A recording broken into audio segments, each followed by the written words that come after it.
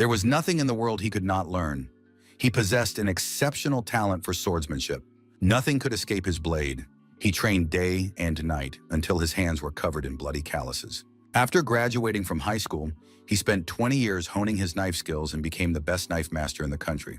Every table in the restaurant was full, and it was no surprise since the chef at this establishment was simply amazing. The chefs were working without a moment's distraction when suddenly their attention was drawn to a strange and rather unusual sound. It was the chef's cell phone ringing, but he was so absorbed in his work that he didn't even notice it. When he finally reached for his phone, the man saw that he had received a message from a game he had recently deleted. Probably something had happened to the phone itself, and it was some kind of glitch. At that moment, a kitchen staff member announced that a guest had arrived.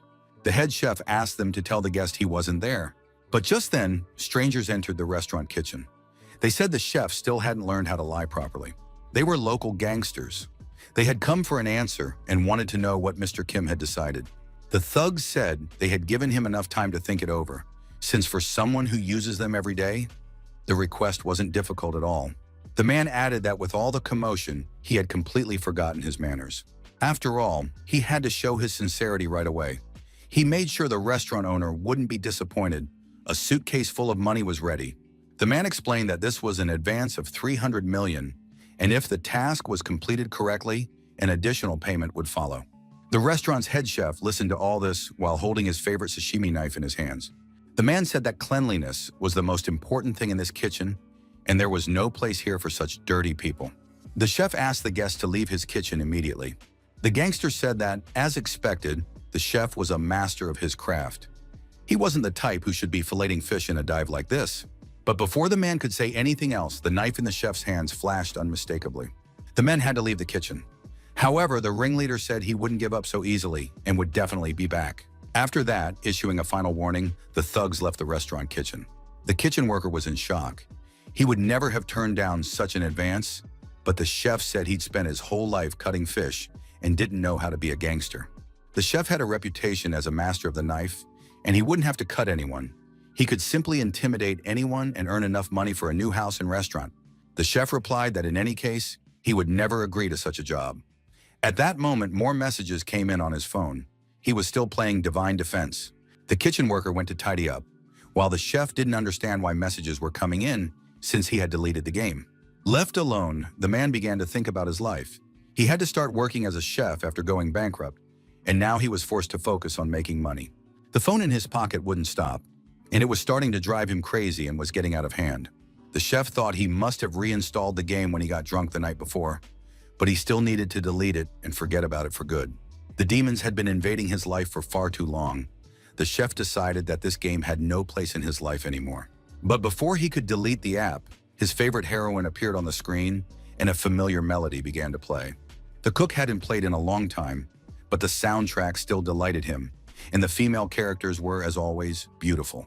The man was holding his phone when suddenly something went wrong. Space warped and began to tremble. Some time passed and one of the kitchen staff went out to the restaurant's backyard looking for the chef.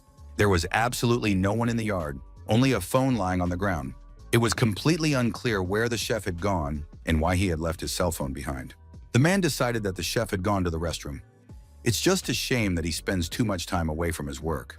The phone screen was still flickering, and finally a message appeared saying that the transfer had been completed successfully. In reality, there wasn't much to say about this game. It was a typical model with in-app purchases and a standard auto-search system. A typical mass-market game that requires no explanation as to why people download it. The man downloaded it because of the gorgeous artwork of the female characters. The game literally captivated the main character. The irony is that he spent a fortune on it and went through several more additional cycles. But now he wasn't even a playable character or an NPC.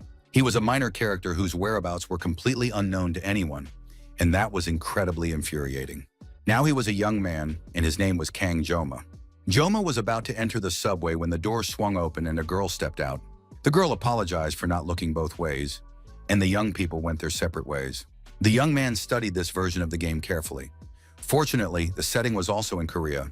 The name of the location and the station's location mostly matched. So the guy was able to adapt pretty quickly. He was happy that he had become a teenager, which meant fewer of the problems that come with adult life and responsibility. And now a year had passed since the young man had been living here. having forgotten whether this was a game or already reality. After all, this was a life the hero didn't have in the real world until that very day arrived. When he returned home, he was greeted with joyful shouts, telling him that Kang Joma was a great master of the blade and the pride of the family. His parents showed him a letter they had received from the Joaquin Academy. Kandel was invited there to study.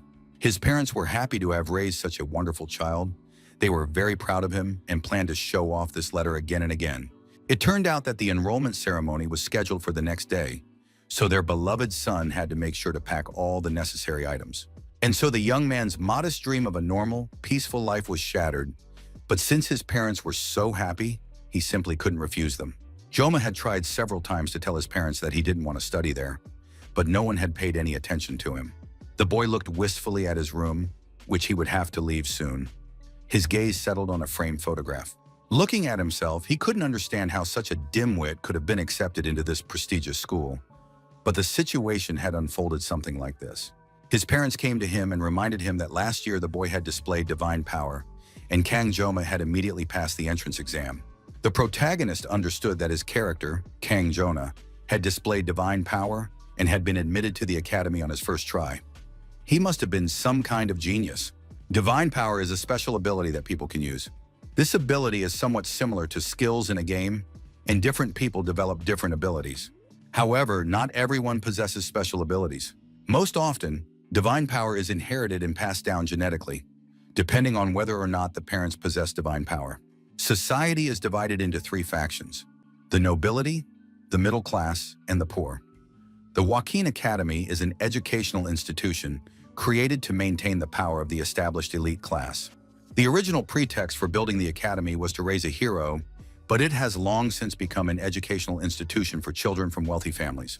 Very recently, they introduced a special admission system for families who are not heroes. Kang Joma was accepted as one of these special students. One might wonder why heroes are needed at all, but the answer to that question is very easy to find. It's all the fault of the Demon King, who along with his subordinates of all kinds and stripes must be defeated by heroes. Kang Jona understood that this wasn't reality. He would go to study at the academy, where heroes are trained for war. It was probably something like military service. The young man lay on his bed and thought about his divine power. He possessed the divine power of painlessness, which reduced pain. Now a status window regularly appeared before him. At any moment, he could check which divine power was available at that stage. It was 30 seconds of painlessness. It was very strange that with such a primitive divine gift, Joma had been able to enroll in the academy. The young man thought about how he had received the divine power when he took possession of this young body. Joma deduced that he possessed the blessing of the god of the sword. The opponent would suffer additional cuts if he attacked an enemy. A very strange ability. The young man had never seen any information about this divine power in the game. The very well thought out name stood in stark contrast to the overly simple effect. What does additional cuts upon dealing damage even mean? It's written in such an absurd way. But it was even funnier to read the activation conditions. The sword must be 30 centimeters long or shorter and less than 5 centimeters wide. You could hardly even call it a sword. It was just a regular sashimi knife. Was this a hint that even in the game, Joma would be forced to make sashimi? It was some kind of karma. He had to enter the game world just to end up slicing fish again. Life clearly wasn't going the way he wanted it to. The young man sat at the table in the room, going over in his head what he might have forgotten to pack for tomorrow's trip. Just in time, he remembered that he hadn't picked up his gear yet. Joma started thinking about weapons for his character. Even the lowest rank weapons cost tens of millions of won, and mid-rank weapons cost hundreds of millions. On top of that, the tuition fees were exorbitantly high. Of course, he didn't really want to spend money on something he'd been forced into. The letter, of course, stated that he needed to bring equipment, but Joma decided he wouldn't bring anything. Most likely, he'd make a bad impression on the very first day. But right now, the guy didn't care, and he decided to take a stroll to the store. He remembered the first master who had insisted on using a Japanese sashimi knife worth over 100 million won. Joma didn't even understand why he'd suddenly thought of that old man. Of course, there's a saying that a true master never blames his tools. The day of the academy entrance ceremony began with an inspection of the equipment. Candela brought a stack of knives he'd bought on sale at the nearest store. It was hard to believe that the young man had brought these knives as his weapons. It seemed like he was just messing around. Of course, the instructor was prepared for the fact that every year, high school seniors pull some pranks. That's why it was necessary to put them in their place right from the start. The teacher decided to do just that. He immediately asked the boy where he thought he was, at the academy or the circus, if Joma considered it acceptable to use some kitchen knife at the entrance exam. The young man replied that it was his weapon. He was completely calm. The young man's composure literally infuriated the instructor, who could no longer contain himself and began yelling at the student. Joma replied that he was a special student from a simple family. The tuition alone was a huge burden for his parents, so the young man couldn't ask them for an expensive weapon. The instructor looked closely at the student's ID and realized that he was indeed dealing with a special student. Tuition fees are a heavy burden, and it was hard to understand how someone working at the institution could be so biased against a good student. Joma, looking at the instructor, said that the institution should promote equal rights to education, but there was another point as well. The young man believed that only an amateur would disparage a person's weapon. A true master would never blame the tool. This wasn't the kind of thing a young man should be saying. Kang Joma sounded as if he were already a man who had reached the pinnacle in certain fields, and an eloquent one at that. The instructor realized he had a tough nut to crack on his hands. A young man with an unyielding spirit and a sharp tongue. The instructor knew that such unique, gifted students were a rarity, and it was an honor for him to work with them. It was a truly amazing experience. The instructor stood at attention, his hands pressed against his sides, and announced that Cadet Kang Joma's weapon had been approved for use. The students standing in line looked at Joma with anything but friendliness. They couldn't understand how such a simpleton had ended up at their school, and assumed he would likely reek of poverty. The instructor overheard these conversations and immediately put a stop to them, stating that as soon as the equipment inspection was over, everyone would have to leave the room. The instructor said that depending on the student's behavior, he could be as gentle as a lamb, or he could make their lives a living hell. Kang Joma wasn't very happy about such favoritism. He realized that now the other students would harbor resentment toward him. By the time the inspections were over, half the day had already passed, and he simply wanted to take a break. The young man sat down on a bench in the academy courtyard. He had, of course, expected something like this, but he still felt uncomfortable. On the other hand, his equipment had already been checked, and he had gone through the admission ceremony. All that remained was to pass the entrance exam for his class. But he still couldn't believe that Kang Joma had actually made it into the academy. He would spend the next few years at this school. It was a school for training heroes, the Joaquin Academy. The young man had imagined this place to be a little different, but in reality it turned out to be something more like a small town than just a single school building. Of course, one could agree and admit that the academy impressed even a skeptic like Kang Joma. Attending a school intended for the upper echelons of society, while recalling the time when the boy had actually been forced to drop out due to his family's poverty, felt like pure surrealism. 121. An announcement came over the loudspeaker stating that the entrance exam would begin shortly, and all students were asked to gather in the training hall. Joma began gathering his things. The admission ceremony was over, but the entrance exam was far more important. The boy took out a kitchen knife, raised it, and said that an exam is an exam. He'd have to get through it to study at this school. Come to think of it, the young man hadn't used the knife once since he entered the game. There simply hadn't been a need. But he remembered the master's words that one must never leave one's knife for even a day, or even at night while sleeping. One must always keep it in one's hand. Kang Joma hadn't let go of his knife for 20 years in real life. So of course, his skills hadn't dulled after a year in the game. The young man pulled the knife from its sheath and began to carefully examine the condition of the blade. He held the knife to his ear and tapped the blade with his fingernail. So far, everything was much better than the boy had expected. Joma pulled out the knife, intending to test it by cutting a leaf from a tree. As he pulled the knife from its sheath, an unusual glow appeared in his hands. Confirmation came that the weapon met the activation conditions, so the blessing of the god of the sword was activated. But trouble came from an unexpected source. His physical condition was too low. Joma received a notification that his weapon level was also very low, and it was suppressed to initiate synchronization with the user. As soon as Joma drew the knife, synchronization occurred immediately, and he received the blessing of the gods. The process wasn't very pleasant. One might even say it was painful. It felt as though the boy was about to die. A bright flash exploded before his eyes, and Joma assumed that he had died after all, or that the end of the world had come. The young man found himself floating in the air, his entire body seemingly pierced by lightning. Joma didn't understand what the hell was happening to him. He was in some strange state and felt that his body wouldn't obey him. The knife slipped from the young man's hands and fell to the floor with a sharp clang. Gradually, the cracks began to close. It seemed as though the space around him was returning to normal, and Yoma felt that he could control his body again. The boy returned to normal and found himself back at the academy. It happened the moment he let go of the knife. His whole body ached, his head hurt, and felt like it was splitting open. Joma hadn't yet figured out what had happened to him. The young man understood the part where the divine power had been activated, but at the same time, he had the sensation that the world was falling apart, and this was somehow connected to the blessing of the god of the sword. The body's reaction caused intense pain, and the divine power of painlessness could only handle mild muscle soreness. If every activation were to proceed in this manner, Joma simply wouldn't be able to use it. At that moment, the coaches called the students to gather immediately in the training hall. Joma stared at his knife, which lay on the asphalt. The boy realized he still needed to pick up the weapon, but the painful reaction he had just experienced held him back. The young man tried to convince himself that it had only been that painful the first time. He couldn't just leave his sashimi knife lying on the ground. Joma reached for the knife, telling himself it would be okay, but his hand trembled treacherously with fear. Finally, it was as if a powerful bolt of lightning had pierced his body, and he had no idea how to deal with it. Students were gathering in the training hall of the Joaquin Academy. The parents of some of the students were also there. They were discussing among themselves the cost of their children's enrollment, as well as the annual fees. At one point, their attention was drawn to a man who appeared before the students and parents. It was Mr. Kling Siegfried von Nibelung, the hero of the 7 stars. He was a descendant of Aaron Nibelung, a student of the Academy's founder himself, Mr. Joaquin. Everyone knew he was the strongest man around, so the parents decided to take their seats. The ceremony was about to begin. Kling Siegfried sat looking tired in his chair.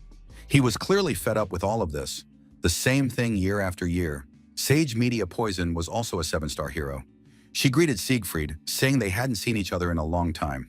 Of course, it was hard to believe that half a century had already passed. Siegfried greeted the girl, noting that time marches on, yet Media, the academy director, still looked as beautiful as ever. Media replied that every girl wants to stay beautiful until the day she dies. She had just recently celebrated her 70th birthday, and now Media would be happy to make Siegfried look 10 years younger, if only he asked her to. But Siegfried replied that the girl was already an adult, yet still hadn't grown up. People should value their inner world, not their outer shell. Media laughed at her old friend, who remained just as he was 50 years ago. But at the same time, Media noted that the unyielding old man had changed a great deal after all, since he himself had once invited her to places like this. And now he seemed to simply hate breathing the same air as these selfish kids. Media hoped that Siegfried's granddaughter had grown into a pretty young woman. But Siegfried clearly didn't want to discuss it and immediately began watching the exam closely, which was about to begin any minute. The students gathered in the training hall looked very unusual. Super confident, fashionable, and expensively dressed young men and women. Kang Joma immediately felt like a black sheep in this crowd. He didn't even have anyone to exchange a few words with. Moreover, after taking a look at the others, Joma realized that he was practically the only one with black hair here. And on top of that, a special student among the children of the wealthy and noble. Joma remembered how, during the weapons check, the other students had mocked him, unable to understand how such a ragged-looking person had ended up among them. The young man recalled unpleasant remarks about the smell of poverty and much more, but then he saw something unusual. Joma was literally speechless. Although he wasn't talking to anyone, he had definitely lost the ability to think. And the other students watched the miracle passing by with interest and envy. Kanjoma was completely calm and waited in silence. He knew who was approaching. It was the granddaughter of the Sword Emperor, Abel von Nibelung. She was the game's most beautiful character and main heroine. The very reason why a once ordinary chef, a man with no formal education, had even taken notice of the game and downloaded it in the first place. The subspace had been created by the ancestral heroes at the same time as the Academy. Its reality was separated from human suffering, but sensations there were felt in full force. However, it was actually impossible to die in the subspace. Its reality had no connection to actual existence. There was no interference from the real world, and no deaths were recorded. Subspace battles were a school tradition, but this year the instructors decided to try something different. A battle royale format. All participants were divided into groups of 10, and they were evaluated based on survival. It turned out that this game had become a real game of survival. On top of that, there were no restrictions on equipment. Siegfried immediately pointed out that if there were no restrictions, then the privileged kids would have free reign. Media said she had to make the greatest possible compromise. Whether they liked it or not, the academy was funded by its wealthy students. To implement this system, media had been forced to overcome countless obstacles and endure humiliation. Meanwhile, Kang Joma was gazing at Abel with admiration. He used to think the girl was just a character, but now he felt sorry for those poor fools trying to get close to her, though perhaps he himself would have behaved exactly the same way in their place. Joma had played this game, so he knew. Abel von Nibelung was a character with a miraculous blessing. In other words, she was closely connected to the main character of this game. It was completely understandable and unsurprising, since beautiful people always have someone by their side. Besides, a student like Joma, a special student, didn't fit in with their crowd at all. He didn't want to get involved in any of this or deal with school life. Once upon a time, Joma had set 3 principles for his future: peace, order, and safety. Finish school without incident, get a regular job, and lead a safe life. The book said that the most desirable position was that of a hero with an extremely high salary. Joma thought about the physical state he had been in when he touched the knife. It had been terrible, and even now, just the memory of it made him nervous. Joma decided that let others defend the world, while he would choose some comfortable little job for himself. The loudspeakers announced the start of the class exam and stated that the rules would be read out first. It was revealed that this year there would be a battle royale. Among the randomly selected cadets grouped together, the one who takes first place will be awarded the Star class, while second and third places will be awarded the Dragon class. All others will be assigned to regular classes. Class assignments will be based on the results obtained during the royal battle. Points are awarded automatically. There are no time limits. Joma decided not to waste any time and to get this over with as quickly as possible. He wanted to be placed in a regular class. The activation of the subspace generation device was complete, and the exam began. And in the very next moment, all the students found themselves in some unfamiliar space where they were divided into subgroups. The instructors wished everyone good luck, hoping that the strongest and most deserving would win. Joma thought it would be better for him not to even try to pull out his knife. The exam was coming to an end. Another group had finished the battle royale, and the results were announced immediately. It was clear that the exam had not been easy for the students. Almost all of them returned from the subspace exhausted. Media tried to calm her old friend Siegfried, who was worried about his granddaughter, but the girl had a wonderful pedigree, so the result was bound to be amazing as well. The entire exam was recorded, and it was possible to review specific parts. It was clear that Abel von Nibelung possessed exceptional speed. The director noted with satisfaction that Siegfried's granddaughter was quite impressive. Even though Siegfried's record wasn't broken, the girl still made it into the top 10 in the Academy's history. Siegfried saw nothing surprising in this given the Nibelung lineage. It seemed the exam would end soon, so Siegfried was already preparing to leave the ceremony, even though there was still one group left that hadn't passed the royal game. But Siegfried wasn't interested in that anymore. He said goodbye to media and went off to attend to his old man's business. Suddenly, all the students present sensed something unusual and stared anxiously at the screen. Siegfried returned and sat down in his chair again. He and the Academy director realized that something incredible had happened. There wasn't a single spot on the Academy grounds where one couldn't feel it. Media and Siegfried watched the events unfold with concern, waiting for the outcome. A flash appeared in the sky. Siegfried and Media looked up intently, trying to make out what had happened. And then before everyone's eyes, the sky began to crack and crumble into pieces. The fragments flew and fell to the ground, and it became clear that the students had fallen onto the training field along with them. It was unbelievable. The kids had fallen out of subspace. The hole that had appeared in the blue sky did not disappear, and a bright white light poured through it. Another student tumbled out of the hole, and a knife plunged into the stone tiles right in front of him. Media ordered the medical staff to immediately check on the condition of the students who had just returned. The results were inevitable in any case. It was predetermined. Kang Joma had ended up in a group with serious rivals, true death defiers. He had to fight no matter what, and luck was far from always on his side. The opponents could see that many of the students were too weak. They were fighting the evil twins from the Iron King's family. Mao Jun knocked out several of the students, declaring that they were too weak. Mao Shun also quickly dealt with the students who possessed innate talent. Kang Joma understood that the twins' cruelty and duplicity knew no bounds. They were deliberately killing everyone in sight. Joma noticed that no one was paying attention to him. He seemed so weak to his opponents that they didn't think it was worth wasting time on him. After scattering all the students, the twins realized they had grown too bored. They simply walked around counting the students they had managed to defeat. These people felt no remorse. One of the students begged to be left alone, pleading because he was in so much pain. All of this infuriated the twins. They wanted to finish off the students as quickly as possible, and it seemed that almost all of them were already done for. One of the brothers caught 4. There was a sort of competition going on between the twins, who could kill more students. Mao Jun told his brother that he had saved 1 girl for him. Mao Shun agreed to deal with the girl, who was now standing all alone in the middle of the hall. Kang Joma couldn't stand by and watch what was happening. He stepped forward and appeared before the brothers. The girl seemed to have been sitting quietly in the corner the whole time. She was in a daze and didn't seem to have any intention of fighting at all. Mao Shun began to mock the girl, saying she was quite his type, but he was more interested in making her scream, because he liked the sound of her screams escaping from her pretty lips. Mao Jun was absolutely delighted with his brother, thinking that Shun was a true pervert. Mao Shun stood there, sticking out his vile tongue and figuring out where he would start tearing the girl to pieces. And just at that moment, someone addressed the twins, calling them real bastards.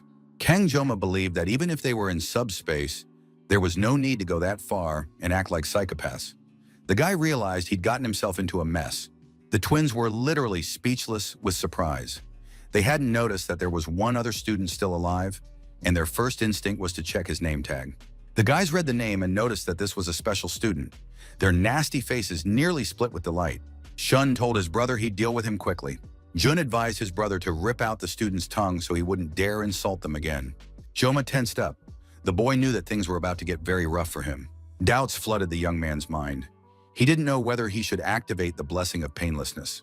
But then the boy thought that these villains had been mocking the corpses for half an hour already. So 30 seconds of painlessness wouldn't help in this situation. Joma realized he had no choice. He had to activate the sashimi, but if he picked up the knife, the blessing would surely activate. Of course, it was a very fitting blessing from the god of the sword, but the young man remembered his reaction to touching a knife. Besides, it had only been a couple of hours since he decided to choose a regular class, to live without incident and in safety. After all, those were his principles now. But it seemed these principles were not meant to last. And now the twin brothers watched the student with genuine interest. Kang Joma opened his bag and pulled out a sashimi knife. At first, the brothers expected some kind of terrifying weapon to be in the bag, but upon seeing the kitchen knife, they began to laugh at the student. Shun stopped laughing and said he would hurt the guy as much as humanly possible for daring to open his mouth. Mao Shun was going to crush Joma's thick skull first, and he jumped high, preparing to land right on top of the guy.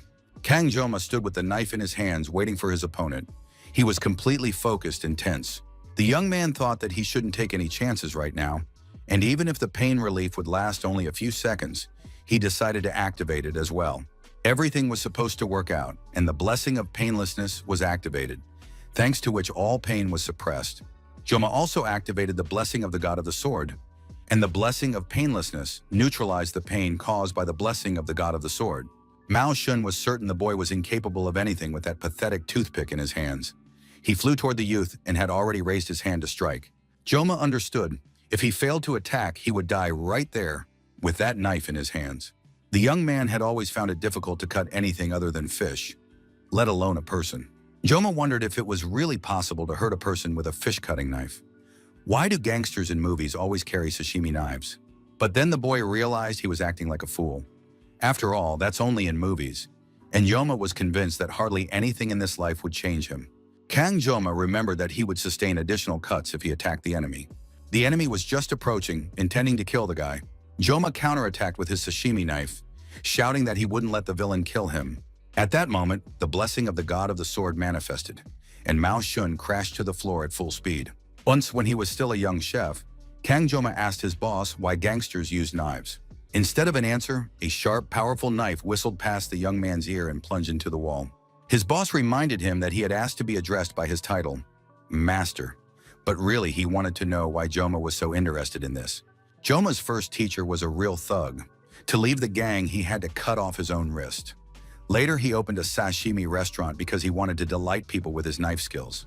Kang Joma wanted to know why gangsters in movies use sashimi knives. The master replied that a person who wields a knife shouldn't ask such questions. If you cut off a body part with a regular kitchen knife, everything turns into a mess. But a sashimi knife is narrow. You can work with it with precision. The master explained that the fish can be sliced thinly because it lies flat on the table. In a vertical position, it's impossible to cut off even a small piece. Joma assumed the master lacked skill, since he'd seen countless times in manga how they make perfectly clean cuts. And now Mao Xun's enormous, tentacle-like hand hovered in the air, while its owner sat on the floor in horror, staring at the stump of his arm. Kang Joma was ready to continue the battle, waiting for his opponent's next move. Mao Xun screamed in agony, clutching his bleeding wound, and was on the verge of losing consciousness from the pain. The villain could only howl in agony and repeat, "My arm." It was clear that he was a villain and a murderer, but the pain was unbearable, while the special student stood calmly, waiting for the fight to continue. As Joma approached, the armless villain began to back away and scream for them not to come near him. It was clear that he didn't want to die, but he could no longer fight. With a wild cry of "Help!" Mao Xun rushed to run away. His brother was so stunned by what had happened in those few seconds that he seemed completely unable to act or speak coherently. Shun ran up to his brother, asking for his help and protection, begging him to save him quickly. But it was too late. The sashimi knife severed his head mid-sentence, before the villain could say he was dying. Finally, the older brother recovered from the shock. He stood over the pool of blood, staring at his brother's remains, while Joma realized that the battle would now continue. Mao Jun calmed down a little, reminding himself that they were in subspace, which meant Shun wasn't actually dead. But now the villain turned his attention to the student, who looked strange. It seemed as though this guy had killed a person for the first time. Mao Jun approached the young man, feeling an inexplicable fear. He didn't understand why he felt this way. After all, the kid had just gotten lucky. However, Jun decided he should be wary of that knife. His brother's mistake had been carelessness. Mao Jun picked up his brother's severed hand and put it on as a glove, saying that this weapon worked better when worn on both hands. As soon as he did so, his blessing of protection intensified, and the jumping power granted by the blessing of intervention increased several-fold. The power of the spirit blessing strikes also increased significantly. Mao Jun decided to activate all three blessings at once. He wasn't going to lose to this brat. Mao Jun's fists looked simply impenetrable. Their strength and power shone through in every movement. These were A-Rang blessings. The riffraff could only dream of them. It was unclear where this student had gotten the knife, but with such a weapon he wouldn't be able to withstand the blow. Kang Joma stood with his head bowed, breathing deeply and counting down. Mao Jun didn't understand why the guy was standing there rooted to the spot. He must have wet himself out of fear. Jun thought the young man was muttering some prayers under his breath. But now nothing and no one could save this unfortunate student, because Mao Jun was about to smash his head in. Kang Joma had almost finished counting, and at the last moment managed to strike his opponent, literally scratching him. And in the next instant, Mao Jun's entire body was riddled with knives. These were the very extra cuts he had promised. Finally, the young man uttered a single word, but for the moment it was unclear what it meant. However, an announcement declared that the effect of the blessing of painlessness had ended, and wild pain pierced the boy's body because he was holding a knife in his hands. The pain was so intense that the young man lost consciousness and fell into darkness. After some time, Joma woke up. He wasn't in the dungeon or in subspace. The boy was lying in bed and thought he had ended up in a hospital. The young man hadn't even had time to sit up when the door opened slightly and an unfamiliar man peered into the room. Kang Joma was sitting on the bed, and the man shouted loudly into the hallway that the student had woken up. Joma saw the man who had entered the ward. He had never met this man before, yet he knew him very well. Half a century ago, this man had defeated the commander of the Demon Lord's Legion, and standing next to him was the Academy Director. Siegfried was considered the strongest of all humans, the second of the 7-star heroes. Miss Media asked how the boy was feeling. She was the Academy Director and belonged to the category of sages. At first, Joma didn't understand what these people wanted from him, but he soon remembered where he was. He was asked to introduce himself, and the boy gave his name, saying that his name was Kang Joma. Siegfried decided to get straight to the point. It was clear that this man was very determined. Siegfried asked the young man what exactly he had done in the void. Joma remembered what had happened just a short while ago, and it didn't feel like a fantasy. The young man understood that it really was him, but Joma saw nothing good in the fact that he had been noticed at such a high level. Joma was struggling to think clearly. He didn't know how to explain to Siegfried what had happened because he didn't understand it himself. The boy said that even if they were in subspace, it seemed to him that those two villains had gone too far. But now Joma realized he'd used too much force and was ready to accept any punishment. Media listened to the poor boy and scolded Siegfried for being too harsh on the young man. She sat down on the bed next to the young man and told him not to listen to him, but still added that it was he who had cleared all of Joma's clogged blood vessels. even though he was too stubborn for his age. Media added that he was actually very sweet. Hearing this, Siegfried got upset and demanded that she not say such things about him. Media thought that Siegfried was embarrassed because he was very modest. The academy director said that while the boy was unconscious, they watched a video recording of what had happened in the subspace. They were struck by how bravely the young man had rushed to defend the poor student. The academy director believed that Kang Joma had behaved like a true prince, the kind every girl dreams of.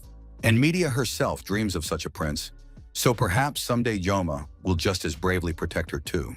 Siegfried reminded his friend to act like an adult, at least sometimes. Media promised her boyfriend that she would learn from his actions during the exam. But he shouldn't worry. It's already known that the Mao twins got into the academy by dishonest means. As a result, the Mao twins would be forced to write their own withdrawal statements. Joma felt genuine relief upon hearing this news. It was a relief that he wouldn't have to deal with those jerks at school. Media added that she and Siegfried had come to tell the guy about this in person.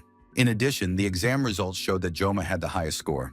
Siegfried and Media offered their sincere congratulations, and Joma thanked them, not quite understanding how this could have happened. In reality, Joma realized that things had gone completely differently than he had planned, and the young man wasn't sure he liked it. The day after the events described, the academy was quiet. Academy Director Media was spending time in her private office. She was drinking tea and thinking about how she had been leading the academy for almost 20 years. But this was the first time in her memory that something like this had happened. The woman didn't know how to react to it, but she was acutely aware that she didn't like what was happening. She and Siegfried had more questions for this special student than he could answer.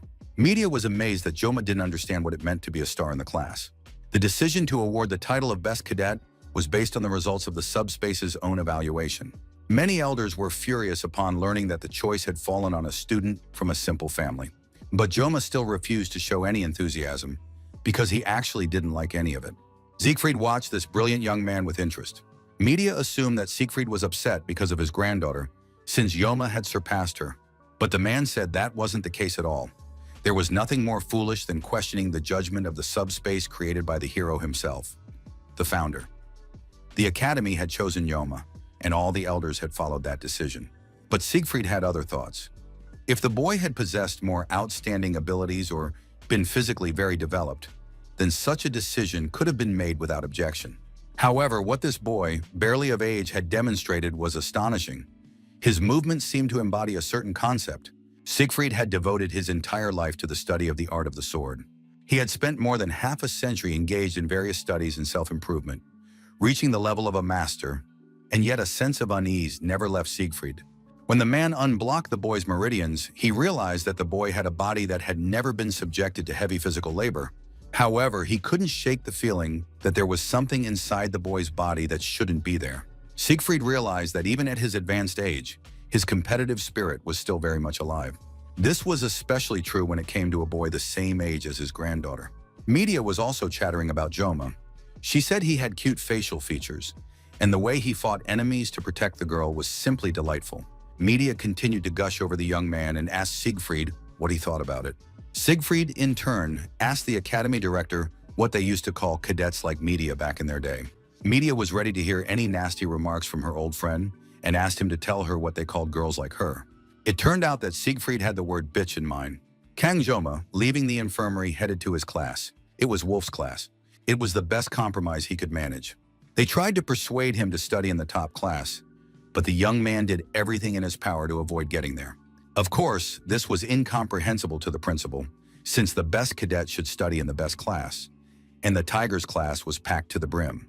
The academy director promised not to tell anyone any details about Joma, and he, in turn, stopped asking to go to Tigers class. Besides, if the young man went to Tigers class, the elders would make a huge fuss. Joma's original plan had been to quietly finish his studies in some low-level class, rather than fight for power with the elite. Of course, the Wolf class wasn't exactly ideal, but it was still relatively decent. Kang Joma entered the lecture hall, where the students had already gathered, and feared that all eyes would be on him. He looked around, but the students, engrossed in their conversations, barely turned their heads his way. Joma was really hoping to be completely ignored and was glad that no one was paying any attention to him. Finally, the boy sat down in an empty seat. He decided he was lucky and that the principal hadn't told anyone anything. Loners have a special lifestyle. They can read books and listen to music in peace, and in fact, that might be for the best. But suddenly, a girl from the subspace approached Joma. She thanked the guy for what he had done. Joma didn't understand what she was talking about, and then the girl added that he had saved her during the exam. Joma didn't understand why the girl was addressing him formally when they were the same age. Joma replied that she shouldn't thank him because anyone in his place would have done exactly the same. The girl was sure that wasn't true at all, but Joma believed he hadn't saved the girl. He'd been saving his own skin. Joma decided not to dwell on these thoughts and said that they hadn't actually met yet. The girl introduced herself as Chloe. She was very pleased to meet him and to be in the same class as Kang Joma. Joma couldn't figure out who this Chloe was since he'd played through most of the game but hadn't seen her anywhere. As far as he knew, the main story had focused on the battle against the demons, and now a new character had suddenly appeared. But perhaps she was just as minor a character as Joma himself. The young man asked Chloe not to tell anyone what had happened during the exam. The girl agreed to his request, but it seemed like she had already shared the story about the exam with someone. Just then, the door swung open and the professor entered the classroom, ordering everyone to quickly take their seats. Chloe didn't have time to finish speaking, and the two agreed to continue their conversation later. Throwing the journal down on the table with all his might, the teacher congratulated everyone on their admission. After all, sitting before him were the chosen ones, destined to inherit the will of the Academy's founding hero, and that was something to be proud of. The instructor introduced himself. His name was Lee Wanbin. He was the head instructor of the Wolf class, and today, on the first day, the session would begin with a light workout. All the students were told to change into their workout clothes and report to the training area. One of the guys wanted to know what this training course was called. The answer was simple: 100 push-ups, 100 squats, 100 sit-ups, and 10 laps of running. Joma wondered, why did the Academy students need such training? Most likely to turn them into mindless soldiers. Kang Joma approached the instructor and asked him a question. Joma told the instructor that he wasn't feeling well. He was trying to come up with some excuse so he wouldn't have to go to class. Lee Wan was sure that this training wouldn't make the Academy's top cadet feel any better, so he could go to classes in the star class. It turned out that the Academy director had allowed Joma to attend absolutely any upper-class classes. Kang Joma realized that the Academy director had outsmarted him. He didn't want to go to the advanced class, so he told the instructor that he was practically back to normal. The young man assumed that training would only improve his condition. The instructor agreed. Besides, the top cadet didn't let him down again. He turned out to be very honest, and it was a pleasure to work with him. So, it was the first day of training at the Academy, and Joma was barely alive and struggling to catch his breath. Most of the guys were handling it much better, and now the Academy's top student was dragging his feet at the very back, moving them with great effort. At one point, Chloe approached Joma and asked how he was feeling, because he looked terrible. It was clear he was struggling. Joma forced a smile and said he was fine. After that, Chloe asked which lap he was on. He guessed the 5th. Besides, he was actually holding up pretty well since Chloe was running alongside him too, probably among those falling behind. However, the girl's expression was anxious. She was already finishing her 9th lap. Chloe began to encourage her friend, telling him he needed to try his best and that she believed in him and that he would definitely succeed. After that, Chloe sprinted ahead to finish the last lap. Curses and grumbling could be heard from the dormitory building. It was hard to count how many bottles of water had been drunk that evening. Kang Joma lay completely exhausted on his bed, surrounded by empty water bottles. The young man was starving. It had only been a week since Joma became a student at the Academy, but now he was facing an unexpected problem. The young man constantly felt hungry. He was chronically undernourished and never had enough to eat. When mealtime came, Joma was literally shaking with hunger. He immediately rushed to grab as much food as possible, the heartiest portions he could find. But to get it, he needed meal tickets. In other words, he had to pay for his food. The young man explained to the cooks that he was simply ordering in advance and would very much like to have a serving of rice with pork breast. But now he had to pay for the order and find some meal tickets somewhere. Joma studied the student cafeteria menu and was absolutely horrified by the prices listed there. The young man realized that he simply couldn't afford to feed himself at this cafeteria. So he lay in his room and subsisted on nothing but water. It was unbearable. Joma was very angry. He was outraged by the cost of food in the cafeteria, and the feeling of hunger kept him from sleeping and simply living. To his horror, Joma realized he had already spent almost all the money his parents had given him for pocket money, but the feeling of hunger still wouldn't leave him. And now he was sitting in his room, having drunk his last sip of water, and realized that he couldn't go on like this. He was starving. The young man couldn't take it anymore and collapsed onto the bed with a loud thud. It was becoming unbearable. For several days now, the guy had literally been surviving on water alone. What an idiot he was to have come here to study in the first place. Suddenly, a blessing window appeared before his face. Joma didn't understand why he needed it, since all his thoughts were focused on food. The message stated that Joma's physical condition had improved significantly, and as his physical condition continued to improve, the requirements for the blessing sword would decrease. This news lifted the guy's spirits a little. Now he understood that he needed to find joy in even the smallest things. His reflection in the mirror showed that Joma hadn't wasted his time at the academy. His physical condition had improved, and his appearance was practically perfect and lean. Of course, he would like to know if the blessing of the God of the Sword had cleansed his blood vessels. Perhaps he was currently undergoing a transformation and evolution. The blessing of the God of the Sword had not yet fully manifested, but if he continued to train, he might be able to wield a small sword in the near future. For now, however, knives awaited him. The boy was still afraid to hold a knife.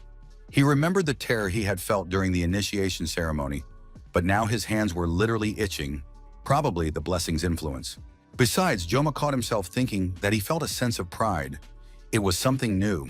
Just then, there was a knock at the door. It was strange because Joma had no friends and he hardly spoke to anyone. The guy cautiously opened the door a crack to see who had come. Chloe was standing on the threshold. The girl apologized for coming uninvited at such a late hour and asked if she could bother Joma for a moment. Joma smiled at his only friend, reassured her, and invited her in, asking what was wrong. The girl felt very awkward, but she confessed that she hadn't seen Joma in the academy cafeteria for a whole week, so she started to worry, thinking that he might be sick. Joma tried to put on a calm face. He said he just didn't like the food in the cafeteria, but in reality he loved absolutely all the food. He just couldn't admit it. The girl was satisfied with this answer. At any rate, she was convinced that Joma wasn't sick. Then finally plucking up her courage, Chloe suggested that, if Joma didn't mind, they could buy some groceries and cook something tasty together. No sooner had the girl finished speaking than Joma was already ready to go. He suggested they hurry since Chloe herself had just been about to head to the store. Joma was absolutely thrilled. He strode energetically ahead, humming a tune, and announced that he was an excellent cook and would have it ready in no time. Chloe kept up with him, and it seemed his physical condition had indeed improved. The young people spent the rest of the evening at Chloe's dorm. They sat at the kitchen table in front of empty plates, and Chloe couldn't help but lick her fingers. The food was so delicious that she had never tasted anything like it at home. Joma was very pleased. He had indeed cooked everything quickly and made it incredibly delicious, deserving of compliments for the dinner. Usually the girl only boiled fish and never even imagined she'd one day try something like this, cooked in her own kitchen. Joma asked permission to look in his friend's fridge. It was packed with fish. It turned out that the girl had lived on the coast as a child, and Joma was particularly good at fish dishes.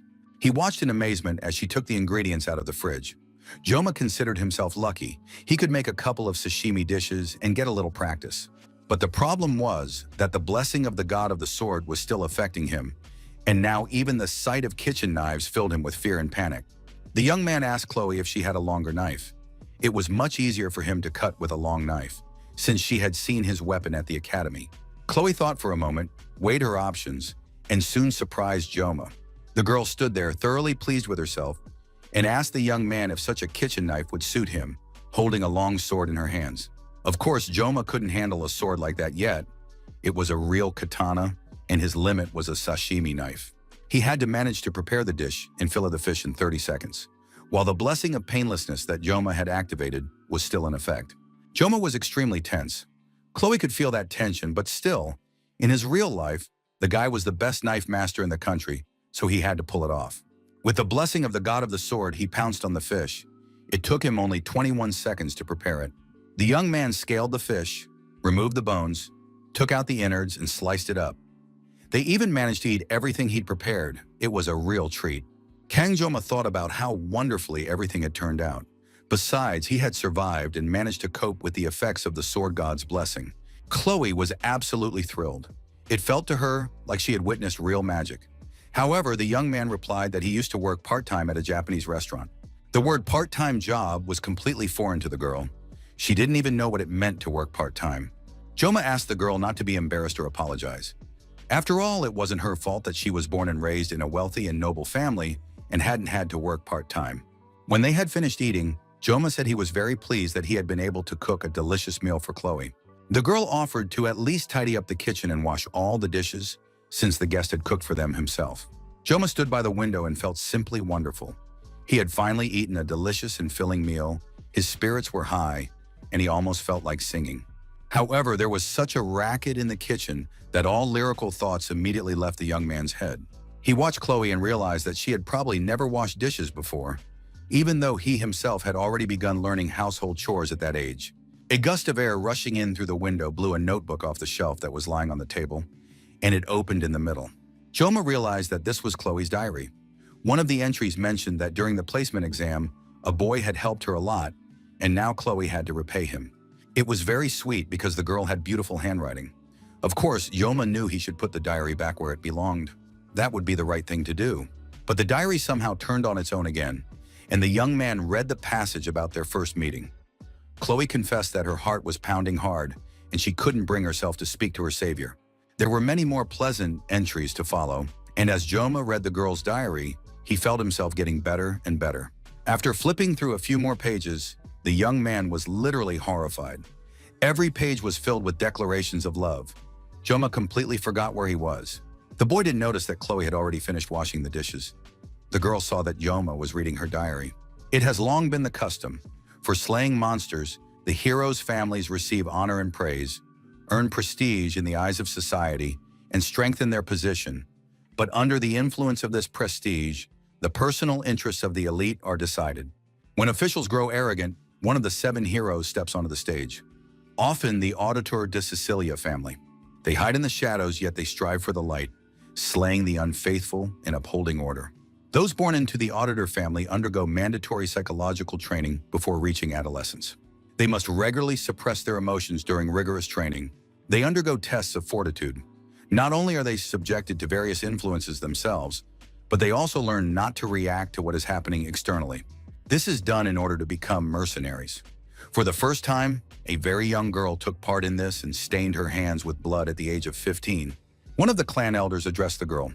"Chloe Auditor de Sicilia, do not dare deny your nature as a mercenary." These were the very words the girl heard before she came of age, and she not only heard them, but also obeyed the elders. Constant training warped the girl's psyche, and the events unfolding around her left a deep wound in her heart.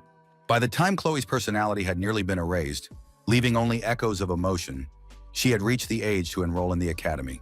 At the academy, classes were assigned based on individual skills. Every member of the Auditor family who aspired to become a shadow possessed dragon class abilities. But these abilities and classes were necessarily ordinary due to family traditions and the contract between the family and the academy. The Auditor de Sicilia family elder told Chloe that she must not draw attention to herself. Even at this educational institution, the family had robbed Chloe of her happy teenage years by taking away her freedom. Chloe accepted her fate without a word of protest. She submitted, believing that nothing would change. She constantly felt that she was incapable of changing anything. But that was before she met a certain boy during an exam. He stepped forward, shielding Chloe with his body, and stopped the 2 idiotic brothers who had completely lost their minds. During the royal battle in subspace, even though it was impossible to die there, Chloe faced death for the first time. She wasn't afraid, but something did happen. Chloe was ready to calmly accept her fate. She had long since stopped resisting destiny. That was exactly how she had been taught to live, and that was how she would spend the rest of her days. Everything was supposed to be exactly that way. Fate seemed obvious. In any case, at that very moment, Chloe understood that everything would be just as it had been before. But suddenly it seemed to her as if the sun had broken through the dark clouds and something hot was kindled inside her. It was a sword that held no power over her, a sword with which she could protect someone. Chloe understood that this was the very reason why the stranger had drawn his knife. The girl remembered a fairy tale she loved to read as a child and had hidden behind her bed. Of course, it was a fairy tale about a handsome prince who came to the castle to save and free the princess locked in the tower. Moreover, it was a fairy tale about love and a hero around whom the entire story of saving people revolved. Chloe remembered her favorite childhood fairy tale. Her face flushed, and her heart began to pound wildly. A new, previously unknown feeling was born inside her. The girl had only one theory about what was happening to her. And there, in that dreadful subspace, as a life-or-death struggle unfolded before her eyes, Chloe realized love had taken root within her. Now, standing in the middle of the apartment, Joma had learned her secret after reading a few pages of her personal diary. Chloe Auditor de Cecilia was furious. She looked at the guy as if she were about to incinerate him with her gaze. Joma knew there were no words that could justify him or explain his behavior right now. He was terrified and trying to figure out when it all went wrong, the moment he first saw the girl, or when he foolishly agreed to have dinner together. The guy started babbling something about how beautiful the moon looked in the sky tonight. Chloe remained silent. Joma realized he needed to make a quick getaway. He said he hadn't eaten so well in a long time and thanked the hostess. Then the young man added that he should probably head back to his place and they would meet again at the academy. Chloe took off her gloves and asked if he had seen everything written in the diary. Joma tried to pretend he didn't know what she was talking about. The diary was lying on the table, right where it had been all along. He assumed she was referring to that diary. It seemed Chloe was a very diligent student and generally very responsible. The young man kept rambling, but he was thinking to himself that Chloe's eyes must be in the back of her head. He didn't understand how she'd noticed everything, and on top of that, he felt terribly awkward because of the way she was speaking. In an instant, the girl had become a completely different person. Chloe demanded that he not lie. Joma insisted he hadn't seen anything, but Chloe was very angry and he had to confess. A huge, sharp sword, a katana, glinted in the hostess's hands. Now standing before him was no longer a little girl, but a completely different young woman. Joma looked very frightened. He backed away slowly, not understanding why she was taking this so seriously. Escaping through the window was out of the question. Chloe's apartment was right under the roof, and if he jumped, he'd break his legs. Joma saw the door, his only way out, but Chloe was standing in his way, and now that was a huge problem. The young man realized he was trapped. Either jump out the window and break his legs, or try to make his way to the door. A horribly nasty sound rang out behind him. A long sword clanged against the tile floor. The girl stood there with the sword, looking the guest in the eye. Joma didn't want to believe she was about to attack, but at some point he realized Chloe was in a trance. He could roughly recognize that state. It was accompanied by unblinking pupils and dull red eyes that looked completely lifeless. The young man realized that Chloe was a yandere. Moreover, her energetic mood could change in an instant. Joma was almost certain that the girl had a split personality. All yandere had complex personalities. They lost their temper very quickly, and here there was a reason. The young man's actions could provoke such a change. Joma was terrified. He realized that Chloe would likely pursue him to the bitter end. He had to figure out a way to protect himself somehow. The young man sensed that her thirst for killing was stronger than that of the Mao twins. Life at the academy had indeed turned out to be brutal. First and foremost, he needed to get out of this situation. Joma tried to come up with a solution. His sashimi knife was still in his room. He could have used a kitchen knife, but getting to it seemed impossible. Joma realized that if he tried to reach for the kitchen knife, he'd end up losing an arm or a leg. Just as he was about to give up hope, he noticed a utility knife in a cup with pencils and a pen on the desk. By this time, Chloe had already launched her attack. There was no time left to think. Of course, Joma would have preferred to resolve the issue with words, but in the face of a yandere, that was impossible. He snatched the utility knife and pulled out the blade, which looked very comical. However, as soon as he took the knife in his hand, all his blessings were activated. Along with them, his mental resilience increased. His words and actions were filled with a terrifying aura, and the divine protection of the god of the sword was activated. At that moment, Chloe raised her sword to attack her opponent. Joma turned to the girl and said that her hair was a little too long, and she should pay attention to that.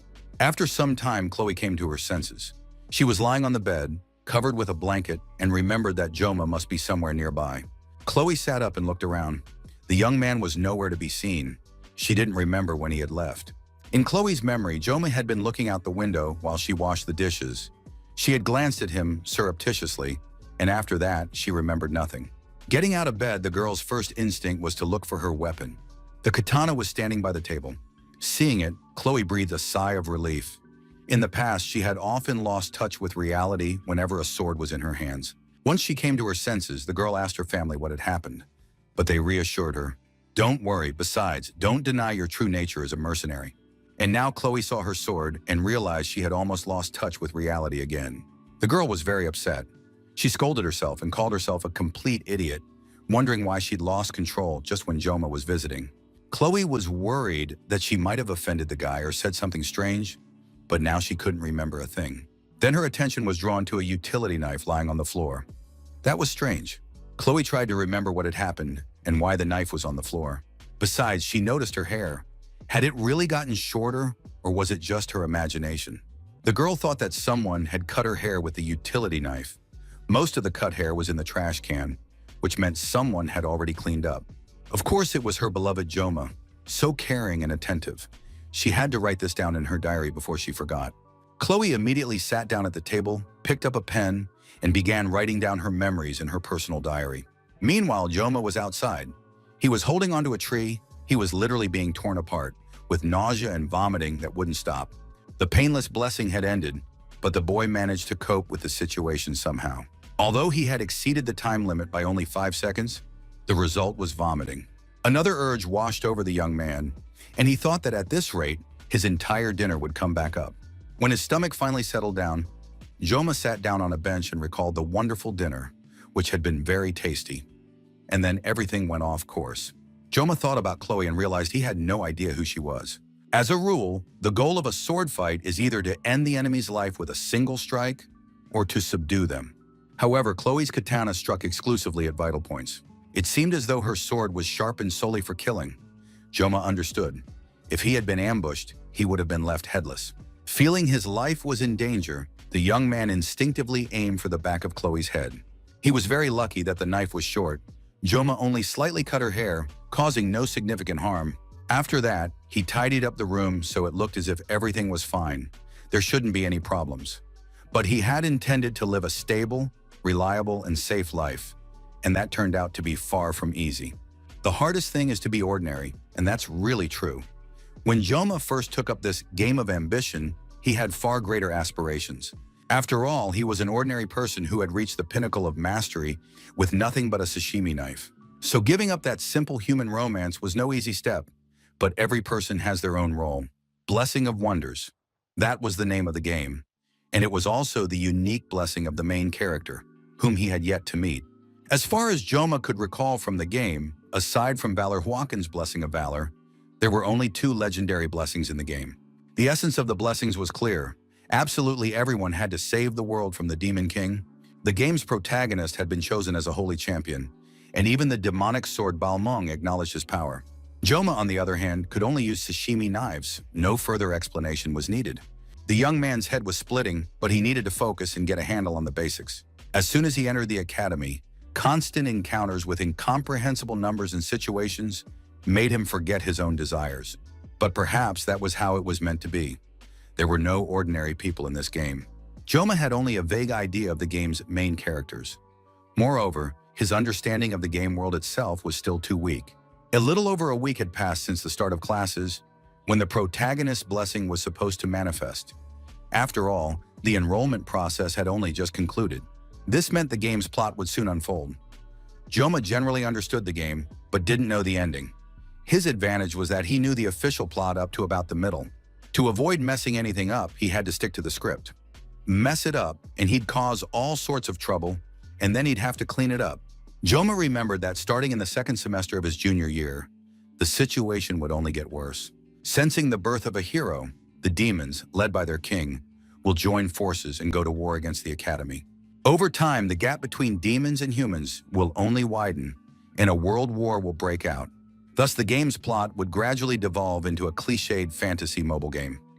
As an adult, Joma sought the charm of youth because his own youth had been nothing but work. He was very upset that all the heroes had died. After all, he had grown so attached to the characters. So the cook deleted the game from his phone. But now the guy found himself in the game world, which meant that the terrible war with the demons would become a reality. He didn't want to think about dying on the battlefield, but Joma understood. With just under 3 years left, he needed to come down from the heavens to earth, not fantasize about a peaceful life. Most storylines in games like this have a happy ending. Most likely, the main character will save the world, but he needs to gather his strength to protect himself. He can't live in constant fear.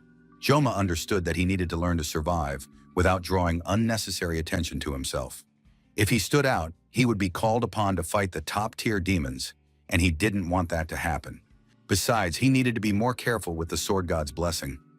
Joma had taken up a sashimi knife out of necessity, but the strain on his body was too great. He checked his stats again and was impressed by his performance. On top of that, he had acquired a lot of new information that he needed to absorb and put into practice. Physical and spiritual strength, as well as weapon rank and absorption rate. The numbers listed next to them represented levels or ranks. The absorption rate interested the boy the most. It was something new, and the young man decided to study it in more detail. However, the system announced that access was restricted due to unmet conditions. With each attempt, things became more confusing. Joma decided he'd figure it out in time. Right now, the most important thing was physical training. Of course, he'd love to get a new weapon. Joma understood that he couldn't rely forever on the blessing of invulnerability for 30 seconds. He still needed to train with weapons that didn't meet the conditions of the God of the Sword's blessing. Fortunately, next month, the midterm exams would be replaced by practical martial arts training. The reward for completing this training would be the Murasami sword, a Class B blade. If Joma could manage it, such a sword would be enough to earn his diploma. Its stats don't meet the requirements for activating the God of the Sword's blessing, so it can be used as a primary weapon. To do this, he'll need to build up his physical strength and put more effort into training his body. And just then, none other than the beautiful Abel von Nibelung appeared before him. The girl said that this was her place. It turned out she came here regularly at night to spend time alone. The girl noticed that the guy wasn't reacting at all and told him rather harshly to move aside. Joma realized he looked like a total idiot, but that was simply because Abel was standing right in front of him, and he was just staring blankly at her. The girl said she wasn't kicking the young man out, but simply asked him to move over a little. Of course, your spot sounds pretty funny when it comes to benches. After all, they're shared.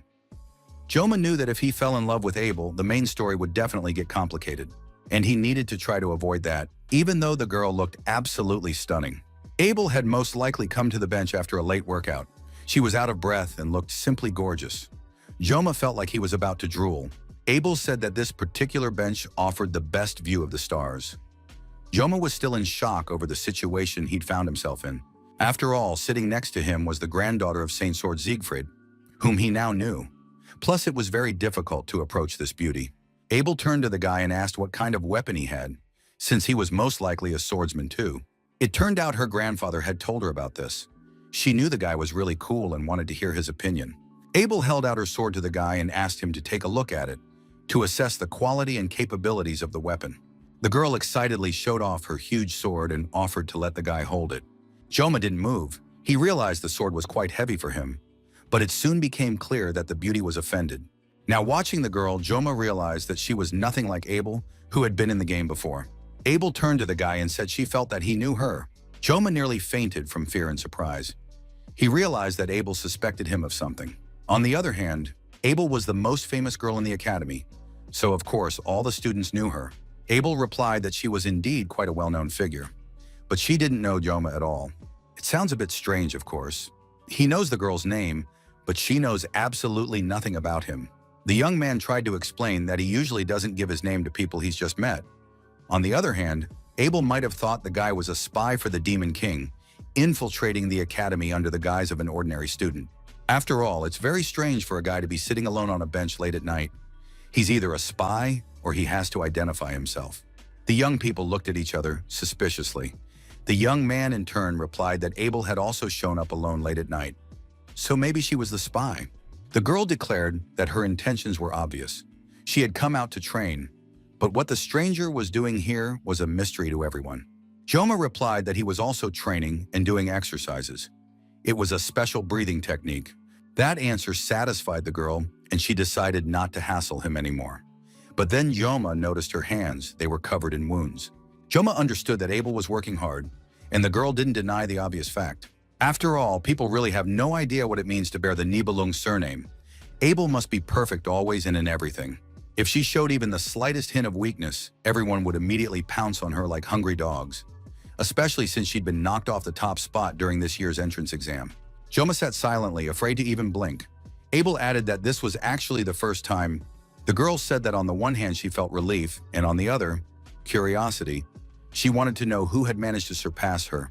Abel really wanted to find out that person's name so she could smear it all over the wall next time. Joma didn't understand why she was taking it so far. After all, it was just an entrance exam, and the student wasn't to blame for doing better. Abel replied that it was a matter of pride. She had begged her grandfather to tell her everything, but he said that this student wasn't even in her class. On top of that, the stranger had the nerve to skip the oath. Abel didn't understand why she decided to pour her heart out to a stranger, telling him she couldn't come to terms with her second-place finish. Joma also didn't understand why the girl had told him everything. Abel guessed that the young man looked too weak. Her family's motto was to be firm with the strong and kind-hearted with everyone. Abel's classmates were very boring, so she didn't have any friends at all. The girl stretched, saying it was late and time to go home to sleep. Joma wished her good luck and good night. Now he understood why Abel had always seemed so distant during the game. As she was leaving, the girl asked once more if the guy would tell her his name, but Joma chose to remain silent. That's how life at the academy went. Ordinary student life turned out to be much calmer than Joma had expected. Chloe quickly became friends with everyone and fit right in. All this time, Joma actively avoided running into her, trying not to even make eye contact. When they did happen to look at each other, Chloe's new friends gave the young man a very cold stare, but Joma didn't care about their disdainful glances. He was a student with a special pass. Besides, he wasn't the only special student in this class. There were a few others like him, and they were reluctant to socialize with one another. Most likely it was a matter of pride. Joma thought about it for a moment and was even glad that he didn't belong to the upper class. This was due to recent events. Right now, the period had begun when the Star and Dragon classes were forming political factions. Even during the game, Joma thought there were too many clowns in those factions, and if he were in one of those classes right now, it would make him sick. But there was something good about his current life. Joma had finally started eating well, and now enjoyed planning his meals in advance. The director of the Media Academy arrived and announced that he was being presented with a card as the Academy's top-ranked student. It was a faculty member's card. For the sake of possessing such a card, Joma would have been willing to bow to the Academy director 3 times a day if he had to. But now he had received this faculty card absolutely free of charge and with no strings attached. Joma believed he was fulfilling his duties as a student according to the main scenario. It hadn't made a significant difference. All he had to do was spend the next few years exactly the same way. In that case, the young man would be able to achieve exactly the future he had imagined. 700 years ago, the Academy looked a little different. When the first war between humans and demons broke out, the hero Joaquin Valor realized that it was necessary to train the next generation of heroes. He founded this academy where the most important disciplines and subjects were taught. This information is also included in the exams, so you need to memorize it. Joma was already starting to doze off in class while studying the history of the Academy's founding, which he knew very little about. The founding hero, Joaquin Valor, his portrait hung in many of the Academy's lecture halls. He fought against the Demon King's right-hand man. This assistant to the Demon King was named Lycan. He was the commander of the First Legion. The battle raged on intermittently for 20 years, and in the end, Joaquin emerged victorious. But as a result of these battles, Joaquin lost his arm. Now he could no longer fight on the battlefield, and the space around him filled with screams. It was a bloody war with no clear winner. It wore down the opponents, who fortunately decided to take a breather right in the middle of the main battle. It was then that the hero Joaquin founded the Academy to train future generations of warriors. Thus, the first war of humans and demons led to the conclusion of a non-aggression pact between the two sides. This peace has lasted for 700 years. It is unknown whether a war will break out in the present day. Of course, it could be completely unpredictable and even more bloody. But right now, the students certainly didn't want to think about war. After all, there had been 700 years of peace. Joma was probably the only one present who knew about the rift between humans and demons. Everyone else had grown accustomed to a carefree existence.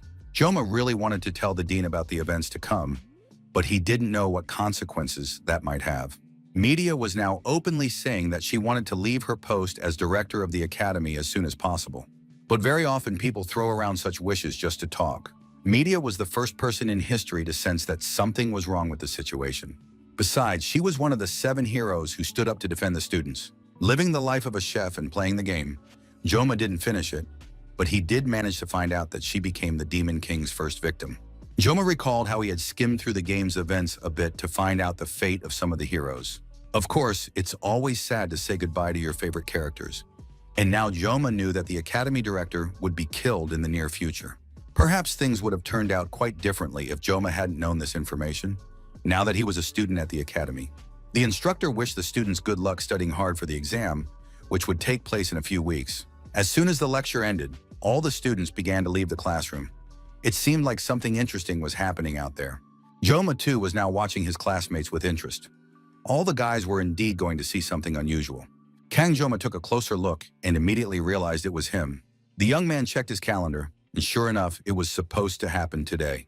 The students gathered in a crowd. They were discussing which class he would be in. Most likely, of course, he would end up in the stars class. Joma joined his classmates as well. He knew that something important was going to happen today. After all, it was on May 5th that a new student was supposed to enroll in the academy. He would be the game's main character, who immediately made an indelible impression on the other students. The hero's name was Leon van Reinhardt. He was the true star of the game, the girls' favorite, and the object of envy for all the guys. The long 700 years of peace were about to show their first crack. He was a real jerk. His face was one big cliché, and all the girls and women playing the game fell for him right away. There was big money to be made off of this. If the game had been rated for adults, Leon would have died before the battle with the Demon King. On top of that, absolutely every female character was hitting on Leon.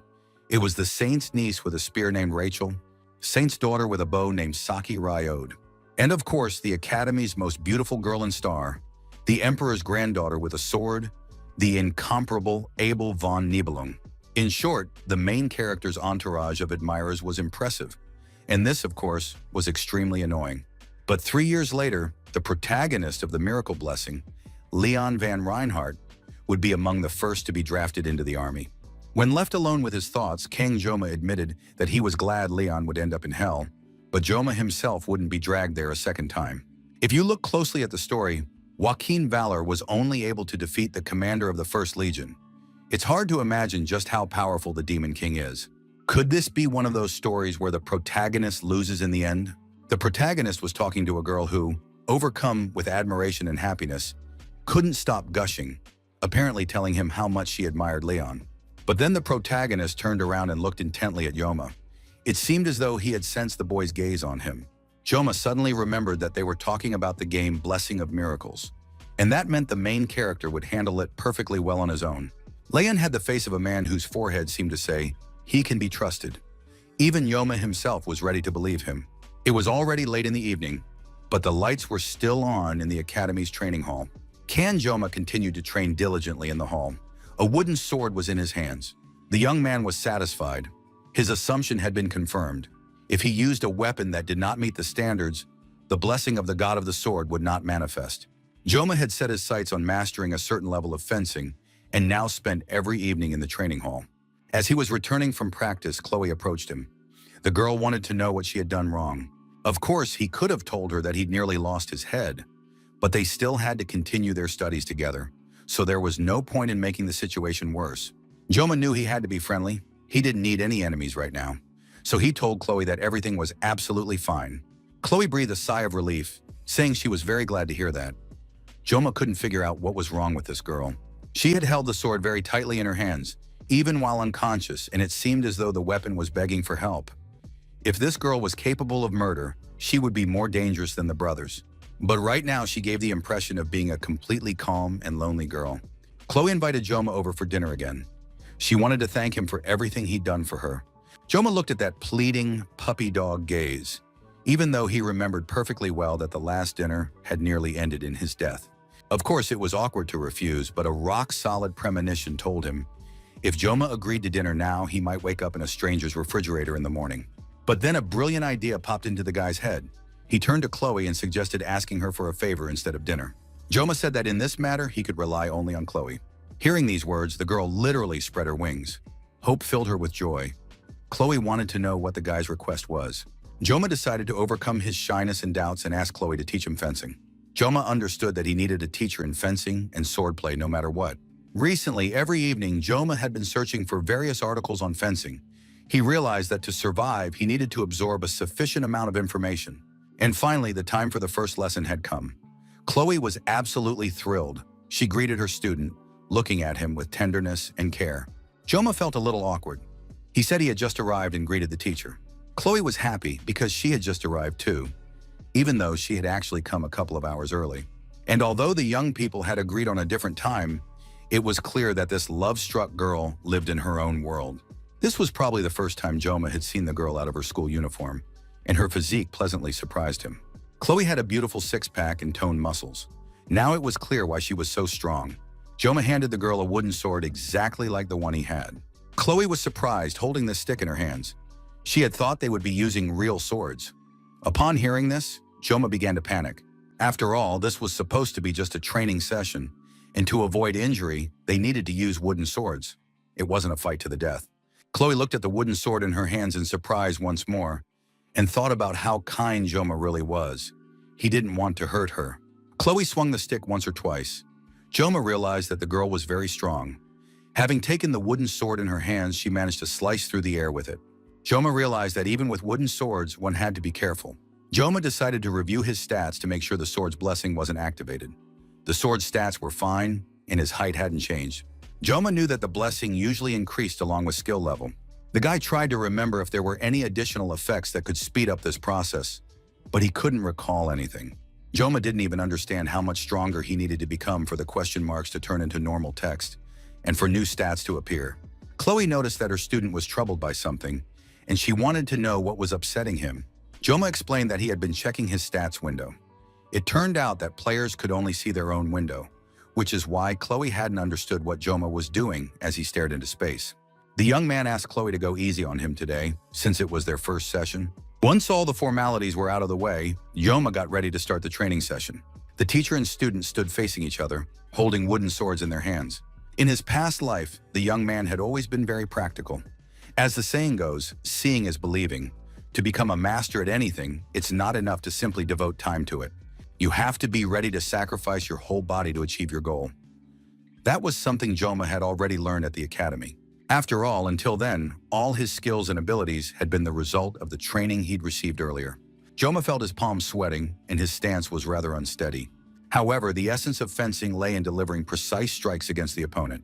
Joma hadn't even had time to process what was happening when he suddenly noticed that Chloe had already launched her attack. She was incredibly fast. The wooden sword struck his shoulder. Pain contorted Joma's face, and he had asked Chloe to go easy on him. The young man swung the wooden sword, holding it with both hands and preparing to strike, but suddenly realized he couldn't move. It was incredibly difficult for him to bring that wooden sword down. It seemed as though he had blocked one strike and could deliver the next. But at that moment, Chloe was already ready to attack her opponent even faster. Joma barely managed to dodge the girl's attack. He realized she had increased her speed. Joma figured that the previous strike had been nothing more than a test. The opponents were raining blows down on each other, and at some point their sticks began to clang in unison. Joma realized that the girl had no intention of stopping. He barely managed to block her strikes, knowing that if he let one get past him, he would die instantly. Joma was completely unable to counterattack, and soon his wooden sword snapped in half. Chloe had to apologize to the young man. She said she tried to hold back, but she hadn't been able to. But suddenly, Chloe noticed that something was happening to her partner. The stump of the sword in his hands began to shake. It turned out that the necessary conditions had been met. The weapon was damaged, but the user's personality adjustment had still been triggered, and his humanity level had been lowered. The blessing of the sword god and the heat had been activated, and now Joma no longer looked like the goody two-shoes he had seen before. All these changes that had occurred in the computer system were reflected in the player's states. The lowered humanity level meant only one thing: Joma was about to turn into a killing machine. Joma saw himself in reality when he was a chef named Kim. Looking around, the man realized he was in the kitchen. It had all been just a dream. A fish lay on the cutting board in front of him. Kim realized he needed to get back to work. There were various knives in front of him.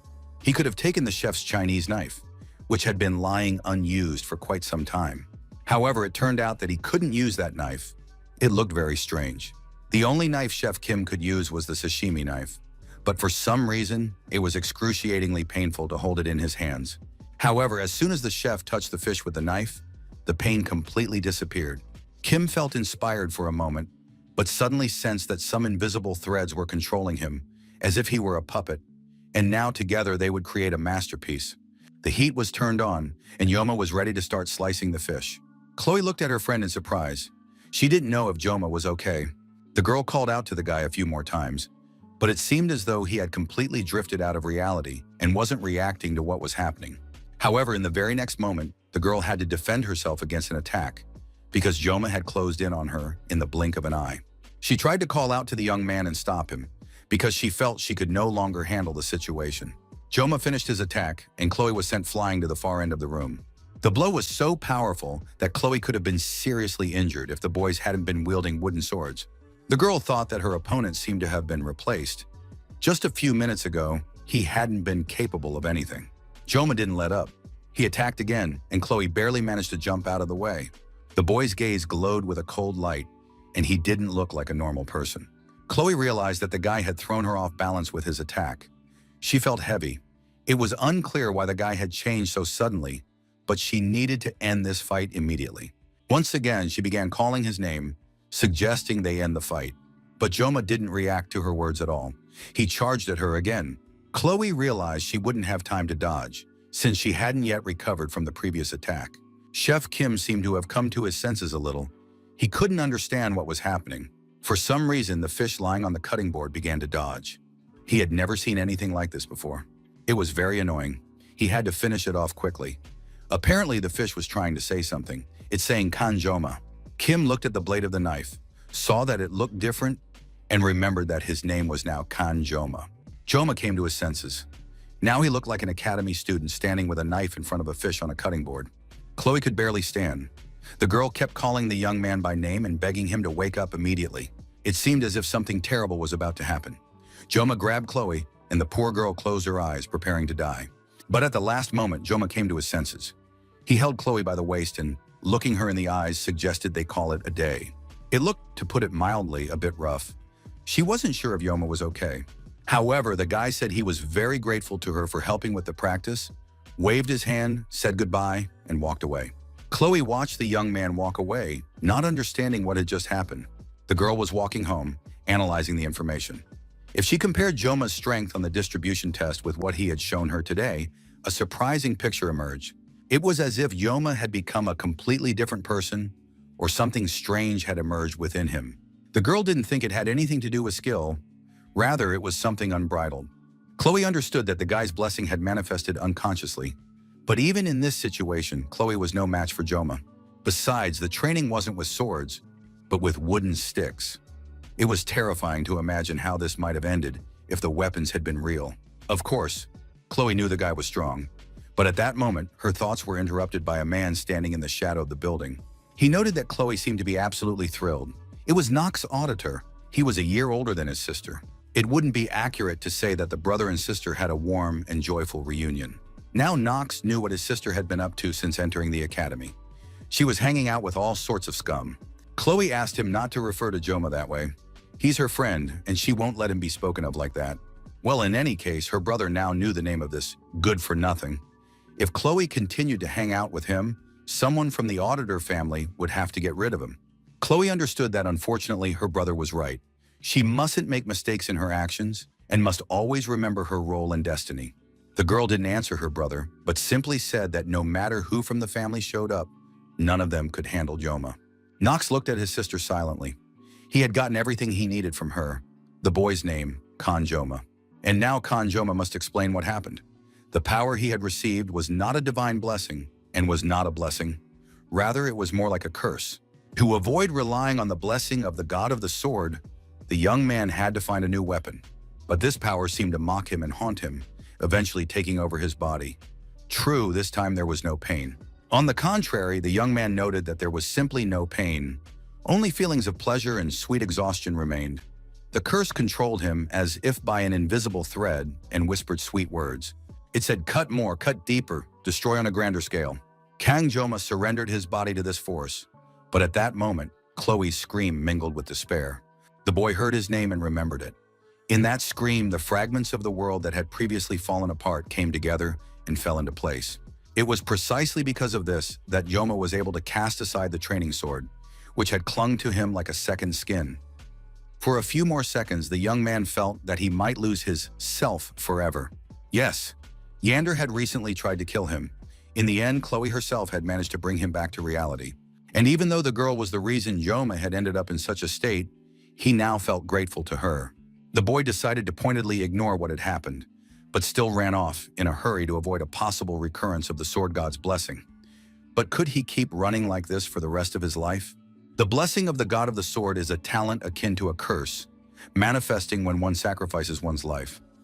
Joma felt like a stranger cast into a world where, in the future, He would have to use the skills he had acquired. Joma didn't expect much from this world. He just wanted to live a normal life. The young man had hoped he could handle all the challenges that came his way.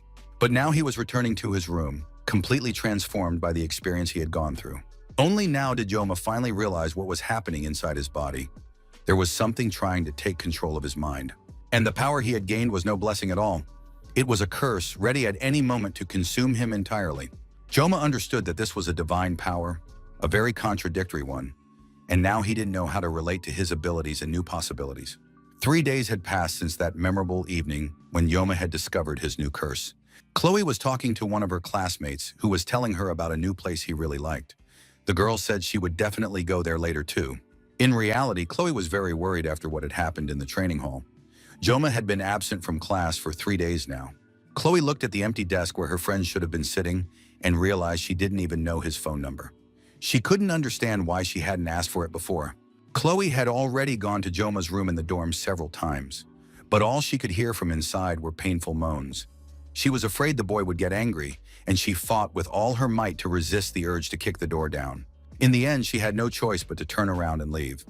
But Chloe knew how much she enjoyed watching Joma during class, how he would thoughtfully prop his chin up. Chloe couldn't even imagine how many times a day she'd glance at Joma, always afraid of coming on too strong. She spoke to him with particular caution. At first, she thought all these feelings had arisen because this stranger had stood up for her during the class placement exam. But most likely, those were just excuses. Chloe realized that she missed Joma very much. Another gray and boring day had passed. Instructor Lee Wanbin stood at the lectern, urging the students to be quiet. He said that students at prestigious institutions knew nothing but how to chatter away. The instructor said that due to bad weather conditions, today's training session would be replaced with self-study. Instructor Lee noted again that Kan Joma had failed to show up for class once more. This young man wouldn't skip classes without a good reason, but as a teacher, the instructor could only hope and wait. Lee Wanbin explained the essence of the assignments to the students and ordered them to begin their training. Suddenly, the auditorium door opened. It was sheer audacity. The instructor couldn't believe his eyes that someone dared to show up in the middle of class. However, the young man was not intimidated by the instructor's reaction and continued down the lecture hall steps. And soon Kan Joma appeared before everyone, alive and well. Only now there was a strand of gray in his hair. The young man greeted the teacher and apologized for being late. Lee Wen-bin was just as surprised as the rest of the class. He let the boy take his seat. His classmates now looked at Kan Joma with interest. They knew he was a special student, but everyone noticed that he looked different now. It seemed he had even become more handsome. The whispering didn't stop, and the main topic of discussion in the class was now Kan Joma, even though he really didn't want to draw attention to himself. When the bell rang for recess, the students began to quietly make their way toward the cafeteria, planning to grab a bite to eat. Chloe, as always very shy and afraid of upsetting the boy, approached Joma. The girl asked what was wrong with Joma, but he replied that he was fine and there was nothing to worry about. Chloe kept thinking about it. After all, he hadn't shown up for a few days, so she started to worry about him. She figured all this had happened because of that practice. But Joma turned to the girl and said that he was fine. He'd just been feeling a little under the weather, but now he was very grateful to her for her concern. Chloe was shocked. Not only had her boyfriend not been rude to her, but he'd also answered her question and even thanked her. Joma could tell that Chloe didn't quite believe him. He understood that her doubts were completely understandable and justified. For the past 3 days, he had been suffering from extremely severe withdrawal symptoms and had ultimately driven himself to complete mental exhaustion. Locked in his room, the young man couldn't even eat. He lay in bed and prayed that the convulsions would finally subside and leave his wretched body. This was the price he paid for holding the broken weapon in his hands. The price turned out to be exorbitant. It was beyond the intense pain the young man had experienced before. However, that wasn't the end of it. Glancing at himself in the mirror, Joma realized that although his body remained the same, his facial expression had changed drastically, and some of his hair had turned gray. Joma came to believe that this was his punishment. He had to accept it, suffer through it in its full force, and learn from it for the future. Joma understood that Chloe probably felt guilty. After all, she had been his last rival. That's why he needed to fix this situation. Joma turned to Chloe, reminding her that she had invited him to dinner. If she wasn't busy tonight, he was ready to accept her invitation. Chloe hadn't even recovered from one shock when she was hit with another. Was he really serious? Dinner? Of course, she was free. Joma added that this time the hostess would be doing the cooking. Chloe jumped up in delight and said she'd do her very best because this was so exciting. Joma realized his plan had worked. Chloe had cheered up, and now he didn't have to worry about her emotional state. Now Chloe's mind was completely on her kitchen. She said she would make a wonderful dinner and started asking the guy what he liked to eat. Joma said he hadn't had fish in a long time and would really like some. He almost let slip that he'd thrown up after their last dinner, but managed to cover it up by saying the fish was expensive and he couldn't afford to buy it. At that moment, the young man felt as if someone were watching him. He kept talking to Chloe, but at the same time, he felt that someone was watching him very closely. Chloe also turned toward the source of that pressure and asked mentally, "What's going on?" At that moment, Knox's auditor was standing at the far end of the corridor, watching his sister closely. Chloe immediately remembered what her brother had warned her about. Joma guessed that the girl knew the unfamiliar guy. Joma asked Chloe who he was, but she didn't answer, afraid that family ties would ruin her relationship with the young man. Joma felt neither fear nor anxiety. He approached the stranger, and now the two men stood face to face. Joma turned to the stranger and said that if he had something to say, he should speak up, and that staring so intently at others in silence was simply improper. But the man said nothing, and his gaze was like that of a wild animal. Joma immediately noticed those hellish eyes, not understanding what was happening to them. At that moment, Chloe ran up. The girl stepped between the boys and asked Joma not to pay any attention, and told her brother not to come over, since they had already discussed everything. Joma was surprised to hear that this was Chloe's brother. He sensed that despite her efforts to speak confidently, the girl's voice was trembling slightly. Knox was mentally talking to his sister. He said that Joma, so it turns out Chloe is deliberately befriending someone who isn't even capable of following the academy's rules. Chloe told her brother that the auditors no longer had anything to do with her. Knox was certain that the girl's hands were already up to her elbows in blood, and if she was born into a family of auditors, she would remain one forever. Joma figured that his sister was speaking in subculture slang, while his brother was using archaic language. The main thing was that they didn't go overboard. Knox demanded that Chloe stop hanging out with that good-for-nothing and finally return to the family of auditors. But the girl was furious and demanded that her brother stop talking about Joma in such a way. Wild screams rang out all around, the air literally shaking from the quarrel.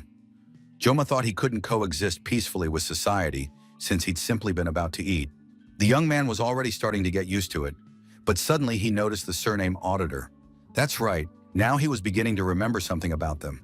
It was a shadowy faction that appeared midway through the game, specializing in stealth and assassination. And this had been mentioned beforehand. The Auditors were inferior to many other hero houses in open combat, but in mission tactics and ambushes, they were unmatched. From childhood, the Auditors' children were subjected to grueling training, and after that, they became excellent tools for murder. All members of this family are undoubtedly very strong. It turns out that Chloe is one of them too. Now her strength and hot-tempered nature makes sense. But her father, without a doubt, was a psychopath. Knox would kill anyone without a second thought, and you could see it in his eyes. This is quite understandable, since auditors eliminate enemies from within to maintain order. Joma was in a position where he would likely have to kill soon, so there's no point in looking down on others for such behavior. As for Chloe, it seems this girl really wants to live a normal life. But just like the blessing of Joma's sword, Chloe was born into a family that won't let her do as she pleases. After all, the life of a heartless and cold-blooded killer is always cruel. Joma wasn't a hero and had no intention of becoming one, but since he couldn't save the whole world, he could at least protect one girl. Joma pushed Chloe aside, saying he wanted to go talk to Knox himself. Now the guy was sure he could do it. There was no denying it. Even though his power felt like a curse, it wouldn't let him lose. Joma approached the guy, asking him who he was and what his name was. He understood that there was no escaping this power because it was impossible. Besides, he remembered the saying, "Wherever you go, there is no paradise," so there was no point in looking for it. And if escape wasn't an option, it was always better to go on the offensive. The young man approached the brother and sister, said his name was Khan Joma, and told them to follow him. Joma added that he was a master swordsman and asked them not to fall behind. Lee Won-bin, meanwhile, sat in the teacher's lounge deep in thought. He couldn't stop thinking about the strange student. Lee Won-bin sensed that something had happened to the young man. His face had changed. It seemed as though all emotion had been drained from the boy. At that moment, the door to the teacher's lounge swung open, and another female teacher appeared. She greeted Lee Won-bin, but the man was too lost in thought. He didn't even respond to a joke about the teacher's hairstyle. It was clear that his mind was elsewhere. Just then, a phone rang in the teacher's lounge. Lee Wanbin picked up the receiver and identified himself. What he was told stunned the teacher. Even the teacher, who was watching the conversation, realized it was best not to pester him or get in his way right now. Lee Wanbin was very surprised to hear that someone had just entered the subspace. He was informed that Kan Joma had requested a duel and that his opponent, who had accepted the challenge, was Nox Auditor. The subspace classroom had been set up, and the duel between Nox and Joma was about to begin. The young man sat in the locker room. There were 15 minutes left before the fight began. Joma had previously thought that the process of organizing the subspace would take a long time, but everything happened quite quickly. Media Academy director warned the young man that if he really went through with this duel, he had to be very careful.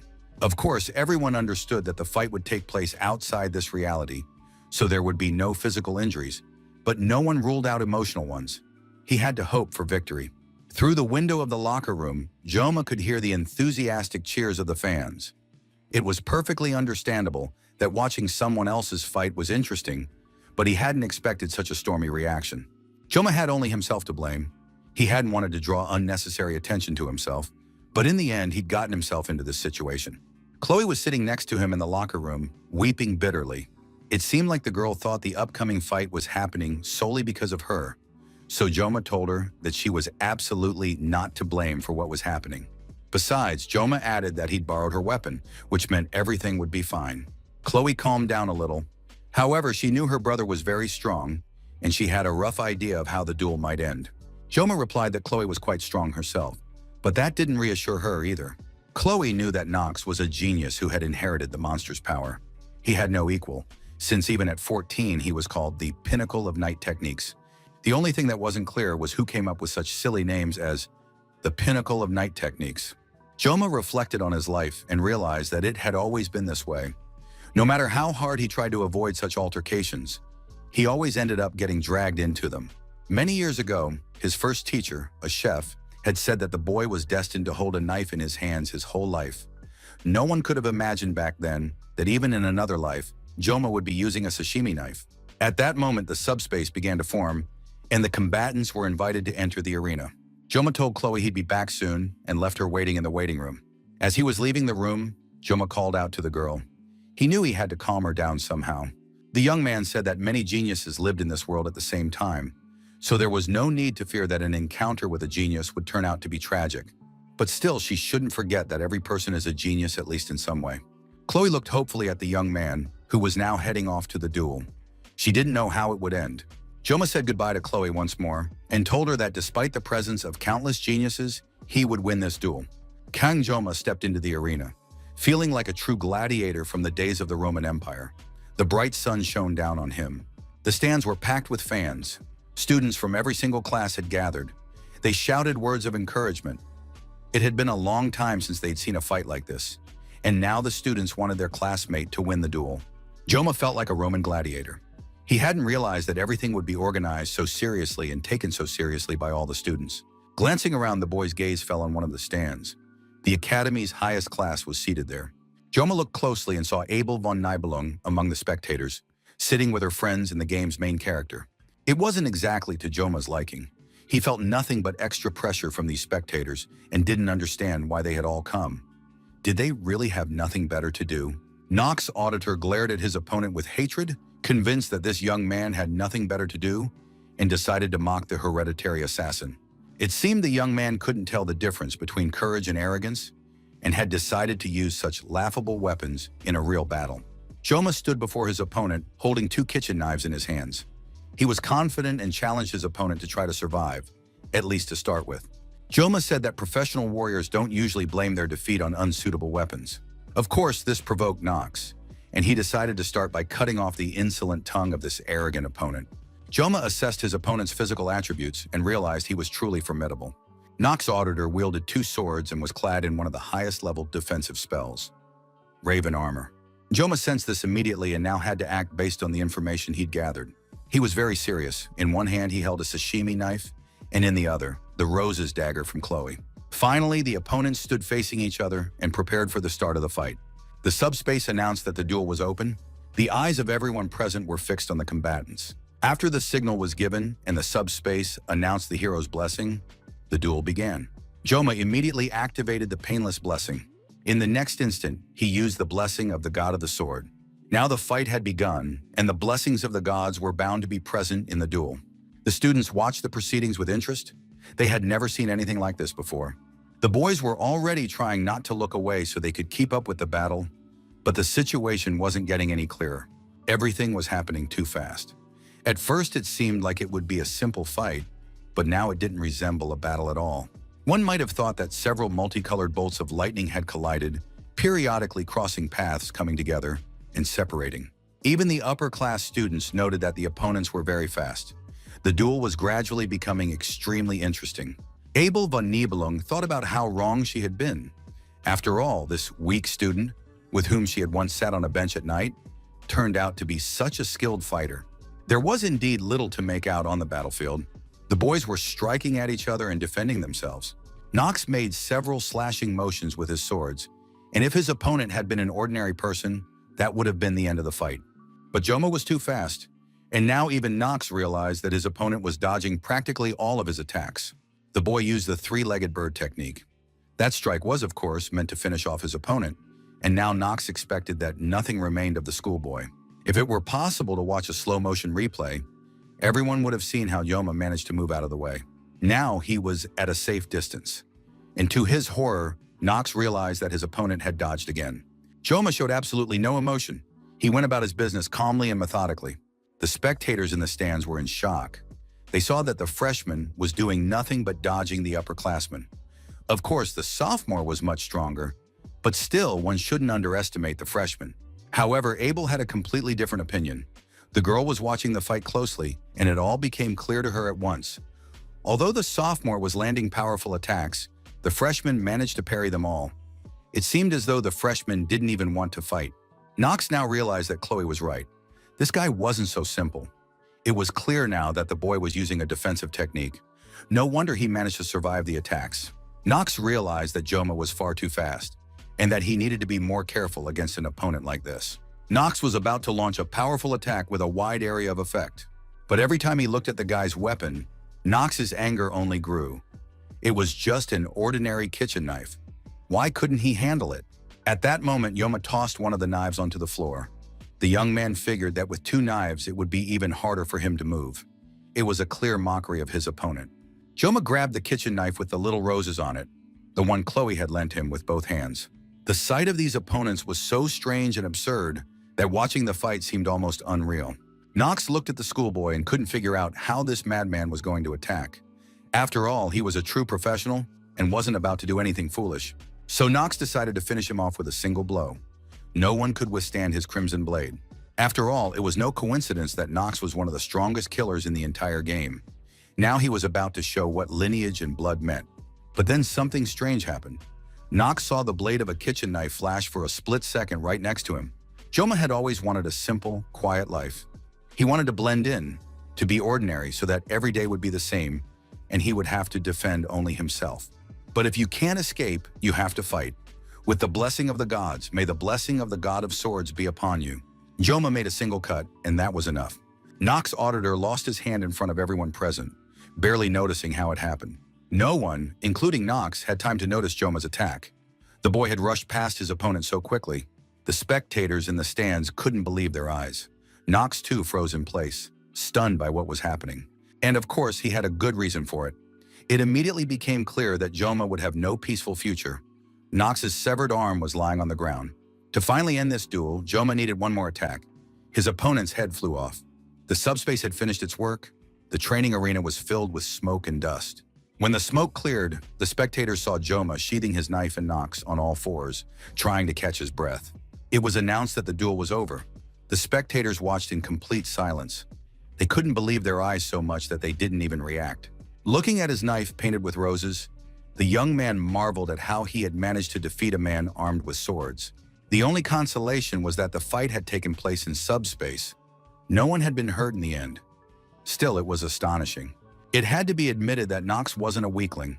Just as Chloe had said, Joma had managed to sense just how vast the guy's combat experience was. Although with a lifestyle like that, people would never be drawn to him. The results of the match appeared on the scoreboard. The winner was declared to be a first-year student from the Tiger class. Kang Joma. All the spectators in the stands were discussing the match, marveling at the freshman's strength. If he could handle knocks, it would definitely boost Joma's popularity. But now it was impossible to change anything. As they say, what's done is done. Joma had chosen his own path to survival, relying on anger and thinking only of himself. Now he would have to learn to live with fame and notoriety. The next day in the academy's hallways, students continued to discuss the fight they'd seen. It really had been impressive. They whispered about how one of the auditors had lost, and everyone knows just how powerful that clan is. Now in every classroom, the name of a previously unknown freshman, Kang Joma, was being heard. Abel too sat lost in thought, replaying the events of yesterday's battle in her mind. Now the girl knew the stranger's name. Wherever she went, everyone was talking about that fight. And indeed, there was plenty to discuss. The way the duel had ended was astonishing, and the severed hand lying on the ground would remain etched in everyone's memory for a long time. Even Abel admitted that after what had happened, she couldn't look away. It seemed too unreal, especially considering that Joma had used only 2 kitchen knives. Could someone really be that strong, even with ordinary knives? Abel admitted that she was proud to be the granddaughter of the swordmaster, and believed she knew her way around weapons. But it seemed the girl had been mistaken. Abel recalled sitting on a bench next to Joma and thinking how badly she wanted to know the name of the student who had surpassed her, so she could smear him against the wall next time. Back then, she told herself that Joma looked too weak, and she always remembered the family motto: be firm with the strong and kind-hearted with the weak.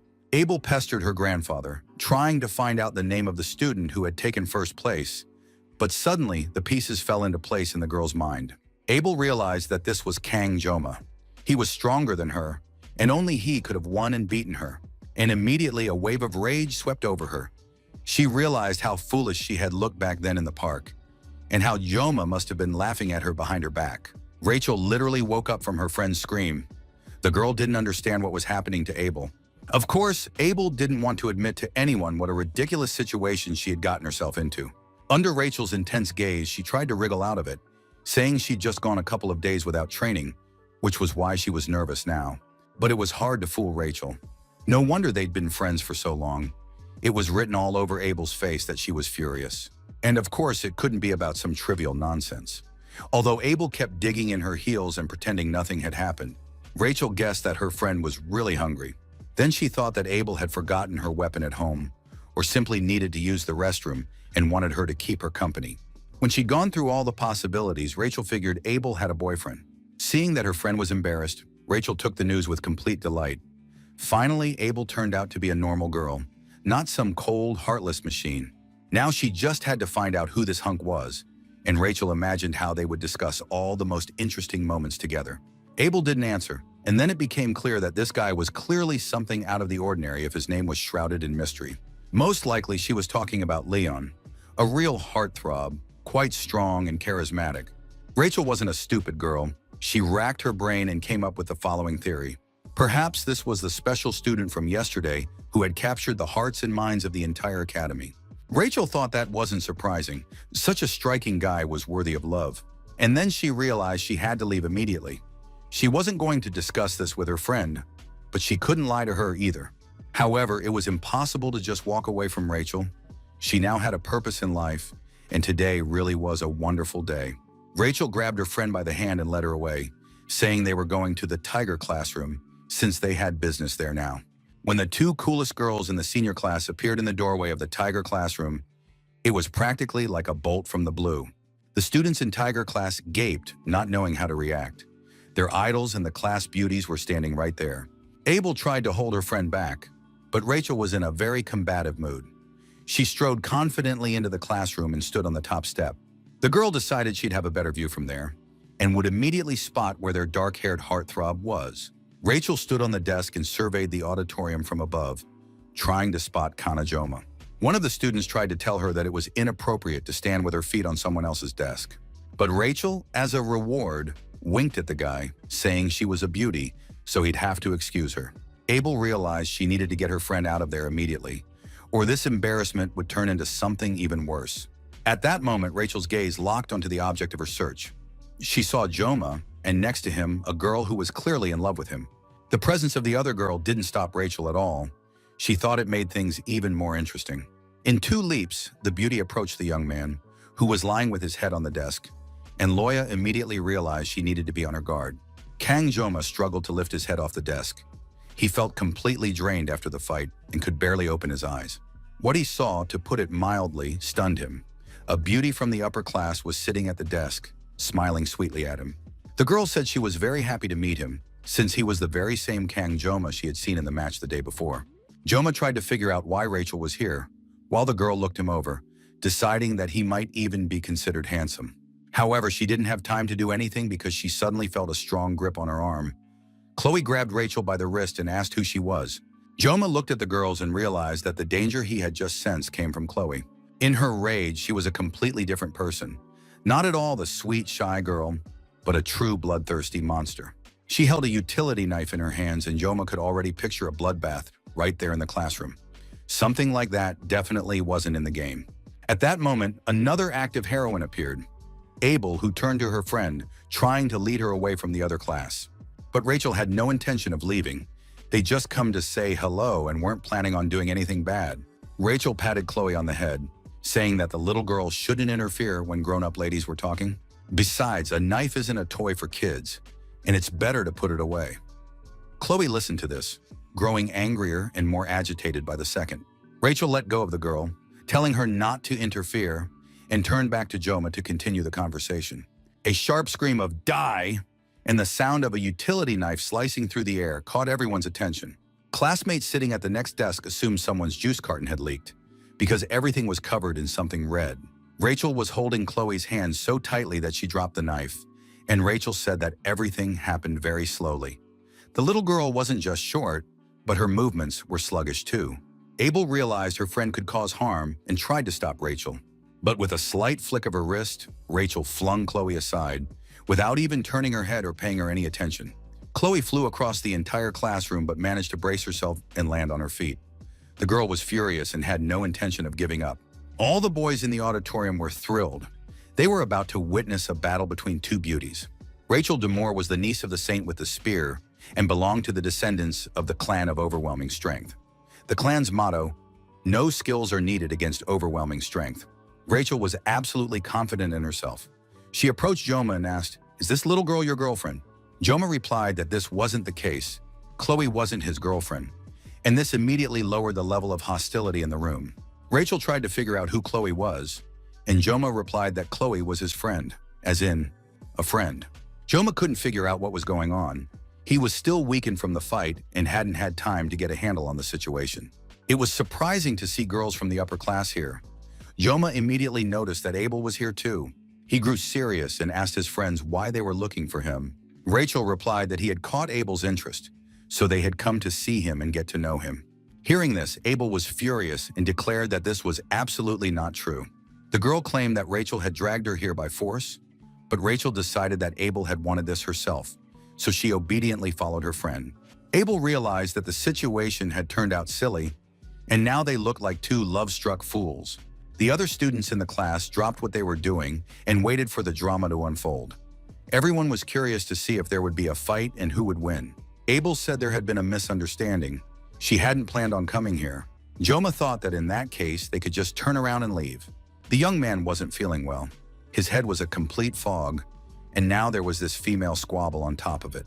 So he told the beauties to just go about their business. Such audacity shocked everyone. The girls weren't used to being ignored and treated that way. Rachel was forced to admit that Joma was a rather amusing and self-assured young man, and that was exactly the type she liked. Joma had no desire to get close to Rachel, and he hoped she would leave him alone soon. But Rachel kept looking at him with interest and suggested, "Don't be mad. Why don't we go to my place after class and watch a movie together?" Chloe flew into a rage again and shouted at Rachel to stay away from her boyfriend. Rachel replied that he wasn't hers, and Joma confirmed that they were just friends. Rachel wanted to say something else, but she sensed that her friend Abel was literally boiling with anger and demanded that she shut up and leave. Rachel had no choice but to listen. She said that unfortunately she had to go, but she was glad to meet them and was sure they would definitely see each other again. Joma didn't want the girls to come here anymore. Of course, that sounded rude, but he wasn't going to waste his life on women's squabbles. Finally, Abel managed to lead Rachel away, who was head over heels in love. Joma didn't even look after them, hoping the girls would leave as soon as possible and leave him alone. Chloe watched her beloved, who had once again rested his head in his hands and fallen asleep. She decided to be even more attentive, to better protect Joma's sleep and peace. As she walked back to her office, Rachel thought about how interesting things had turned out. Joma had remained completely calm, which was entirely understandable. But if you look closely, there was something mysterious emanating from his dark eyes. When he was angry, it felt as if his gaze could pierce her skin. Rachel felt it very keenly. The girl realized that Joma was definitely different from all the blowhards at the academy. She had come to have fun, but unexpectedly found something truly interesting. For decades, her clan had only entered into marriages with outstanding warriors, so she was pleased that Joma was quite attractive. Marriage to him wouldn't be a torment. Rachel admitted that the guy was quite worthy of attention, even from the unapproachable Empress Abel von Nibelung. Rachel apologized to her friend, but Abel believed she should apologize to the guys in Joma's class. However, Rachel wasn't apologizing for her behavior. She told her friend that she couldn't give Joma up. She needed him for herself. Knox walked down the infirmary corridor, holding an IV stand in his hands. Only one word echoed in his head: "I'll kill him." In his entire life, Knox's body had never faced such a defeat. After all, he was a member of the Great Auditor's clan. The young man thought about how everything would change when night fell, and didn't understand whether there was any need to attack right now.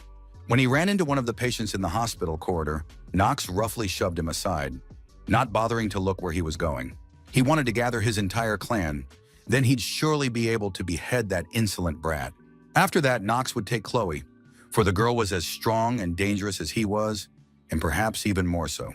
He decided to deal with everything at once, using the power of his clan and the secrets of night techniques. The young man cracked open the door to the ward and froze in surprise. He had a visitor. Joma sat fully clothed on a chair in front of the bed, holding an apple in his hands. Joma hadn't been able to sleep that night. He'd been thinking about Chloe. She'd been pensive, and dark circles had appeared under her eyes from lack of sleep. Joma assumed that Chloe was upset with him, even though she herself had pulled out a knife right in the classroom, and that was strictly forbidden. Chloe was indeed furious, trying to show everyone that she was in control, and she was plotting how to deal with the insolent girl who had made a move on her Joma. She was so focused that her thoughts had almost reached the point where she wanted to saw Rachel's head off with her stationary knife. Joma called out to the girl. He wanted Chloe to be okay, or at least to put the knife away. Not knowing how to start the conversation, Joma walked over to Chloe and asked how she was feeling and how Knox was doing. The girl explained that her brother had been admitted to the academy hospital. Joma was surprised. The guy should have been fine, since they'd been fighting in subspace, where it's impossible to get physically hurt. Chloe honestly admitted that she hadn't visited her brother, so she didn't know the details. Outwardly, Knox didn't seem to have been hurt, yet he ended up in the hospital. She was sure he'd be fine, and there was no need to worry. Joma thought that, despite the lack of physical impact, Knox's psyche hadn't been resilient enough. Now he understood. Knox would definitely seek revenge and come up with something. Joma stroked Chloe's head. He already knew how to calm and appease her, and asked which room her brother was in. And so the two rivals and adversaries met in the middle of the night at the hospital. Joma said he wasn't doing anything wrong. He'd just come to eat an apple. Looking at the private room and the basket of fruit, one could conclude that the auditor's family had a lot of money. Knox was furious. He couldn't understand how this insolent man had ended up in his room in the middle of the night. At that moment, Joma reached for the knife lying on the bedside table, and Knox thought he had come to finish what he had started. But the unexpected guest simply sat down on a chair and began peeling an apple with a knife. Knox watched the young man in surprise. He handled the knife so skillfully that he even managed the apple perfectly. Joma left the peeled apple on a plate and walked out of the room, wishing Knox a speedy recovery. Knox was furious. This insolent man had doubted his abilities, barged in, acted like he owned the place, and was now calmly walking out. Joma was already standing in the doorway and said that if Knox was having second thoughts about the position, he'd better stop it right now. He looked at the guy and added that otherwise he would destroy the entire auditor's clan. The next moment, Knox fell backward in surprise.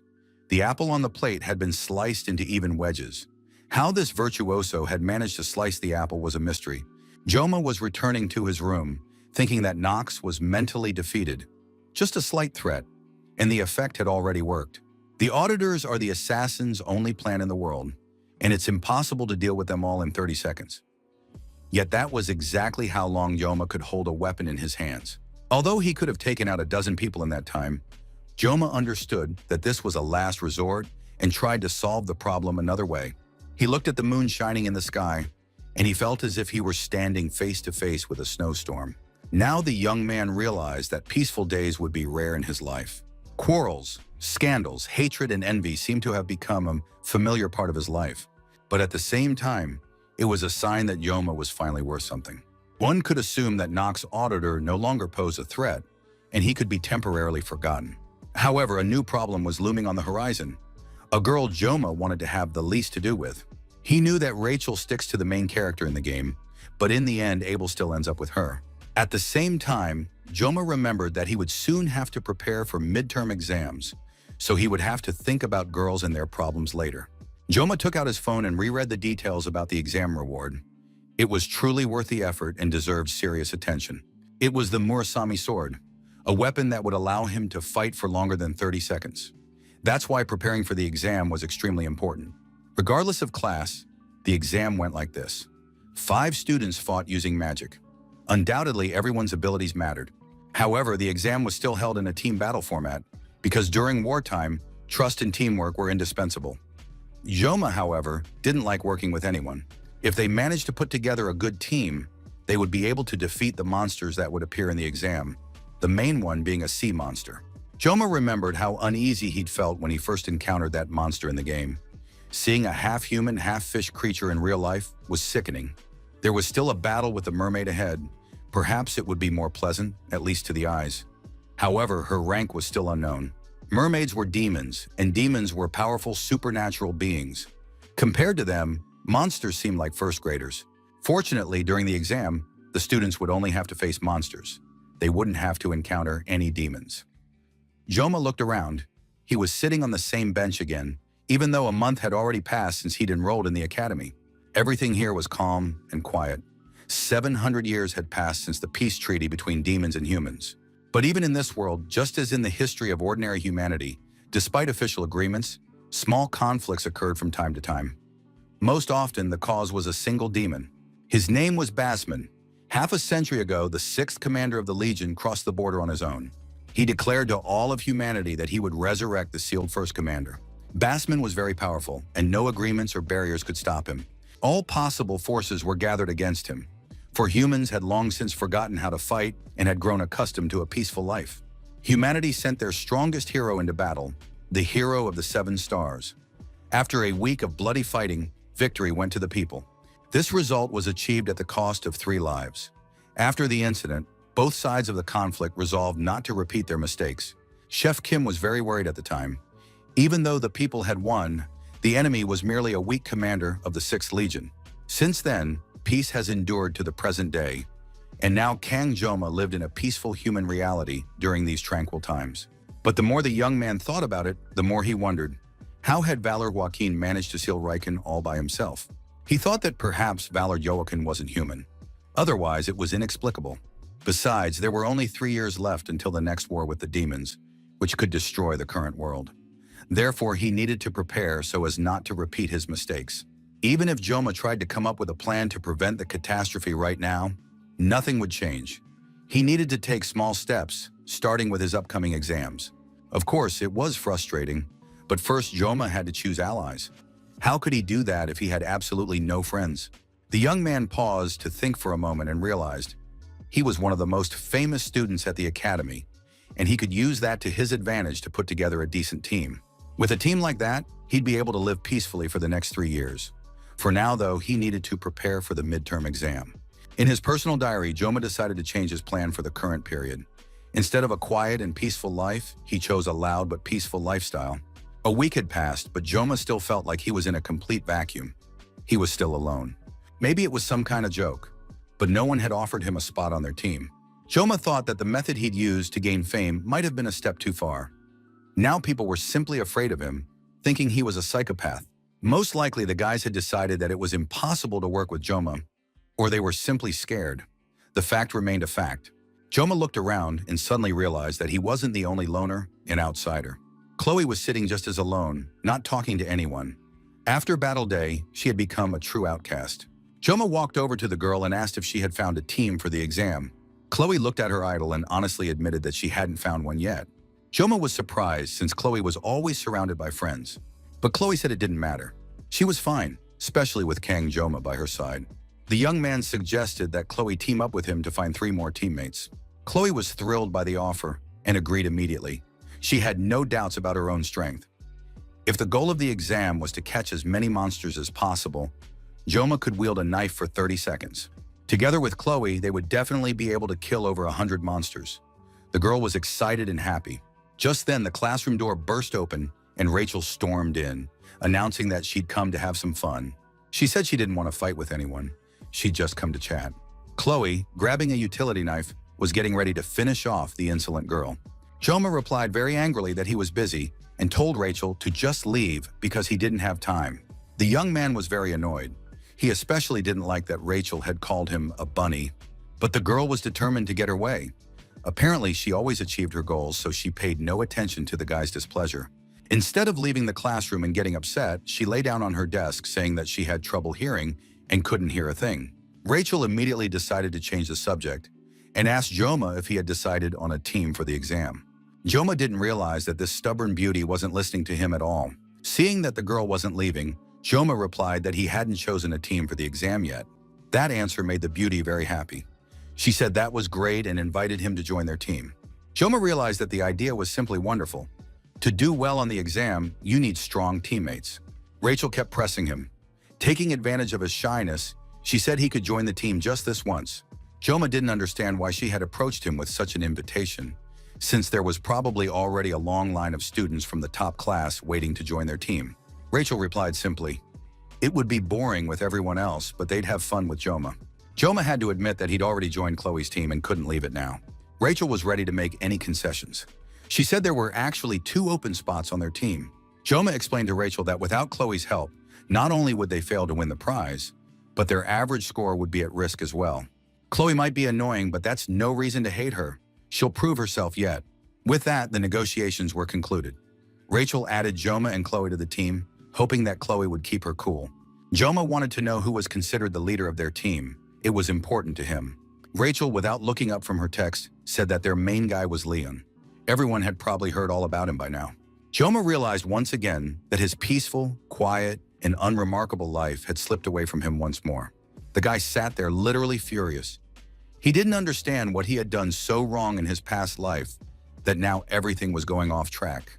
For 30 years straight, all he'd done day in and day out was cut fish, and now he couldn't live out his best life in the game in peace without scandals and conflicts. But at the same time, Joma has now joined a team with real heroines. Of course, he's already attracted everyone's attention, but he has to admit that he really likes it. But now Joma has to stop because everything will change with Leon van Rijhorst. He is the main character of this game. Joma didn't understand how the system would behave now, but the guy would definitely have to take responsibility for this choice. The more the young man thought about it, the more he realized he needed to change the team. However, Rachel had already warned him that she had officially signed him up. Joma was deeply affected by the situation. Besides, this was the first time he'd wanted so badly to run away from a girl. At that moment, the nosy Chloe walked up to him and asked what was wrong with Joma. Chloe tried very hard to hold back, but she immediately noticed that ever since that blonde girl had approached him, her Joma had become somewhat gloomy. The guy replied that he felt a little uncomfortable about the fact that they would be on the same team as the guys from the STARS class. Chloe, on the other hand, tried to support Joma, saying she was sure he was much stronger than all of them, without a doubt. Joma calmed down a bit after hearing her words of support, especially since he'd signed up for the team with Chloe, so leaving now would just be irresponsible. Clearly, not all members of this team are at a high level, so the situation could very well work in his favor. He just needs to approach everything with a positive attitude. Joma decided not to get upset prematurely and asked Chloe what time they had agreed to meet as a team. Chloe immediately replied that according to the blonde, it was at 6 o'clock at the cafe. It immediately became clear that among themselves they would refer to Rachel as the blonde. Joma relaxed a little and suggested to Chloe that they head to the meeting place right away. The meeting was supposed to be at the cafe, and now the guys were gathering there to discuss their strategy for the upcoming exam. Chloe was absolutely thrilled. She was eagerly looking forward to meeting the academy's most famous students. Joma tried to stay calm and couldn't understand how anyone could pay a fortune for the green sludge Chloe was drinking. Joma tried drinking an espresso. However, such bitter coffee wasn't to his taste. Chloe was happy with absolutely everything, but Joma tried not to show it and keep a straight face. He didn't like espresso, but it was the only thing he could afford in this expensive cafe. The thing was, the place was located outside the academy, so the student discount didn't apply. A few more minutes passed, and the young man received a message from Rachel. At one point, he even thought it might all be a joke, and that they'd tell him they weren't taking him on the team.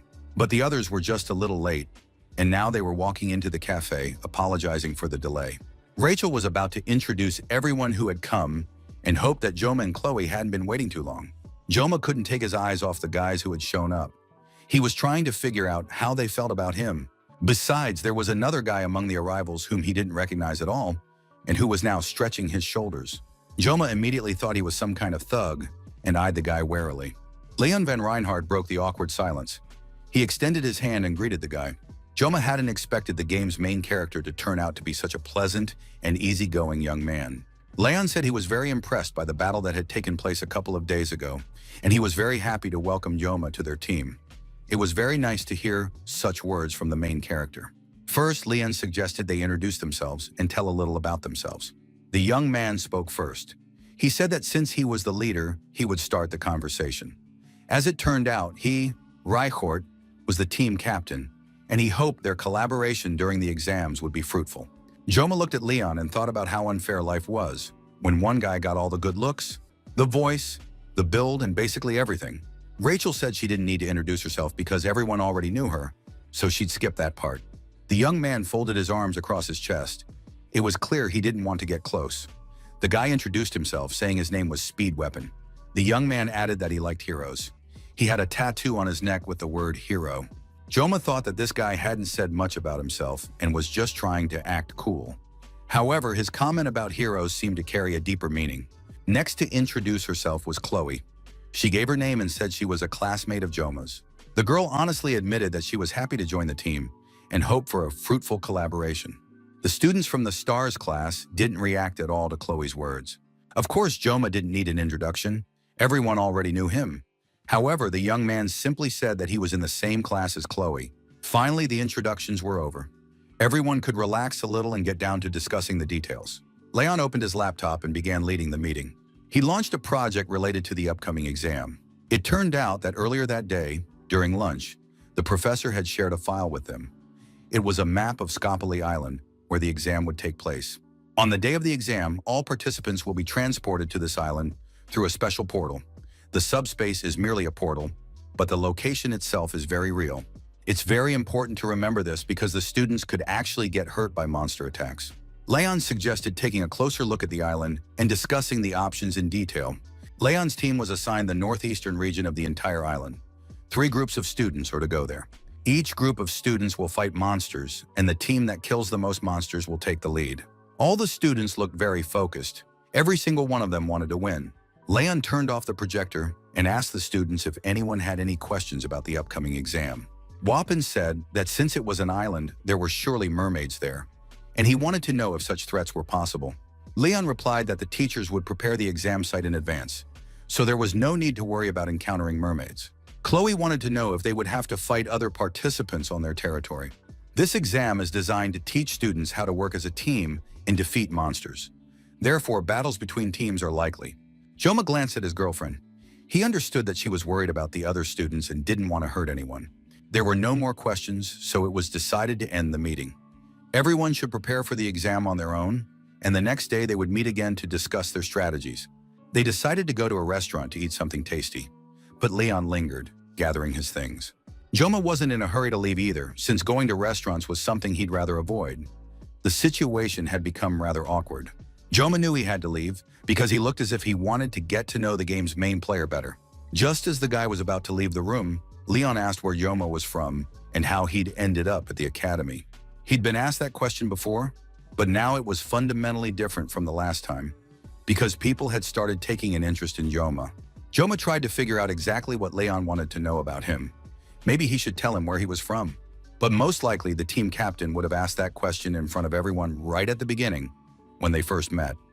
So Leon had deliberately waited until everyone had left and the two of them were alone. Joma realized that his silence and the pause had gone on too long. Leon apologized to the young man for such an insensitive and sudden question.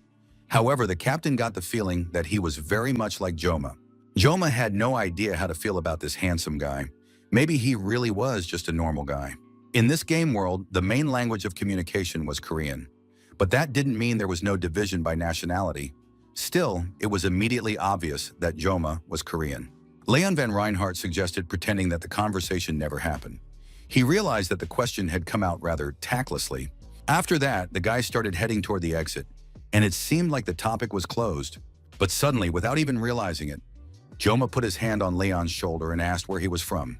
The question had come out completely automatically, but if Joma had simply let Leon leave, he wouldn't have slept a wink all night, tormented by doubt. Leon grabbed the guy's hand and, smiling sweetly, said he was from Germany. After that, Leon turned around and walked away in silence. Joma stared at his hand. The thing was, for a split second, something very strange had occurred to him. When the guy's hand was resting on Leon's shoulder, it seemed as though he too had come into the game from another world. Joma now thought about this constantly and tried to make sense of his feelings and sensations. Of course, he couldn't be sure that Joma Khan was the only one from the real world who had ended up in this game. Besides, Leon was the main character, and that was his advantage, since Joma was merely a minor character. Joma looked at the sashimi knife. He realized that under the sword's blessing, his senses were heightened. The boy decided to test this right now. He drew the sword from its sheath and activated the blessing of the god of the sword. Once the blessing was activated, the young man clearly realized that Leon belonged to this game world. However, immediately the boy felt, just like last time, that with intense concentration he could see the voice, but he understood that he was someone's puppet. Joma removed the effect and felt absolutely awful. He needed to think things through and try to get to the bottom of it. His head was starting to ache. Even after using the blessing of painlessness, it was now useless. The Leon that Joma had touched and seen today was the essence of the Leon he had once played. If he had been an ordinary character, he would most likely have behaved differently. But today at the cafe, that blonde guy had asked about Joma's nationality and said a strange thing. "I feel like we're alike." Joma decided to use the internet to look for information about Leon. However, there was nothing on the subject online. Joma hit a dead end in his search, but decided to stop there. It was unlikely he would ever see Leon again after the exam. If they did end up working together again, then he would think about it again. Joma recalled how the head of the academy had greeted him, saying, "It's been a while." It seemed as though they had known each other before. Joma decided it wasn't worth complicating things right now, because even in such a confusing situation, he needed to keep a clear head. Perhaps it was all due to the blessing's influence. Joma checked his stats and found that many of his attributes had increased. Unfortunately, his spirit and weapon levels remained the same, so he needed to keep training. Thanks to physical exercise, his physical stats had improved. He just needed to spar more often. Weapons were still in short supply, but if the team passed the exam and Joma received the Murasami sword, his stats might improve as well. Among the stats, there was still an unknown parameter that remained hidden, and the adaptation level had also increased significantly. If he analyzed everything Joma had done up to that point, and he had only fought his brother and sister in the lecture hall, perhaps his stats were related to that. Joma ended up completely confused. It was too complicated for him to understand, and there was absolutely no one to ask. Finally, there was at least some good news. It seemed that the blessing of painlessness had increased and now lasted for 40 seconds. Joma finally sheathed his knife and decided that enduring the headache hadn't been in vain. It had been worth it. In any case, he learned that he had become a little stronger and more resilient. Time passed and the countdown had literally begun. Every day, the guys gathered to discuss strategy. They spent a lot of time debating and talking, as well as training, trying to improve their physical abilities. In addition, time was set aside for practice sparring sessions to hone their skills. And finally, the day of the midterm exam arrived. Everyone was feeling nervous about it. Joma immediately noticed that the gate to the subspace was different from the combat arena. The whole team was ready and fully focused. The students had their weapons in hand. Rachel noted that Joma was usually always on time, but today he was late. In the team setup, Rachel was assigned the role of main dealer. Team captain Leon was the leader and stood in the center among the players. Wapin served as the team's defender. The young man remained a complete dark horse for the time being. Chloe was the second dealer. The girl had prepared perfectly and was eagerly awaiting the start of the exam. Kang Yoma himself was the rear defender. The guy apologized for being late and greeted his teammates. Joma examined the weapons the others were holding with interest. Rachel was holding an S-class spear. It was very strong and powerful. Leon didn't have his sword Balmung in his hands yet, and for some reason, he had brought some kind of light weapon with him. But Wapin surprised everyone the most. His weapon was a flute. The guy understood how it looked from the outside and reacted very aggressively to any questions about his weapon. Rachel confided that even though the weapon looked silly, like a flute, it was actually one of the few S-class healing items. In the game itself, such a weapon was a rarity, unless you spent a lot of money on your account. But if it's so effective, why does it have such a strange shape? Joma approached his friend, trying to get a better look at the flute.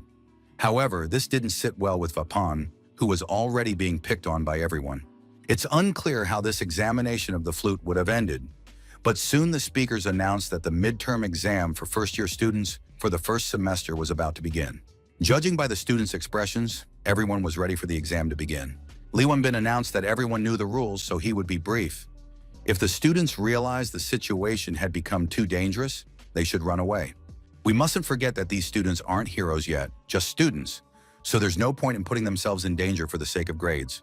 In addition, if anyone is injured, they must contact the healer who will be nearby. Leon van Reinhardt addressed his team members and said that it seemed the time had come. They needed to prepare, not worry, and simply give it their all. All team members felt a sense of responsibility and were very serious and focused. Joma also understood that the time had come, and perhaps today he would take the first step toward becoming the main character.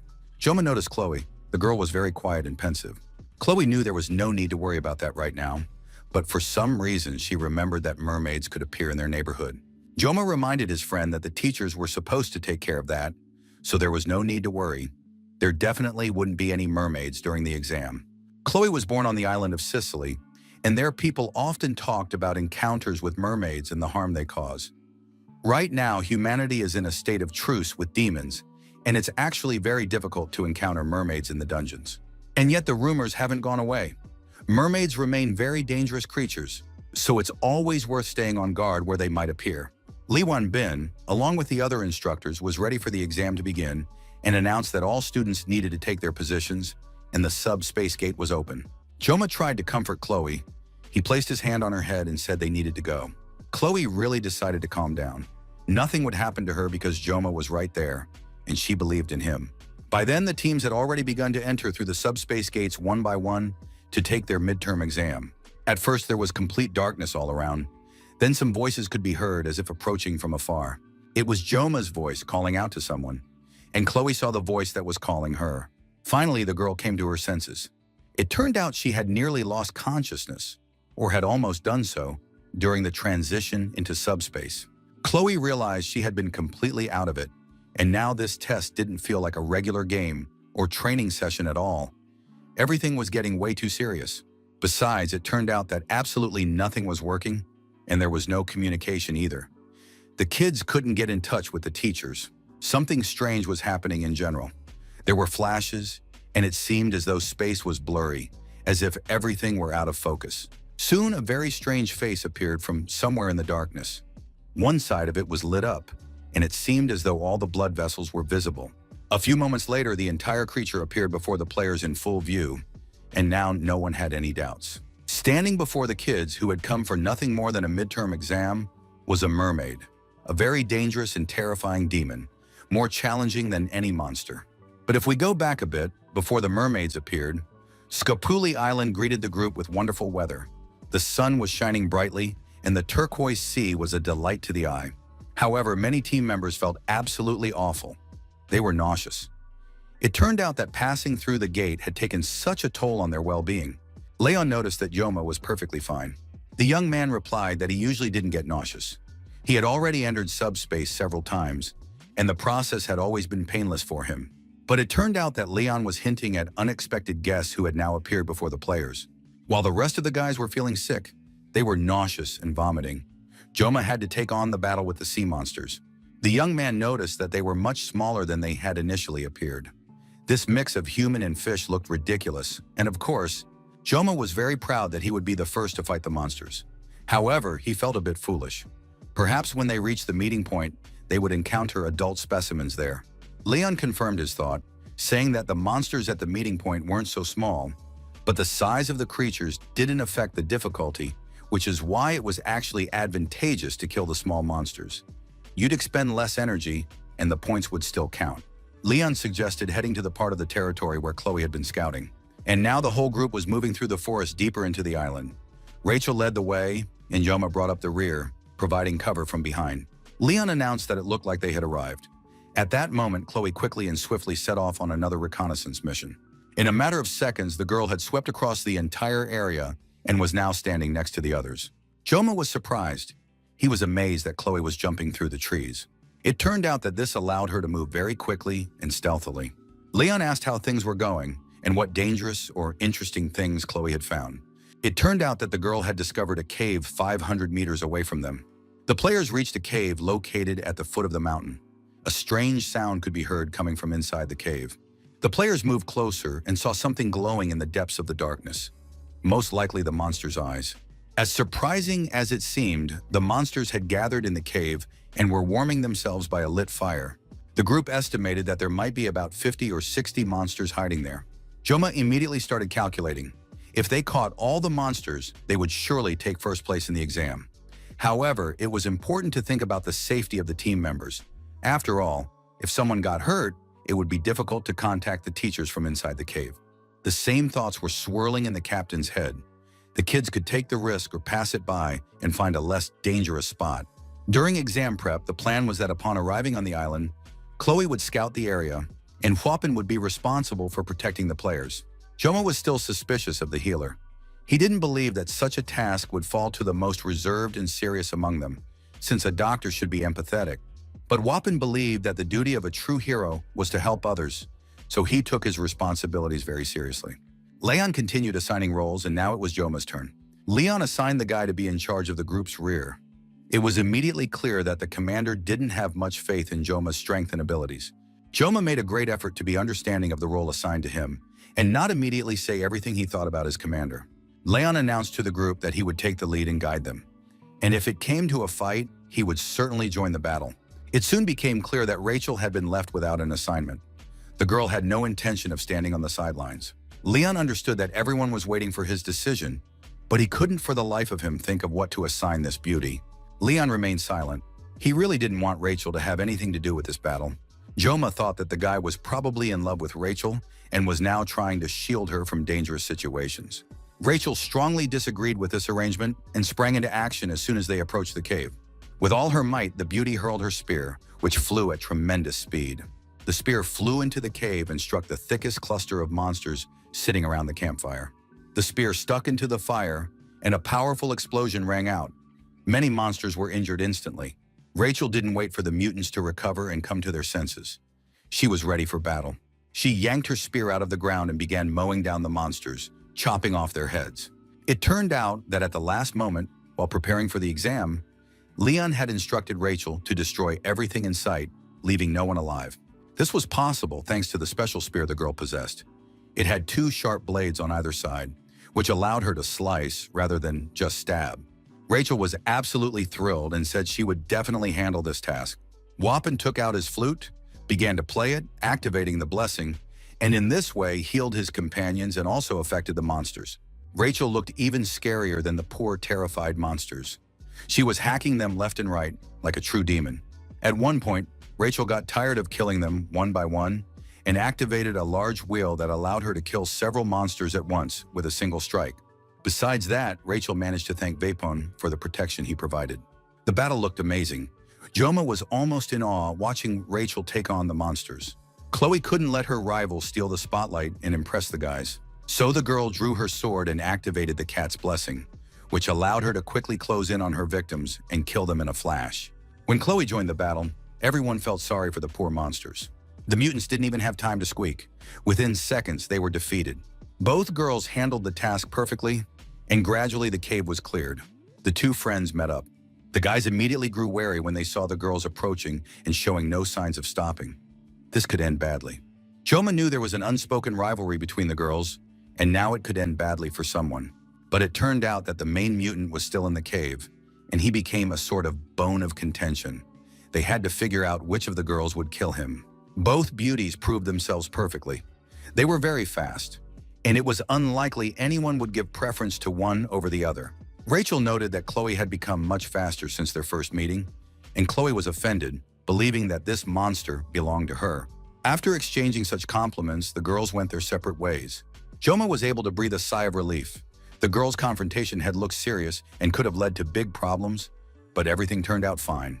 Leon asked Joma if he had been worried about the girls. Joma confirmed that he had been a little. The beauties counted the number of monsters they'd killed. It turned out they defeated exactly 60. Leon said there was no need to worry. They were on the same team, so they had to trust each other. The captain announced that the area had been cleared, so they could leave. Joma noted that Leon possessed determination, leadership, and a sense of responsibility for the team's lives. There was no room for rivalry here, and now it became clear what it meant to be part of this world. Joma decided that last time, the question, "Where are you from?" had simply referred to his nationality. But doubt still plagued Joma, and he continued to ponder when suddenly a massive flash streaked past his shoulder. The blow had struck Leon, who was now falling lifeless before the eyes of all the others. At first, it seemed like some kind of nonsense. Where did the blood on their commander's body come from, since the cave had been completely cleared of monsters? Surprise, fear, and horror were etched on the faces of the team members. They turned to see who could have struck their commander. And when everyone turned around, it turned out that their nightmare and fears had come true. Right in front of them, in the middle of the cave, some kind of monster was rising up, very much like a mermaid. Everyone knew there shouldn't be a mermaid here, since the teachers had combed through and checked the entire island before the exam. The kids didn't understand where the mermaid had come from, since they'd been told that everything would be taken care of. It felt like they'd stepped into some kind of dream. Joma thought that just a moment ago, he'd been thinking everything was going too smoothly and easily. But now, in this situation, he had to make a choice: run or fight. If they just ran off with the injured Leon, there was no guarantee they'd make it. Rachel asked Vapon to contact the teachers and warn them about the mermaid. However, it turned out there was no signal. They were in a cave.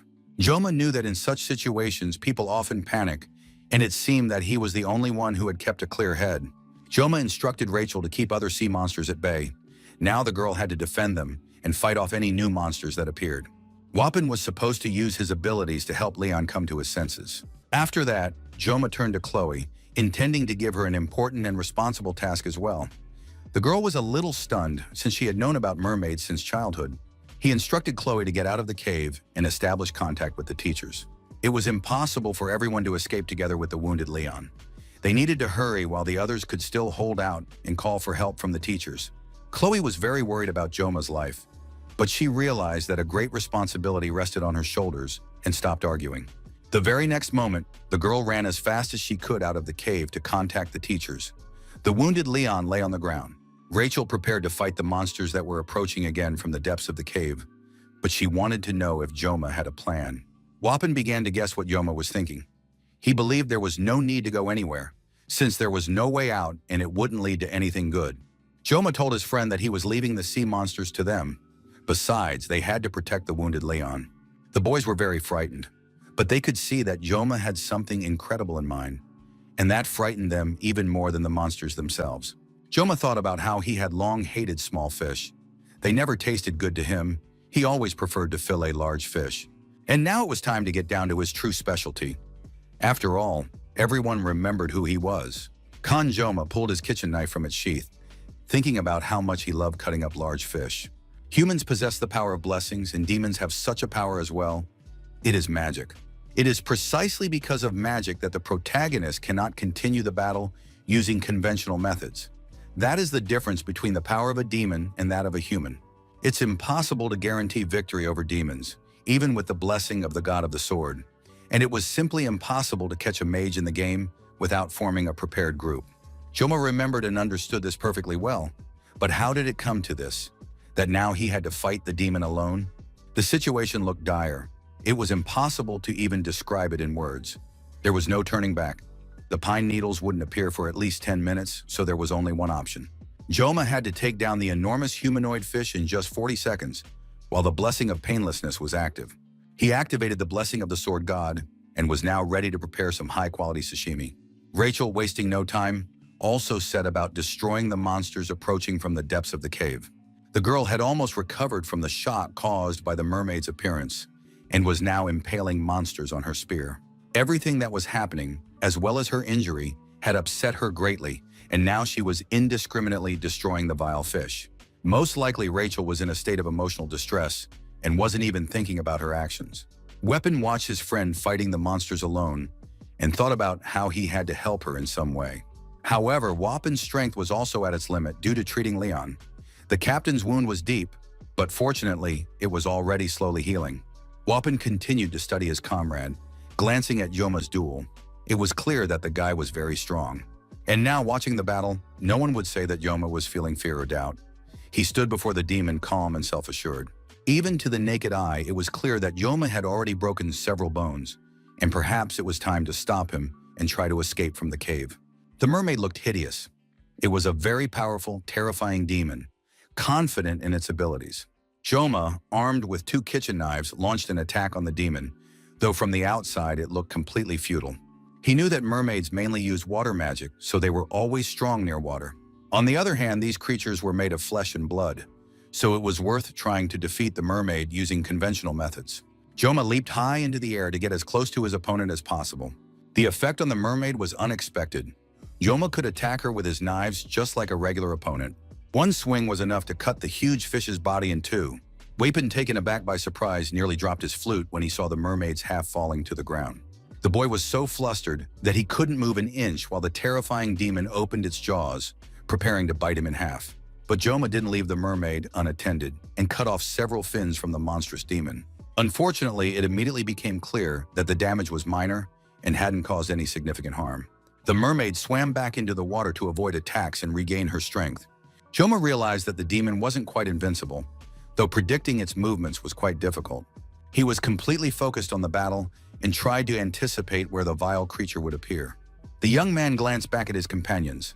Wapin, though he continued to play the flute, looked shaken by what he had seen. Leon was still lying unconscious, but it was clear that his wounds were gradually healing. Yoma understood that he had to be the captain and commander, so he smiled at the guys and asked how they were doing. Stunned, Wapin stammered that they were all right and managing. Yoma confirmed that he had faith in his comrade, a true hero who was devoting his strength to restoring the wounded man's health. It became clear that Wapin now had a role model, and, most likely, the relationship between the two would change dramatically in the future. Wapin had always wanted to be a hero, believing that courage, bravery, self-sacrifice for others, and the ability to turn despair into hope were what mattered most. He enrolled in the best institution for training heroes, but he hasn't yet met anyone who possesses those qualities. Yoma tried to imagine what Wapin would do when he met such a hero and confessed his admiration to him. Wapin believed there was hope of finding such a person in the group, which is why he asked Rachel to join the team. He believed that Leon was exactly that kind of player, and that with him, they could witness the actions of a true hero in real life. Yoma also believed that Leon would turn out to be a true hero, since he was the main character of the game. Even while preparing for the exam, Wapin honestly said that he considered Yoma far from the title of a true hero, although one couldn't deny the player's strength. Yoma replied that he himself would refuse such a burden and title because heroism was some kind of nonsense that offered nothing interesting to a person. And now, watching what was happening, Wapin clearly understood who Kang Yoma was. The vile demon mermaid sent her minions into the attack. They looked like demonic fish. These monsters had toothy jaws and were supposed to attack Yoma while the mermaid recovered. Yoma managed to dodge the fish a few times, but he realized he was moving too slowly. With every passing minute, the young man's foreboding grew worse. He realized he might have underestimated his own strength. The demon mermaid continued to attack the boy with magic, completely unconcerned for her own body. Yoma used his knives to slice through the wall and move into another space. He was trying not only to escape the pursuit, but also to carry the danger far away from his friends. The attacking fish were very fast. They immediately followed the boy, never letting him out of their sight. It seemed as though they were homing in on their target, and now Yoma looked like nothing more than a little bug trying to escape from a huge monster. Rachel and Vapon watched the battle in utter horror. They realized that Yoma was having a very hard time. Yoma struck the mermaid once more, and the kids began to hope that perhaps this would be enough. But Vapon knew they had to keep healing Leon, and the battle was far from over. Yoma noted again that his blow had been weak. He'd only managed to graze her arm, which was hardly enough to stop the mermaid. And indeed, the huge demon still looked just as invincible, even though one of its arms was now just a stump. The mermaid's severed hand bounced around the cave, and for a moment it seemed as though it had even landed the final blow. The blow was so powerful that it shattered the mountain in which the cave was located, and the entire surrounding area was engulfed in flames. The helper fish were completely disoriented and crashed into their mistress at full speed. Teachers and students from other teams heard a loud explosion that echoed across the entire island. One of the girls said she heard a sound like a roar and a dull thud, and the sky above the mountain glowed as if after a flash of lightning. However, the next moment, it started to rain, and the girl realized that these were ordinary weather phenomena, thunder and lightning. The teacher suggested they quickly drag the injured people to safety since it had started raining, and she truly believed the lightning was ordinary. The student didn't argue with the instructor, acknowledging that it was ordinary thunder and lightning, and felt like a real coward. Besides, the missions were already complete, and all that remained was to return to the academy. In the cave, the others were also beginning to come to their senses. Wapin was still playing the flute, continuing to tend to Leon's wounds. The humanoid fish looked around in surprise. Clearly something was happening that had confused and frightened them. Rachel noticed that these mutants had rushed deeper into the cave, no longer intending to fight the humans. Everyone froze, waiting to see how events would unfold. At first glance, it seemed that the trouble had passed, and now they could calmly wait for backup. Joma was dissatisfied with himself. During the duration of the blessing of painlessness, he hadn't landed a single fatal blow, perhaps because he was constantly distracted by Leon. The monsters fled the cave not only because it was collapsing, as Joma had expected. Things turned out to be not so simple, and movement began again among the rocks. And then the huge, terrifying mermaid lunged at the boys once more. Joma took off his jacket and prepared to continue the fight so that nothing would hold him back. The guy shouted to his friends that he was leaving Vapin and Leon with Rachel. He thought there wouldn't be any more small monsters. The guys were stunned. Watching Joma, it was hard to believe, but he was really fighting the mermaid all by himself. At first, it seemed like the guy was just crazy, but it soon became clear that the guys were witnessing a moment that would go down in history. He rolled up his shirt sleeves and prepared to focus entirely on the battle. He had only 10 seconds left, which he needed to use to the fullest. The enraged mermaid demon looked terrifying. She was stunned that a mere human was trying to resist her. Joma stood steady, gripping his favorite knives tightly, and waited for the monstrous creature to approach as it lunged at him. Joma raised both hands to strike. The young man was certain he wouldn't lose this time. Chloe was running at full speed to the rescue. She paid no attention to the rain pouring down on the island, constantly repeating to herself, "Faster! Even faster!" Chloe didn't allow herself a single second to catch her breath. She cleared a path with her sword so she could move even faster. At one point, she felt her legs literally give out from exhaustion. Even using all her strength, she could only call for help. But Chloe kept thinking about how Joma must be feeling right now, if it was this hard for her. Before her eyes stood the confident Joma, who had instructed her to call the teachers. He was the strongest person Chloe had ever met. However, Joma always said that battles were a burden to him, and he tried to avoid them. Besides, Chloe knew how bad he felt after battles. In a desperate situation, Joma would pull his knives from their sheath, and that was exactly the situation they were in now. Chloe knew she'd made the right decision and left the team to call for help, but how she wished she were just a little stronger. She heard a powerful explosion in the mountain as she set off to find help. The girl immediately realized that it wasn't thunder and lightning, but that the explosion had occurred where the team members were. It was terrifying to imagine what might have happened to the guys, and especially to Joma. Chloe raced through the forest even faster. Despite the pouring rain and her extreme exhaustion, Chloe ran along the road, not allowing herself to stop, slow down, or, heaven forbid, fall. She ran through the forest, drenched in tears and rain, screaming, trying to call out to anyone and figure out if anyone was still alive on the island. Suddenly, something struck her on the head. Perhaps it was a bolt of lightning. Chloe began to look closely. There was clearly something ahead of her, but everything was blurry. The girl realized it couldn't be people. Soon it became clear. Before her were sea monsters, mutant fish. That meant she had to deal with them first. Chloe drew her sword and was ready to attack the monsters. However, her attack was stopped by a slight movement of the sword. Standing before her was not a fish, but a girl. Chloe was relieved, realizing she had almost attacked a human. Because of her tremendous speed, she couldn't stop immediately and flew forward, apologizing to the stranger as she went. After that, Chloe fell with all her might, hit the ground, her sword flew out of her hands, and the girl lay motionless. One of the guys finishing off the fish-like monster asked what had happened, but no one could really answer. The stranger had appeared out of nowhere and literally collapsed in front of them. The guys didn't know what to do with her. Perhaps she had gone mad with fear. They couldn't just leave her lying on the ground in the forest. However, suddenly one of the team members said she knew her. She wasn't crazy or a stranger. At that moment, Chloe began to come to. She could only whisper for help and say the name Kang Jum. And now in the pouring rain, the group stood over Chloe's body, unsure of what to do next or where to find those who needed help. Wapin continued to watch the battle without blinking. He didn't know if he would ever experience such an amazing day again. Joma's gaze was the same as that of a master filleting fish on a cutting board. It seemed as though Joma was outmaneuvering his prey. He was always one step ahead. Wapin was certain he would never be able to erase this scene from his memory. Joma wasn't just quick on his feet, as he had repeatedly demonstrated during the battle in subspace. He possessed precise and swift technique. He attacked the monsters relying solely on it, dodging the mermaid's attacks. And in the very next instant, he delivered a slashing blow and in a single motion, cut the monster into several pieces. The result was obvious. The huge mermaid continued to fall after the attack, but was already neatly sliced into separate pieces. Wapin and Rachel realized that after this ordeal, they would have to see psychologists and psychiatrists. Even Rachel, who came from a noble family with brave ancestors, had never seen or heard anything like this. If things continued this way, the kids began to think they might survive this exam, which turned out to be nothing like it was supposed to be. Rachel noticed that Wapin wasn't reacting to anything at all, just watching the fight spellbound. She tapped her companion with her spear.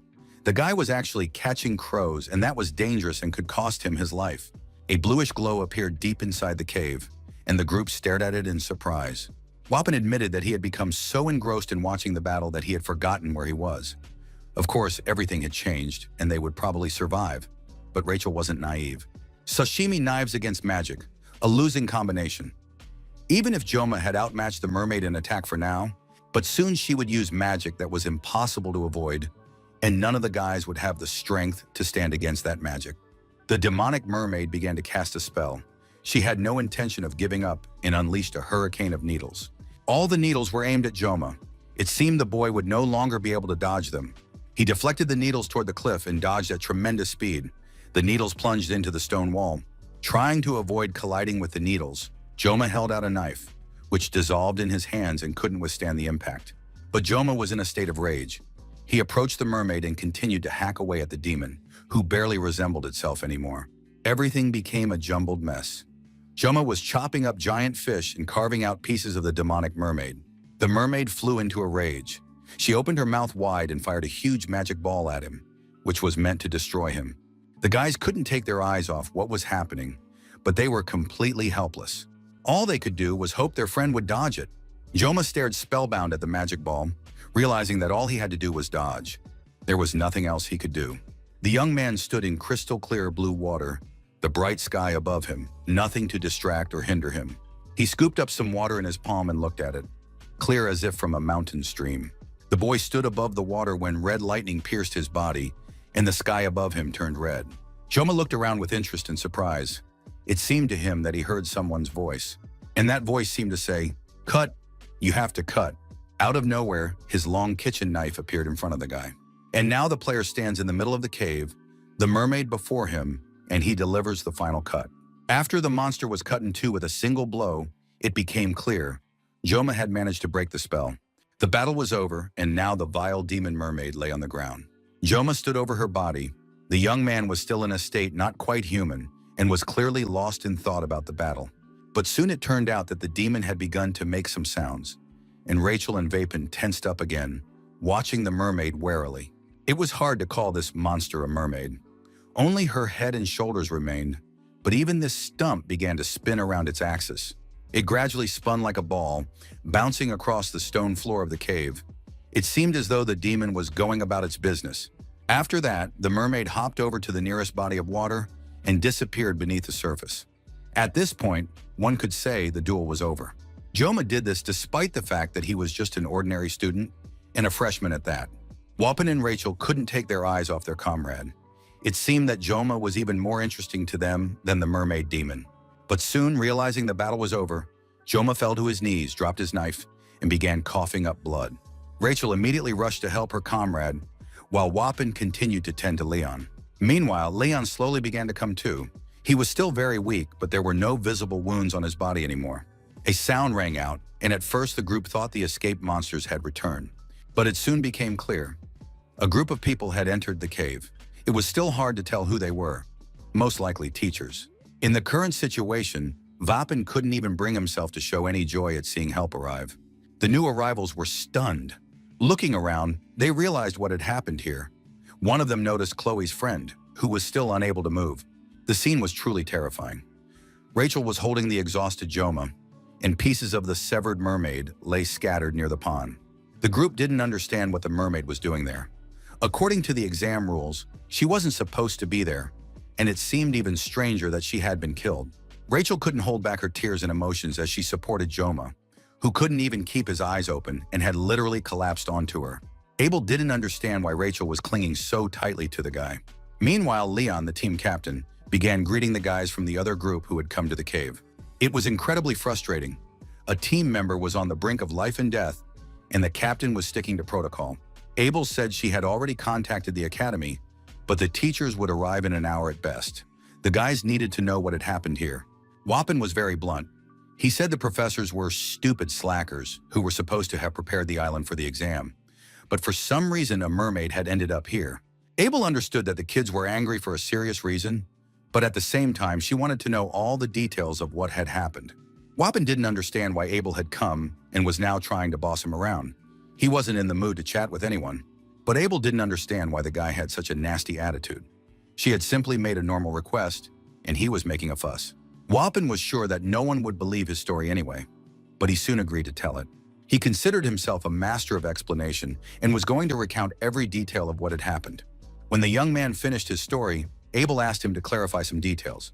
He claimed that the mermaid had appeared out of nowhere and that Joma had defeated her single-handedly.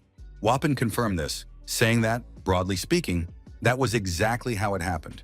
The freshman had defeated a powerful demon all by himself.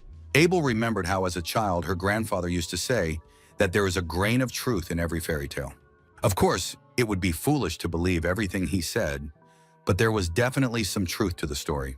Besides, it was unclear why Wapin would lie or embellish another student's actions. Nevertheless, the story seemed unbelievable. To Abel, it all seemed like a fabrication. She came from an ancient lineage, for Aaron Nibelung was a student of Valor Hoken, and they were all great warriors. In other words, the Nibelung lineage was very ancient, strong, and renowned. That is why Abel wanted to be judged solely by her actions and achievements, not by her lineage. The girl worked very hard, developed her own talent, and achieved everything on her own. But now Kanjoma's student had appeared, and the difference in strength between them was obvious. Abel began to doubt her abilities. Perhaps she had always been ordinary, but compared to the other students, she simply hadn't realized it. Fear and trepidation raged within her. Abel asked one of her teammates to tend to Joma, since Vapon had expended all his energy reviving Leon. Rachel held the boy, who was still unconscious, but his body had already begun to recover. Abel watched Joma and thought that, even though he was now on the brink of life and death, he had still defeated the mermaid single-handedly, being the same age as her. Wapin asked again whether the arriving players had contacted the academy representatives. Abel confirmed that the information had been relayed, and now they just needed to wait for the teachers to arrive. Wapin believed it was better not to tell the teachers the details of what had happened on the island, since they themselves had said that this island had been prepared for a test. Abel confirmed that this was exactly what the teachers had said. Wapin found the whole situation highly peculiar. No matter how large the exam site might be, the fact that a mermaid had appeared in this very cave was alarming. Of course, these were just guesses, but the young man felt that something didn't add up. Leon also listened in on the conversation. According to Abel, there was a rat among the teachers at the academy. Wapin didn't want to confirm this based solely on his assumptions, but the situation was indeed very strange. So, strange as it might sound, the young man believed that such a thing was entirely possible. Indeed, it would be difficult to find a specific spot where a mermaid could sneak into the cave and lie in wait for the students. If Joma hadn't managed to handle it, all the team members would have perished at the mermaid's hands. But why would she do that? It was completely baffling, since over the past 700 years, there had already been both major and minor skirmishes between humans and demons. However, demons had never allowed themselves to interfere so openly in the Academy's affairs. Abel understood that this could only mean one thing. War between demons and humans was imminent. Wapin saw the girl's worried face and said there was no point in speculating. Perhaps their assumptions and predictions would prove unfounded. Besides, the guy's claim about a spy in the academy could easily be disputed. After all, nothing like this had ever happened before. Leon turned to the others to discuss together exactly what they would tell the teachers. Even if we assume there is a spy at the academy, the fact that Joma single-handedly defeated the demon will only draw attention to him. Wappen agreed with the captain, but everyone understood that they couldn't keep completely silent about what had happened. There were several injured students, and they needed to explain their poor physical condition somehow.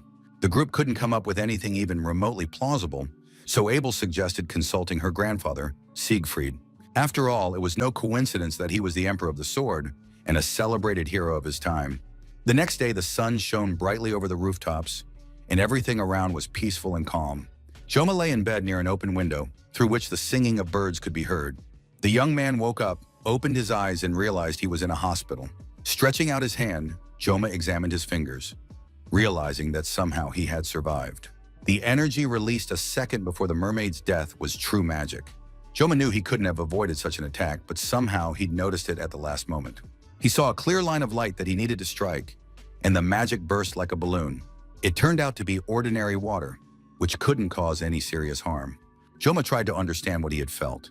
It was hard to compare to the sensations he'd experienced when he first felt the power of the blessing. He decided to check his stats and confirmed that his spirit level had risen to 4. The battle with the mermaid must have contributed to this, since his other parameters and stats had also increased. In addition, his adaptation level had risen to 7. To unlock new stats, he needed to boost the stat further. Joma decided that the beam of light during the battle might have been a new stat that would appear later. At that moment, a worried Midia burst into the room and immediately rushed to hug the boy. The academy director declared that she had been very worried about Joma and was ready to kill all the teachers who had sent him to this stupid exam. Midia hugged Joma so tightly that he was practically squeezed like a lemon. After that, the director opened her purse to find whatever was pinning the boy down and began searching for the gift, not immediately realizing where she had put it. The purse was no ordinary one. It had a subspatial pocket. And finally, Midia announced that she had found what she was looking for.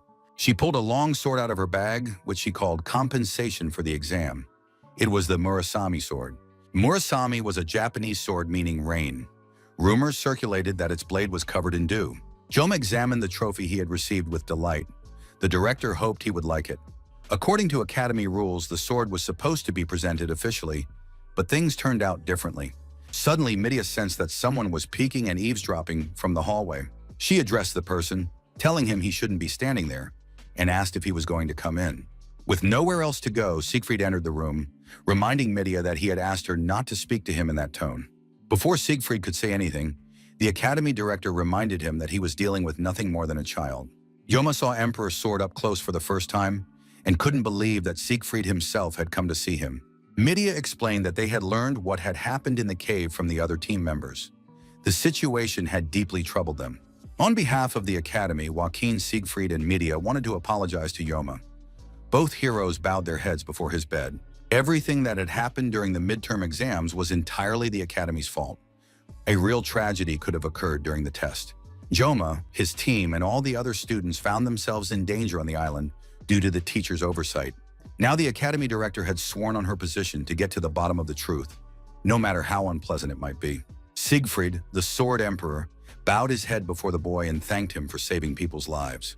Of course, it was nice, but the young man understood that he had simply done what he was supposed to do.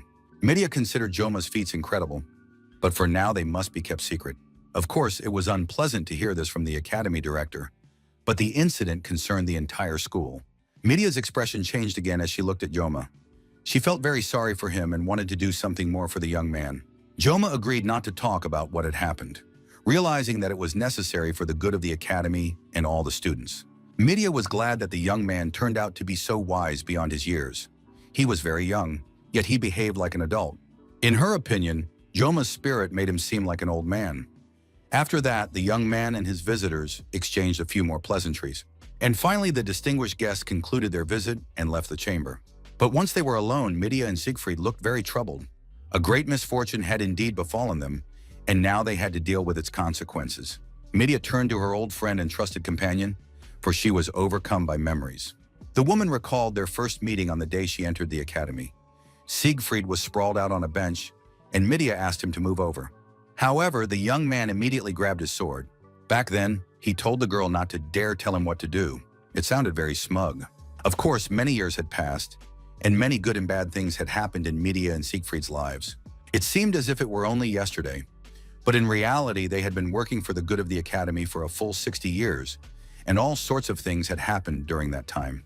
Still, it seemed ridiculous that the two of them hadn't managed to fill the Academy's history with even a dozen feats, even though the Academy had already earned its reputation over the centuries. All sorts of things had happened within the Academy's walls over the past 700 years, and they had managed to defend it. However, judging by recent events, everything was beginning to change. Times had changed. Medea activated her ability to tell and show Siegfried certain situations. The thing is, before the exams began, the Academy director received reports from her subordinates. These reports stated that the entire island was completely safe. It had been inspected by the teachers, and children could be sent there without worry. It had long been known that mermaids sometimes appeared on this island, so the Academy director was thorough and specifically sent teachers to inspect the area. Nothing foreshadowed the events that erupted as a result of the midterm exams. Siegfried listened very carefully. He too was on his guard, especially since his granddaughter had told him all the details. Medea was determined not to let negativity into her life. After all, she had managed to handle her role as Academy director for many years, maintaining its reputation and avoiding any incidents. Of course, Joma turned out to be a real hero. He single-handedly defeated a real mermaid, the best student in the Academy's history. Siegfried was deeply upset when he first started thinking about that vile mermaid. As for Joma, Siegfried had his own opinion. He was convinced that the young man had innate talent. Siegfried had seen many people whose names came to define an era. They shone like stars and then faded like meteors. In the families of heroes living on the cusp of glory and disgrace, the word genius is used far too often, even if the child stands out only slightly. That is why Siegfried tried to use that word as rarely as possible when referring to his own granddaughter. But if such a talent truly exists, the word genius can certainly be applied to Joma. It's hard to imagine what heights this young man will reach. Perhaps Joma is the very person Siegfried has dreamed of his whole life. After that, the man went about his business, leaving Medea in a state of confusion. Siegfried was certain the Academy was indebted to Joma, and it was only thanks to his actions that the Academy's honor had not yet been lost. Medea fully agreed with her old comrade. The tragic conclusion of the midterm exam could not only ruin the Academy's reputation, but also serve as the start of a war. Everyone at the Academy who knew about the situation decided to erase it from their memory. Students who were asked uncomfortable questions about the midterm exam said that everything had been as usual. When he arrived for class, Joma realized that the Academy director had been telling the truth. Absolutely no one was discussing his exploits on the island. It was, of course, awkward to bring it up, but now his classmates could laugh at Joma. After all, he had defeated a mermaid. After Joma was discharged from the hospital, the first thing he did was head to the school smithy. The young man introduced himself, told them his name, and asked them to enhance the properties of the mercenary sword. In reality, the sword's stats were rather weak, so for now it was just a pretty piece of metal. Joma wanted to give it more power. The blacksmith gladly agreed, saying that today was the Academy's 700th anniversary, and he wouldn't charge the young man. The order would be ready in a week. Joma considered himself extraordinarily lucky. The sword's stats would be boosted to the maximum. He was still dreaming about the next changes in his life when someone called his name. It was Chloe, who was very happy that Joma had already been discharged from the hospital. She asked how he was feeling. Joma noticed that Chloe was on crutches, and her leg was in a cast. The girl couldn't say exactly what had happened to her. It just happened on its own. Chloe had received treatment on the island, and the nurse at the hospital said that in a week she would be able to walk without crutches since she was from the Auditor clan. Joma was glad that his friend was practically fine. He'd been worried about Chloe since he was the one who'd sent her for help. As a result, Chloe was injured, but thankfully the consequences weren't serious. Joma realized that he had defeated the mermaid alone, but they had succeeded because each of the kids had played their part. Chloe said that according to rumors at the Academy, Director Medea had fallen out with the elders. No one knew the details. Chloe played her part wonderfully. She called for help and ultimately led them to the cave. Rachel fought bravely against the monsters. She threw herself into the battle with her whole heart and soul. Wapin didn't stop for a moment to heal the players' wounds. Thanks to his efforts, the team captain survived. Of course, questions arose about what Leon was doing, but most likely he was simply actively leading, and his appearance sometimes helped, and that was enough. Joma reflected that leading was a difficult task, but to be honest, he had expected more from the game's main character. Suddenly, the auditorium door swung open, and the man who entered barked for everyone to freeze and take their seats. Lee Won-bin looked very angry. He demanded silence and announced that he had an important announcement to make before practice began. Unexpectedly, it turned out that a new instructor would be working with the Tigers class for a while. The guys didn't understand what was going on. Another new instructor? They barely had enough energy left for Lee Won-bin's training sessions as it was. At that moment, the door swung open again, and the new instructor entered the room. No one could have even imagined in their wildest dreams who it was. Standing at the lectern was the Sword Emperor himself, before whom not only the teachers but also the academy's instructors bowed their heads. Joma was just as surprised as the rest. He didn't understand why this old man wanted to work as an instructor in his class. In one of the city's distant buildings, behind thick stone walls, other events were unfolding. A man was being severely beaten. He was either unable or unwilling to resist, and blood flowed from his battered body. A powerful hand grabbed the man by the chin to look him in the eyes. He asked for forgiveness again. However, instead of forgiveness, a powerful blow was struck to the stranger's head. The man again asked Instructor Kim for forgiveness, but she would not listen to him. The girl reported that the commander of the Fifth Army was furious about what had happened. Instructor Kim loved to nitpick. She was eating a jellyworm and insisted that the work had to be done right the first time because everyone's patience has its limits. Mr. Cloudy tried to apologize again, but was struck on the head once more. Instructor Kim didn't want to hear empty apologies. It annoyed her because they were completely useless.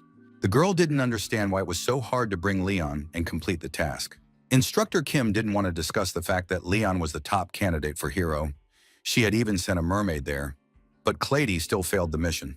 Because of this mistake, getting into the academy would now be much harder, which threatened to cause serious problems. Cloudy began apologizing again. It seemed he had no other words left. Instructor Kim was furious.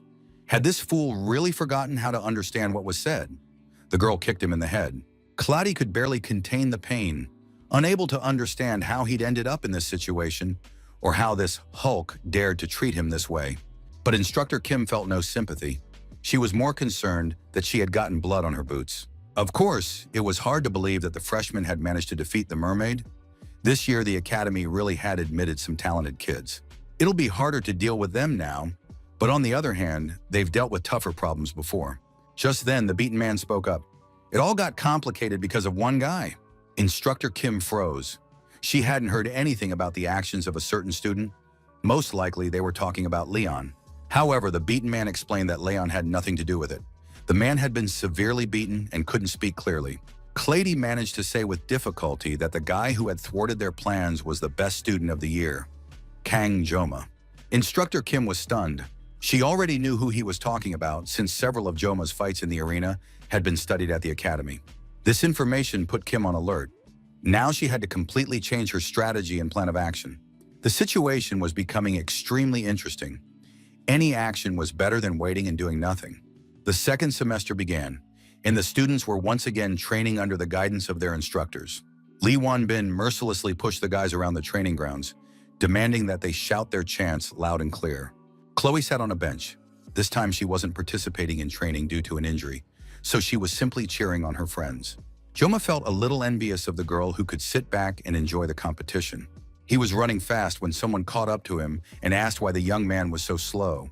Instructor Siegfried, it was him, suggested that Joma might have injured his leg during the exam. Joma replied that he wasn't injured. However, it was strange that this great old man was running alongside him to practice. After all, it was Siegfried von Nibelung himself, the first sword saint, Joaquin's right-hand man, the swordsman Aaron Nibelung, who had inherited the legendary title and was considered humanity's strongest warrior. Furthermore, during the Second War of Humans and Demons, he became Leon's mentor. As the story unfolded, this character's importance only grew with each mission. And now Joma didn't understand why this great old man was running alongside him to training. Joma wanted Siegfried to go back to Leon. The boy was beginning to realize that the game's main story was gradually being distorted. He remembered that in the game, Leon didn't end up getting the title of swordsman. Absolutely everyone had talked about it. If the title didn't go to Leon, perhaps it would go to another contender. But right now it was infuriating that this old man was running alongside him. Siegfried wasn't just running alongside him now, he was lecturing him. He said that the foundation of everything lay in endurance and patience. No matter how talented Joma might be, if his body wasn't ready, it wouldn't do him any good. Thanks to this basic training, his body would be ready to move to the next level, so Joma had to keep up and perform the exercises properly. Joma shouted back loudly and clearly that he understood everything. After that, the nasty old man smiled and ran even faster, demanding that the young man catch up to him. Fortunately, Joma wasn't the only one who couldn't keep up with Siegfried. The rest of his classmates were also trailing behind the old man. At one point, Joma even began to doubt himself, wondering if Siegfried might not be old at all. The next new rule was a complete ban on the use of weapons outside the training hall. All the students were forced to hand over their weapons. After that, the new instructor, Siegfried, dumped the contents of some kind of bag in front of the kids. It was a real pile of junk consisting of primitive tools and implements. A rake, a shovel, a hammer, and all sorts of other junk. The boys examined these items in surprise.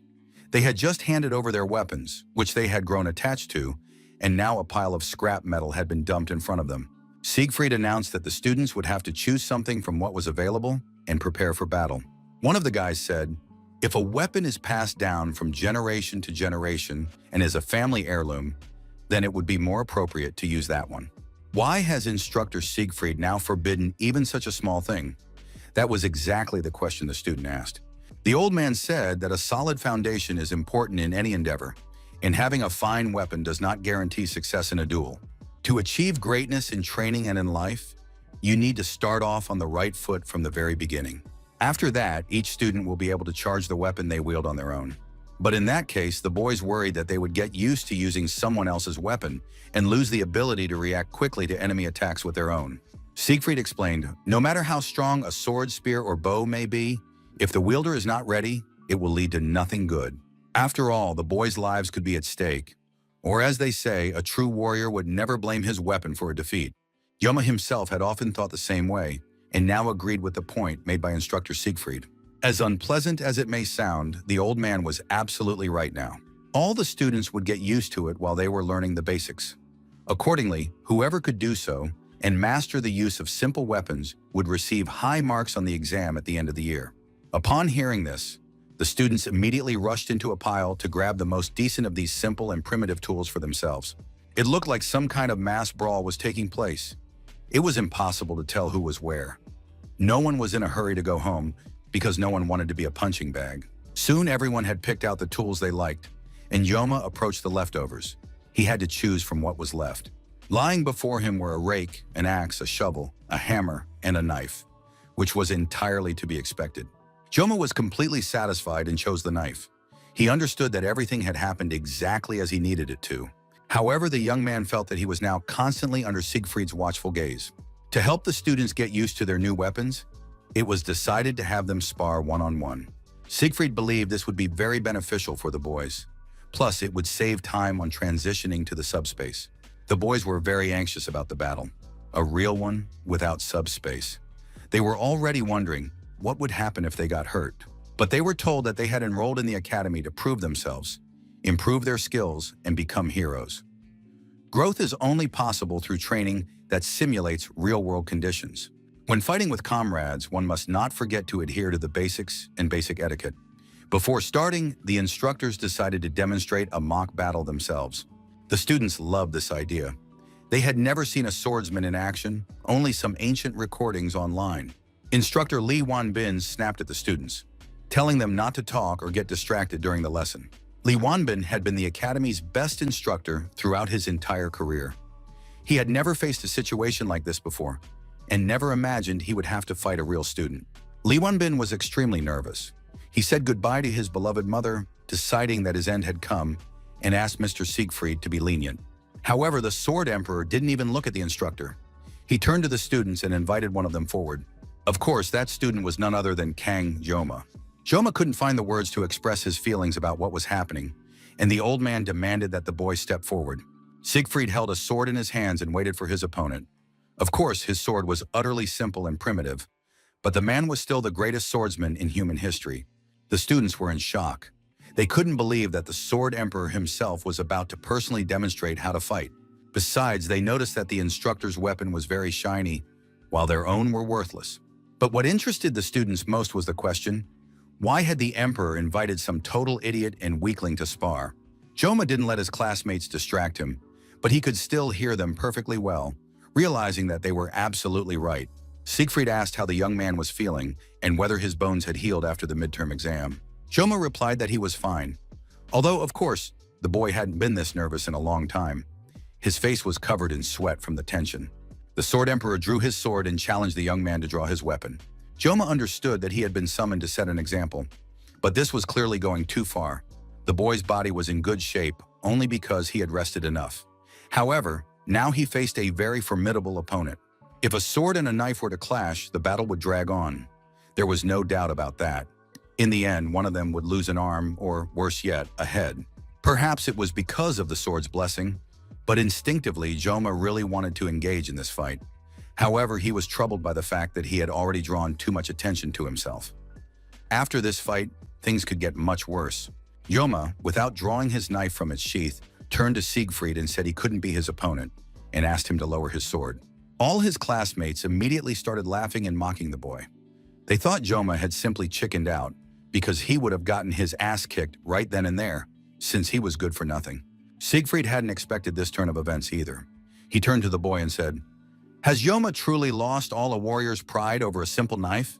Siegfried didn't understand how much longer the young man planned to hide his strength, and what good was talent if the boy was overcome by fear. Joma remained silent. He was thinking about pride, for that word had taken root in his heart from the moment he was given the title of Master of the Knife. That word was the main reason the boy hadn't sheathed his blade yet. The Emperor had deliberately provoked Joma into this fight, and the young man was well aware of that fact. Everyone was just waiting for Joma to run away. If he did, he would surely regret his decision in the future. Instructor Li Wanbin realized with regret that he would have to fight the Emperor after all, but Siegfried stopped him. The Sword Emperor sensed that the young man had made his decision and was ready to announce it to everyone. Everyone present froze, waiting to see what would happen next. Most likely, Joma would admit his weakness and refuse to fight. But the young man said that he, Joma, was ready to learn something new. The boy activated the blessing of the God of the Sword and prepared for the sparring match. When they clashed, it seemed as though nothing else in the world existed. Only two warriors in the entire universe. One, the great swordsman, and the other, a prodigious talent. Siegfried was very pleased. Everything had turned out exactly as he had imagined. And although the man was already quite old, he remembered the moment of his realization well. When Siegfried first took a sword in his hands and realized that he would never part with this weapon, the times that could never be erased from his memory were linked to the most joyful and tragic moments of his life. These were memories of a wandering knight who once took the time to teach a simple boy holding a sword in his uncertain hands. This wandering knight taught the boy sword techniques that eventually allowed him to become the greatest swordsman. Thanks to the talent of that stranger, Siegfried became what he became. Sometimes a single, seemingly chance encounter is enough to change the rest of one's life. And now, standing before Siegfried was a boy just as naive as he had once been. He needed help to unlock his talent. Siegfried had been keeping an eye on this boy since the entrance exam. It was Joma who would help the old man bring him closer to his unprecedented talent. After all, in his long life, he had never again met knights like his teacher.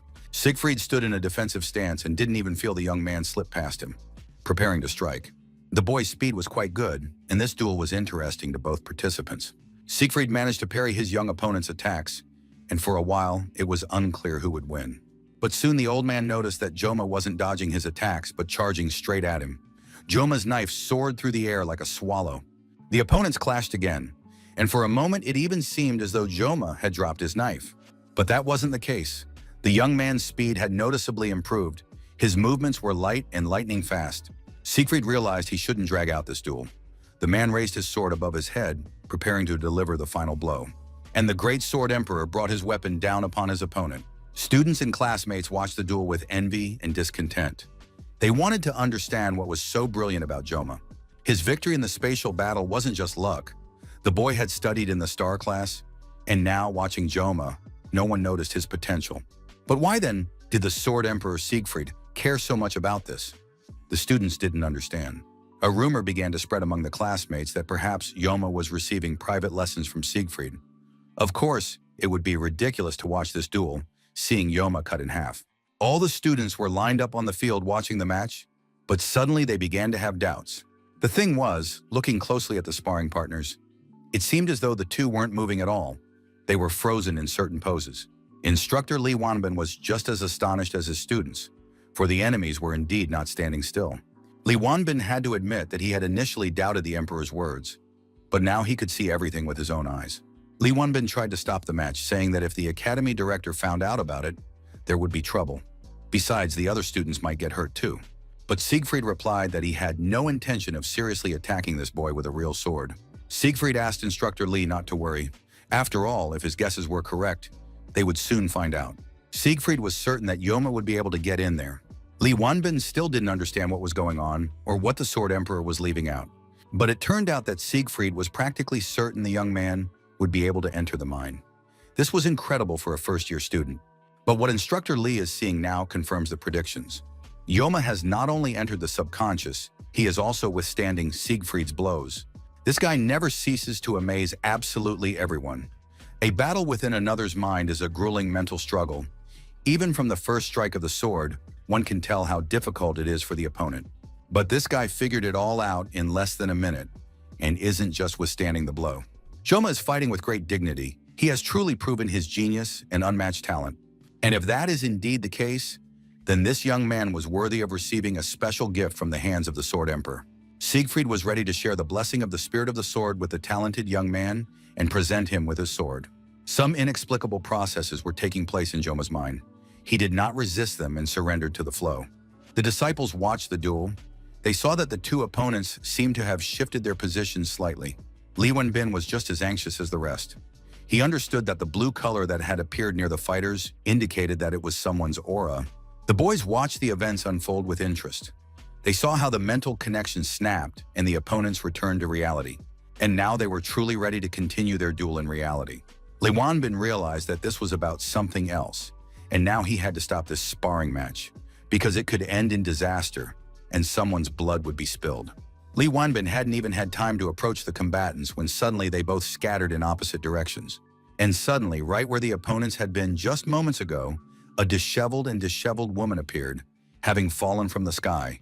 It was the academy director, Media.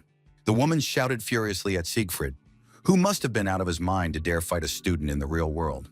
Many apologies were heard today in the academy director's office. It wasn't the first time Siegfried had repeated that he was very sorry, and that he really shouldn't have done what he did. But Media didn't believe his words. She was furious about the situation. It seemed like Siegfried had completely lost his mind if he decided to relive the old days right in front of the students, since she had worked so hard to secure him a position as an instructor at the academy. And Siegfried had challenged a student to a duel. It was simply beyond comprehension, and now the other students were in a state of shock and horror. That meant rumors would spread, and the academy's reputation could suffer. Siegfried tried to explain that he had no bad intentions, but the director wouldn't accept it and didn't want to listen to this nonsense. Siegfried himself realized that he had let his guard down. The boy turned out to be so strong that he was able to break free from the mental battlefield. It was unbelievable. Medea hadn't expected this kind of reaction from her subordinate. She realized that Siegfried wasn't listening to her at all. The man was forced to admit that he had missed most of her instructions because a lot of interesting things were going on in his head. Medea had to admit that in the last 50 years, she had never once heard an apology from Siegfried. And today he had done it for the second time that day. Medea wanted to figure out what had actually happened. Why had Siegfried challenged the student to a duel and failed to protect himself with subspace? It was unclear how it would have ended if Medea hadn't intervened. Siegfried was forced to admit that he wouldn't have been able to defeat Yoma if he hadn't activated his divine protection. Medea wasn't just surprised, she was stunned. Siegfried wouldn't have been able to win, and that speaks volumes. Medea, of course, knew that Yoma was very talented, but she also knew about Siegfried's great power. The Sword Emperor explained that Yoma had already reached the level of a mental image. Upon hearing this, the academy director knew that Vikryd himself had only reached that level by the age of 30. Was it even possible for such powers to awaken at 17? Siegfried himself didn't understand how this was possible. He suspected that there was something in the boy that could compensate for a lack of experience. However, these explanations remained very vague and did not provide a clear picture. Medea clutched her head. She couldn't believe she would have such a talented student. Stopping the battle, the woman immediately rushed over to the boy to check on his well-being and condition. The young man replied that he was fine. However, a strange, eerie aura emanated from him, and it was clear that he was in a rather unusual state. For a split second, Medea forgot that she was a teacher and felt a strange sensation as she looked at Kang Jom. It was a feeling of fear. She had felt the same fear when she first met Bassman, the commander-in-chief of the 6th Legion. Why, then, did that feeling now overcome her as she looked at the student? Perhaps it was a coincidence, or maybe it was just her imagination playing tricks on her due to stress and surprise. And now, as Media looked at her old friend and comrade, seeing his focused and troubled face, she realized he wasn't lying. Media realized that, as strange as it sounded, she had to admit it, Siegfried had lost. The man immediately protested. How could anyone say such a thing? No matter how talented Yoma might be, he could never compare to Siegfried, especially since Siegfried hadn't had his weapon during the battle. Media couldn't understand why Siegfried had gotten so worked up, especially since he was the kind of person who was always telling everyone that you shouldn't rely on weapons. One of Siegfried's main mottos was that you shouldn't blame a lack of weapons for your defeat. And now it all seemed like nothing but empty excuses. Media hadn't expected this kind of behavior from Siegfried. Siegfried was furious. Of course, they were old friends and could afford to tease each other, and now this petty headmistress had caught him out. The good old friends, whether joking or serious, kept chatting with each other, trying not to think about what had actually happened today. The two rivals clashed again in a duel. They flew toward each other, slicing through the air. The young man woke up to the sound of his alarm clock and breathed a sigh of relief. He was glad to be in his own bed and to realize that it had all been a dream. Joma was glad that everything had ended well, even though the old man had turned out to be quite aggressive. If Media hadn't intervened, one of them might have been seriously hurt. Joma rolled onto his side and began analyzing his fight with Siegfried again. Many strange and unusual things had happened in that battle. At first, both opponents found themselves as if in a vacuum. This was called a mental image. It was very strange to experience something like that firsthand. The mental image was a level of mastery and skill in handling one's weapon. It was achieved through a shift in consciousness, and several conditions had to be met. They say that only masters of the highest level, who have used only one weapon their entire lives, can enter the mental image. That is precisely why, even in this world, only true heroes who wield special divine weapons can enter the mental image. Even Leon, a natural-born hero possessing the qualities of a true warrior, needed 3 years of private training to enter it. Joma knew this for a fact. He remembered that moment from the game well. But now the boy couldn't understand how he'd managed to do it on his first try. After all, it had taken a true hero 3 years to do so. These thoughts kept him awake, and Joma felt exhausted. The boy sat on the bed, continuing to ponder. In his past life, he had devoted himself to mastering the knife and sashimi, and had even earned the title of the country's best chef. Moreover, every time Joma invoked the blessing of the god of the sword, his concentration and other skills improved. In this world of Joma's current life, his past life as the chef, Kim, blended together very harmoniously. This was clearly evident when overcoming various obstacles. It was amazing that the young man was able to transfer his life experience into the game. He understood that, given his experience, avoiding situations would only make things worse. He would remain just another person who had achieved nothing. That night proved to be decisive. Joma realized that instead of just going with the flow, he would try to do something he was good at. And if various problems arose along the way, Joma decided he would deal with them as they came. The boy thought that if he could open this space at will, he would train without using the sword's blessing. That would be a great experience because every time he used the blessing, he felt terrible. Joma decided not to put it off and to try to #redo the transition into consciousness right now. At first, it seemed like everything was going very well, and it was as if the boy had found himself not in his room, but in the middle of the courtyard. But suddenly, reality seemed to crack. Soon it shattered into pieces and a huge hand emerged from the hole that had formed. The hand slowly approached the boy. It was enormous, and its finger touched Joma's shoulder. The young man couldn't say exactly what he felt at that moment, but the knife he was holding crumbled into pieces. And in the very next second, he was standing in the middle of his room again. Now he had to figure out what had happened. In another house that night, no one was sleeping. A real row was going on there. This time, Granny had crossed the line. He had shown clear disrespect, though everyone had agreed to it from the start. Elder Claudia believed that it didn't matter anymore. They needed to sort everything out as soon as possible. Of course, sending the mermaid was going too far, but at the same time, they needed to keep a very close eye on this boy. Perhaps now Kanjoma would turn out to be a candidate for the role of hero, but Leon had been the candidate at the start. Elder Claudia replied that Leon had not yet fully revealed his powers. Besides, one shouldn't forget certain important points. It was Joma's student who defeated the twins during the entrance exam.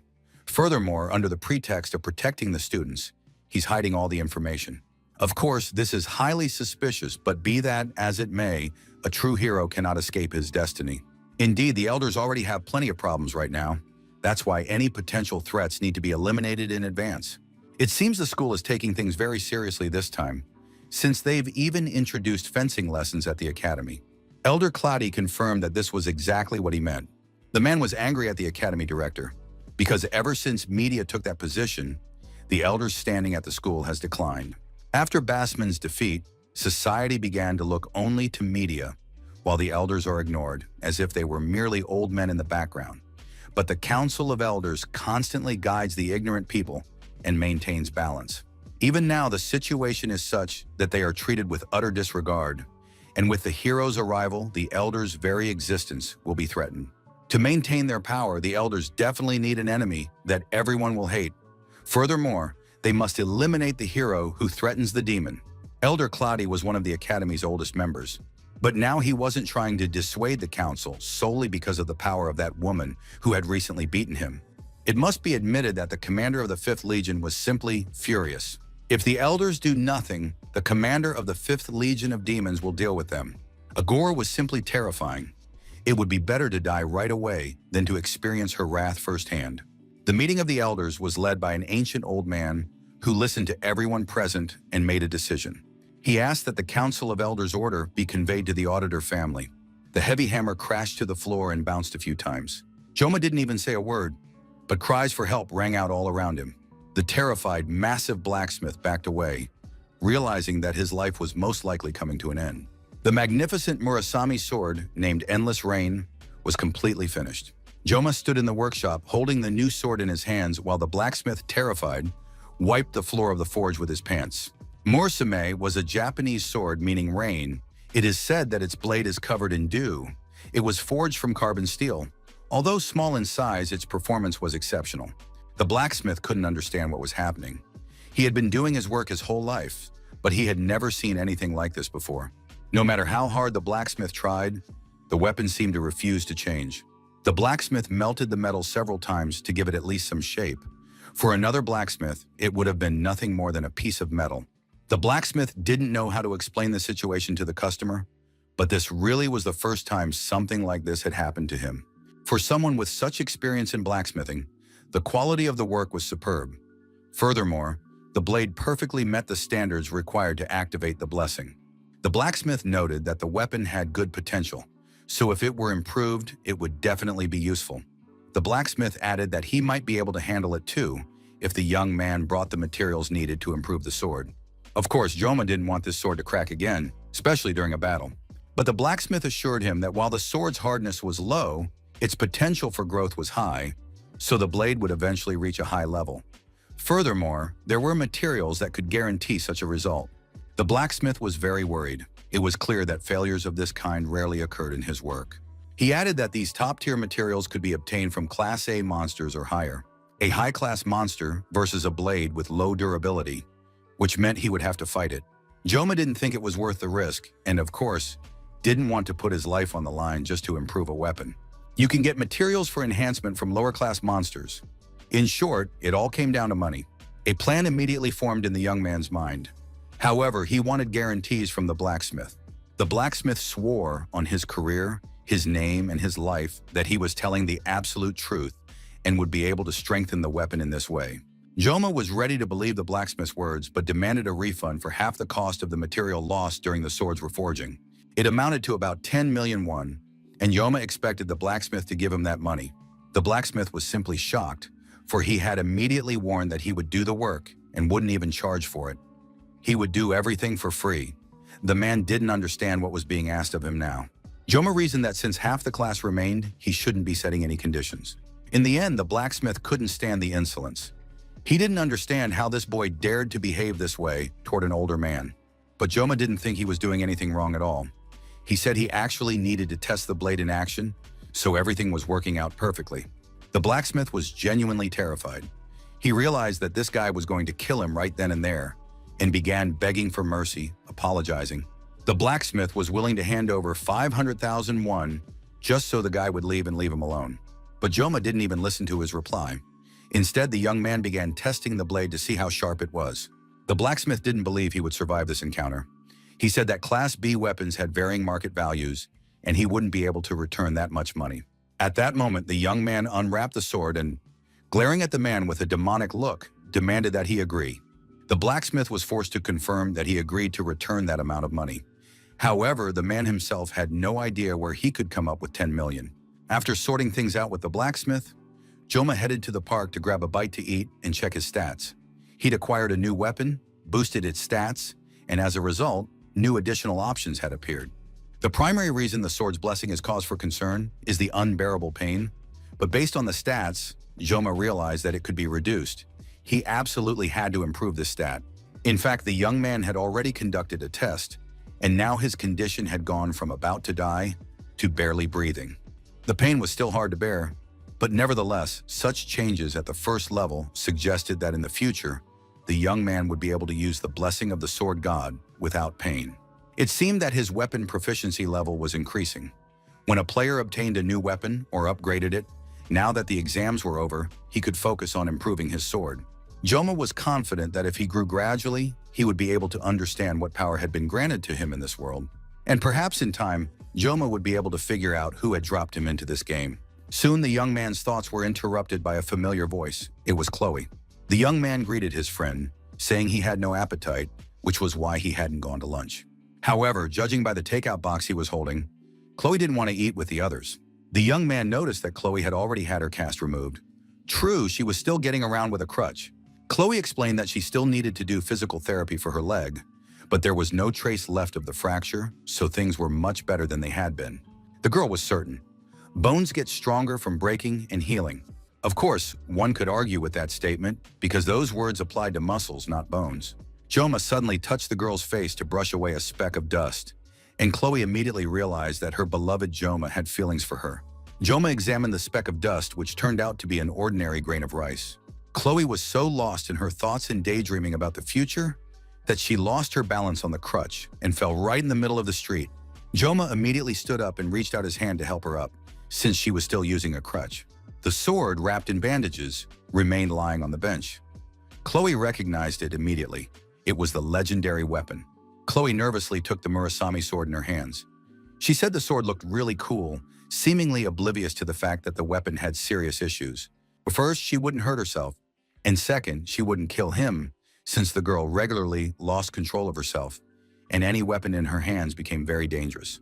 Chloe raised the sword above her head, saying that it was very beautiful and you wouldn't even think it was a Class E weapon. Of course, it was sad to realize that the weapon was so weak. Chloe started making excuses, saying that wasn't what she meant. It's just that this sword looks great for its class. Joma decided there was no need to worry. After all, he'd managed to squeeze a small monetary compensation out of the blacksmith, and next time the blacksmith wouldn't charge for the work if they brought reinforcing materials. Chloe was sure everything would work out. After all, Joma had originally become the school's strongest student using just a simple knife. If the weapon were reinforced, it would be several times better. Chloe was certain that Joma would definitely improve his skills, but Joma saw no reason to get stronger, since from the moment he defeated the mermaid, he could handle most monsters of medium level and above. Now he wanted to improve his weapon simply to reduce his own suffering while wielding the sword. Chloe saw that her friend had become very sad and pensive. She assumed he was upset by the criticism she directed at his blade. Joma reassured his friend, saying that things weren't as she thought. He wasn't upset with Chloe at all. Joma admitted that compared to the Murasame he had originally received, the sight of this mangled weapon had deeply upset him, causing him to sigh with sorrow. Chloe completely agreed with the young man, for a blacksmith who had ruined such a legendary weapon was simply a scoundrel. He must be punished, and Chloe was certain she had the strength to do it. The girl was ready to destroy anyone who, in one way or another, had ruined her beloved friend's life and mood. Now it was Joma's turn to look at his pensive friend, trying to guess what she had in mind. Suddenly, the young man tensed and began to listen. He looked around and noticed the leaves falling from the tree. Joma was surprised. Why hadn't Chloe sensed the danger, since she was always monitoring her surroundings? Walking up to the tree, Joma kicked the trunk with all his might. Along with the falling leaves and broken branches, Nox Auditor, Chloe's brother, fell from the tree to the ground. Joma looked at the guy. He understood that there could be no friendly or warm relations between them after their recent battle in subspace. Nox was very surprised that Joma had noticed him, and now the guy braced himself for a fight, realizing it would be difficult to explain his behavior. Chloe looked at her brother in surprise. She too now wanted to know what he was doing there. The girl tried to distract Joma, who was clearly not pleased, especially since the young man was holding the Murasami sword in his hands. Joma noticed that Nox looked perfectly normal. Most likely he was unarmed. Joma turned to Nox and asked if the young man wanted to say anything to him. Joma believed that the guys had sorted things out after their last meeting, and now they had absolutely no hard feelings toward each other. However, Nox replied that that wasn't why he had come. He had business to discuss. Joma was very surprised. What business could there possibly be between them, considering that Nox had lost? Nox replied that he was practically certain. Everything he said in the house would be known to his sister. So Nox decided to tell them both, to put an immediate stop to the whispering behind his back. Besides, the issue he was about to discuss directly concerned Kang Joma. Nox's auditor explained that the Council of Elders had tasked him with dealing with Joma. Hearing such information was unpleasant for anyone. The young man noted that the Academy Elders had finally appeared in the game, but their behavior was simply disgusting. Chloe immediately jumped up, outraged. Was her brother really looking for Joma in order to kill him? Nox tried to calm his sister down, saying that she hadn't been home in too long and was forgetting who was the older one and who was supposed to listen to whom. But Chloe was beyond stopping. She shouted at Joma to follow her, armed herself with a utility knife and a crutch, and decided to deal with Nox herself. The guys watched the girl, who was making a mountain out of a molehill, and my sister was proving it once again. Nox continued his story, addressing Joma. He didn't care what Joma was up to or how he lived, but for some reason the elders were obsessed with the guy. The tense atmosphere was palpable throughout the entire Auditor's clan. It turned out that the elders were anticipating a major disaster. Most likely, the Academy Director knows about everything too. However, she prefers to keep it a secret, since taking action against a mere Academy student goes against the principles. But considering that the order to eliminate Joma came from the Elder himself, such things are hard to ignore. Nox wanted to warn her that if the pressure continues, he'll be forced to comply. He has no choice. Besides, Chloe is also part of the Auditor clan, so she needs to know everything that's happening around their family. Joma listened to Nox's story, who said he had come on clan business, but in reality, the guy was worried about his sister. At that moment, Nox added that he had said everything he wanted to say, turned around, and walked away. Joma called out to the young man. Of course, he should have thanked him for the warning and also apologized for their previous fight, which had injured Nox. But the guys were too proud. Nox understood everything and replied that his sister was always happy when Joma was around. Nox added that he had never seen Chloe so joyful and relaxed, not even when he was her brother as a child. Nox didn't want to hear any apologies. He simply asked Joma not to let anyone hurt or upset his sister. Of course, Joma understood his brother's feelings, but Chloe had injured her leg during the midterm exam, not because of him. Nox continued to stare at the young man, as if expecting a response to his statement. So Joma was forced to promise Nox that he would protect Chloe and try to prevent any trouble from happening to her. That concluded the conversation. However, for some reason, Nox didn't leave, and soon he finally asked the question that had been weighing heavily on the boy's mind. Nox wanted to know how Joma had become so strong. Joma didn't consider himself strong at all. It was also surprising to hear such a veiled compliment from his rival. A hero or person can be called strong if they are a master of fencing or at least an expert in their field. Joma's strength lasted no more than a minute, so he couldn't be called strong. In reality, Nox used Chloe as a pretext, but revealed the clan's secrets to an outsider. However, Joma couldn't tell Nox this, so the young man didn't know how to respond. Joma turned to the young man. Joma suggested that Nox wasn't being sincere enough. Of course, this sounded very provocative, since the boy, having broken the clan's oaths, had revealed secrets to his opponent. As a member of the Auditor family, Nox should have had a certain level of social experience to interact with others. But having been locked away within the Academy's walls, he was forced to confront the limits of his growth. Joma advised Nox to gain social experience, and if he worked hard enough, he would get something in return. After that, Joma turned around and walked away quickly. During the lesson, the teacher spoke of the gods who ruled over everything and who were visible. The teacher explained that in addition, there were many gods in the heavens who were responsible for bringing order and prosperity to everything. Joma wasn't really paying attention to the lesson. The boy was thinking about how the Academy elders had set their sights on him. The council consisted of the descendants of the 5 remaining students of Valor Joaquin.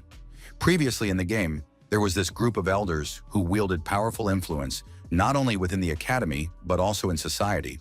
However, since they constantly interfered with the game's protagonists for the sake of their own power and security, the players nicknamed them the 5 Corruptors. And now, somehow, these elders had learned of Joma, and they saw him as their adversary and enemy. Joma listed the deeds he had already accomplished: enrolling in the academy, battling Nox in subspace, and defeating the mermaid on the island. Looking at the list of his exploits, Joma understood why the elders had taken an interest in him, even though he had once dreamed of living peacefully, quietly, and safely. It looked as though the young man had been deliberately drawing attention to himself. But even despite all his actions, it was very strange that the council wanted to get rid of the student, since Joma posed no danger to the academy. The boy looked at the list of his exploits once more and thought about Leon's island and the mermaid. Joma suddenly realized, and the pieces fell into place in his mind. The elders didn't want to get rid of him, but of Leon, and Joma had simply gotten in the way. No matter how well media managed to keep everyone at the academy silent, the truth that Joma had destroyed the mermaid was bound to spread beyond the school's walls. And the fact that the elders had set their sights on Leon, who was the leading candidate for hero, meant that someone, or even the entire council of elders, was in cahoots with the demons. It turns out they didn't just want to wound Leon, but to kill him, to take the life of an ordinary student. This is wrong. No matter how corrupt the elders were, preserving their privileges was more important to them than the safety of humanity or the academy. It was hard to accept the fact that all the elders were so corrupt. He could have simply attacked and killed them one by one. But Joma understood that the time had not yet come, and when it did, no one would walk away alive. At that moment, the teacher wrote the definition of absolute freedom on the board and told the students to copy it into their notebooks. However, Joma couldn't concentrate at all. Instead of simply taking notes, Joma began to devise a plan for his future actions and eventually realized that he urgently needed to strengthen the Murasami sword. And to do that, he would have to go to the dungeon. Joma realized he couldn't handle it alone and would definitely need to assemble a team. Of course, Chloe would immediately agree to join. Joma thought that instead of Rachel, it would be better to take someone better and more capable. And besides, it would be preferable if Chloe and Rachel didn't cross paths. The professor continued to lecture about how humanity must submit to the gods, rather than proclaim the end of a mythical era. Joma wasn't listening to the lecture at all. He was planning his next moves and picking the right crew for the dungeon run. The next candidate the guy signed up was Vapan, who had proven himself very well on the island. So he definitely needed to talk to him.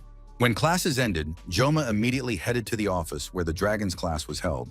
One of the students called out to him, saying that this wasn't the kind of place where useless nobodies could just show up whenever they felt like it. Joma looked at the guy and realized he was dealing with a special kind of student, huge and strong, but completely dim-witted. Joma didn't understand why this minor character had picked a fight with him. Joma had 20 years of experience in the restaurant business, so such foolish teenagers were no match for him at all. Joma told the thug that he'd better get lost before Joma beat the crap out of him. Of course, the thug immediately flew into a rage. How dare anyone talk to him like that? The guy got ready to punch the insolent man. Joma wasn't intimidated by the thug's actions because he didn't see him as an opponent or a threat. But in the next moment, this unfamiliar thug received a powerful punch to the jaw from Vapan. Students from different classes noticed the commotion echoing through the school hallways and assumed a fight was breaking out. But there was no fight as such. The thug, having taken a powerful blow from Vapan, was simply lying helplessly in the middle of the hallway. Vapona looked down at the floor and said that it seemed too hard, so the guy was probably in a bit of pain. Joma had heard about the power of healing mages, but had never seen one of them engage in hand-to-hand combat, and now he was pleasantly surprised. Vipin was glad to see Joma. He realized the guy had come to talk to him and suggested they go outside to do so. Joma briefly explained the task. He needed to assemble a strong team as soon as possible. Wapin was ready to help with that, but suggested splitting the reward among all the squad members, even though Joma just wanted to collect materials from monsters. Joma knew that if he announced a team recruitment, no one but Chloe would show up, so he decided it would be easier if someone from the Dragon class assembled the team. Weapon continued to reason. He understood that the team needed at least 4 people. Only then would the Academy allow them to go on the mission. Weapon noted that if they ignored the Academy's rules, Joma was capable of handling it on his own, thanks to his abilities. Joma seriously doubted he could handle it alone this time, but Wapin didn't see a problem with that, since the guy had just destroyed an entire mermaid right before his eyes without anyone's help. Wapin thought Yoma was too modest, although Joma understood that it wasn't a matter of modesty, but rather that he knew exactly where he was headed. Wapin waited a while longer for Joma to share the details of the mission, but realized that for now, this was all he needed to know. Joma thanked Wapin for helping him heal, and thanks to the young man, he was back on his feet after a few days of rest. Wapin was pleased that everything had turned out so well. He really wanted to help Joma, who had impressed him with his courage and abilities. Vapan agreed to accept the offer, since he had no reason to refuse. Besides, he knew that together with Joma, he would gain an unforgettable experience. After the young man received Wapin's consent, he was ready to share some more details. Wapin asked which specific dungeon Joma was planning to go to. It turned out to be the Class C Buffalo Dungeon, located in Shulwan. The Buffalo Dungeon was a fairly popular spot. Vapan had heard about it many times before. It turned out that there were already 3 team members at this point: Joma, Chloe, and Wapin. They needed to invite one more. Joma honestly said that if possible, the 4th member shouldn't be Leon or Rachel. Wapin replied with a laugh that they couldn't just take them along like that. It turned out that ever since Joma had been hospitalized, Rachel had been training constantly in the training hall. And Leon was probably preparing to conquer a high-level dungeon with 2nd and 3rd year students. This news made Joma very happy, though Wapin found it strange. Wapin tried to figure out who he could bring on to the team. It had to be a strong member. Finally, the guy had an idea and said he had someone in mind, and she was currently asleep. Of course, it was strange that someone would be sleeping in broad daylight, but Wapin said she always did that. However, before heading over to her place, they had to stop by the store first to buy a few things. Night had already fallen, and the guys approached the Japanese house. Wapin opened the door like the owner. It seemed as if he had come home. Joma had no idea such a place existed at the academy. He had never been here in the game. In his past life, Joma had been a Japanese chef, though he had never actually been to Japan himself. Of course, he would have liked to visit Japan at least once in his life to research the market. Joma noticed the stands with targets studded with arrows. Finally, Vapan said they had found the person they were looking for. The guys approached the girl sleeping right on the floor. Wapin started calling out to her, trying to wake her up. The girl was sleeping very soundly like a child, with her fist tucked under her head. Wapin crouched down beside her and began shaking her, trying to wake her up. Nothing worked, and then the young man quietly said that he had bought something. It worked. The girl jumped up immediately and asked where it was. Wapin pointed his finger at Joma, standing slightly behind him. The young man was holding a shopping bag. Before Joma could even blink, the girl flew over to him and snatched the bag from his hands. After that, she made a few more quick moves and was now lying there completely satisfied, with Joma tucked beneath her, devouring some tasty treats and utterly happy. The girl wasn't shy and, making no attempt to hide her delight, turned to Joma and asked if he had any more treats. In the kitchen of one of the restaurants, the chefs were each busy with their own tasks. Suddenly, a loud shout rang out throughout the restaurant. Someone yelled, "It's open!" Chef Kim's only entertainment, aside from work, was the game Wonderful Blessing. He was barely surviving in the smelly, male-dominated workplace. It was just as difficult in the game as it was in real life. And finally, sitting on the toilet, the chef got what he had been striving for. Now at last, she was in his hands. The man hoped that Abel would appear in his game immediately after payment was received. With trembling hands, the man confirmed the receipt and pressed the button in the game, finally expecting to meet his favorite. The image of a lovely girl appeared on the phone screen, and she asked if he had any sweets. The beautiful girl's name was Saki Ryode. The chef didn't understand how this had happened, since he had wanted to buy Abel. Many female characters appeared around the game's main character, Leon, and among them was the one who was considered on par with the game's main character, the beautiful Abel von Nibelung. Each female character had her own unique charm. It couldn't be said that any of them was significantly inferior to the others, but still, Abel was very cool and desired by absolutely all players. The game's plot showed how Abel and Leon overcame difficulties and how love blossomed between them. It was at that very moment that Chef Kim succumbed to Abel's charm, pulled out his wallet, and paid for the in-game purchase to unlock this character. As a result, the other female characters ceased to exist for the player. One of the first she forgot and cut out of her life was Saki Ryode. Even though she was his first 5-star character, the daughter of the saint with the bow. And now this beauty was asking if he had any more treats and calling Joma ill-mannered. Joma had played as Ryode for a while. He knew she was a high-tier character. She was excellent at long-range combat. Besides, Ryode has a very high intelligence stat, and she doesn't play a major role in the main story. So her inclusion in Joma's team shouldn't significantly affect the game's plot, which isn't a bad thing either. Road had already eaten several chocolate bars and turned to Wapan with a question. Why are you here? Instead of answering, Vapan tossed the girl another chocolate bar. As the beauty began to eat it, Vapan explained that the stranger standing nearby was Kang Joma. He had come to Wapan today with a request. The young man spoke very slowly, giving the impression that he wanted this information to sink in and stay in the girl's mind.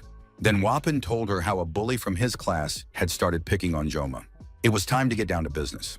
And the guy said that Joma was putting together a team to go on a mission that would start next week. Joma listened to his friend and realized that this was the most ridiculous explanation possible. Wapan explained that Joma needed materials from the caves and the rest of the reward would be split among the team members. Throughout this whole ridiculous explanation and story, the girl didn't say a word. She approached Joma, pointed at him, and asked if he was the guy from the subspace. Upon receiving an affirmative answer, Reiji said that completing the dungeon counts toward final grades, so she had no reason to refuse. But she noted that Joma had less tenacity than she'd expected. And this was coming from a girl who, just a minute ago, had been sleeping like a log. Reiji immediately added that, actually, she doesn't work with people who aren't persistent enough. It seemed like the archer was about to refuse. Weapon was shocked. He turned to Saki, saying that she had seen the duel and that Joma was far from an ordinary guy. But the girl was sure that last time, Joma had just happened to face a weak opponent. Weapon began to protest. Nothing of the sort. After all, back then, Joma was fighting one of the auditor's clan during the midterm exam. But at that moment, the young man realized he needed to keep his mouth shut and immediately stopped talking. Wapan said he couldn't tell the girl certain things, and she'd just have to take his word for it. Reiji replied that she wasn't a dog to just take his word for it. But then Wapan added that she reacted to sweets like a dog. Reiji got upset and said that the guy just didn't understand anything about sweets. Soon an argument broke out between the young people. Joma didn't understand what was going on at all. Wanting someone on the team and putting up with bad manners are incompatible concepts. The young man saw no point in humiliating himself like that for the sake of one person. Joma turned around and headed for the exit, telling Vapan to forget it. He didn't need a partner like that, and they'd find someone better than Reiji. Hearing this, the girl froze immediately and asked if Joma really didn't urgently need someone to clear the dungeon. Joma didn't know how to explain to this beauty that he wanted to trust his comrades, not constantly compete with them.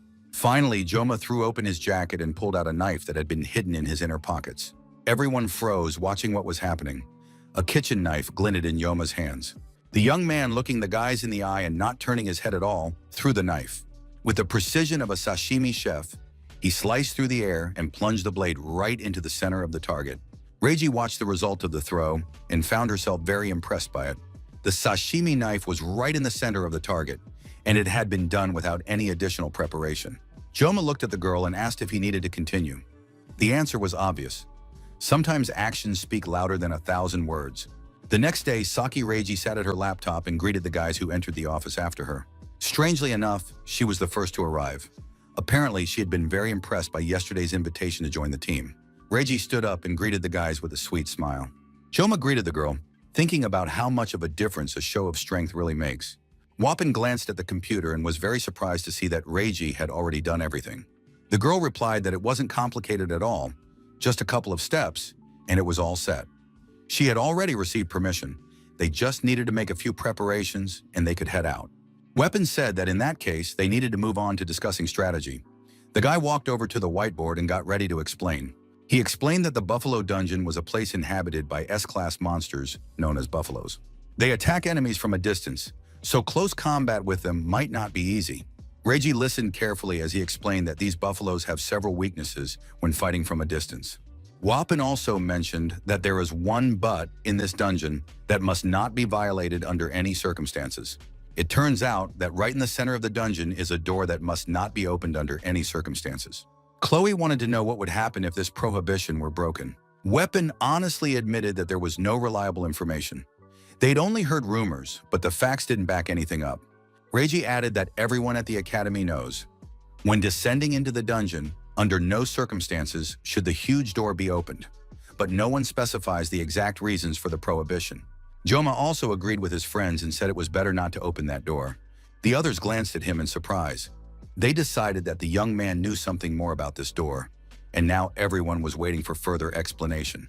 Vapin was the first to lose his patience and asked Joma directly what he knew about the door. Of course, Joma knew something, but he wasn't going to say it. He explained that even a fool could see it was better not to touch the door. In reality, the young man knew that behind the door was a boss who was difficult to kill. Weapon looked at his comrade in surprise and said that he had explained that right away. At first, the door could only be opened if certain conditions were met. Now, however, with the system update, it had locked itself, so there was no way to get in. Reiji was constantly eating candy bars and at some point caught Joma's gaze. Joma had to voice the question that was on the tip of his tongue. Did the girl really like these bars that much? Reiji replied that people who think constantly can't live without sugar, and everyone knows she's highly intelligent. Joma smiled at the girl, about to say something else, when he suddenly sensed a dark aura near him. Chloe was literally boiling over. The girl was starting to feel jealous again, and that always had a very tragic effect on everyone present. Joma suddenly sensed that it wasn't about Chloe. It seemed to him as if someone was watching the whole group. Chloe noticed her friend's wariness and asked what was going on, but Joma decided not to give anything away yet and to wait. After all, when the time came, the stranger would reveal himself. The bus was traveling through the picturesque province of Gangwon-do. Joma looked out the window and thought about that region. He had once sworn he would never even look in that direction. The fact was that the young man had served in the army in this area, and after returning home, never thought he would end up here again. The bus was stopped by police officers who asked why they were there. The driver replied that he was bringing his students from the Joaquin Academy. After checking the travel permit, the police removed the roadblock and let the bus pass. Due to the proximity to the underground, civilian checks were being conducted, though this security seemed highly questionable. Joma realized that the surveillance he had sensed a few days ago was coming from the elders. His thoughts were interrupted by Vapin, who offered his friend a boiled egg to eat, since they say Koreans eat them all the time. Joma declined, thanking his friend. In truth, he didn't think anyone else ate eggs. Wapin noticed that Joma's face looked rather tense. Perhaps he was a little nervous. Joma said everything was fine. After that, Wapan continued offering food to the other guys. Saki also declined to snack on eggs and Chloe was dozing off. Wapin wanted to know if Joma was going to go all out again this time. However, the young man said there was no need to do so, since there wouldn't be much danger for them in the dungeon. Reiji was very pensive. She stared out the window, trying not to show any emotion. Joma thought she couldn't take her eyes off him and didn't understand why. Finally, the group arrived at their destination. The weather was beautiful and everything around them looked simply stunning. This was a place where monsters had lived since ancient times. Now the area looked more like a tourist camp. Wapin noticed that Joma's bag looked too bulky. He asked what the guy had brought with him. Joma unzipped the bag and showed him. It was stuffed to the brim with all kinds of kitchen knives. Wapin joked that it looked like Joma was planning to sell knives here. But Joma replied, "Forewarned is forearmed." Of course, that sounded a bit old-fashioned, but Joma probably had his reasons. Chloe asked if she could take charge of everyone for a bit this time. After getting permission from the other team members, Chloe stepped forward and led the group of dungeon conquerors. The group approached the passage. In front of it were barriers, and guards were standing there. The male guards asked where the group had come from and asked them to write their names on a form. The students complied, and each left a note in the notebook. It immediately became clear that some of the names would catch the guards' attention. Wapin noticed that Joma was in no hurry to go, even though all the formalities had already been completed and they could enter. The massive concrete doors blocking the entrance to the dungeon slid open, and the group of kids entered with a mix of trepidation and curiosity. Joma was the last to enter the dungeon. He thought that the male guard looked somewhat strange. The young man realized that turning back would look too suspicious, but he still hoped the mission would end well. The walls of the dungeon were covered with declarations of love. Joma was surprised to see this.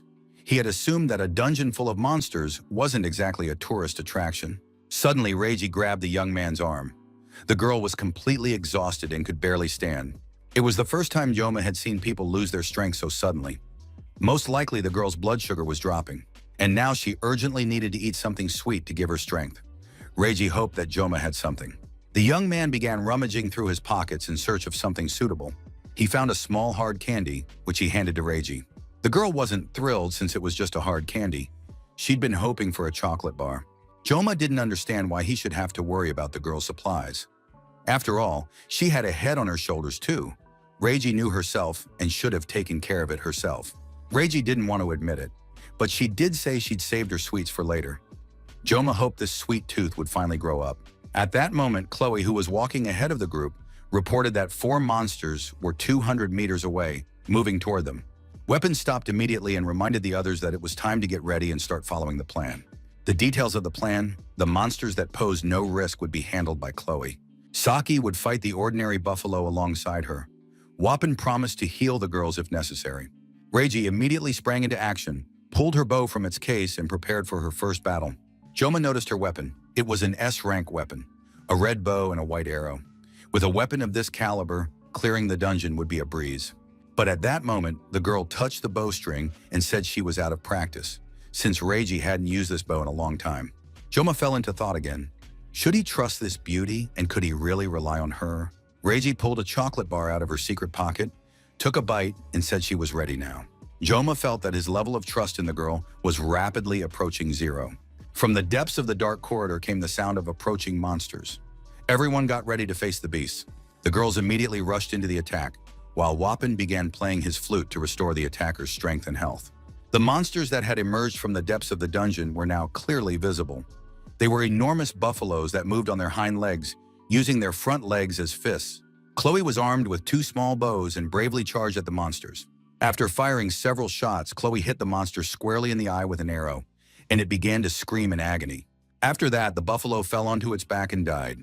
It turned out that this monster wasn't dangerous at all. Chloe landed on her feet and now waited for the rest of the buffalo herd to approach. The girl drew her sword from behind her back. She was going to deal with these monsters herself. Weapon reminded her once again that they needed to stick to the plan. Reiji stepped in front of Chloe, shielding her with her body, drew her bowstring, and aimed at the buffalo's forehead. Her actions looked very impressive, and even a single shot was enough to take down several monsters. Chloe froze, crouching on one knee in the middle of the dungeon, while the buffaloes approaching her looked like some kind of moving mass. But in the next moment, these monsters were smeared across the dungeon walls. It looked as if some kind of whirlwind had torn them to shreds. Reiji finished her chocolate bar, licked her lips, and apologized to the guys for taking out all the buffalo with a single blow. The beauty started on her second chocolate bar, while Joma noted that nothing remained of those buffalo after the shots, not even their horns. However, the guy had to admit that the attack was truly impressive. Reiji had no equal in long-range combat, but the problem was that Joma needed the buffalo horns specifically to use them as material to reinforce his sword. The group moved further into the dungeon, hoping to encounter more monsters. But then the first buffalo, the one Chloe's arrow had struck in the eye, woke up. It was approaching the group. Reiji was bringing up the rear. She noticed that it was the first buffalo they'd killed that had woken up. Of course, it was infuriating, but the beauty didn't let it show and didn't flinch. It's unclear how it would have ended, because the snout of the monstrous buffalo, completely enraged and frenzied, loomed over the girl. But Joma reacted perfectly. With one hand, he managed to pull the terrified girl to safety, and with the other, he sliced the monster in two. Joma's blow was so powerful that the huge monstrous buffalo was sliced clean in two, as if it were a soft tomato. When the danger had passed, Joma asked the girl if she was okay. Reiji didn't answer at all. The girl was clearly in a state of shock. A phone call rang out in the darkness, sounding very loud and urgent. An unknown male security guard near the dungeon answered the call. He confirmed what he had heard from the caller and said that everything was exactly as the instructor had understood. Joma climbed onto the body of the buffalo he had killed and cut the horn from its head. The young man picked up the horn and began examining it. After all, that was exactly why he had come here. A buffalo horn was a versatile Class S material that could be used to reinforce armor. Joma knew he would need a lot of this material and planned to cut off every horn he came across in the dungeon. Reiji finally came to her senses. The girl thanked Joma for his help and rescue and, as a token of gratitude, handed him a chocolate bar. The jealous Chloe, of course, immediately began to spew her energy, and this became clear to everyone present. Joma turned to Chloe, and the girl was forced to stop her jealous glances toward yet another rival. Joma whispered something in Chloe's ear. He told her about the worker who had been at the entrance to the dungeon. Chloe listened carefully to the young man and said she understood what needed to be done. Weapon, watching this exchange, surmised that Joma and Chloe were dating. The young man noted this with a certain sadness. Chloe, hearing the impression her friends were forming, wondered if perhaps she really was already dating Joma. But Joma immediately reassured everyone, saying that Weapon had jumped to the wrong conclusions. Couldn't the guy just talk to the girl? Weapon started making excuses, saying that Chloe and Joma were always together, so that's why he'd come to that conclusion. Chloe was now angry at Joma too, because he hadn't confirmed their romantic relationship. To lighten the mood, Chloe asked why there were no other people in this dungeon at all. None of the guys knew how to answer that question, but indeed the dungeon was completely empty. Wapan knew this dungeon was very popular, but surprisingly there were still too few monsters. It was suspicious and strange. Saki thought and analyzed the situation for a while, then asked her companions, "Doesn't all this seem strange to you?" The guys wanted to know exactly what their brilliant and highly intelligent friend meant. Reiji reminded everyone that it seemed as though the monstrous buffalo were running away from something in fear. They didn't look like monsters preparing to attack. They were frightened and fleeing. Such behavior was uncharacteristic of their species. Buffalo are usually quite calm and are often used to plow fields. Joma was amazed. How did people come up with the idea of using monsters in agriculture?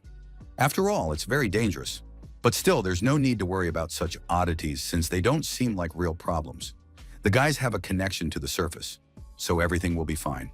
Joma seized the moment and asked how Wapan and Reiji had met. Reiji immediately replied that she was the best in the class, and Wapan was always in second place. The girl said that the guy got really angry when she beat him. Wapan thought you shouldn't talk like that.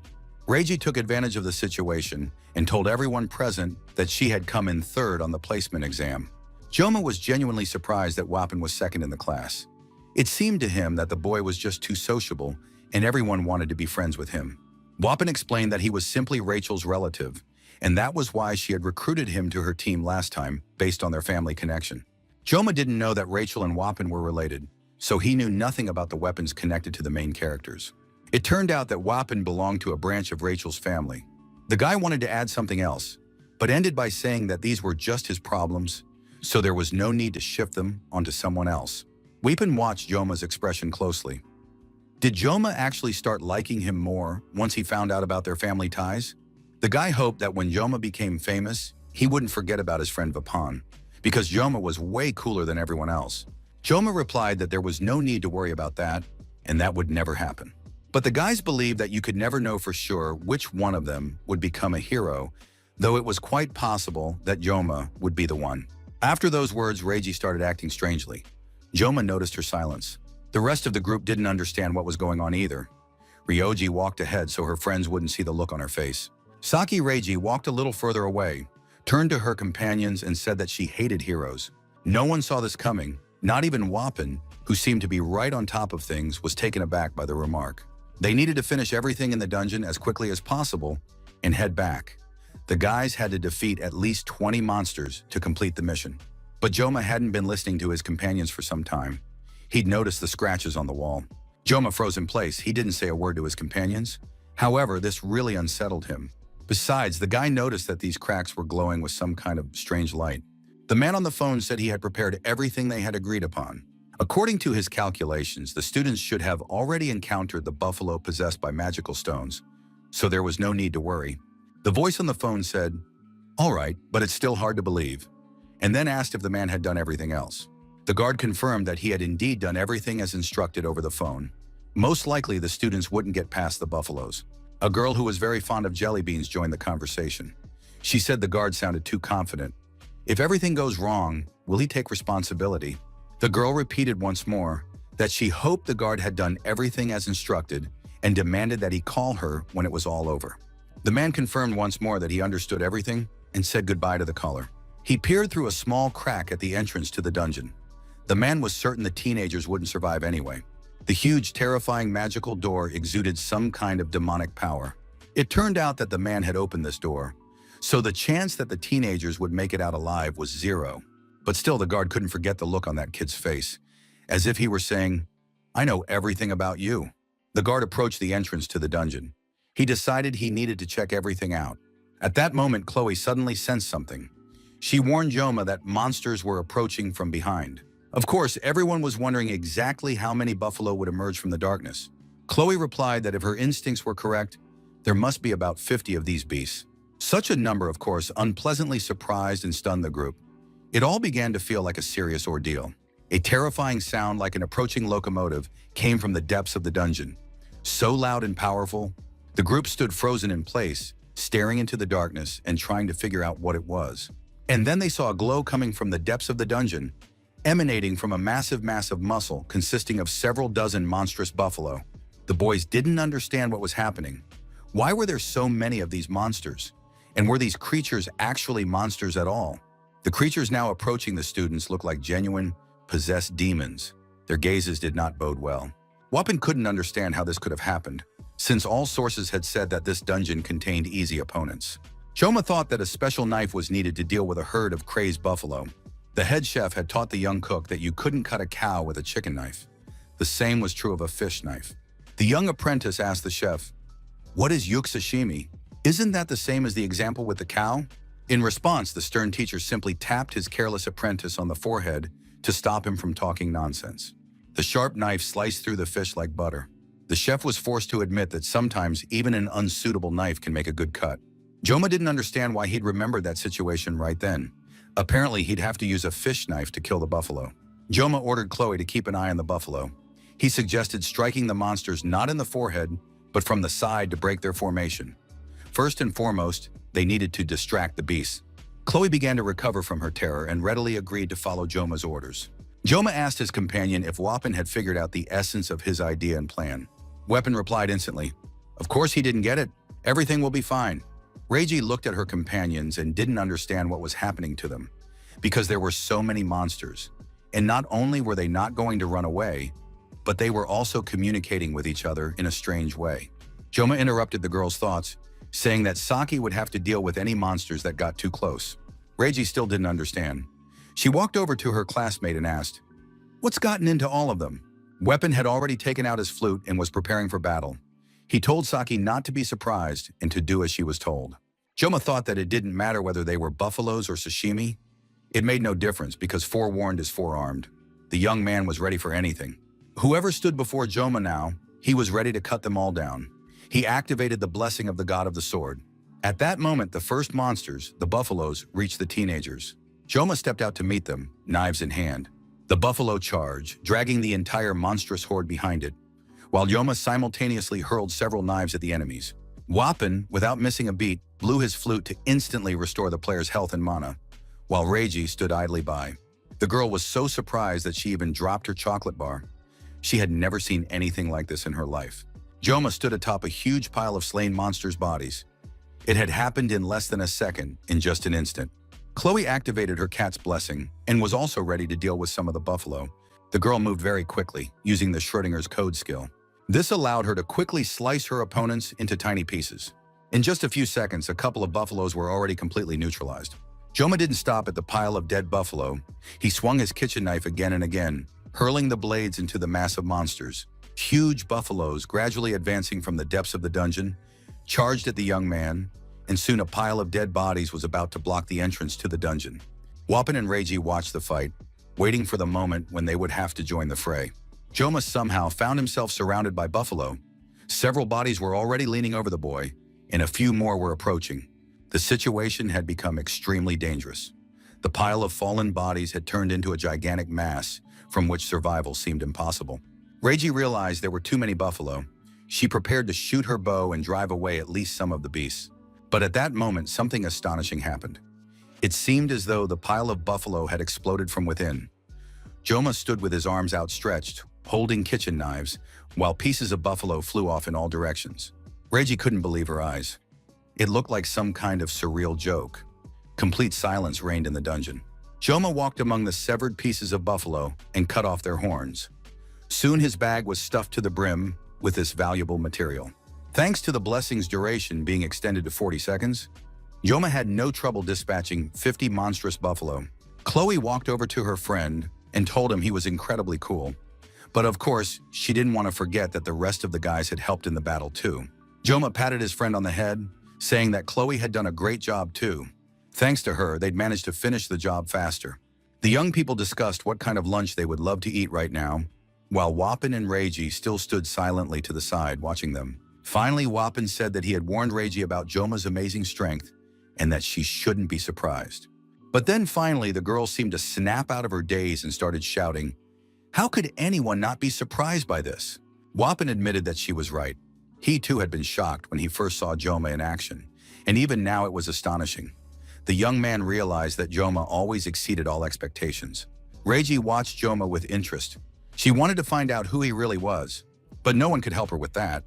Wapin admitted that he didn't know either and had absolutely no idea. Perhaps they were witnessing a legend in real time. Of course, that sounds very dramatic, but at any rate, it gets the point across. Wapin called out to his companions, realizing that Joma and Chloe would be whispering to each other for a long time yet. Reiji watched her new companions with great interest. She wanted to understand who she was dealing with. Soon the group moved on and continued to make their way through the dungeon. The mission objective was to kill 20 monsters. Joma had killed twice that number, practically on his own. Joma replied that there was nothing strange about it. He had done almost nothing during the midterm exam, so now he was making up for it. Wapin wanted to point out that Joma had actually fought alone during the midterm exam, but then realized he shouldn't say that out loud. Despite completing the mission, the guys realized they'd nearly died because the buffalo turned out to be nothing like they were supposed to be, according to the dungeon's rules.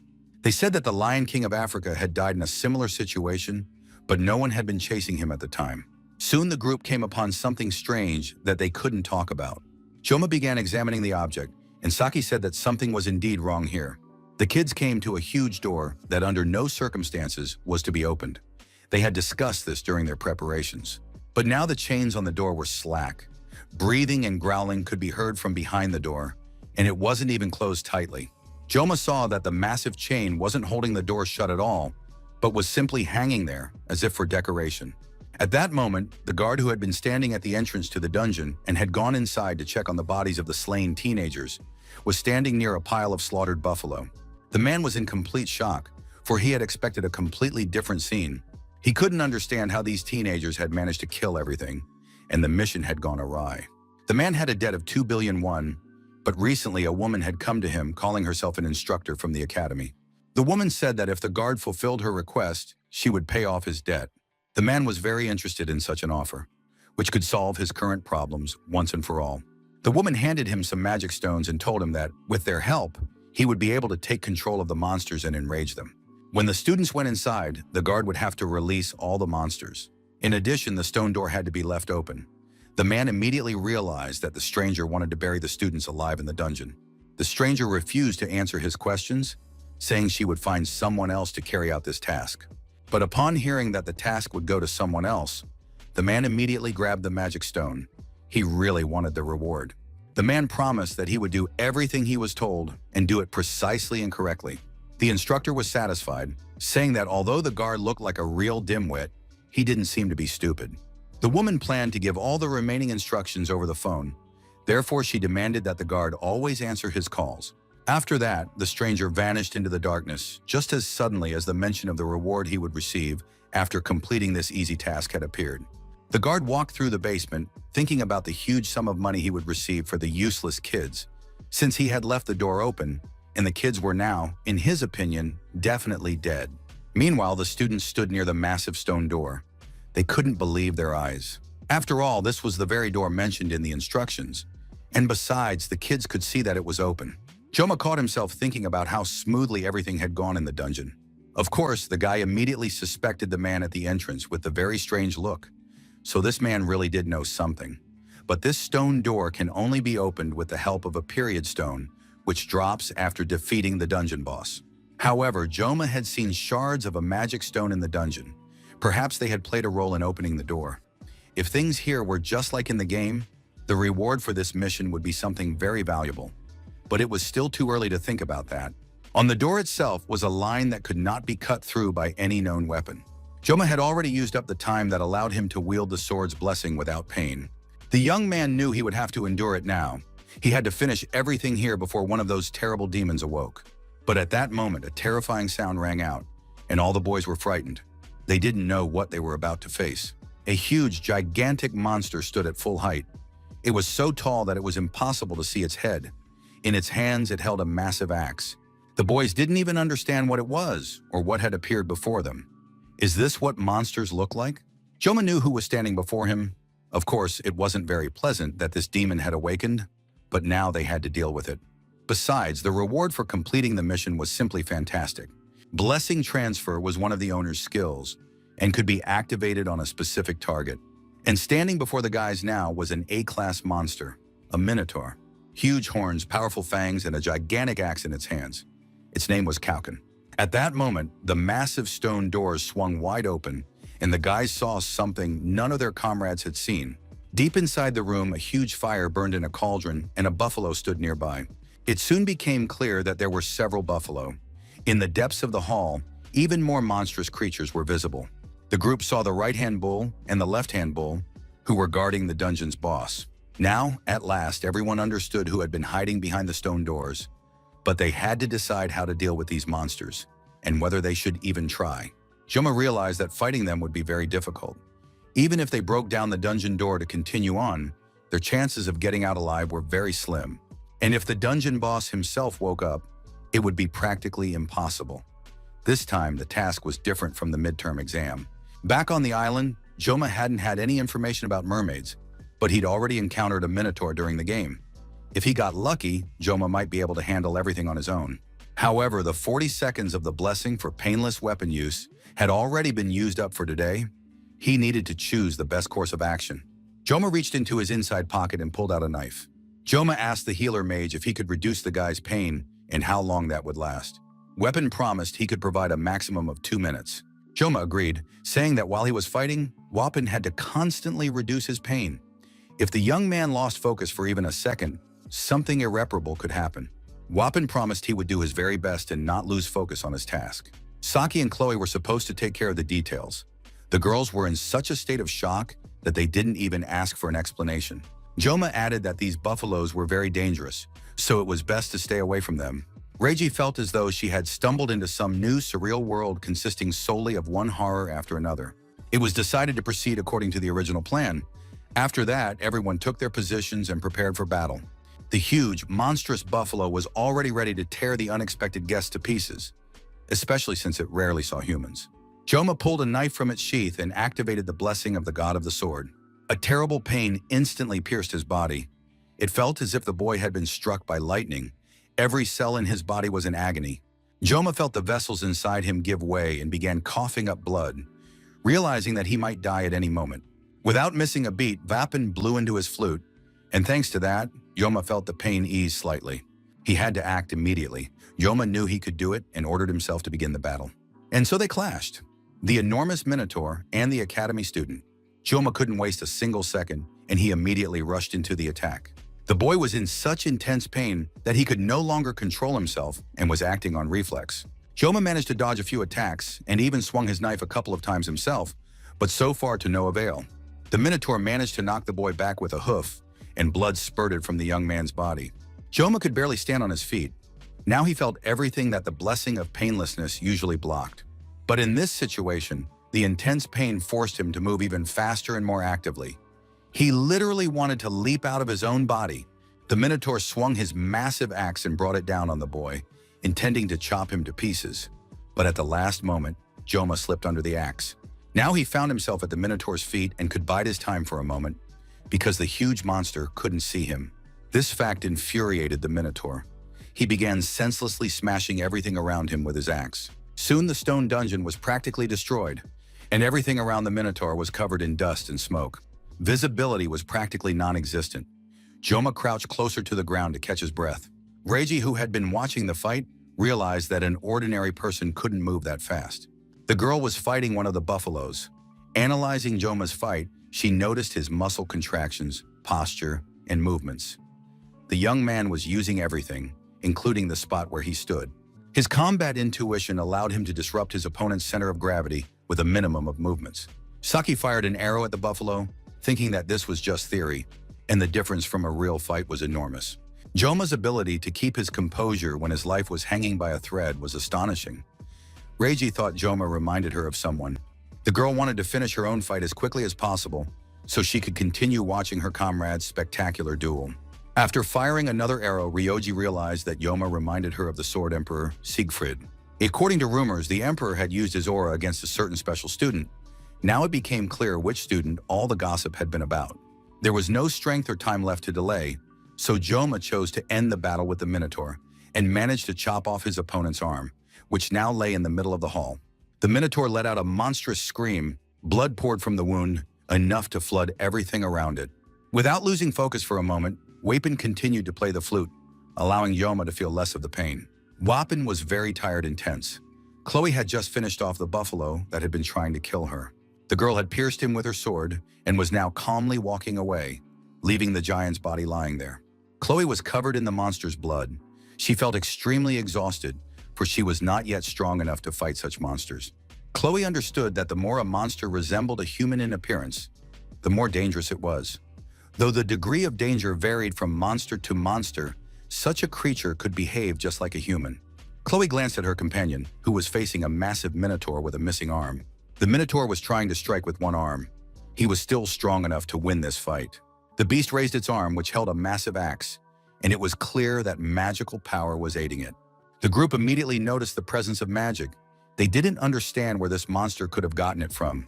Reiji was a very smart girl. She immediately wondered how the minotaur had activated the magic at the cost of his own life. And that already meant that defeating the minotaur would be practically impossible. A huge, powerful ring of magical energy formed around him, preventing anyone from getting close or affecting him in any way. Wappen didn't stop playing his flute for a second. He believed that his comrade Joma was very strong and would be able to handle the monster. How to do that now was simply beyond comprehension, because the boys had absolutely no weapons against magic.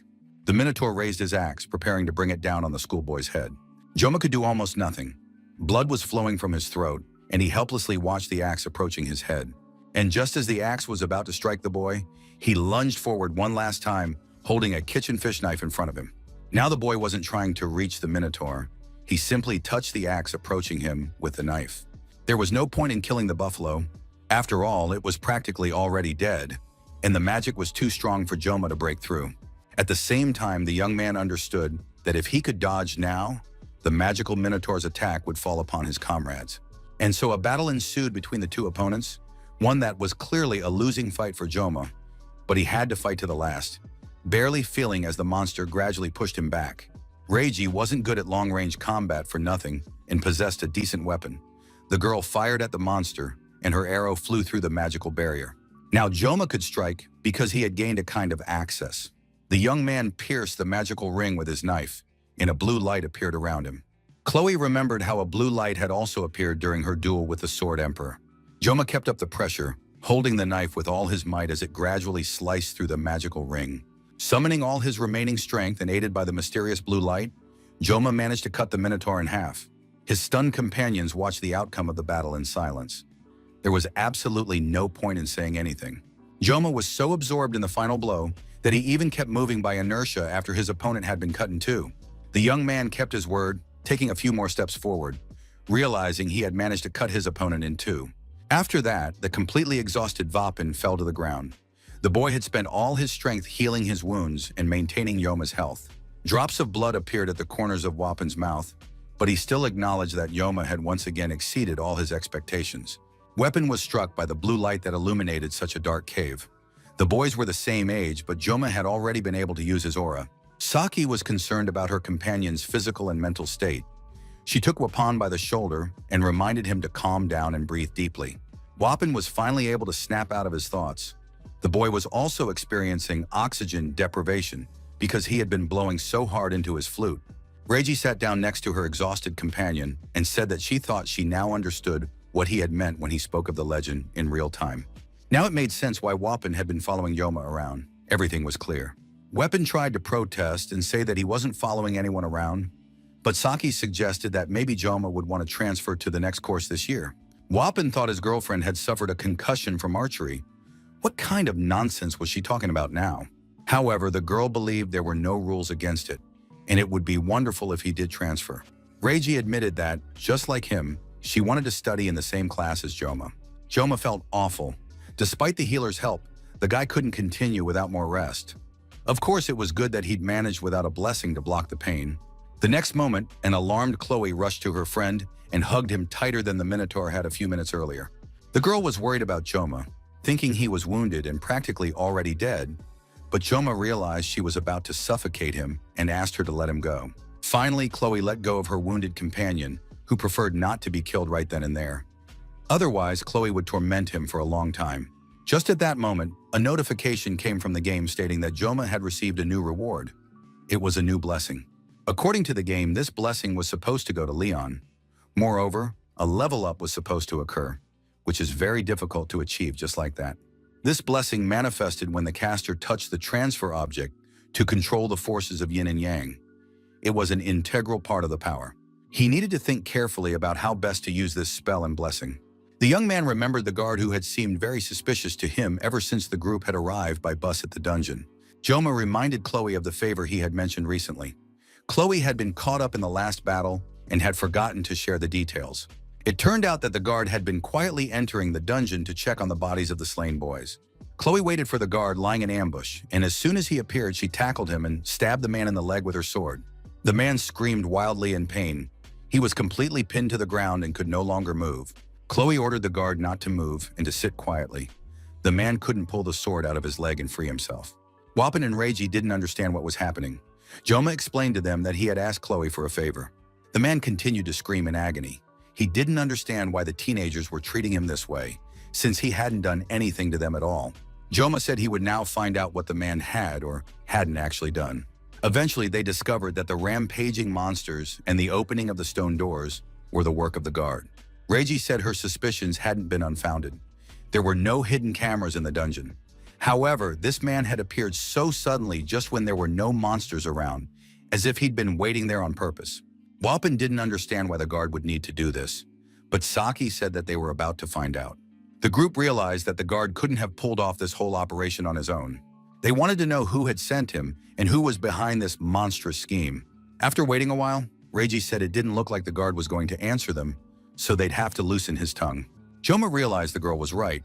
If the guard didn't want to talk, they'd have to deal with him another way. The guard didn't want to tempt fate and began his story. An instructor from the Huakin Academy had come to him. She said she would pay off his gambling debt. Wapin was outraged. This guard had done all this because of some debt.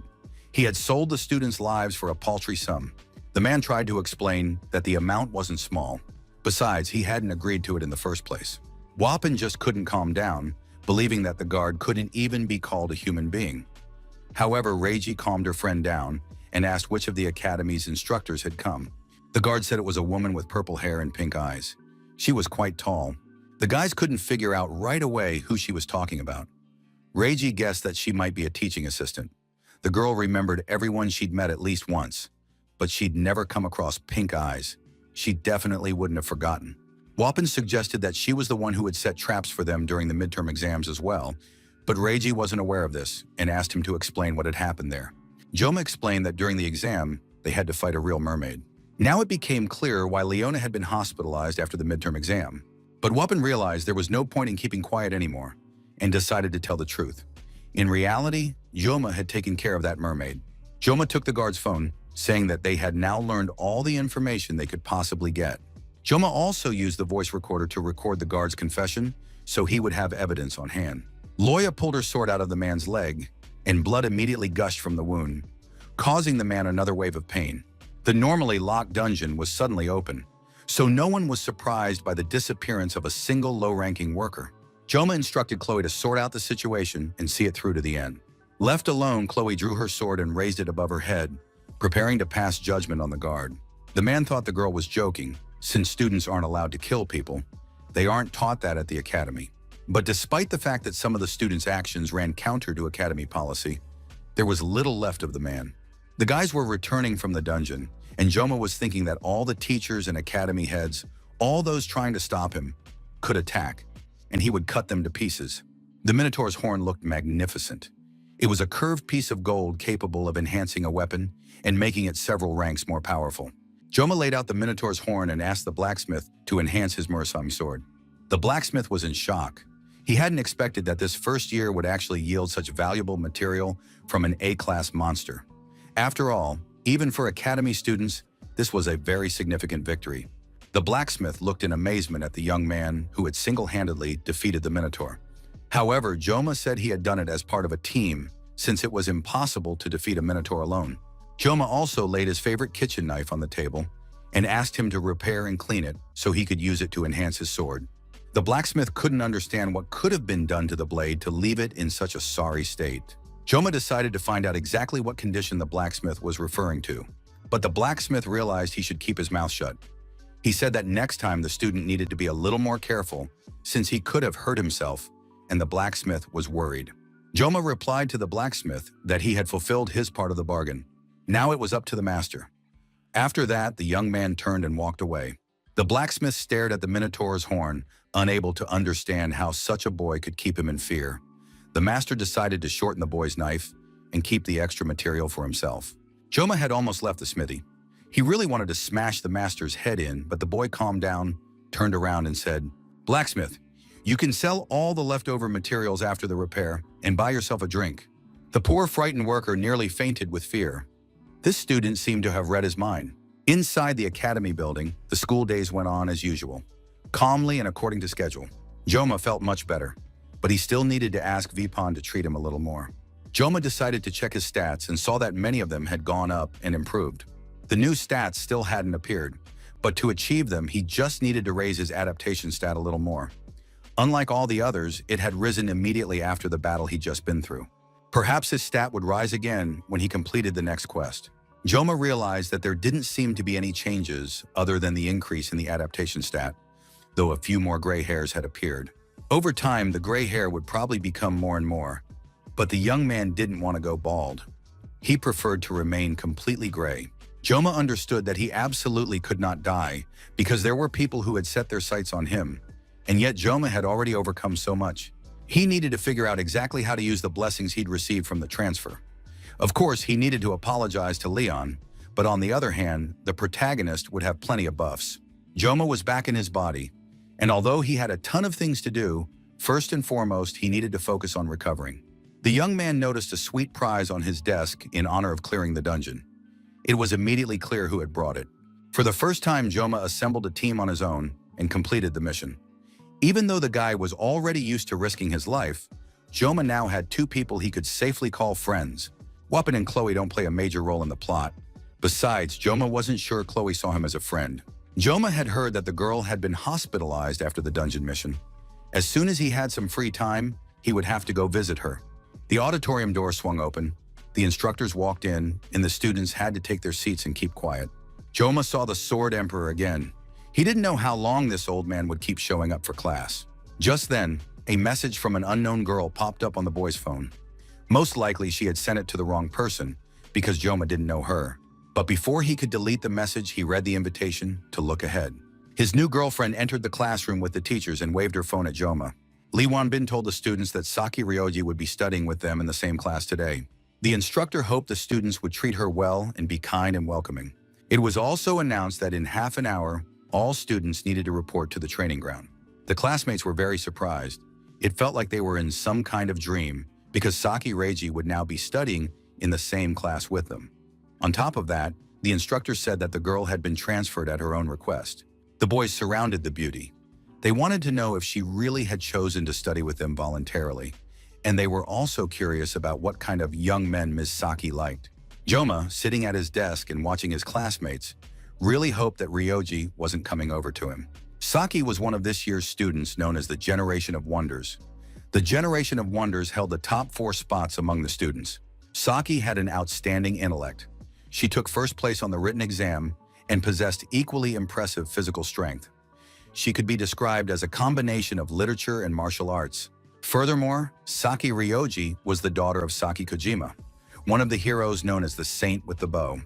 According to the story, Saki Kojima was the Prime Minister of Japan. Ryoji, and this is a country with considerable influence worldwide. In this case, it's impossible not to admire the girl. Joma really didn't want the beauty to approach him because it would only cause the guy headaches in the future. Saki Ryoji walked through the classroom, ignoring the boys and not answering their questions. Joma tried to blend in as much as possible, hoping she wouldn't notice him and would walk right past. Suddenly, someone said that if he didn't give up the candy bar, she would take it for herself. Joma looked up. Miss Saki was standing next to him. She asked if she could sit down and demanded that he save her number right away. Following a recent incident, the entrance to the Buffalo Dungeon had been blocked off and completely off limits. A man's voice asked what the guard had said before entering the dungeon. The man sitting in the chair replied that the guard was worried about the students and went to check things out. The man recalled that at that moment his partner looked suspicious, and he literally had no face. The unfamiliar investigator said they needed to examine the scene. He thanked the guard for his help and let him go.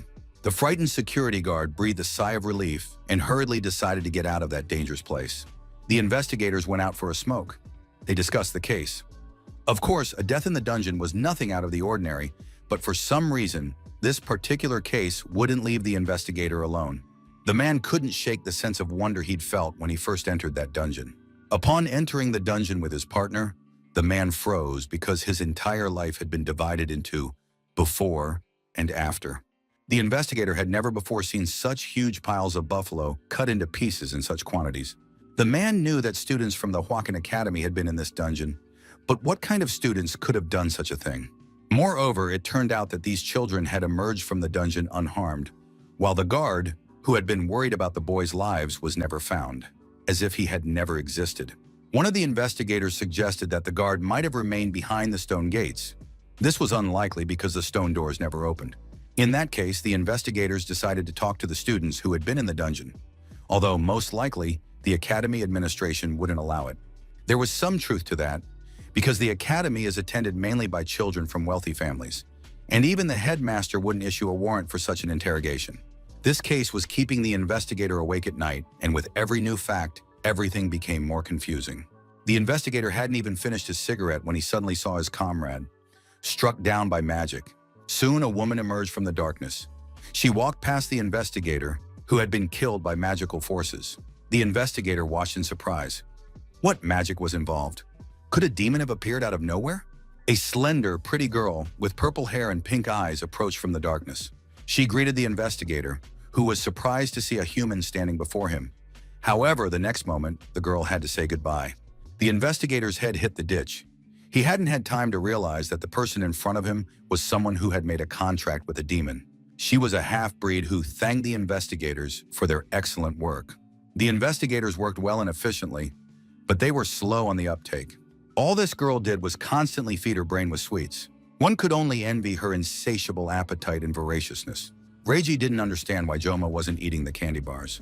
After all, she had specifically shared them with him, and he didn't seem to appreciate her efforts. As if in passing, Joma mentioned that Chloe actually sat in that spot.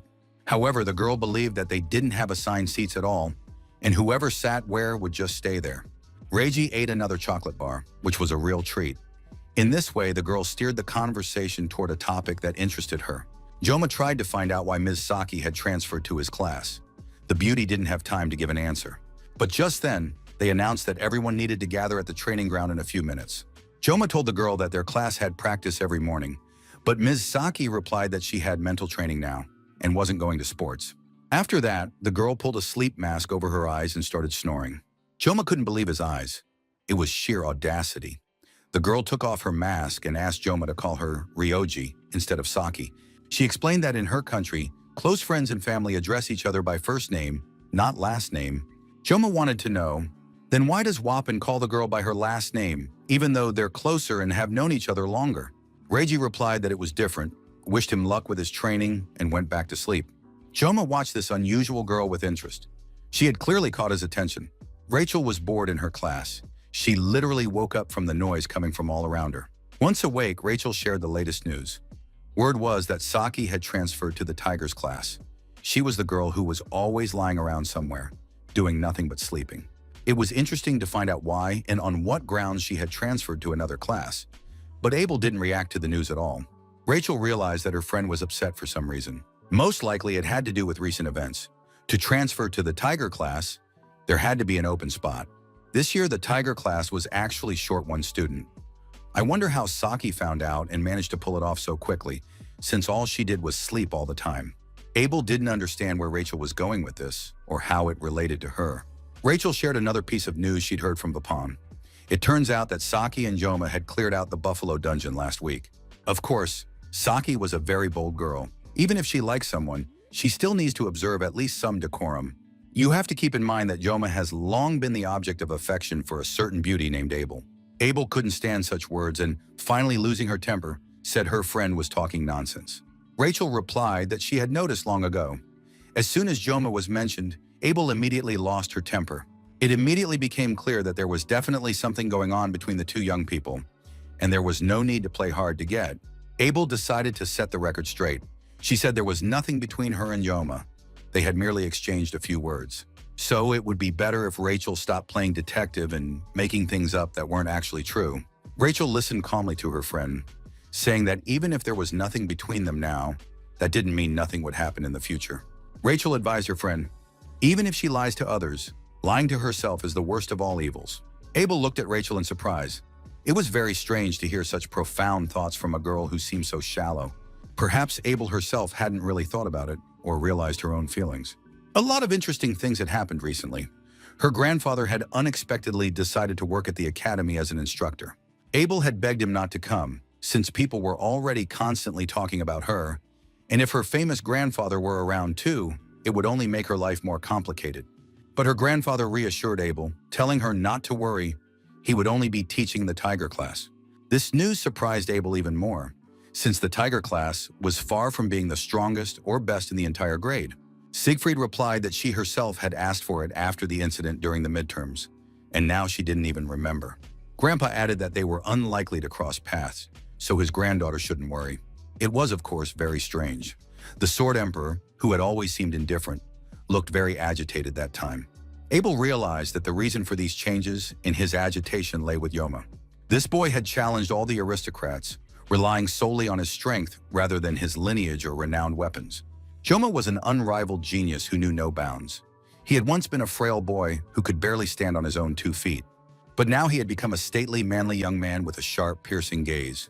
Even when compared to Leon, the leading candidate for hero status, Yoma is practically his equal, yet he remains in the shadows. Yoma doesn't flaunt his achievements, doesn't brag, and doesn't gather a crowd of admirers around him. The boy walks silently along his chosen path. If he had been even a little more arrogant, Abel could easily have come to hate him. But now the girl envied Yoma because her grandfather had recognized him, not Abel. That was the reality. Abel's thoughts and dreams were interrupted by her friend Rachel, who immediately realized that her suspicions had been correct. The girls nearly came to blows. It was unclear which of them would beat the other up. Abel continued to insist that there was no need to make things up. She had absolutely no feelings for Yoma and didn't even intend to develop any. Rachel didn't argue and agreed to drop the subject. Although everyone knows the more a girl resists and says she doesn't love someone, the more firmly that particular man is lodged in her mind. Finally, Rachel could relax. She rushed over to her friend to hug and kiss her, because that meant Abel wouldn't be her rival. Rachel could handle the petite redhead Chloe and even that Japanese girl Saki, but she really didn't want to compete with Abel. Now she could love Yoma in peace, because Abel had just admitted her own feelings, or rather her complete lack of them, toward Yoma, which meant the path was clear. The next lesson covered the basics of blessings. The level of a blessing was determined by the entity that bestowed it. If a guardian spirit had taken possession of a person, then it was a guardian spirit's blessing. If an elemental, then an elemental's blessing. One of the students wanted to know, if an ancestor bestows a blessing, does that mean there will be a blessing from the ancestors? The guy had recently been having recurring dreams about his grandfather. The teacher replied that ancestral spirits can do practically nothing. They aren't even capable of lifting a barbell, so it's not worth counting on full-fledged blessings from ancestors. Finally, Reiji woke up. She lifted her head but didn't take off her sleep mask. Realizing there was nothing interesting or new for her in the lecture, the girl went back to sleep. The most interesting thing was that none of the teachers even noticed. The teacher continued talking about the next levels of blessings, and Yoma even envied his new classmate. It had already been 2 days since Saki ended up in their class, but the guy still hadn't figured out why she was there. All the girl did was sleep, so he couldn't ask her directly. If she'd planned to just sleep from the start, why didn't she pick a quieter spot? Why is Ryoji doing this in plain sight? It's a good thing Chloe is still in the hospital, and yet Yoma couldn't help but admit that thanks to Saki, the group managed to get through the dungeon. The girl has impressive abilities. Even compared to Vapan, she's on a completely different level. So the different levels of blessings include heroic, elemental, chronic, and personal. Most students have a personal level blessing, but don't be discouraged by this. If you master the art of using blessings correctly, personal blessings can sometimes be highly effective. Moreover, spirit level blessings are extremely rare, so it's easier to raise a personal blessing to the level of a guardian's blessing. Yoma listened attentively to the instructor. His words about blessings calmed the boy down a little. A classmate raised her hand and asked the teacher what he thought about heroic blessings. Yoma had recently received one of the spirit blessings but didn't yet know how to use it. The teacher began to talk about the hero's blessing, which people commonly call the heroic blessing. Of course, no one wants to admit it, But this level of blessings has practically become a legend. It is believed that in the entire history of humanity, only one person has ever obtained this heroic blessing. That person was Valor Joaquin. Although speaking of modern times, there was another person who also possessed the legendary blessing. But the instructor was going to talk about that in the next lecture because the class was now coming to an end. Joma raised his hand to ask a question he had been wanting to ask for some time. Every time before the start of a serious battle, when Yoma used the blessing of the god of the sword, the phrase, "May the blessing of the gods be with you," would appear before him. The young man wanted to know if the professor could explain the meaning of this phrase. After that, the professor and the ever-sleeping Ryoji stared at the boy in surprise. The professor said he didn't quite understand what the student was asking because there was an inaccuracy in his words. There is no longer any virtue in this world. There are no gods. However, such a thirst for knowledge is commendable. The professor said that Joma could come see him in his lab if he had any further questions. After that, the man said goodbye to the class and left the lecture hall. It was clear that he didn't want to answer any more questions. Joma thought his desk neighbor had already slept enough. However, the girl replied that she hadn't quite yet and continued sleeping, turning onto her other side. As they say, bad habits are contagious. Joma thought that a little nap wouldn't hurt him either.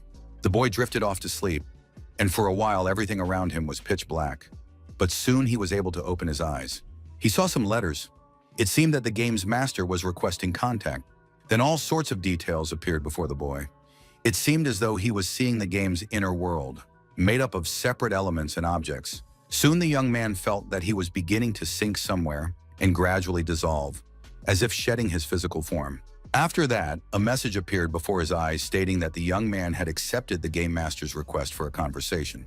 The master was interfering with the world line. What a world line was remained completely unclear and strange. After that, everything around him fell silent again. It felt as though Joma was floating in some kind of void. Soon a message appeared, stating that Joma was still too low level, so it was impossible to communicate with an opponent whose level was very high. Joma realized this wasn't just a dream. Maybe he'd be able to find out why the guy had ended up in this world. Perhaps he could uncover information about the blessing of the god of the sword. The Grand Master accepted the boy's request and was now taking steps to establish a connection between them. After that, the adjustment and transformation began. However, the space suddenly exploded and shattered into pieces. Everything around him resembled that day at the academy when Yoma first received the blessing of the god of the sword. He needed to understand what this was. The scene was absolutely identical, yet just as incomprehensible. Joma realized he was gradually getting closer to the truth. He had just a little more to go. Just a little bit. Someone's hand rested on the boy's shoulder. Last time, he had felt a finger touching him. But suddenly a message announced that due to external interference, the connection was being forcibly interrupted. Joma gasped for air. He desperately wanted to know the truth. The young man managed to read the last message. Chop and cut everything, whatever it may be. Joma woke up to find Ryoji shaking his shoulder. The girl said that the guy had been sleeping soundly and grumbling constantly in his sleep. She had barely managed to wake him up. Actually, he should be grateful to her. After all, if Reiji hadn't woken him up, he would have started tomorrow right in the lecture hall. Joma still looked very strange. It seemed like he might start crying at any moment. Joma found himself sitting on a bench, as if he had just arrived at the academy for the first time. Reiji tried to calm him down, asking what he had dreamed about. It must have been something sad. Unfortunately, he couldn't remember anything. He only knew that he had definitely seen something strange. He felt really embarrassed because he'd fallen asleep in the classroom and then started crying on top of that. His friends found Yoma sitting on a bench. Today, he was the first to arrive at the meeting. The guys all looked at their friend with kind and sympathetic eyes. For several days now, there had been talk at the academy that someone had targeted Joma right in the middle of the exam. Reiji was sure it was all because the guy was ranked first. That's why his competitors were jealous of him. Reiji didn't want to hear that the students who hadn't taken first place were against Joma. Weapon told his friend to stop thinking she was so smart because there would be a written exam next week, and then they'd all understand. Reiji covered her ears with her hands, saying that Weapon's chatter was about to make her ears bleed. Joma exchanged glances with Chloe. They didn't understand why a fight had broken out between the two of them. Joma asked his friend how she was feeling. He noticed that Chloe was standing apart from the others. Chloe replied that she was feeling better, but she was afraid of infecting someone, so she was keeping her distance. Joma turned to Sake, saying that she already understood. The whole situation was very confusing. Joma had tried to figure it out on his own, but so far to no avail. The girl was furious. She leaned toward Joma and repeated syllable by syllable, Ryoji. The girl looked Joma in the eyes and, now calmer, said her name, Ryoji.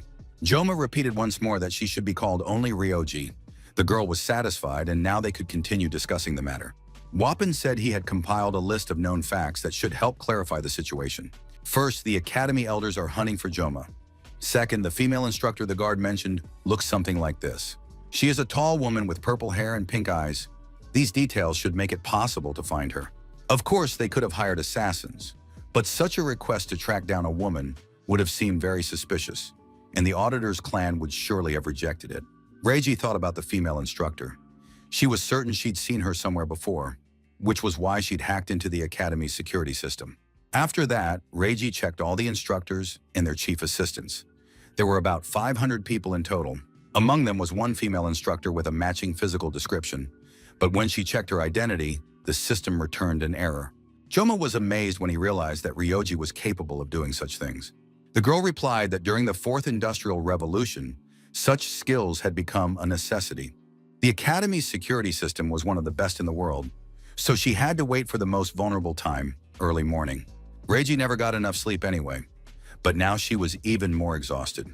That was exactly why the beauty was constantly sleeping in class. Joma realized that this girl was practically a ghost who could walk through walls, since she had even found out his phone number, even though he hadn't given it to anyone. At this point, the guys found themselves at a dead end again. They wouldn't be able to storm in on the elder with threats. Of course, Joma could take the risk, but that would only make things worse. All the guys agree with Vapin. They couldn't act so straightforwardly. They needed to be more cunning. With that in mind, Vapin suggested starting their own club. Joma and the others didn't understand at all what a club had to do with this, or how it could help them. At the academy, clubs are funded, and members are granted the right to move freely outside the academy. Since social interaction among students is highly valued, club members are granted special privileges. One of these privileges is that clubs are considered official academy organizations. In other words, simply by joining a club, every member receives the academy's protection, whereas ordinary students don't get that. Reiji also believed that the club would provide additional protection against enemies both inside and outside the academy. One of the game's elements is the wonderful blessing. This is the club system. Since the game takes place within the academy, members had access to their own rooms, which they were allowed to furnish with furniture and decorative items. In addition, other characters were invited to the club to strengthen friendships. This was a mandatory element of such games, thanks to which many wallets were emptied. Basically, it was called the placement system. Joma didn't have time for that, so he wasn't very interested in clubs, but who knew that now he'd be able to get real use out of a club? Joma asked what the mandatory requirements were for creating a club. It turned out they were minimal. You needed at least 5 members, and then you could submit an application. Joma immediately realized they were 1 member short, but besides that, another question was on Joma's mind. Were his friends really planning to join the club? Hearing this, Wapin was almost offended because it was obvious. He wouldn't have suggested the club if he didn't plan to join it. Chloe was also sure that this would help Joma, and Reiji owed him a favor for his help in the dungeon. But after all, the club needed someone with a brain. The older Joma got in his past life, the more often he encountered a calculating attitude toward himself. But these guys at the academy simply trust and follow him, knowing practically nothing about the situation, and this is happening in a world where there is a huge gap between the rich and the poor. These realizations greatly delighted and inspired Joma. He sincerely thanked his friends for their support. After that, everyone set about coming up with a name for the club. Chloe suggested naming the club Memories of Murder and making its goal the eradication of corruption. Weepin thought that was going too far and that they needed to find a more neutral name. Reiji suggested simply calling the club the Squad of Valor. Anyway, what does the name matter? We could just write some nonsense, couldn't we? After that, the group spent a considerable amount of time going through different options and regularly cutting each other off. Finally, Joma suggested naming the club the Travel Club. They would explore dungeons and travel. The guy himself already realized that it all sounded a bit strange. However, the guys supported their friend on this as well. They agreed unanimously and didn't even argue. All that remained was to find a faculty advisor who would be in charge of the club.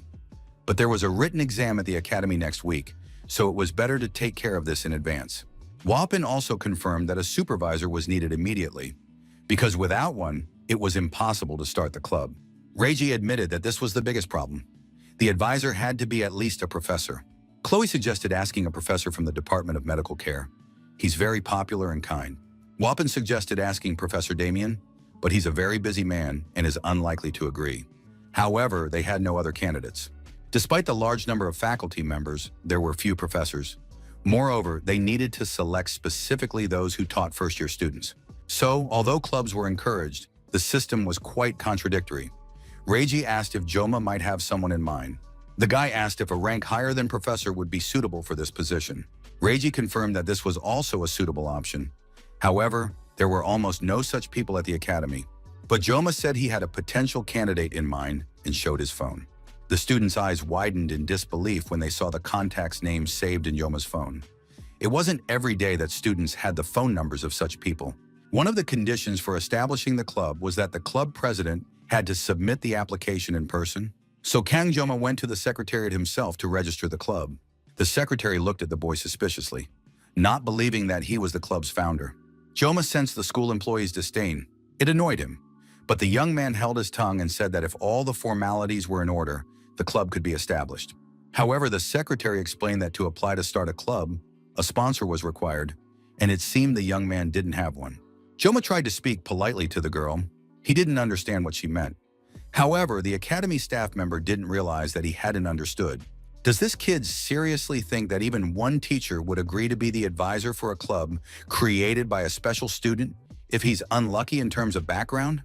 He should at least have a brain, the secretary thought. The academy had hit rock bottom, and Joma would have loved to use the effective communication techniques he'd learned in the restaurant business when dealing with unpleasant types. But for now, it was better to refrain from unnecessary remarks. Even though he really wanted to, he still had to hold back. Joma picked up the phone and dialed the number, saying that he was currently at the academy's administration office and wanted to submit an application to start a club. However, the administration staff member refused to accept the application without a live advisor present. The person on the other end of the line said he was nearby and could come over. Although, of course, all of this was incredibly brazen, there was no arguing with that. The secretary was furious. This freshman had no idea where he was, what these calls were about, and he had no right to use the phone here. Joma asked the girl to just follow procedure, since the supervisor was already on his way to the office. But the girl wouldn't calm down. She said the young man was very insolent and most likely had found a rich patron to take him under his wing. The thing is, this little upstart simply doesn't know who she is. But she's the cousin of the rector's close friend, and if she so much as hints at it, at that, Joma turned around and faced away from the furious secretary, who thought this idiot had no clue what was going on. The girl continued to yell at the entire secretariat, and it was too loud and unbearable. Joma longed to get out of there as soon as possible. Seeing that no one was afraid of her, the secretary was simply furious. She couldn't understand how this good-for-nothing student dared to behave this way. Joma calmly replied that the girl was now showing her true colors and could keep going in the same vein. He wasn't afraid of her. At that moment, the door to the secretariat flew open, and a chair flew across the room at tremendous speed. All the girls working at the other desk froze in horror and surprise. The insolent and ill-mannered secretary turned pale when she saw who had entered the office. The director of the Media Academy stood before her staff. She was the advisor to Kana Joma's club. The woman greeted the young man. Joma apologized to media, but she replied that for such trifles and requests, she was ready to rush to the ends of the earth. Tears streamed down the secretary's face. She frantically repeated Kana Joma's name and finally realized that he was this year's top freshman. Media told Joma to leave his documents with her and go to class, since the freshman would have a written exam next week. After that, Joma said goodbye to the advisor and left. The academy director sat down in her chair, preparing to listen to excuses and a ton of apologies regarding the events that had taken place. The secretary began to sob, apologize, and say that there had been some kind of misunderstanding. She hadn't quite understood, but of course she would never have done anything wrong. Media didn't want to hear any excuses. She was certain that the girl had insulted Joma by reminding him of his lowly origins. But she herself, the academy director, along with the Sword Emperor Siegfried, had chosen this boy as their successor. The academy director gave the secretarial staff member just 5 minutes to write a letter of resignation. It was a letter of resignation at her own request, effective as of the date indicated below. And so the secretary's career came to an end. Later, media sent a message to Joma saying that the registration had gone through successfully, but they needed to add one more member to the club, and the employee who had been rude earlier had already been fired. Joma thanked the director for everything, saying he'd stop by her office sometime. However, media insisted he come to her office today after class. Joma opened the creaky door and peeked inside. It was very hot in the room. The blacksmith was busy working, the fire was blazing in the forge, and the heat was unbearable. The man asked him to wait just a moment. Joma looked at the blacksmith and noted that for the first time, he looked like a real blacksmith. It was unclear what was going through his mind, but for Joma, as a former player, the blacksmith was a character who inspired both love and hate. Although the hatred had grown since the last incident, Joma still felt sorry for the blacksmith. Bavilant was a blacksmith and one of the main NPCs responsible for almost everything related to weapons in the game. He was both a curse and a blessing, capable of taking a hit for any player. Joma, as a future player, had spent very little money on the game, but he understood why those who spent large sums of money on the game practically worshipped the blacksmith. He had the power to create very sturdy weapons, help defeat someone, or completely ruin a player's weapon. Although most people called him rude, Joma himself cursed the blacksmith when he turned his B-rank sword into an E-rank sword. By this time, the blacksmith had finished his work and asked what the guy was thinking about. Joma replied that the blacksmith simply reminded him of an acquaintance. The blacksmith liked this compliment, as he considered himself very handsome and strong. Finally, the blacksmith showed Joma the weapon. Now it was brand new and even had special features added. The weapon was a sashimi version of the Murasame sword. It lay on the table and looked simply perfect. It was immediately clear that this blade was capable of cutting through anything. Joma jumped up in surprise and called the blacksmith Saint Bavilant. But the blacksmith was startled by such a reaction and preferred to simply part ways with him as a good friend. After that, Joma sat down on a bench to check his stats again. It turned out that his painless blessing had increased to 50 seconds. Considering the upcoming dungeons, this was excellent news. Considering that the extra time would be combined with another blessing, it turned out to be quite good. Joma used to complain that he had a useless ability, but now he realized that the blessing perfectly complemented everything else. Joma examined his new blade again. He remembered that the blacksmith had recommended he check something. The boy loaded the sword into his stats, and it turned out that the new blade was now a D-rank weapon. The materials used for the repair were of the highest quality, but they had only managed to raise the blade's rank by a single level. Of course, he would have liked the sword to be S rank. Still, given the circumstances, the fact that Murasame's durability would increase by a full 2 levels in the future was a significant plus. Now it wouldn't crumble to dust so easily. The system asked the player to keep up the good work and also added a new feature. Joma clicked the button to add the feature, but couldn't quite figure out what it was yet. It turned out that the successful upgrades and growth of his main weapon had granted him 3 special abilities. Special abilities could only be obtained using magic stones and were activated randomly. Joma realized that now he needed to find some magic stones somewhere. It became clear that peace was nothing but a dream. The man threw the glass against the wall with all his might, and it shattered into tiny pieces. The impact cracked the glass on the portrait frame. The man sat in a dark room, drinking all alone, and then threw empty bottles around him. He didn't know what to do next, and the only option left for him was to get drunk. The man looked at the portrait of his father, whose name was Lyman von Baimhark. His father was one of the heroes of the 7 Stars, known as the Mad Tiger. He had died 40 years ago while organizing a campaign against Basman, the 6th commander of the Legion of Demons. After that, ordinary people glorified the name of Baimhark as a true hero who had given his life for others. Soon after his death, relatives sought to claim the great name of Lyman von Baimhark for themselves. To survive, the boy had to grow up and become just like his tormentors. He turned their plots against one another and forced them to kill themselves. After that, the young man restored the faltering influence that had practically collapsed after his father's death. And when he turned 30, he became the elder of the Joaquin Academy. The man accepted as his destiny the task of guiding an ignorant humanity and strengthening the absolute system of the chosen ones. To control the irrational masses, a common enemy was needed. Demons were perfectly suited for this role. Moreover, this provided justification for all the Elder's actions. But change always comes unexpectedly. Leon van Reinhard, a hero born with the power to crush the Demon King. Heaven has indicated that this boy is the chosen one. Of course, the gulf between human and demon powers is vast, and the likelihood of Leon defeating the Demon King is negligible. But there is the progenitor hero, Joaquin, who sealed Riken, the king's right-hand man.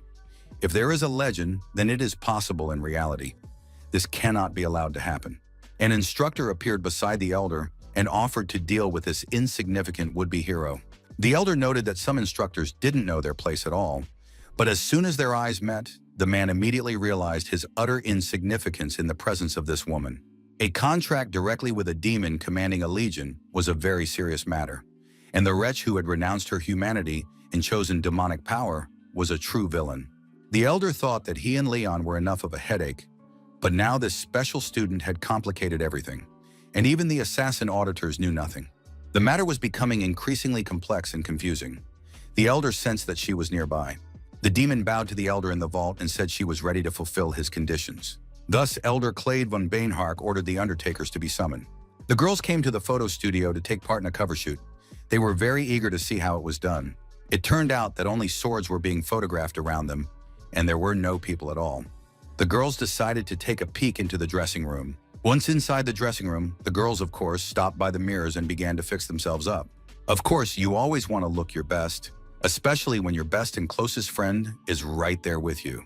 Abel noticed a kitchen knife lying nearby. The girl knew who the knife belonged to, but she didn't even want to think about that person. Joma was busy writing down a list of demons, stones, and blessings. The young man knew he needed to get his hands on magic stones ASAP. The presence or absence of a magic stone in a weapon was so obvious it was almost laughable. He had 3 slots right away where he could place stones. The only problem was he didn't have any. Magic stones are materials that drop after defeating bosses in certain dungeons. They dropped from A-class demon beasts, which were essentially no different from demons. Once again, there was something magical and demonic about it. Joma realized he was having trouble with this. On top of that, Saki was sleeping nearby again. Had she really not slept a wink all night? It had been over a week since the team returned from the Buffalo Dungeon. The key to the stone gates where the boss dwelled was a magic stone, and its source was a giant beast. But someone had already defeated the giant, and the stone was out of reach. Even in the game, the giant was portrayed as a monster that made the earth tremble. However, in comparison, the giant isn't all that powerful. After the game update, even more terrifying creatures appeared, such as the infected basilisk. And the vicious manticore, the Lich King, and the Draugr, all of them were a real disaster. Is it worth putting yourself in such danger for the sake of extra power in your gear? After all, hunting magical beasts and magical stones is Leon's duty. The young man's thoughts were interrupted by Chloe, who asked, "Can I sit next to you?" Chloe had finally recovered and was ready to start studying. But Ryoji was already fast asleep next to Joma. Joma noted that Chloe seemed to have fully recovered and now looked wonderful. Chloe thanked him for the compliment and said that Joma had suffered more than she had, since everything around him had glowed blue at the time. Joma recalled the last battle, in which he had nearly died, and thought that obtaining magic stones was definitely worth it. Ironically enough, Joma already needed more power. He was forced to give up his peaceful, quiet life at the academy. His goal remained the same.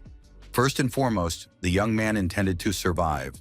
Unexpected variables, which weren't present in the usual game, now pursued him relentlessly, and the familiar plot was constantly being distorted, as if this world refused to leave him alone.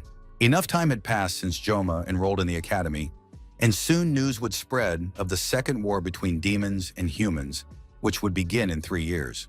To be ready, he had to become stronger. It wasn't a choice, but a necessity. Chloe couldn't sit down because Saki was still fast asleep. With the plot twist, it was impossible to say for sure who would emerge victorious. Besides, it wasn't worth trusting the main character just yet.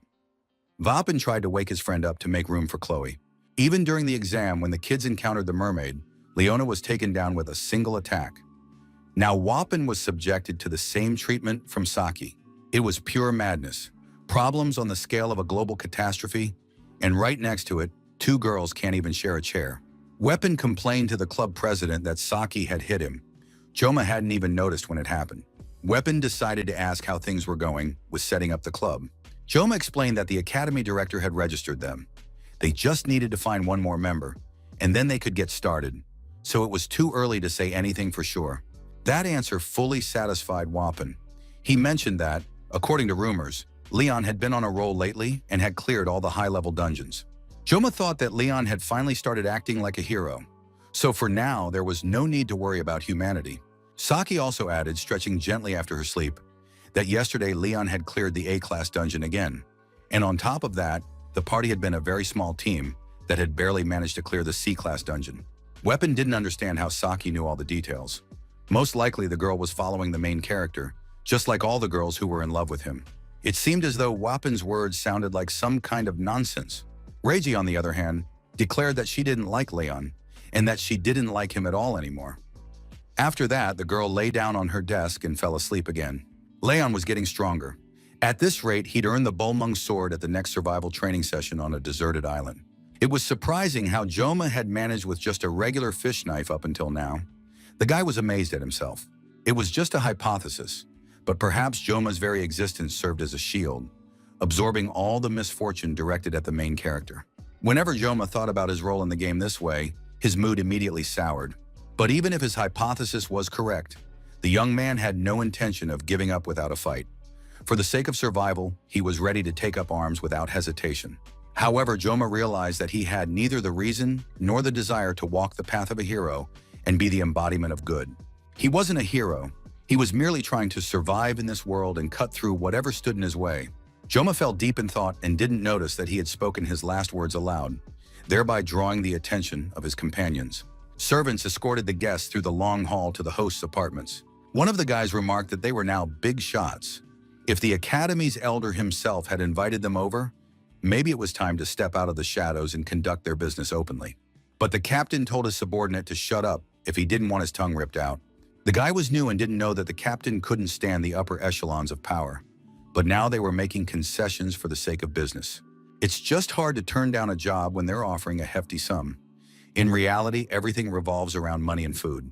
They were promised a fabulous sum and a bonus, but now they just need to shut up and listen to what's said. The servant approached Mr. Clade von Baymark and reported that she had brought the guests. The guests turned out to be villains. Their captain was the predator Ray Shan and two villainous fighters, Farik and Chan Tapan. They were all undertakers and belonged to an alliance of hired assassins. The host thanked the guests for coming from so far away. Ray Shan listened attentively to everything the elder said. Clade continued drinking and told the woman to relay all of this to the operatives. The woman carefully studied the documents regarding the new target. It seemed they had never before been assigned to kill some young boy who looked like a girl. The elder announced that the test would take place next week on a deserted island. It was there that the mercenaries would have to deal with the boy. Each of them would receive an advance of 100 million and afterward a separate bonus. Ray Sean asked the client what they were supposed to do with the body. The elder ordered them to dispose of the body by any convenient means. The island was surrounded by the sea, and the body would make excellent fish food. Finally, the day of the written exam arrived. Joma happily devoured a sandwich while reading about mathematical symbols and all sorts of problems. They also covered the consequences of the French Revolution and a lot of other completely useless information. After doing well on the midterm, there was no point in stressing out too much and aiming for straight A's, but the results would still be posted on the bulletin board. Joma had no intention of stressing too much about this or becoming a model student.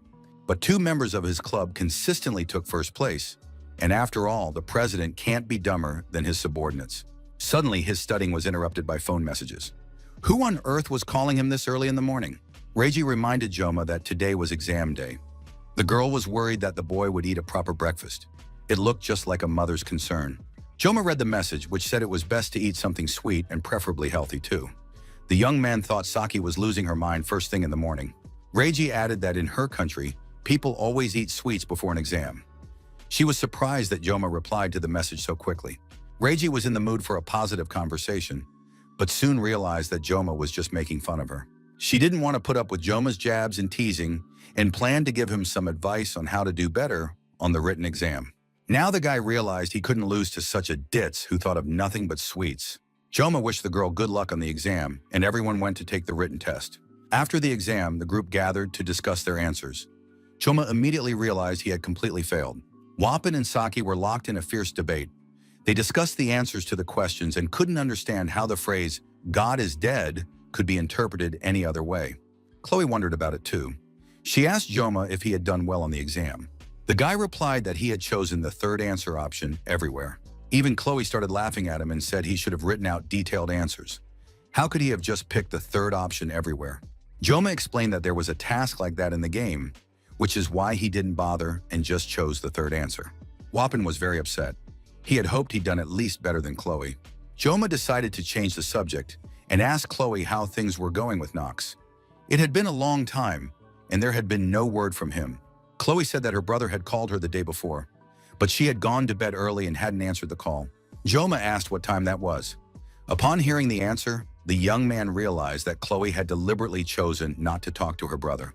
Chloe said she had gone to bed at 7 o'clock the night before because she had been studying late into the night lately and was very tired by evening.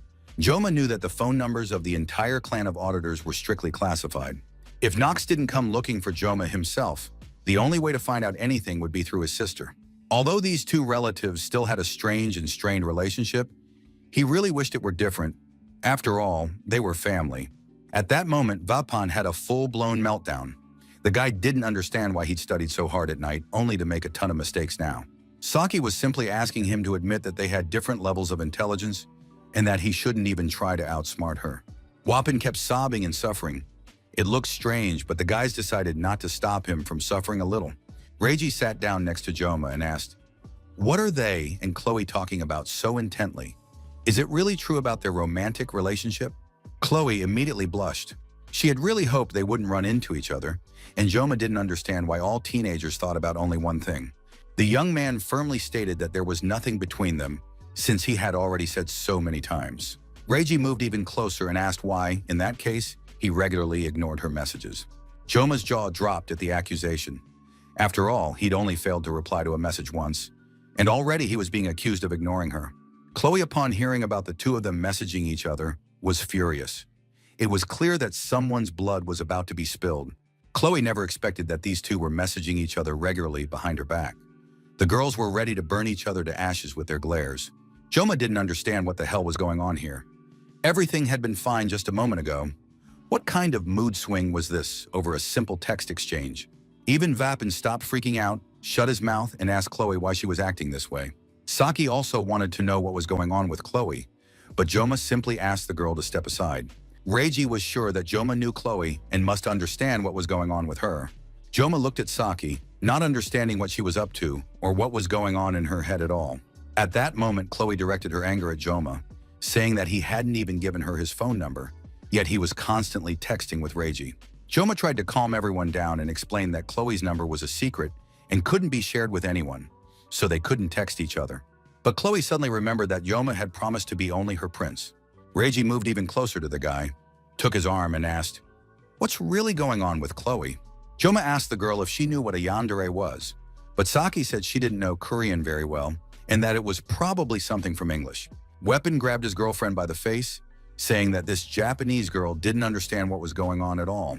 Chloe was crying because her friend had practically beaten her up in front of everyone, and now they would have to break up, but Wapan was very serious and tense. The situation was extremely unpleasant and unusual, and something had to be done about it. Lately, Joma had stopped studying yandere. He looked at Chloe, who was holding a utility knife in her hands. Chloe now had only one goal in mind. She was going to make Joma look exclusively at her. The guy suggested they talk and not get worked up, but the girl was already beside herself and attacked Joma with the knife. He managed to dodge the blow. Wapan and Reiji watched the scene with horror and surprise. Chloe waved the knife and said that Joma had been constantly upsetting her lately because there were not only her, but also many other girls around him. The young man dodged another blow, now aimed at Saki. And before Chloe could harm the girl, Joma tried to stop her. Chloe insisted that she was ready to do anything for Joma. Finally, the guy managed to grab Chloe and pin her down on the table, suggesting they settle things with words. Chloe squirmed, trying to break free. She didn't want to talk because Joma had never even texted her. What was there to talk about? Joma spoke in a calm, quiet voice. He wanted to communicate only in person. Communication between them through a pile of metal like a phone felt too soulless. Chloe latched onto the phrase "between them" because there really was communication between them. Joma continued to speak to the girl in a calm voice. He felt that he could finally bring her to her senses and needed to calm her yonder down. He thanked Chloe for always thinking of him and pressed his whole body against hers. Gradually, the negative energy began to leave Chloe. Joma reminded her that even in the dungeon, Chloe had always helped him. He was sure he could rely on her, so there was no need to get upset. Finally, Joma felt he could let go of Chloe. She had become a normal person again. The young man thought with relief that this time he had managed to get out of it. Wapan asked the guy how he was feeling, while Reiji watched Joma, amazed by his reaction and behavior. Chloe asked what they would do now. They decided to tidy up the room first, gather the scattered dishes, and wipe up the spilled drinks. Saki and Wapan left the room, both still reeling from the scene that had unfolded before their eyes. The gorgeous sunset sky delighted all the students who had taken their written exam that day. Wapan and Saki couldn't stop thinking about Kang Joma. When it came to Joma, Chloe became too bloodthirsty. Perhaps love had corrupted her. But the most surprising thing was how Joma held onto the knife while talking to Chloe. Although the young man had convinced her with a casual conversation and everything ended well, he remained on guard. Joma was capable of using fear and the threat of violence in an emergency, traits usually attributed to villains. But in this particular situation, it was a clear sign of leadership. Joma didn't lose his composure. He tried to avoid unnecessary bloodshed, but at the same time, he wasn't about to risk his own life. Wapan realized that his new comrade, Kang Joma, was capable of achieving great things. Saki had been Googling something on her phone the whole time. She was completely absorbed in studying the information she'd found. Wapan asked the girl to share what interesting news she had found, but the girl replied that she was just deleting the video because her followers weren't doing what she told them to. Saki showed her friend her phone, where her post was. She wasn't a professional blogger, she just did it out of boredom. Wapan read the video's title, "If You Understand How to Communicate with a Yandere." The video had a huge number of views. Perhaps it was a shame to delete it. But Saki said she didn't need it anymore, and now she was cleaning up her videos. Her channel was called Japanese with Saki-chan. Wapan asked if she was really planning to teach Japanese, since nobody needs that these days. But Saki replied that she just picked the name at random and that he shouldn't make fun of it. Otherwise, she'd beat him up. The next time, the group gathered at the Hoken Academy Library. In a week, they were scheduled to be sent on a survival trip to a deserted island for 3 days and 2 nights. It might seem like they'd be fighting each other one-on-one the whole time, but they were allowed to form groups of up to 4 people.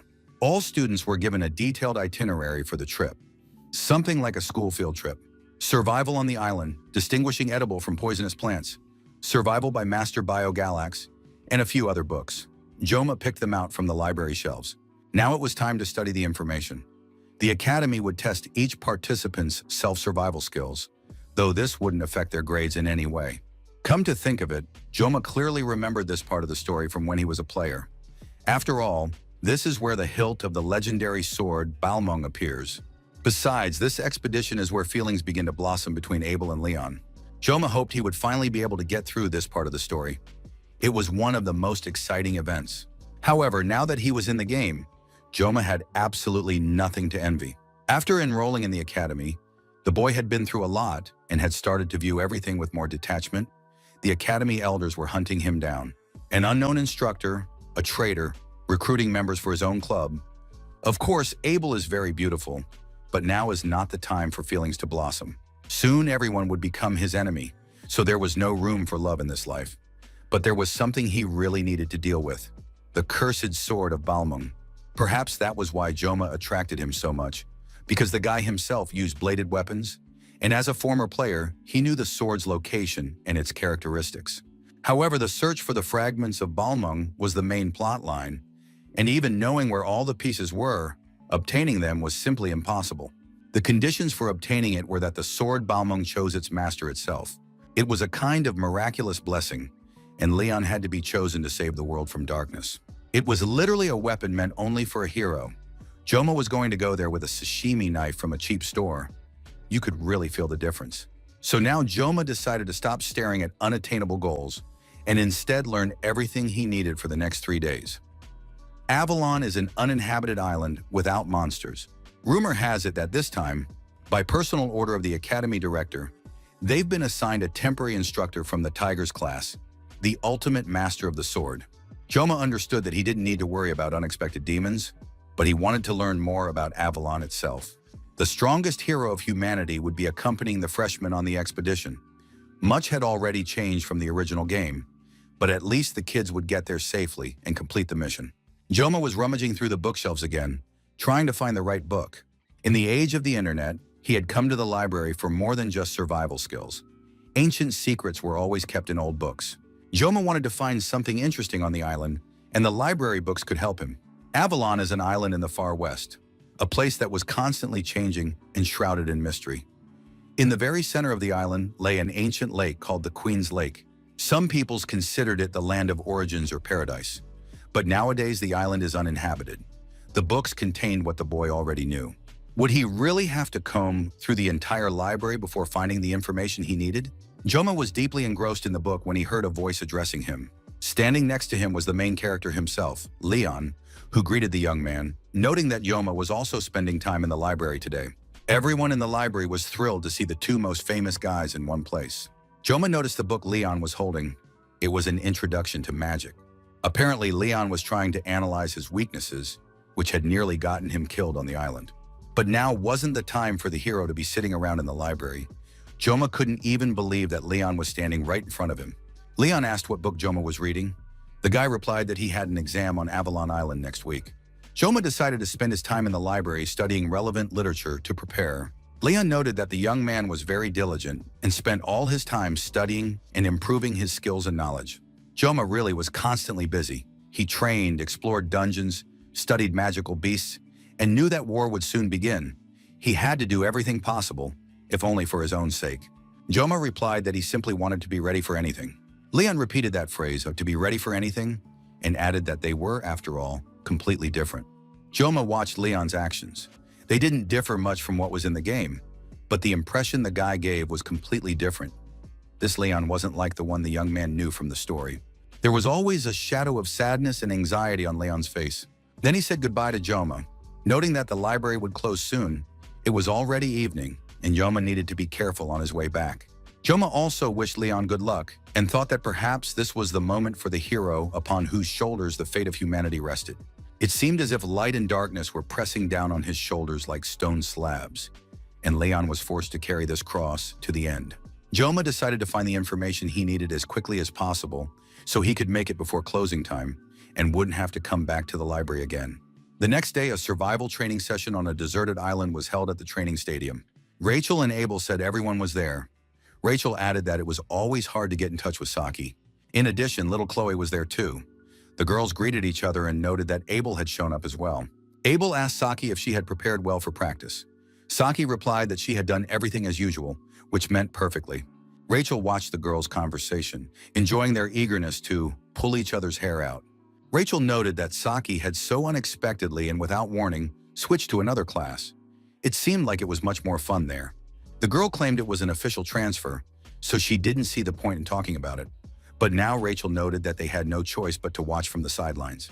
Saki not only returned after the battle with the Buffaloes, but was also actively participating in the club. Rachel was furious that Saki would be spending 3 days and 2 nights training on the island with Joma. Saki calmly replied to Rachel that Joma would be participating in the survival challenge alone, without his club. Chloe added that Joma wanted to try acting on his own. This news made Rachel very happy. She literally came alive, wanting to make sure Chloe wasn't mistaken. Rachel couldn't believe her ears. She could finally relax and breathe a sigh of relief. It turned out that none of the women present would be joining Joma for this 3-day survival training. Saki wanted to figure out what Rachel was hinting at, and Abel also suspected that her blonde friend had something up her sleeve. Rachel thought about how Joma had said he wanted to be alone, but hadn't mentioned a word about not wanting anyone to follow him. Rachel, the most straightforward of all the girls, declared that all the ladies present would, of course, have one thing on their minds, so she proposed a fair game called Rachel's Game. A few words in that sentence literally grated on the ears. Fair game and Rachel's Game seemed completely incompatible and didn't even fit in the same sentence.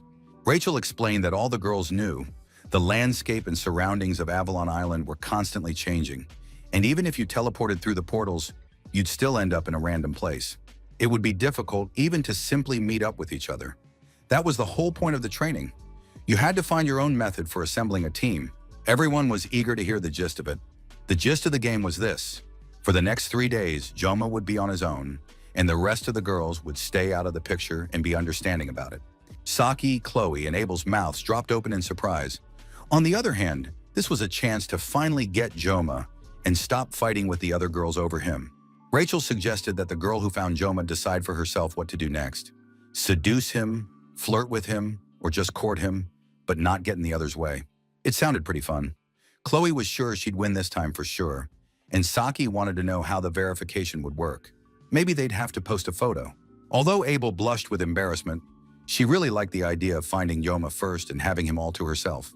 The image of Joma, who had outshone her on the exam and become her favorite, constantly lingered in Abel's mind. Rachel realized that everyone was ready to accept the rules of the game. All that remained was to secure the support of the main princess, Abel. Abel looked around at her friends and said she couldn't waste time on such nonsense, so she wouldn't be participating in the game. Rachel wasn't particularly upset. Then the three of them would play, and that would increase their chances of landing Yoma. Abel turned and left her friends. Rachel was sure the girl had a lot of special training, and Chloe noted that Abel was very diligent. Joma had no idea that all this time his fate had been in the girl's hands. He felt tired because he'd spent the whole previous night in the library. The young man had studied every possible book and made notes on his phone. Although Avalon wasn't a zone where magical beasts appeared, the director had told him to take at least minimal protection. Media asked if her favorite student had packed a first aid kit and appropriate clothing, everything necessary to ensure he wouldn't be uncomfortable on the island. Joma thought the headmistress was acting like a mother, but then decided she was probably more like a caring grandmother. Joma noticed a teacher standing near one of the students. The woman had purple hair. According to the guard, she was a female instructor of average height with purple hair and pink eyes. It's unclear what this woman has in mind, but if she's hunting Joma, it's easy to cover her tracks on an island with an ever-changing landscape. However, the island's effect could also work against her. Joma didn't like using weapons against people, but he also didn't want to die. The young man remembered that Vapon had a composite sketch of this female instructor. It was hardly possible to identify anyone from a sketch. Purple hair, a strange gaze, short stature, and a sturdy build. Joma didn't understand how anyone could be found based on that description, especially since he had already seen at least 3 women with purple hair. Joma hadn't had time to focus on the search when he heard someone calling his name. He turned around. The Sword Emperor was wearing a Hawaiian shirt. He said that Joma hadn't been slacking off on his training lately. The Emperor's granddaughter was walking beside him. Siegfried said, "When natural talent is backed by diligence, the result isn't just added up, it's multiplied. But rest is important too. Without it, the body won't hold up." Siegfried wished Joma to truly enjoy this training session. Joma thanked him for the wish and hoped that Siegfried would have a big catch. The Sword Emperor spat in response to ward off bad luck and also prepared to set off for the island. Following her grandfather, Abel walked past Joma. The young people exchanged glances. Joma watched the beauty walk away and thought that she would soon have a boyfriend. So Abel would have to wait a little while, and soon she would be smiling again. Joma didn't sense any danger, but at that moment Saki suddenly pounced on him. Taken by surprise, Joma smacked her on the forehead. The girl said she was just joking and asked why he had to hit her right away. Joma apologized for his behavior. He'd sensed movement and struck out unconsciously. It was just that he'd often reacted that way with Chloe in such situations. Saki retorted that her forehead wasn't a punching bag. She'd come to wish the guy good luck, and he'd immediately tried to start a fight. The girl, hurt, turned and walked away with tears in her eyes. Joma couldn't understand what had happened to her. Lately, Saki had almost stopped sleeping during class and was constantly hanging around Joma. If he didn't respond, she became even more unbearable. The young man didn't understand what exactly attracted her to him, but Saki was one of the main characters, and Joma didn't want to get any closer to anyone than necessary. At that moment, the portal to the anomalous space on Avalon Island activated. Everyone needed to be careful and have fun. This time, they only needed to find what was necessary to pass through. Everything was calm and problem-free. Joma prepared to pass through the spatial gate and heard that the hero's blessing would come with him. The young man transported himself to the island. An incredibly beautiful view, bathed in lilac light, opened up before him. A year had already passed since Joma had arrived in this world, but he still marveled at it. And now, many years later, Joma realized he was in a fantasy world, the sacred land of Avalon, and before him stood the apple tree of beginnings. The boy decided to put sightseeing on hold for later because survival training on the uninhabited island had already begun. Saki was focused and determined to win the battle for Joma. Chloe had no intention of losing this time, and Vapin wanted to finally become as strong as his comrade. On the map of Avalon, which Joma had photographed in the library, the location of the Blessing of Rebirth, which could be obtained on the island, was marked. When Joma compared this map with his memories from playing the game, he understood a lot. It seemed that this blessing was located somewhere near the boulder, in the central part of the island, close to the lake. So he needs to head toward where the world tree grows, traversing rocky terrain and the forest. That could take as long as 3 days. Plus, the Academy assigned a task to search the island for orbs scattered throughout the area. Simply put, it's a treasure hunt game, like on school field trips. The more orbs you find, the higher your grade. Plus, they can be used as materials for upgrades. So, Joma decided to combine business with pleasure and double-check some of the information in BioGalax's book. To survive on this island, he could use a secret weapon, a machete he'd bought in the outdoor section of a supermarket. He had acquired this special weapon to complete tasks. It was better to keep the machete at the ready so that the blessing of painlessness wouldn't go to waste. The young man sliced through the air with the long blade, imagining how he would strike his opponent in case of danger. The handle was quite comfortable, but still somewhat unusual. This was due to the machete's length. Joma wasn't worried. If worst came to worst, he could always use his favorite sashimi knives. Joma was moving across the island when a white hare jumped out from behind a bush toward him. The young man decided to try the kleta as food and was about to roast the hare over a fire. However, upon seeing the true size of this gigantic creature, Joma realized he didn't need that much food. He thought that since he had already defeated buffalo in his life, he would have absolutely no trouble handling a rabbit. Joma prepared to attack and was about to activate the sword's blessing, but at the last moment realized that for some reason it wouldn't activate, and the giant hare's snout was already very close. This fantasy world was full of surprises. Abel watched the scene unfold with surprise and curiosity. She, too, was eager to visit the island of Avalon. An absolutely adorable, small, and delicate rabbit sat on the path under a bush. The girl understood that this was most likely her meal, but the rabbit was truly very cute. Abel wanted to pet the little rabbit. It was probably scared right now, not knowing where its mother was. Still, the rabbit was too cute, and it was hard to imagine that she would have to eat it. The girl reached out to touch the gentle creature, but the nasty, vicious rabbit jabbed her with its two sharp claws. She screamed in pain, then rushed after the vicious rabbit she had simply wanted to pet. Abel decided that perhaps it was for the best and would test the results of her training. Even though the rabbit was ordinary, cute, and small, it was moving at a crazy speed. Abel noticed that the animal had sped up even more, as if it were some kind of creature hiding its true power, and now catching the rabbit had become a major challenge. But no matter how fast this rabbit was, it wouldn't stand a chance against the sword of Nibelung. The girl was already counting on the rabbit ending up in her hands. She leaped off the ground and was about to catch up to the animal in a single bound. But suddenly the landscape began to change, and Abel found herself in a completely different place with a new terrain. The girl fell from a height into the lake, and only the splash of water could be heard around her. Abel sank deeper and deeper. She could do nothing and simply sank to the bottom like a stone. Abel's gaze was resigned and sad. The beauty silently sank into the depths of the water, realizing that no one knew where she was and that rescue was unlikely to come. Before her eyes closed forever, she saw a rabbit sitting on the shore of the pond, staring into the water. The next moment, instead of the rabbit, the girl saw Kang Joma's face, and now she didn't even understand who exactly had led her into this trap. The darkness grew ever thicker.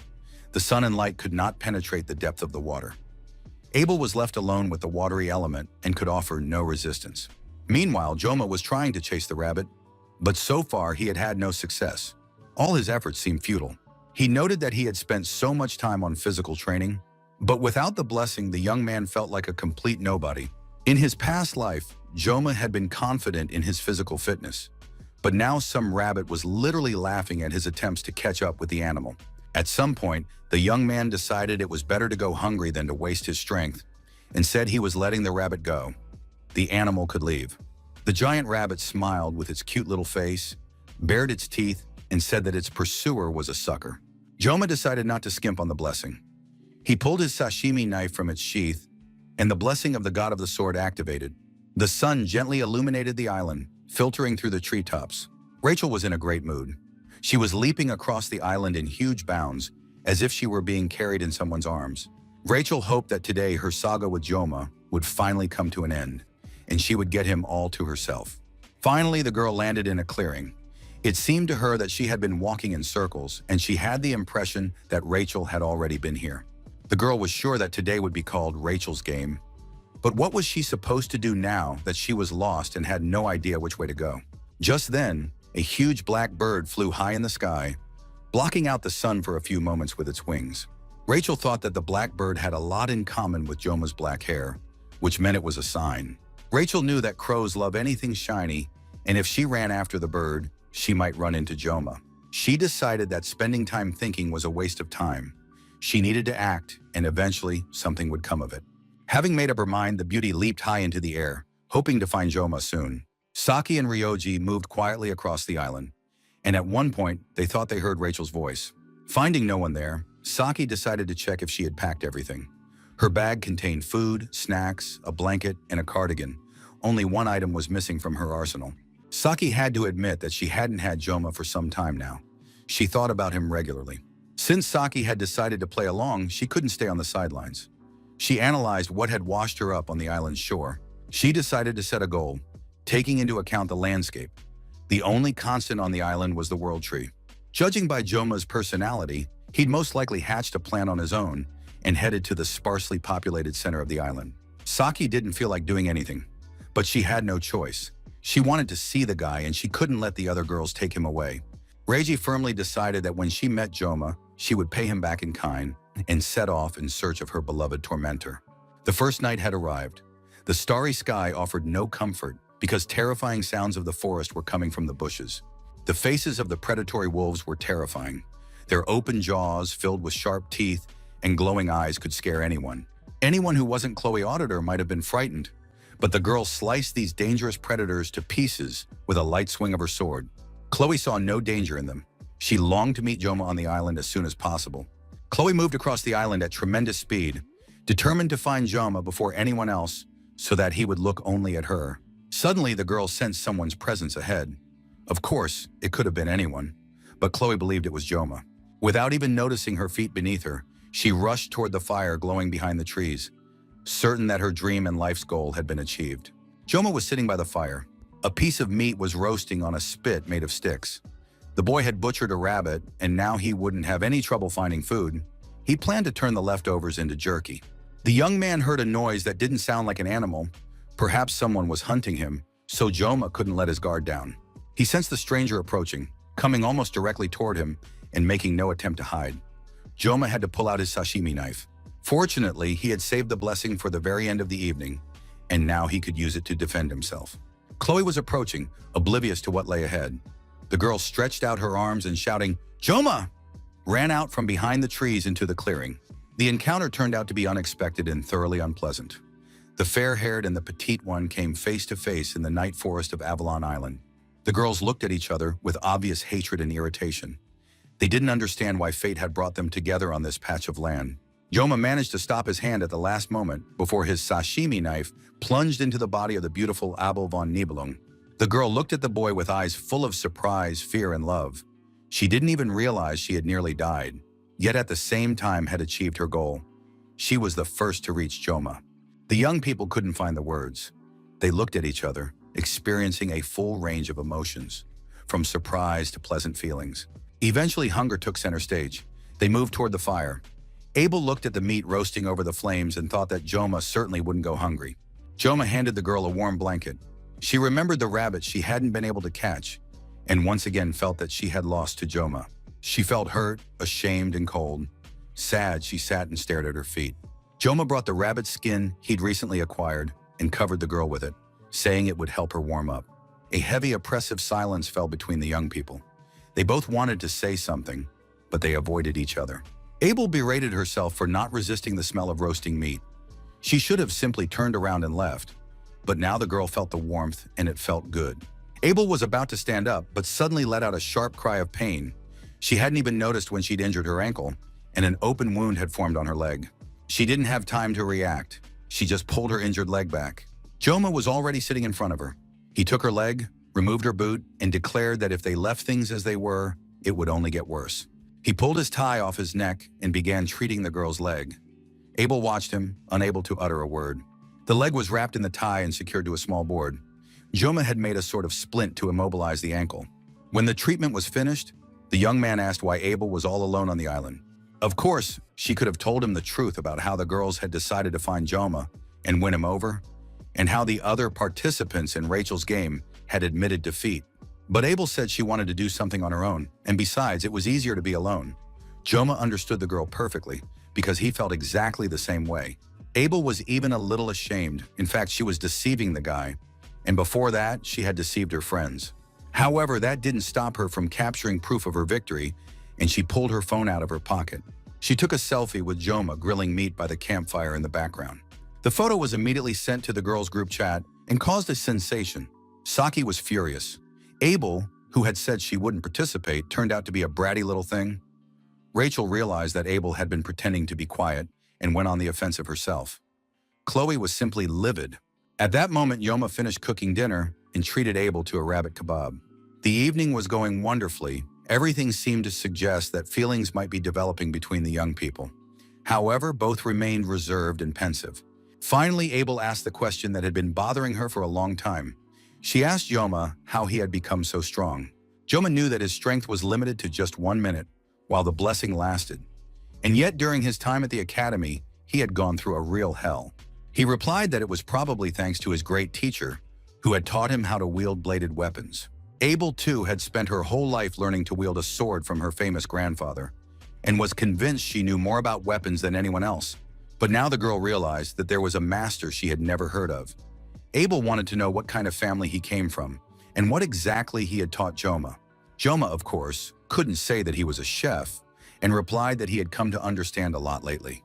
It isn't always the strongest who wins. Most often the one who doesn't give up, who endures and survives, that is the truly strong person. Abel pondered Yoma's words. They seemed a little strange to her, and she tried to analyze them. These phrases sounded pretentious and even old-fashioned. Usually older people spoke that way. Abel couldn't help herself and burst out laughing. She said the answer sounded cliché, and now she couldn't stop laughing, because Yoma spoke almost exactly like her grandfather. The girl remembered their first conversation on the bench, the only time they'd talked to each other for so long. Yoma didn't particularly like those memories and tried to shut her up by offering her another skewer. Abel gladly accepted the treat. The meat was delicious and filling, and she felt warmth and calm. Waking up in the morning, Abel looked around and realized she was lying on an air mattress, covered with a warm rabbit skin. The fire had gone out, and there was no one nearby. Yoma had left without saying a word or saying goodbye, but he had left food for Abel. The girl recalled the events of the previous night, how she had found Yoma, how he had treated her injured leg, and then warmed and fed her. Tears streamed from her eyes, and she didn't understand what had caused them. Why, at certain times in life, tears just flow on their own. She was moved by another person's concern. After all, Abel had spent her whole life trying to handle all her problems on her own, regardless of what was happening around her. Even when she wanted to cry, she held back her tears and never believed she had the right to emotions appropriate for her age. She understood. Such was the fate of one who had inherited the name of the Nibelung, and this stranger treated her with care. Even now, Abel envied anyone who showed her selfless kindness. After she finished crying, the girl thought that there were still 2 whole days left, and tears wouldn't help her now. Abel took out her sword, put a boot on her foot, which had almost healed, and decided she had to catch up with Yoma. With a firm stride, calm and self-assured, clad in the pelt of a giant rabbit, Abel set out to conquer this world. Yoma got up early in the morning and left the campsite without saying goodbye to his guest. The young man walked through the forest, feeling the cool of the night and the heat of the morning. He thought about Abel. She was truly beautiful. She had probably already woken up. Yoma didn't understand why Abel was so hostile toward him, but most likely it was part of her nature. She had grown up in a family that valued pride and honor. The night before, when a frightened Abel approached him, he had unexpectedly shown kindness. But it wasn't love at all. The girl's pitiful appearance simply hadn't left him indifferent. Yoma saw nothing wrong with a simple act of kindness, and with that thought, he stepped out to the edge of the forest. Although his course veered slightly off course, overall everything was going according to plan. Yoma slid down toward the mountainside. He knew that today was the day Abel and Leon were supposed to start getting closer. That's how it was in the game he'd played in his past life. Yoma came out onto flat ground and began looking around. The young man hoped that Abel, being in love, wouldn't give his cloak to Leon. That would be upsetting, since the rabbit fur cloak was his personal possession. However, he decided that the time for silly thoughts was over, and he needed to find the blessing before sunset. The blessing of rebirth was a guardian-level spirit, 1 rank below the blessing of teleportation. It enhanced regeneration and served as the perfect boost for a guardian. Only a spellcaster could use it, but for Yoma, the bearer of the blessing of movement, this restriction did not apply. Even a damaged sashimi knife could be partially restored. Of course, the restoration wasn't perfect. This blessing couldn't regrow, say, a severed arm, but it healed wounds perfectly. In the game, this blessing was considered a hidden item and did not affect the development of the main character, Leon. Leon would eventually surpass everyone in strength anyway, so the absence of a single blessing wouldn't make him weaker. Thinking this way, Joma climbed to the top of the plateau. Everything looked completely different than on the game screen. It was some kind of rock, and now he had to make his way there all day until sunset. But looking down from the summit, the young man was convinced he had found what he was looking for. He looked at the ruins. The blessing of rebirth was hidden there. However, something else was glimmering nearby. The blessing couldn't be glowing. It must be hidden. Closer up, Joma saw a sphere. It was quite large and glowing. Perhaps this was another bonus. He had come for one thing, but ended up getting two. Joma realized that luck was finally on his side. For up until now, his life had been pretty rough. He approached the ruins. At first, he planned to take the sphere and then look for the rest, hoping to finish everything before nightfall. But as soon as Joma approached the sphere, the huge, sturdy feet holding it snapped. He froze in place, trying to figure out what was happening. One thing was clear. Nothing good was to be expected, but the boy didn't yet understand exactly where the danger lay.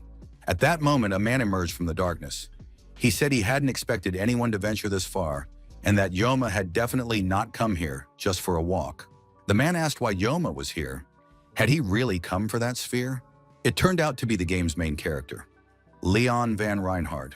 Leon wanted to know why Joma had come for the sphere, or if he had some other purpose. Joma didn't want to reveal the truth and replied that he had simply seen the glowing sphere from afar and decided to take it for himself. Leon calmed down upon hearing that Joma had come only for the orb, but said that now the young man must try to take it by defeating Leon. Leon was an interesting character. Half the world celebrated his birthday, and the hero's certificate found its rightful owner. But Joma didn't understand what was going on because Leon was supposed to be with Abel. It was the day of an important plot twist. So why was Leon, sword in hand, getting ready to fight?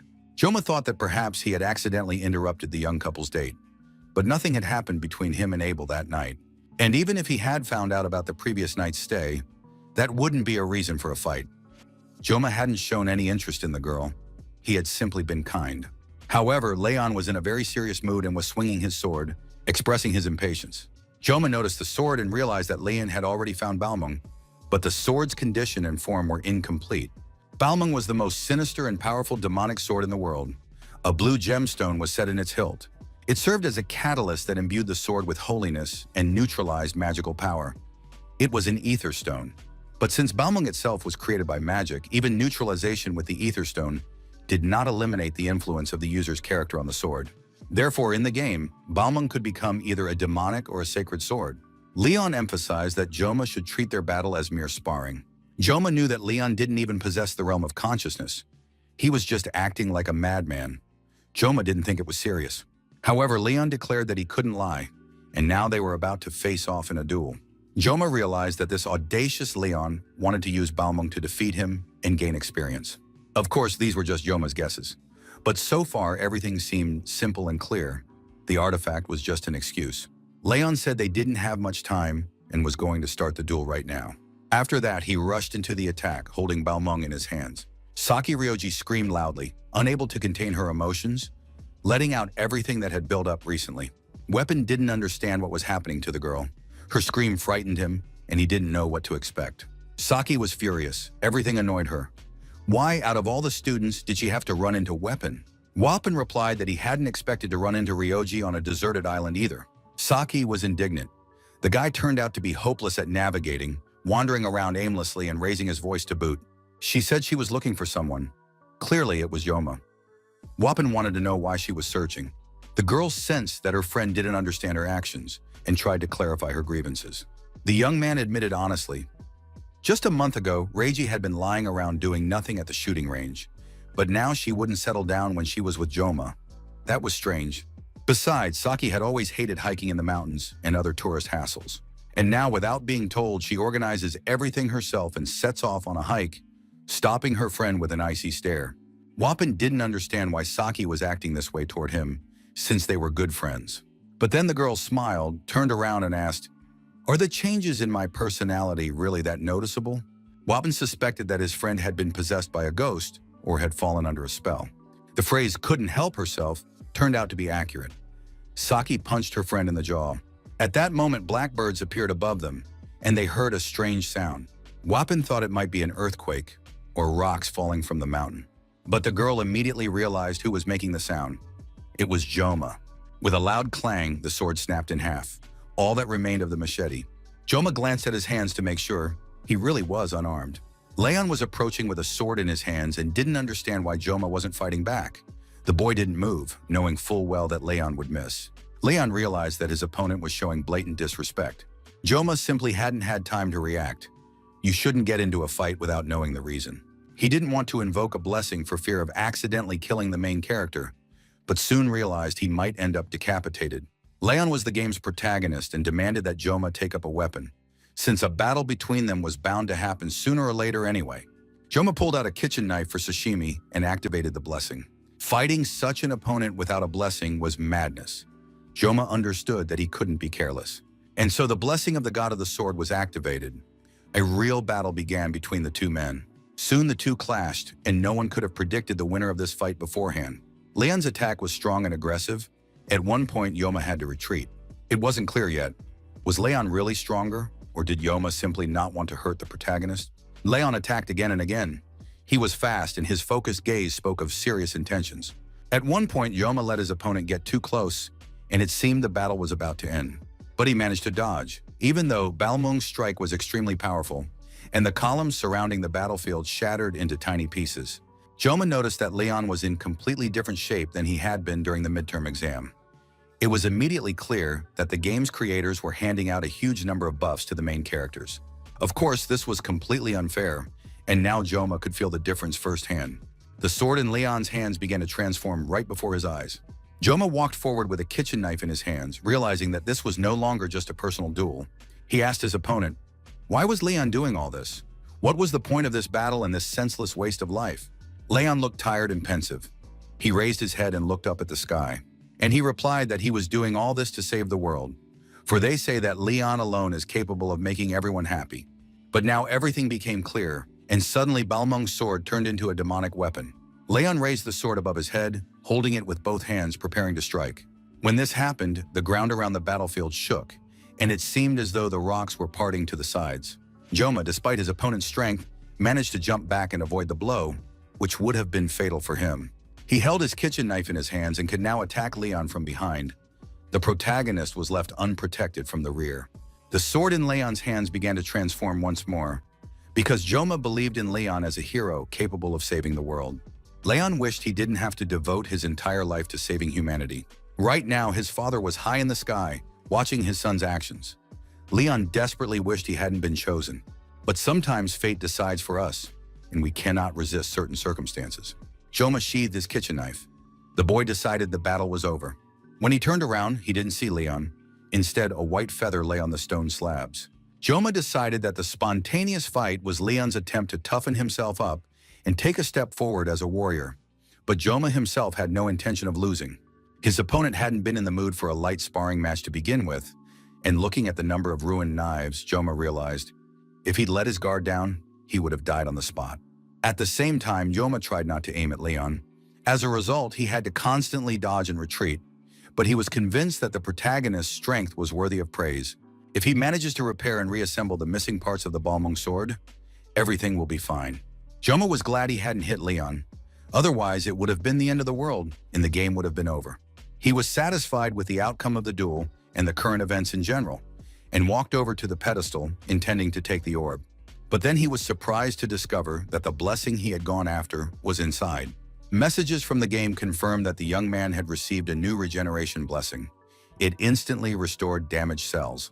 Joma decided to test the blessing right away and made a cut on his arm with a knife. After that, he activated the regeneration, and the cut immediately closed up and disappeared.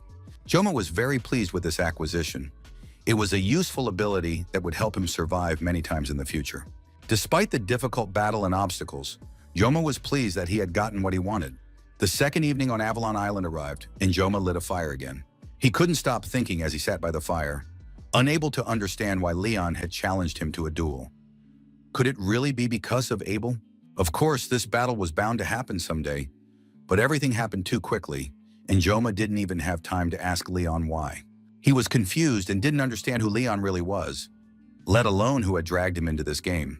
Better to focus on the current problems, Joma decided, and stop thinking about Leon and Abel for a while. In his past life, he had a short temper. Now Joma was suppressing it, but he couldn't ignore injustice. He remembered how many times he'd had to argue with rude restaurant customers. For Joma, stubbornness and principle were the best way to solve problems. Initially, he hadn't planned to get involved in the plot, but now ensuring safety had become a priority. Today, Jom had already clashed with the main character. Besides, there had been repeated attempts on his life in the past. So if Joma's life was in danger, he would have to defend himself, and sometimes kill. And he wasn't talking about a monster, but a human being. Joma thought about this with sadness. He didn't know if he was doing the right thing. Of course, it would be good to ask for advice, but he didn't have anyone to turn to. Sometimes you have to know when to stop. Joma remembered Saki's advice. Stop overthinking it. Just be yourself. His thoughts were interrupted by a noise coming from the darkness behind the trees. Joma assumed it was an auditory hallucination. If Saki were nearby, she would surely have said so. He thought about his companions. He wondered what they were up to right now. Wapan and Saki had had a huge falling out. They'd even drawn a death line so they wouldn't cross paths and constantly run into each other. Rachel had already completely worn down poor Chloe. The girls were now companions in misfortune, since Abel, that shameless bitch, had taken Joma away from them. Abel organized an evening swim. The girls settled down on the lakeshore and happily washed away the dust, dirt, and her troubles. Thinking of his close companions, whom Joma would like to call friends, the young man finally dozed off, sitting by the extinguished campfire. A group of serial mercenary undertakers crept up quietly in the darkness. They moved very silently and professionally. The villains didn't approach so as not to make unnecessary noise. Instead, they launched several shurikens at tremendous speed. It seemed as though these weapons were about to pierce Joma's body and kill him. The young man woke up at the last moment, barely managing to jump back and deflect the incoming shurikens with his jacket. However, his shoulder was wounded. The mercenaries were absolutely thrilled by the student's actions. They realized they were dealing with a very cool guy. Their first thought was to recruit such an incredible young man into their ranks. The group's captain, Rei Shona, calmed her men down, telling them they needed to keep quiet and stay alert. Joma knew this girl firsthand. She was the leader of the Undertaker's gang. Rei Shona was the first half-human Leon would ever meet. She had once been the daughter of a noble family, but after being betrayed by her relatives, she was cast out of her family and chose the path of a hired assassin. Her hatred only grew stronger over the years. In the end, standing before them was the villain whom Leon would eventually have to kill. Despite Rei Shona's tragedy, no one sympathized with her because she had rejected her humanity. The hired assassins were confident in their strength. They knew that Joma wouldn't be able to dodge their attacks, and they wanted to find out who this kid Joma really was. Seeing the young man's calm reaction, the assassins realized the boy was unusual if he could keep his composure like that, knowing they had just been about to kill him. Rei Shona also realized that Joma was most likely not just a student. The woman asked which group he belonged to. Joma had no idea what nonsense was going on. If the mercenaries had been hired to kill him, why were they asking such questions? And why did they decide he wasn't a student? Farik shouted to the guy that he considered it his duty before dying to say that he was magnificent, since their captain very rarely took an interest in the spoils. The mercenary's second-in-command agreed.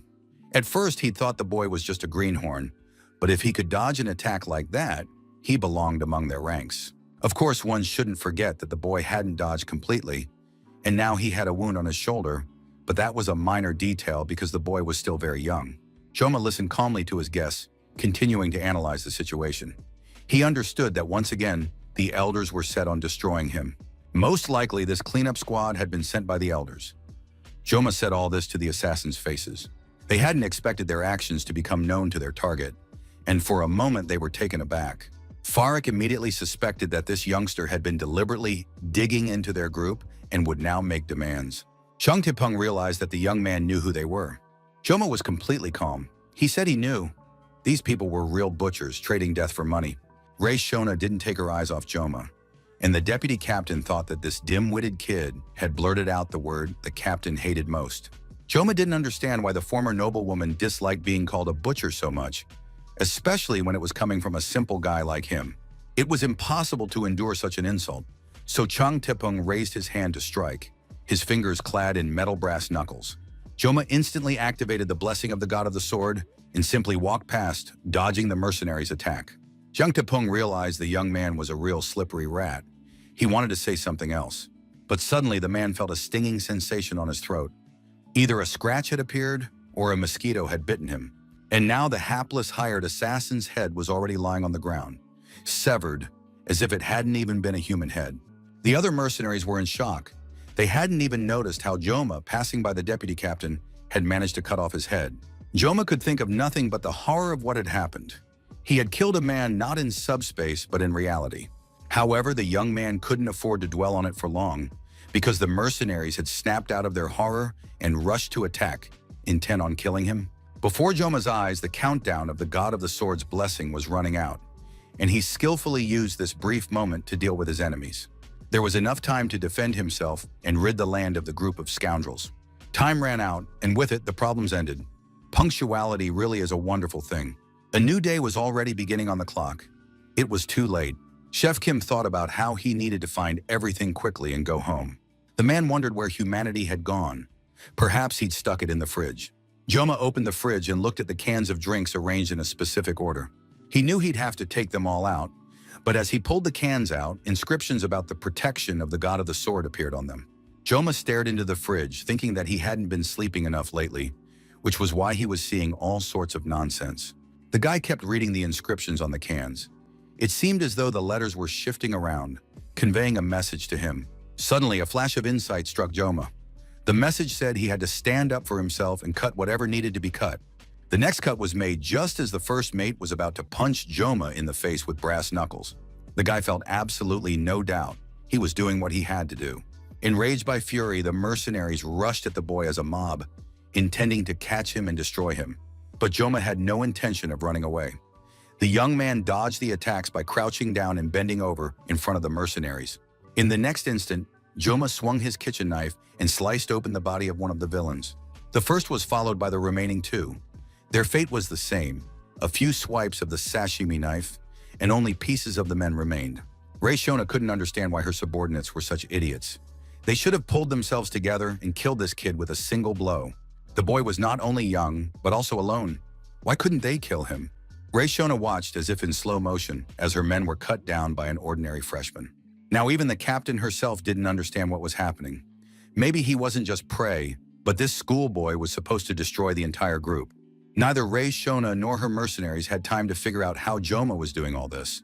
And now the head of the last one, Farrick, was lying at the lady's feet. Rei Shona realized immediately.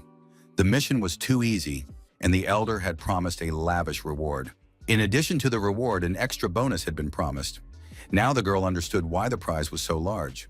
That mad elder could have promised anything, knowing that the mercenaries wouldn't be able to kill a student. Joma didn't seem human, but rather a demon or half-breed disguised as a student.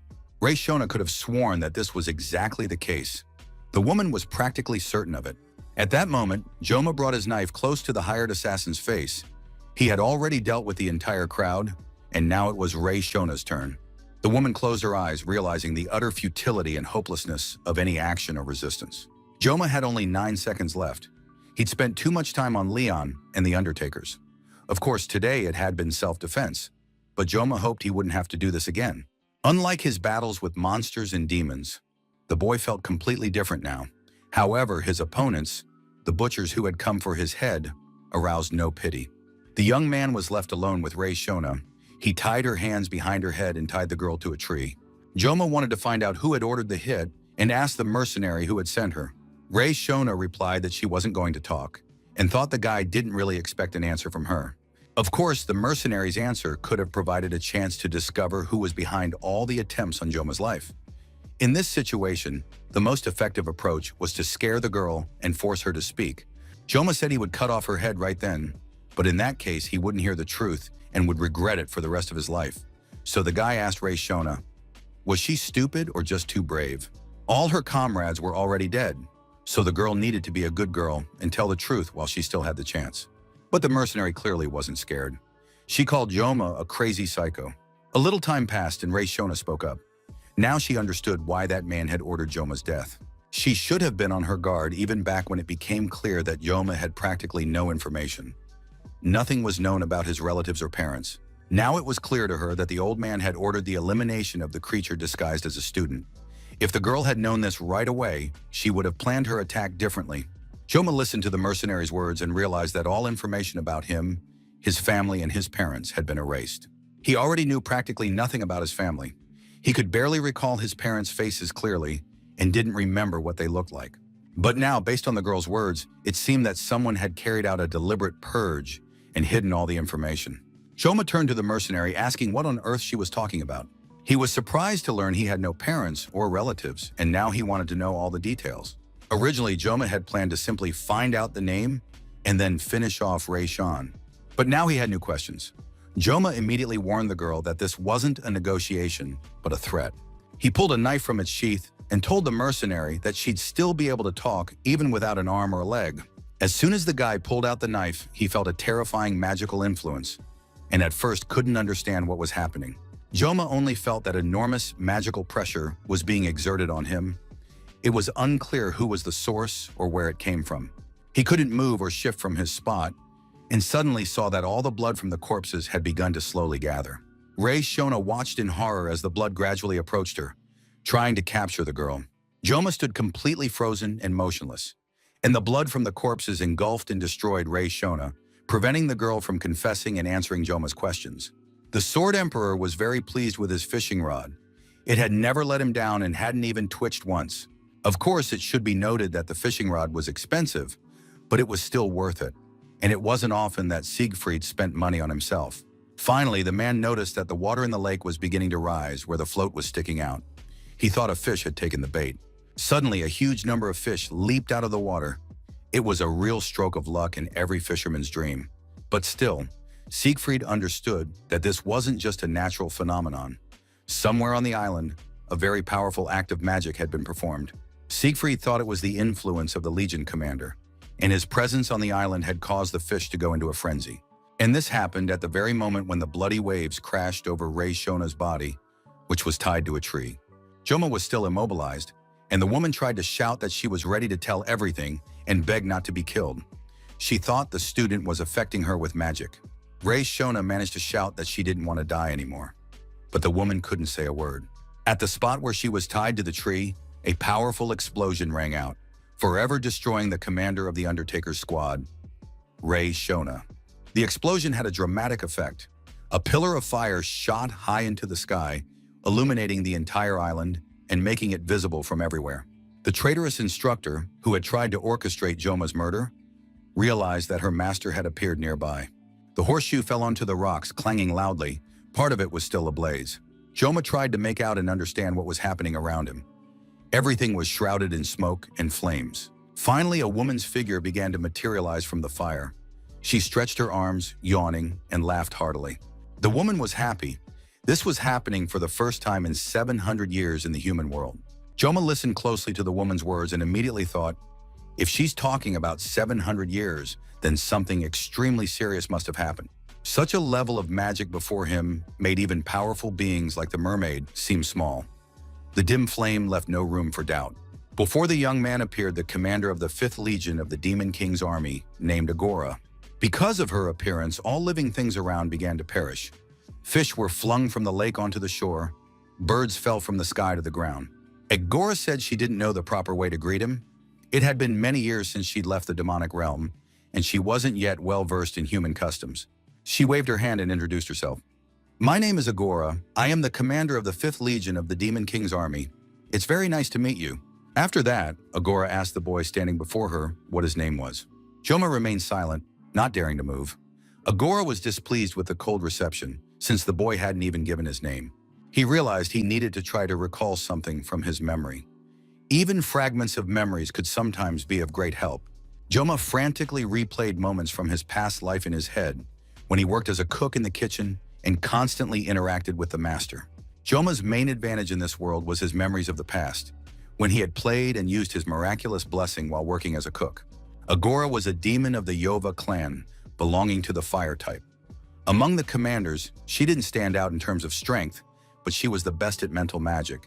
When Joma stopped playing, he stumbled upon an article online and learned the general characteristics of a demon. But why Agora had descended into the human world at this very moment remained a mystery.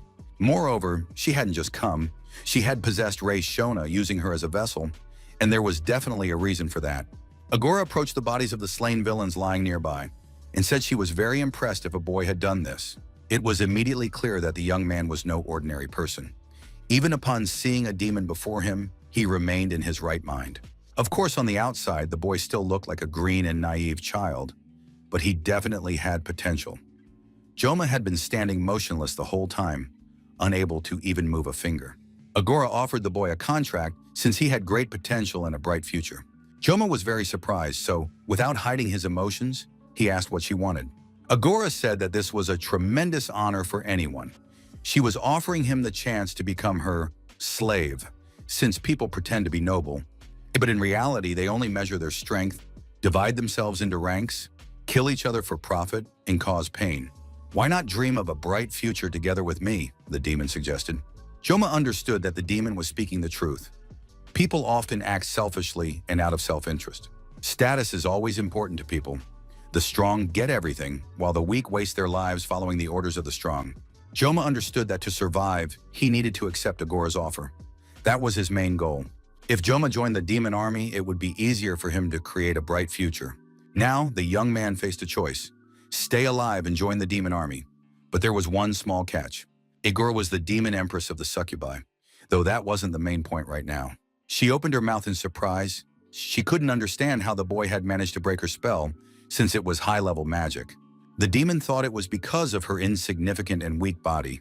While she was begging to make a contract, the vessel had proved useless. How could one act at full strength with a body like that? Joma watched the demon and began to laugh out loud. Agora hadn't expected this man to laugh at her. He said it was funny to him, since the demon had been talking nonsense for so long. The situation was getting strange. Agora was clearly flustered and didn't know how to react to this strange man. Joma took out a knife, began to pull it from its sheath, and said that he would now explain why he needed to become her slave. Everything around them seemed engulfed in flames. The air was charged with electricity, and the demon waited for an answer. Joma said he was sending the demon to hell. Agora called the guy rude, since she herself had been very polite to him. Instead of answering, Joma struck out and sliced through the fire with his knife. The demon merely smirked and moved calmly across the clearing, while the young man tried to land even a single blow. Soon the demon was openly yawning and humming songs, but Joma didn't lose his cool and kept attacking. Agora watched the boy with genuine interest. Of course, she'd invited him to be her assistant as a joke, but now she could see that the boy was actually quite good. Agora decided it was worth testing what he was truly capable of. The demon activated Inferno, and everything around them began to explode and burn. Agora sprayed everything around with fire and told the boy to try to do at least something. Joma really tried his best, moving in different directions. He tried to cut through the magic with his knife. Agora realized that this child had surpassed all human limits. However, the demon hadn't yet had time to adapt after inhabiting a new body. Joma, gripping the knife tightly, began to radiate blue energy and light. Agora was surprised. Seeing that the boy had caught up to her, she couldn't understand how a human could move so fast. Soon they met, and it looked like a clash of two fires, one warm, the other cold. And after that, the fire burned out, and everything was covered in smoke and soot. It was impossible to make sense of the situation. When the smoke cleared, Agora stood over the boy, holding his knife with her hand and preventing Joma from attacking. Agora was clearly enjoying this battle. She didn't want to kill the guy who was trying so hard. Joma understood that he couldn't stop. He didn't have time to waste. Joma managed to land a few blows right before Agor's stunned eyes, knowing this was his temporary reprieve. The demon noticed that the boy had sped up. Things were getting more and more interesting. The battlefield looked as if New Year's fireworks were lighting up everything around them. The final seconds of the blessing of painlessness were coming to an end. The epicenter of the battle was growing smaller and calmer. But now the time was up, and the young man held his knife in his hands, knowing that the next blessing would cause him excruciating pain. Agor still couldn't get used to the body. The red blood irritated her. If it weren't for a single clause in the contract, which was already 700 years old, she would have behaved differently. Agor felt as if she herself had become human, because the boy's attacks had managed to inflict damage on this body. The demon was genuinely sorry to part with Joma. The guy was quite handsome, plus he had a fiery will, and his body was truly attractive.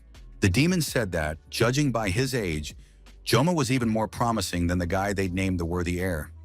Joma was a bit cocky, but that was right up Agor's alley. The demon had already almost completely adapted to this body and was ready to move forward.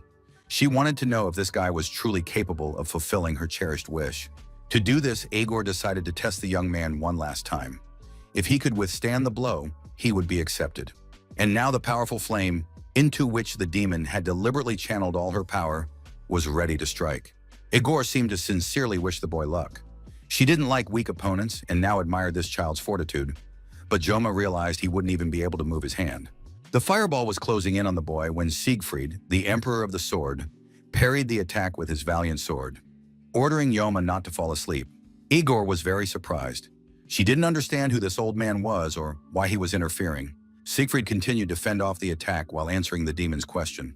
The old man said he was doing this because he understood that only this boy was capable of saving humanity. Igor told the old man to try protecting the boy in that case, and the demon launched a new attack on Joma. Joma lay in some kind of empty space.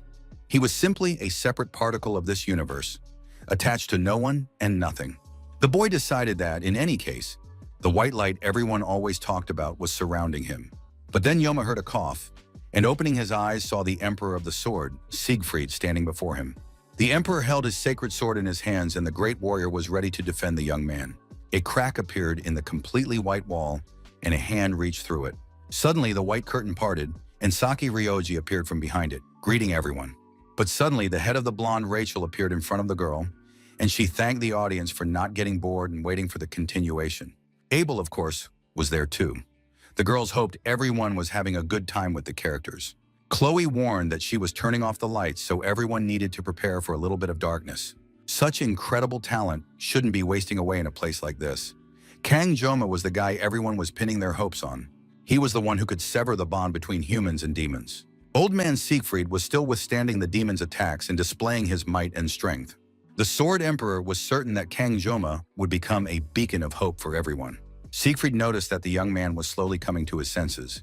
He told the boy to rest a little, even though the situation might seem absurd. Joma really did feel as if he were in some kind of daze. Before him stood the Emperor, fighting the demon. He reassured the boy and said that he was fighting excellently with one hand, since by this point the demon had severed one of the Emperor's arms. Siegfried was certain that it wasn't necessary to hold a sword with both hands. Igor greeted the old man. It was strange that a mere mortal could possess her magic, but now the demon had no intention of backing down. She wanted to settle this once and for all. Siegfried stared at the demon, trying to figure out how it had slipped into the human world.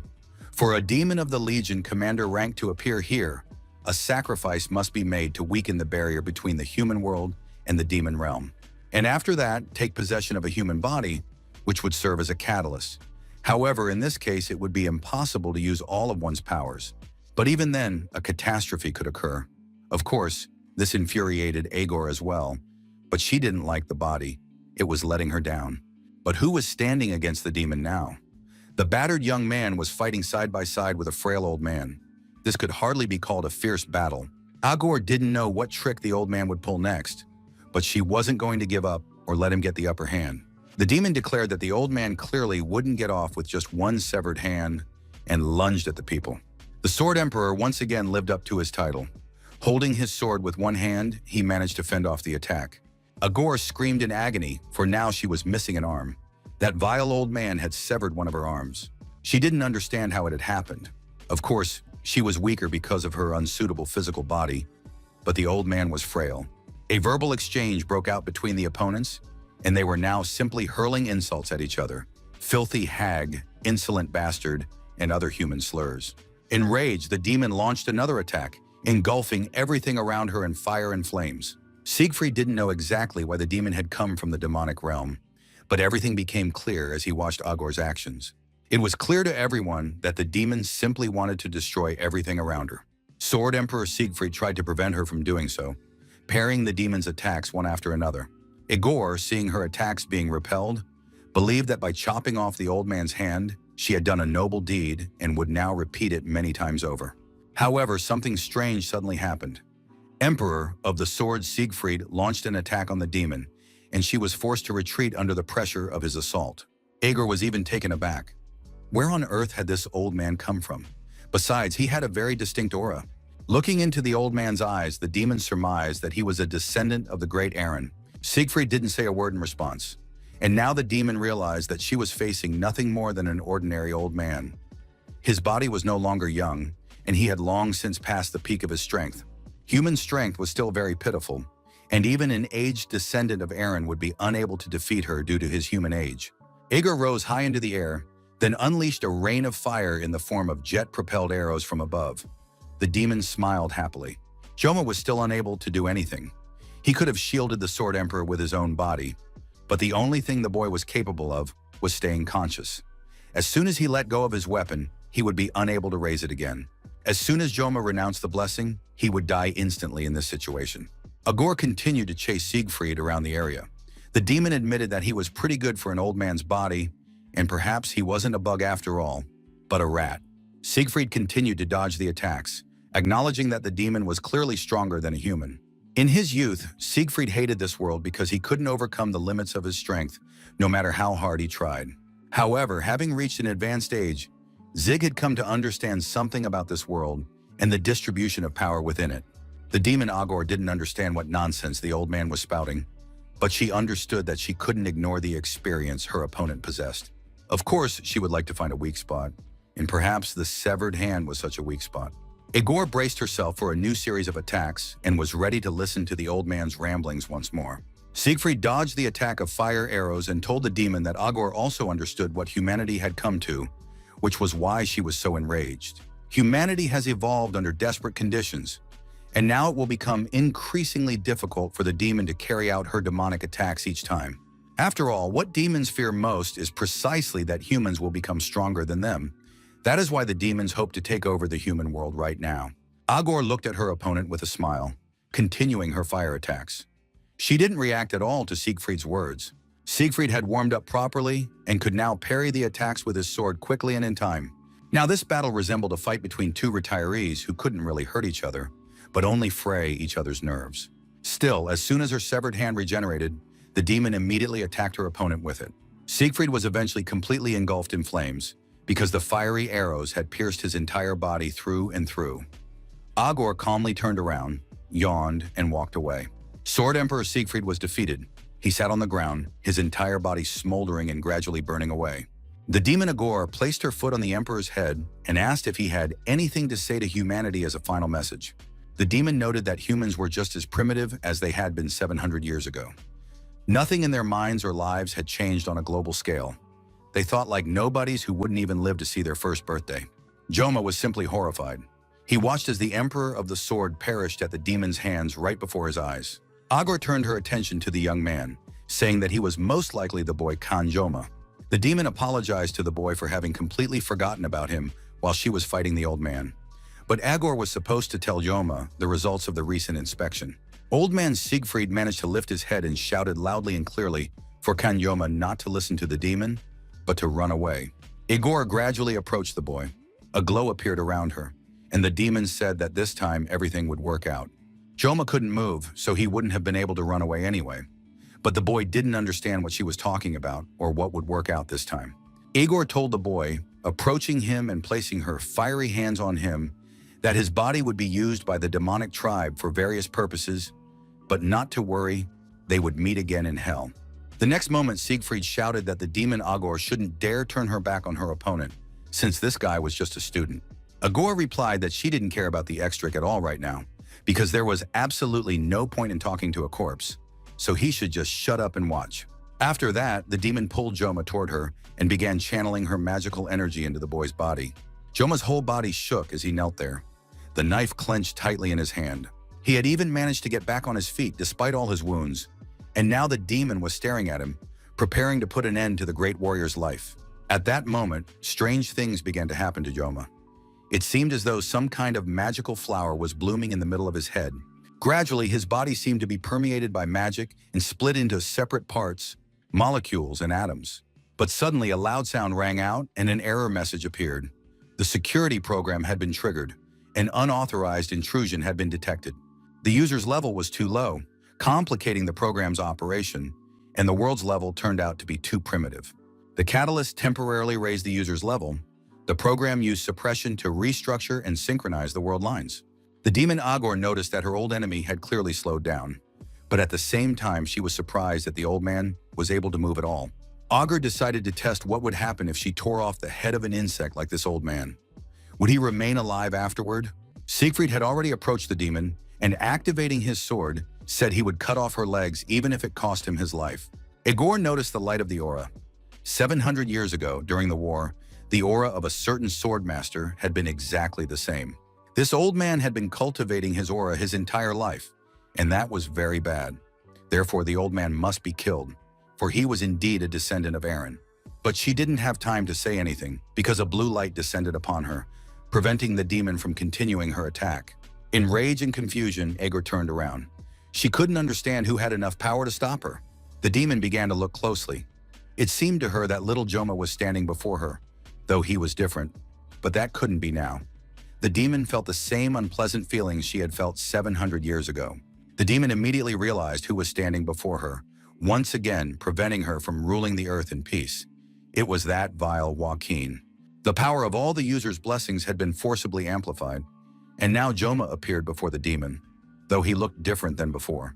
Abel drew her sword just in case. The girl could hear the fears echoing across the island. It was the last day the kids would be on this island. They just had to get through the night.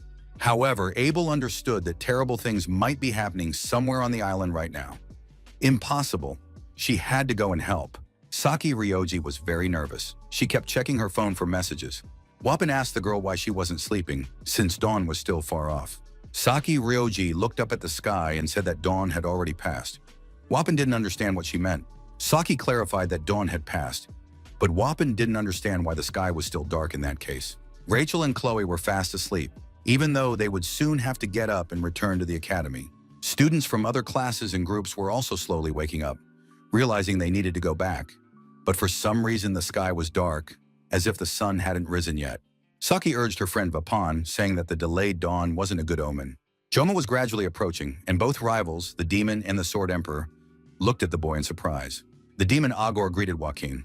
Of course, it was hard to believe, but now he was here again, right in front of her. Joma stood, bathed in a white-blue light. His shirt was unbuttoned, and his chest seemed to be covered in patterns. Agor looked more closely and saw that it wasn't Joaquin, but Joma.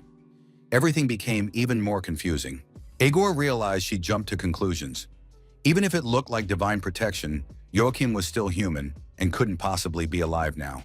That damn body had confused her so much that even her thoughts had become muddled because of it. Aegor still remembered perfectly well how she had parted with her life back then. Siegfried was no less surprised than the demon. He looked at Joma, trying to understand what the apprentice had become. Joma approached the Sword Emperor and looked at him with glowing white eyes, while Siegfried didn't even try to get up from his knees. Suddenly, the man felt a burning sensation in his chest, in the place where the wounds had been most severe. Siegfried placed his hand on his stomach, and the wounds were gone. This astonishing speed had allowed his chest to heal and his severed arm to regenerate. Siegfried didn't even try to choose his words. He just wanted to know what was happening here. It seemed as though Joma was made entirely of white light. The young man appeared to have become transparent and was glowing, illuminating everything around him. After that, a multitude of lightning bolts began to radiate in all directions from the boy's body, and it was no longer clear where the sky ended and the earth began. Stunned, the demon Agor couldn't take her eyes off what was happening around her. But soon the demon tensed up because, when the glow faded and it seemed that everything had calmed down, Joma emerged from the mist and began to approach the demon. Aegor realized that everything was very strange. She couldn't figure out how the guy was moving, most likely because she had been given an underdeveloped body, but still, what was happening was beyond her comprehension. The situation was very dangerous because the figure before her was not human. And if Joma wasn't human, then everything she'd said earlier had to be taken back. The entity was a mystery to everyone. The demon crossed her arms and began gathering her magic again, fanning the flames. Igor understood that the boy's body was drawing her in like a vessel, but if she didn't destroy him now, she would never forgive herself. If she let the boy live now, he would surely become an obstacle in the path of the demonic race, and meeting him again next time would be even more difficult. Igor began gathering her magic to return it to her body. Gradually, the fiery flashes flared up and grew in size, and soon everything was engulfed in a sea of flames. The demon, of course, regretted how things had turned out, but advised Jom to treat it all as a bit of fun. After that, the demon, already engulfed in her own flames, shouted that she would be waiting for Kang Jom in hell. The demon's powers were focused on gathering all her abilities, compressing them into a single sphere, and taking them back with her to the demonic realm. Joma watched it all from a distance, but the boy decided he wouldn't let the demon return and said he would destroy it all right then and there. No human eye was capable of seeing the movement. One could only see the result. The heavenly sword was activated. It was wielded by Kanjoma's special disciple. And now this sword had cut through the demonic energy concentrated around the demon Agor. The demon realized she had to do something, or at least return to her world as quickly as possible. She tried to flee as fast as she could, but suddenly she felt a kind of emptiness, and the demon's gaze seemed to freeze in one spot. Soon the upper half of the demon's body lay on the ground, stripped of its legs and arms. All the students who were on the uninhabited island of Avalon that night looked up in surprise and stared at the sky, trying to understand what was happening there. To all the students, the sky looked different today than it ever had in their lives. It seemed to the students as if the sky had opened up today, and even the sunrise seemed somehow special. Perhaps this was due to the miraculous trip to the uninhabited island. The demon Agor was not yet dead. She was trying to regenerate, but it soon became clear that regeneration wasn't working at all. The demon realized what had happened. It was as if the very source of her power had been severed. If this continued, the demon might die. Agor turned and saw Yoma, who could barely stand. The young man stood as if drunk, swaying. The next moment, without regaining consciousness, Yoma fell to the ground and sank into oblivion. Agor couldn't calm down. The demon believed she couldn't senselessly protect Kanjoma's existence, for he was a disaster for the entire demonic race. The demon realized she had one last chance, and gathering her remaining strength, began to channel fiery energy to launch a final attack on the lifeless boy.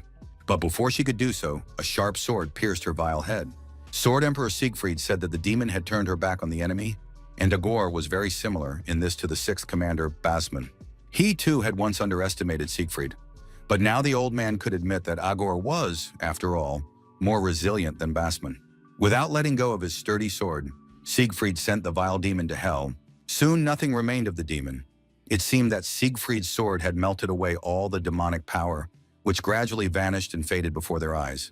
After that, the man stood up and said that his name was not descendant of Aaron, but Siegfried von Nibelung. Once the demon was dealt with, the great warrior rushed to the lifeless body of the schoolboy. Joma's breathing was steady. There was still a slight blockage in his blood vessels, but there were no fatal wounds, and the boy's life was now out of danger. Siegfried kept replaying what he had seen a few minutes earlier. The scene, he didn't understand who Kanjoma really was. Only one thing was clear: his attack had clearly been unconscious. Long ago, people believed that the world concealed some unfathomable will to which natural phenomena were subject. Storms, floods, lightning in a clear sky, and falling comets. All these supernatural, inexplicable phenomena inspired fear, and people worshipped these forces, seeking to earn their blessing and protection. Humanity called these phenomena disasters because it believed they brought only fear, pain, and terror. But at the same time, people began to think that these phenomena were caused by gods who both loved people and punished them for their misdeeds. Finally, the sky above the island began to brighten, and the boys realized that morning had come and dawn had broken. But in the very next moment, flashes and strobe lights appeared again behind the trees, and sirens wailed and a noise rang out, unlike anything one would expect on an uninhabited island. The students rushed over to get a closer look at what was happening. Nothing terrible had happened to their friends. Reaching the source of the light and noise, they saw that the area was cordoned off by security and teachers. Kang Yoma lay lifeless on a stretcher, and the Sword Emperor Siegfried was walking beside him. All the girls were simply in shock, especially Chloe, who was so distraught that even her friends and teachers could barely restrain her. Even the beautiful Abel, who always pretended to be completely indifferent to Yoma, couldn't bear the tension of the horror she witnessed. In addition, the girl's gaze fell on her grandfather, who had a stump where his left hand should have been, and a hole from a wound remained in his shirt.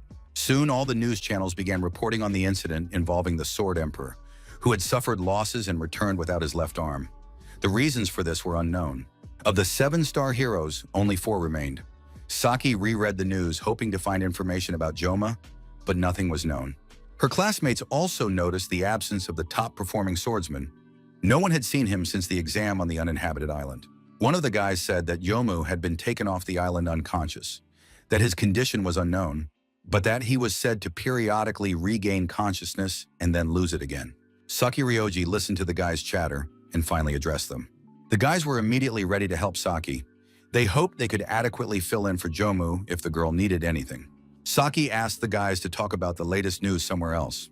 She said she hadn't slept at all, and they were driving her crazy with all the noise.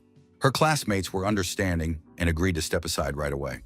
They really didn't need to be making noise in the middle of the classroom. Saki Ryoji, left in the silence, thought that these brainless guys had no idea what they were saying. She knew for sure that Kanjoma wouldn't die. Poor, unfortunate Chloe was quietly crying, sitting in her seat. She heard her sobs. The girl had already noticed that since returning from... Chloe had been crying all the time. Saki also felt uneasy since Yoma had been gone for over a week. Finally, unable to bear this information vacuum any longer, Saki, Vapin, and Chloe barged into the hospital, declaring that they wanted to visit their friend. Guards stood outside Joma's room. They had received special orders, and any visits to Joma were strictly prohibited. Saki thought that if a special order prohibited visitors from seeing Yoma, it must have something to do with the Sword Emperor. The entire island of Avalon was covered in boiling lava, but Saki still managed to sense a strange magic there. The strongest man on Avalon Island had just lost an arm. Based on this, the following conclusions can be drawn. Demons or monsters had infiltrated the island, and the Sword Emperor stood in their way. Saki checked the server several times, trying to find at least some information, but to no avail. Moreover, Lady Media herself stated that she would personally investigate the details of what had happened. And after that, the Academy Director cut off all contact with the outside world, so the press received no information at all. In that case, Saki needed to contact Joma personally via private message. The girl tried several times to come up with the right questions to ask him directly about what had happened. Joma was also remembered for the slap he had given Saki during their last meeting. Reiji was tired of waiting, and along with the other girls, hoped that Kanjoma would return to the academy soon, because she was worried. Things were also unsettled in the star class. Rachel was worried about her friend, who had become even more withdrawn after visiting the uninhabited island. Even now, Abel didn't hear her friend ask how she was feeling. Abel apologized to Rachel, saying she'd been lost in thought. The girl confirmed that her grandfather, the Sword Emperor, was doing fine. It turned out that Rachel's uncle, Mr. Chang's son, was also worried and had been relaying his concerns to Siegfried. Abel couldn't tell her friend how her own grandfather had apologized to her, saying that soon she would find out why Siegfried had personally volunteered to care for the ailing Yoma. Abel didn't know any details. She could only guess that Yoma had been injured while helping her grandfather, and now Abel was just as nervous as all her other friends, because the lack of information sometimes becomes an unbearable burden. Elder Claudia von Beimhardt continued to drown his fears in alcohol. The man was drinking even more now. He realized that things had only gotten worse. Those petty, insignificant creatures, the Undertakers, had botched the operation. Every member of the mercenary squad had been killed. Siegfried reported that all the nerves in his left arm had been severed and the tissue torn. Media confirmed that her friend and comrade was in terrible condition. But Siegfried had already been discharged from the hospital, and now he might even be stronger than before. The academy director said she had mobilized all the doctors and healers and tasked them with saving the old man and the boy at all costs. But in reality, Media was very angry. She had sent her comrade, the greatest swordsman in the world, to protect the boy, and he himself had nearly died and failed to shield Joma from danger. But Media didn't even want to think about anything negative anymore. Now she had decided to approach every situation with a more positive attitude. Of course, the woman was worried about her friend. She had lived a fairly long life and seen a lot, so she could imagine many things. Siegfried waved his stump and said that it was actually more convenient that way, because an empty sleeve could easily swat away flies. The doctor at the hospital said that he had been a doctor for 30 years, but this was the first time he had encountered such a phenomenon. The old man's entire body was clean, and even his old scars had disappeared. Media agreed that it sounded and looked very unusual and like a miracle. The woman had no idea what was going on. It was clear that Yoma had survived. Without a doubt, this was connected to Siegfried, because the swordsman hadn't left the boy's side for a single moment. What's more, he had paid the enormous medical bills for the young man out of his own pocket. Media had never seen her old comrade in such a state. She wanted to know what had happened on the island. Media tried some magical tricks and realized that even a blessing couldn't help her see the truth. It was beyond comprehension. Yoma had already come to his senses. The director hoped that Siegfried would finally tell her what had happened, since these events had kept the media up at night for several days. Siegfried honestly admitted that he needed time to gather his thoughts. The fact was that the man himself hadn't understood everything right away either, but now he was ready to explain what had happened to them there. It turned out that the 5th commander of the Demon Legion, Agor, had appeared on the uninhabited island of Avalon. Just thinking about this demon's appearance made Siegfried start scratching his severed hand. Media had imagined all sorts of things, but even in her worst nightmares, she could not have imagined that Agor would appear in the human world. Of course, it was hard to believe, but that was exactly what had happened. A gore had cut off Siegfried's hand. Media was horrified. She jumped up, realizing what a tragedy could have occurred. This meant that Yoma had also suffered at the hands of the demon, but at the same time, the woman wanted to know what had happened to the demon. Siegfried replied that the demon had been eliminated. It was too early to tell the press, but the swordsman had seen with his own eyes how she had vanished from the human world. It turned out that Siegfried had single-handedly gotten rid of Agor, but that was ridiculous. It was simply impossible to even say out loud that one man had defeated the commander of the 5th Legion. But even if someone had helped in that battle, was it really possible that Yoma could have defeated the demon Agor? Siegfried didn't want to say anything more. He suggested discussing the details when everyone was together. And today, the boy has people he needs to visit before he sees the 2 old teachers. The guy has friends. Media said she wasn't old, so her old man would have to sort things out in the end. After that, the friends continued their tea party. Everyone was thinking about what might have happened and what would happen in the near future. The friends gathered in the academy courtyard. Wappen had called them all together. The guy tried to cheer up the girls, who were completely downcast from anxiety and longing. The young man said he had made a poster to recruit members for their travel club. Wappen felt it was time for them to take the initiative themselves, since up until now, all the ideas had usually come from Joma. The girls stared at the poster, showing no emotion. Chloe chose to just walk away silently so she wouldn't say anything mean. While Saki said that Wappen had surprised her in every way for the first time, she definitely wouldn't have been able to do that. Wappen thought the main colors on the poster were perfectly chosen. He hoped Saki had good taste and would appreciate the beautiful flyer he'd created. With a deft flick of a utility knife, Chloe sliced the poster in 2, thereby showing exactly what she thought of the club's promotional flyer. Wappen was furious. He'd spent the whole day creating that poster, but Chloe thought you couldn't show trash like that to Joma. Wappen was very upset. He felt that you couldn't treat work he'd spent all night on like that. Chloe was unshakable. She said that the great news was the existence of recycling plants. Saki, of course, was nervous too. She constantly had to soothe her nerves and restore her sanity with fresh portions of chocolate. But now even her favorite bars didn't seem as sweet as they used to. The girl sat on a bench, wondering when Yoma would show up. Maybe he'd be discharged soon and could meet up with them. She didn't have the energy to worry anymore. But then the girl heard her friends shouting as they enthusiastically greeted Yoma, rejoicing at his release and asking how he was doing. Joma stood with Chloe and Vapon. The guys talked about how worried they'd been for their friend and asked how he was feeling. Joma, without answering his friends' questions, didn't take his eyes off Saki. It seemed as though he was literally mesmerized by her. However, the strong man snapped the boy back to his senses. So much had happened over the past few days that Joma had almost completely forgotten what had happened before they were sent to the uninhabited island. And now Saki was standing next to the young man, repaying him and happily welcoming him back into the circle of his friends. Finally, Joma said with relief that he was back. Vapen tried to talk about the poster for the club, but the girls told him not to embarrass himself and show off that junk. Joma looked in surprise at the messages flooding his phone. The guy didn't understand what was going on. Apparently, he hadn't fully recovered from his injury yet. But in the very next moment, Joma realized he was on the seashore. Of course, it seemed like a delusion, but be that as it may. He was sitting in the back seat of a fancy convertible, with Siegfried himself behind the wheel. It was the first time the man had driven with one hand, and he handled it perfectly. Media immediately announced that she hadn't been to the sea in a very long time, and would now happily spend time here with the guys. It turned out that the academy director had decided to surprise Siegfried and Yoma.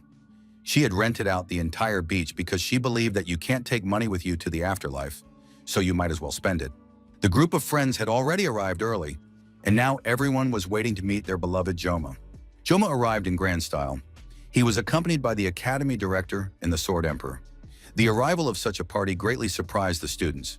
All the kids greeted the adults and started chatting among themselves. Joma was very surprised when he didn't see Leon among the group. Wappen said there was no need to even ask. Leon had been living in the dungeons lately, and it was already hard to tell whether he was a demon or a human. Joma understood that there was much more common sense in those words than might seem at first glance. But since such a great group had gathered here, he just needed to enjoy the break and have a wonderful time. After all, the students were just ordinary kids, and they immediately started having fun and playing in the water, competing to see who could swim faster and who could throw the ball farther. Chloe was splashing around in an inflatable ring. The water was very refreshing and pleasant. Wappen easily caught the first wave and rode the surf with delight. Rachel asked them not to forget who she was and promised to remind them right away that she was the coolest girl here. She got so carried away that she didn't notice and crashed into Chloe, who ended up falling into the water. Joma just stood in the water and watched his friends fooling around like little kids. Abel and Saki were afraid to go into the water, thinking it was too cold. Besides, staying on the shore meant they could attract more attention. Even Rachel was shocked by what she saw, saying it wasn't fair. Little Chloe was ready to kill everyone, and Joma chose not to get out of the water. Abel didn't understand why everyone there was looking at her like that. While watching the kids, the teachers played chess. Siegfried believed that taking the next step was never easy, but it was impossible not to take it. All of this was so that these kids could continue to laugh, have fun, and simply live. If it's hard to think about solving problems on a global scale, you can simply do something good for at least a few children. Meanwhile, the teenagers started playing volleyball. They felt like ordinary kids on whom the fate of humanity didn't depend. The boys were happy. They enjoyed all the activities the girls were doing. Just at that moment, the ball bounced up, making for a spectacular sight. Rachel and Chloe were so busy admiring Abel's figure that they didn't even notice the ball that had been scored. Of course, as regrettable as it was, one had to admit that Abel was talented at everything. At that moment, Abel walked over to Saki and asked how she was feeling. After that, Abel helped Saki up and thanked her for the great pass that had allowed her to score the goal. That evening, the whole group spent time together at a barbecue. The guys grilled meat and treated the girls. At some point, Saki realized that Joma was most likely interested in Abel. They were chatting far too sweetly while cooking the steak. Saki went for a walk along the seashore. It had been a very eventful day. She'd had plenty of pleasant moments. However, of course, she longed for that simple feminine happiness. Reggie was walking along the water's edge, thinking about the future, when suddenly her gaze fell on something. Right on the shore lay a bottle, clearly washed up by the sea, and inside was a note. Saki picked up the bottle, opened it, and took out the note. It was a popularity poll ranking. It was practically impossible to make out the ranking because the ink had smudged and the writing was barely legible. Saki didn't know if it was a joke or a real ranking, but she was very jealous of whoever had come in first place. Of course, she'd love to win at least something in this life, or even just take first place in the ranking. Besides, Saki was hungry. She hadn't eaten almost anything because she left before the steaks were ready. She had to admit that Abel was a very beautiful girl. If Saki were a guy, she probably wouldn't have been able to resist Abel. After the incident on the deserted island, it was as if something had changed around them and in the relationships between all the friends. Saki, just as she was about to burst into tears, closed her eyes when suddenly she heard a voice. "What are you doing here? The movie is about to start." Startled, Saki snapped back to her senses and saw Joma standing next to her. He had walked over very quickly, holding skewers in his hands. Joma replied that he had walked to the beach. Saki hoped he hadn't heard her words and that she hadn't said them out loud. Joma added that he had come to the beach because he was very worried about her. After that, the young man handed her the skewers and Saki happily began to eat. Everything seemed strange and surprising. Joma had come looking for her, and on top of that, he'd brought her food. He advised her to eat more slowly, saying that no one was going to take her food away. Saki Ryoji was incredibly happy. She realized that everything was just perfect. After that, the group gathered inside the villa, which the academy instructors had also rented. They planned to watch a movie. Rachel asked where Saki had been. The girl replied that she had been on the phone. Now they just had to wait for Jomu. He was due back from the bathroom soon. A spot had been saved for him between the two beauties, and the situation was getting more and more spicy. Abel turned to Saki and apologized for the photo, saying that she herself hadn't expected things to turn out that way on a deserted island. Saki admitted that, of course, she was a little surprised, but it was no big deal. It was all in the past now. Abel promised that in the future, she wouldn't let situations arise where she'd have to apologize. Finally, Joma returned and took a seat. Now they could start watching the movie. Joma wanted to know who had chosen and assigned the seats. Abel said she had given him her seat. Joma stood in the huge square in front of the Joaquin Academy building. Suddenly, the ground around him shook. The entire space was bathed in red light, and the Academy's main tower now resembled a spaceship. Soon, a light source appeared near the central building, emitting a very aggressive aura, and metal knives flew in all directions. Joma was very surprised since the knives were his weapons, and he immediately began to fend off the attacks. But soon the young man realized that the space in front of him had torn apart. It looked like scraps of paper with one layer behind another. After that, a huge long knife smoothly burst into the space of the tiers and began to descend lower and lower. Joma felt that he had to either accept this knife or engage in battle with an unknown opponent. And now the huge symbolic knife had pierced the young man standing between the layers of space. There was no longer any ground beneath his feet, and now Joma felt himself simply falling into an incomprehensible, distant abyss. Joma opened his eyes and was afraid to even move, but soon realized, thankfully, that it was just a dream. This wasn't the first time this dream had tormented him. Joma wanted to figure out what it meant, but so far he didn't understand a thing. Just then, a message popped up on Joma's phone. He wondered who would be texting him so early in the morning. Vapin sent a message saying he'd received word. The guys had been approved to recruit new members into the club, so they needed to be ready for a flood of people coming their way. Joma looked at himself in the mirror. The young man noted that his body had improved. It didn't look as frail as before. It was probably because of his rest in the ward. Joma recalled that after the battle with Agor, he had lost consciousness, and the Sword Emperor had spent a fortune on quality medical care in a private room. Besides, as Siegfried had personally tended to the boy, Joma realized that he was now deeply indebted to the Emperor of the Sword.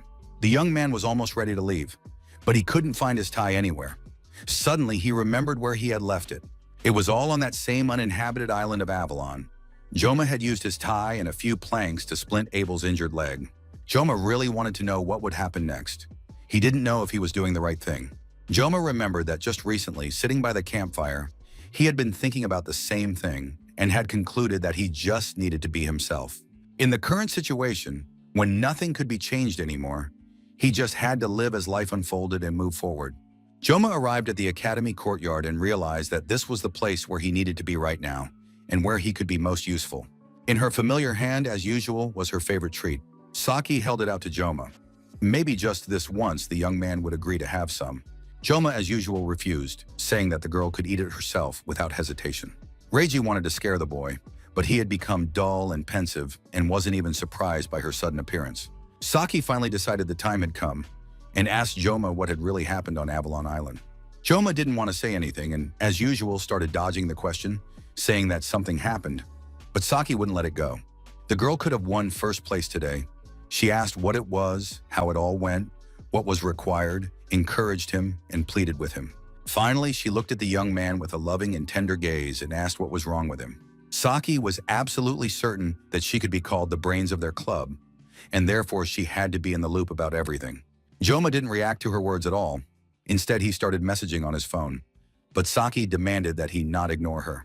It turned out that the message had been sent by Joma to Saki, and she immediately decided to check what it was. Joma forwarded Saki the message from Vapon that he had received that morning. The girl was furious when she saw that disgusting poster again. Joma confirmed that something was definitely going on with this guy, so Saki needed to keep an eye on her friend, or else they wouldn't be seeing any new people. After that, Joma quickly slipped away, leaving the girl alone. Reiji didn't even notice that Joma had gone somewhere. Media and Siegfried were sitting in the academy director's office drinking tea. They kept teasing each other, but they did it, as always, lovingly and gently. A knock on the door interrupted their conversation, because it looked like a fight was about to break out over the quality of the tea. The door opened and Kang Joma peeked into the office. He was immediately invited in. The young man was worried he had arrived too early, but the director said he was right on time. Siegfried joked that he had lived with two hands for 70 years, but now he sometimes got confused and reached for his cup with his missing hand. Media replied that Siegfried had absolutely no tact and for some reason was spilling such intimate details in front of a woman and a child. Joma felt like he was on a hot seat. The academy director looked at the boy intently. Finally, Media spoke up. It turned out that Siegfried had told her that Joma had defeated Agor, the commander of the 5th Legion of Demons. Joma remembered everything perfectly well, and the facts spoke for themselves, but the sensations the young man had experienced during the battle were becoming less and less distinct, as if everything were shrouded in fog. Media noticed that the young man was sitting there looking lost. The director surmised that she was rushing things, since the boy had only just been discharged from the hospital. Media still couldn't believe what she'd been told, though she understood that Siegfried wouldn't lie about this. Siegfried said that, of course, he had also participated in the battle against the demon and could be said to have been part of the operation to destroy Agor, but that the credit belonged solely to Kan Joma. Siegfried apologized to Media for revealing the truth about Avalon Island so late. He had no choice but to watch from the sidelines. The Emperor was certain that by this point, the demons had also sensed the anomaly. There is no hero among humanity today capable of stopping the demon. It is unclear how Agor infiltrated the human world, but her actions had a specific goal. It seemed that Agor was trying to prevent something with her actions. Siegfried believed that if people simply sat idly by, things would only get worse. Demons were an impulsive people, but at the same time, they were cunning. Siegfried was certain that war awaited them in the coming years, and this war would be far more massive than the one half a century ago. If the fact of Agor's elimination were made public, the demons might well use it as a pretext to end the truce. It's a good thing the Emperor of the Sword isn't revealing the details. It is only thanks to this that the lull continues. Now it is clear why everyone respects Siegfried so much. Siegfried said he had gathered everyone here today to announce something important. The Sword Emperor grabbed the empty sleeve of his jacket and admitted that he would no longer be able to go to the front lines. Medea jumped up from her seat in fear and asked why Siegfried had decided this. After all, it was just a lost arm. Why was he speaking as if he had already outlived his purpose? The Sword Emperor spoke the following words: "To raise unwavering heroes so that a brighter era may follow." Medea knew that was the motto of their academy. She looked at her friend, not understanding where he was going with this. Siegfried continued, saying that at the same time, there was a reason why Medea held the position of academy director. An oppressive silence fell over the office. Siegfried and Medea were silent, and Yoma had no idea how this conversation would end. Finally, Siegfried broke the silence. He said that he would soon cease to be a hero of the 7 stars. Yoma could no longer stay silent. The young man looked at his idol in horror. He didn't want to hear about it. But the Emperor of the Sword asked the boy to calm down, saying that he had thought long and hard while Joma was in the hospital. His departure didn't mean he was going to leave the front lines entirely. It just meant that from now on, he would only do what was within his power. Medea understood that such a situation would attract enormous attention from the global media, which would give Siegfried no peace. The man replied that he was just about to give them an interview and make an important announcement at the same time to save the journalists' time. Medea couldn't understand how her old friend managed to remain so businesslike and sharp for half a century. Joma watched these old men and thought that he had still been trying to do everything possible not to distort the game's main plot too much. After all, when characters start behaving unconventionally, Joma gets very nervous. But now looking back, the guy realized how selfish and self-assured he had been. There is a will of their own in the words and actions of these game characters. To Joma, they are no longer just digital code, but living people with their own selves. So, whatever decisions they make, whatever trials they face, you just have to accept it and move on. After all, closing your eyes and pretending it's all just a bad dream won't work. And watching this sweet couple was a real pleasure. Siegfried remembered that he'd almost forgotten to say the most important thing. Although Medea had nearly had a heart attack already, it turned out that not all the problems had been addressed yet. Siegfried turned to the young man and said, "Student Kang Joma, I am passing on to you my place as the hero of 7 stars." Silence finally fell over the principal's office, and soft sunlight filled the room. Medea stood by the window and looked out at the campus grounds. The principal still considered Siegfried an old senile fool. "We need to see how the demon reacts first. We need to agree to all the interviews." Why jump to such hasty conclusions right away, she thought. Siegfried said, "Of course the preparation will take at least a year. While Yoma is studying at the academy, he should just enjoy student life." Medea really wanted to strangle her beloved friend for being so smart and so brave. Left alone, the woman thought about inheriting the title of 7 stars hero. One wants to believe that this isn't too heavy a burden for a 17-year-old boy, but it must be admitted that there are hardly any better candidates. Of course, the academy cannot make his achievements public. But if this information ever comes to light, the world will literally be turned upside down. He was a genius, as if he had descended from the heavens. Kang Joma has already joined the ranks of legends. In that sense, the young man resembled the academy's progenitor and founder, Valora Joaquin. Medea's thoughts returned to her old friend. It seemed to her that she could finally understand Siegfried. A vacant spot among the heroes of the 7 stars is capable of causing friction not only in human society, but also among the demons. Not everyone may agree with this, but if Siegfried personally appoints the successor, there shouldn't be any problems. However, she needed to secure the support of the association and the other 7 stars heroes. Medea glanced at the photograph on her desk. It looked like an academy reunion. Kang Joma was leaving the academy director's office alongside the legendary swordsman. The men moved silently down the corridor. Finally, Yoma called out to Siegfried and, turning to the Sword Emperor, asked him to stay for a moment. Siegfried immediately asked why the young man wanted to speak with him. It was probably related to inheriting the title of 7 Stars Hero. Siegfried apologized for not warning the young man about this in advance. But then the swordsman asked the young man, "Why are there still only 4 7 Stars heroes?" Joma suggested that this was so that fallen comrades could be honored posthumously. The Sword Emperor agreed. In principle, one could interpret the matter that way. After all, thanks to their great sacrifice, both Siegfried and Joma still stand and live on this earth. However, leaving the seats of the 7 Stars heroes empty just for that reason is still a bit strange, and one couldn't help but agree with that. Siegfried admitted that the reason was much simpler than it seemed at first glance. They simply hadn't found worthy heroes yet. Among all the current players and heroes, there are none as strong as the remaining 4, or even stronger than them. Unlike humans, demons become more powerful than humanity with each passing year. Even in the game, their superiority was made abundantly clear.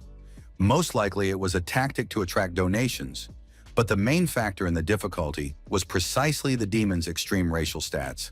According to lore, if the demonic army attacks all at once, humanity, despite its numerical superiority, will be wiped off the face of the earth in less than 6 months. Negotiations and deals are also only possible when you have power on your side. Joma wanted to know what all this had to do with the 3 empty spots. He was certain that it was better to have no power at all than to be weak. If the hero of 7 stars were to suddenly lose to some ordinary creature, humanity would certainly not benefit from it. This title grants not only a comfortable position and fame, it entails a huge responsibility, for one must hold back the demons and lead people forward. But in today's world, the true meaning of the 7 Stars hero title has been forgotten. Some use the prestige of the 7-star title as a tool for personal gain, making money and gaining political influence. History has seen examples of this, such as the head of state who capitalized on his famous name, Japanese Prime Minister Chogun Saki Kojima, the long-serving prime minister and de facto ruler. In the original storyline, he is mentioned only in passing. He never appeared in person, so he remained a dark horse. Moreover, Reiji Saki never spoke about her family, whereas, for example, Chloe sometimes shared information about her relatives. Only once did Saki say a phrase that stuck in Yoma's mind: "I hate heroes." Yoma understood what Siegfried was trying to tell him, but the boy was interested in something else entirely. The young man wanted to know why Siegfried had chosen him specifically to be his deputy. Siegfried didn't understand. Was the boy pretending to be simple-minded, or was he really that naive? The reason Siegfried is handing his position over to Yoma is that Yoma is much stronger than Siegfried. The man had seen this for himself during the last battle. Yoma had formally beaten the demon Agor to the brink of death, but Yoma wasn't sure if the victory over the demon was entirely his own doing. Siegfried said he had long wanted to find out something about Kan Yoma's apprentice. It seems this question is now his top priority. Analyzing the battles, Siegfried had come to the conclusion that the boy's power was limited in duration. Yoma was, so to speak, caught off guard. He had hoped that no one would figure out how things really stood, since the young man hadn't told anyone about it. Now he wanted to know how Siegfried had found out. The Sword Emperor told the boy not to be afraid. He had merely drawn conclusions, and whoever Joma was, such power could not be used without limits. Otherwise, it would destroy Joma himself. During the exam and on the uninhabited island of Avalon, Siegfried noticed that about a minute after using his power, Yoma would faint. It was precisely this that led Siegfried to the conclusions he had reached. Kan Yoma clenched his hand into a fist to gather his courage and turned to Siegfried, saying that he had something to tell him about his power. After that, the men exchanged information that neither of them had ever shared with anyone else in their lives. Siegfried learned that when Yoma activates the blessing, a monstrous pain arises, which is temporarily suppressed by another blessing. Yoma told Siegfried about the blessings of the sword god and painlessness, omitting the minor details. Although the Sword Emperor inspires trust, it is still unwise to reveal all one's weaknesses to others. Yoma opened up to draw on his mentor's wisdom, not for sympathy or understanding. Siegfried promised that this would remain between them and reiterated that using one blessing to suppress the limitations of another was a truly revolutionary idea. Moreover, Joma has already embraced this power and knows how to use it, albeit with some limitations. Siegfried was once again amazed by the talent of his extraordinary student. But you can't always race against time, so it's important to learn to understand and control your abilities. To do this, Yoma will need an experienced mentor, and Siegfried just happened to need a student with outstanding abilities. Since Siegfried had chosen Yoma as his successor, he needed to train him properly. Of course, Siegfried had already decided to retire, but even the thought of sitting around doing nothing frightened him.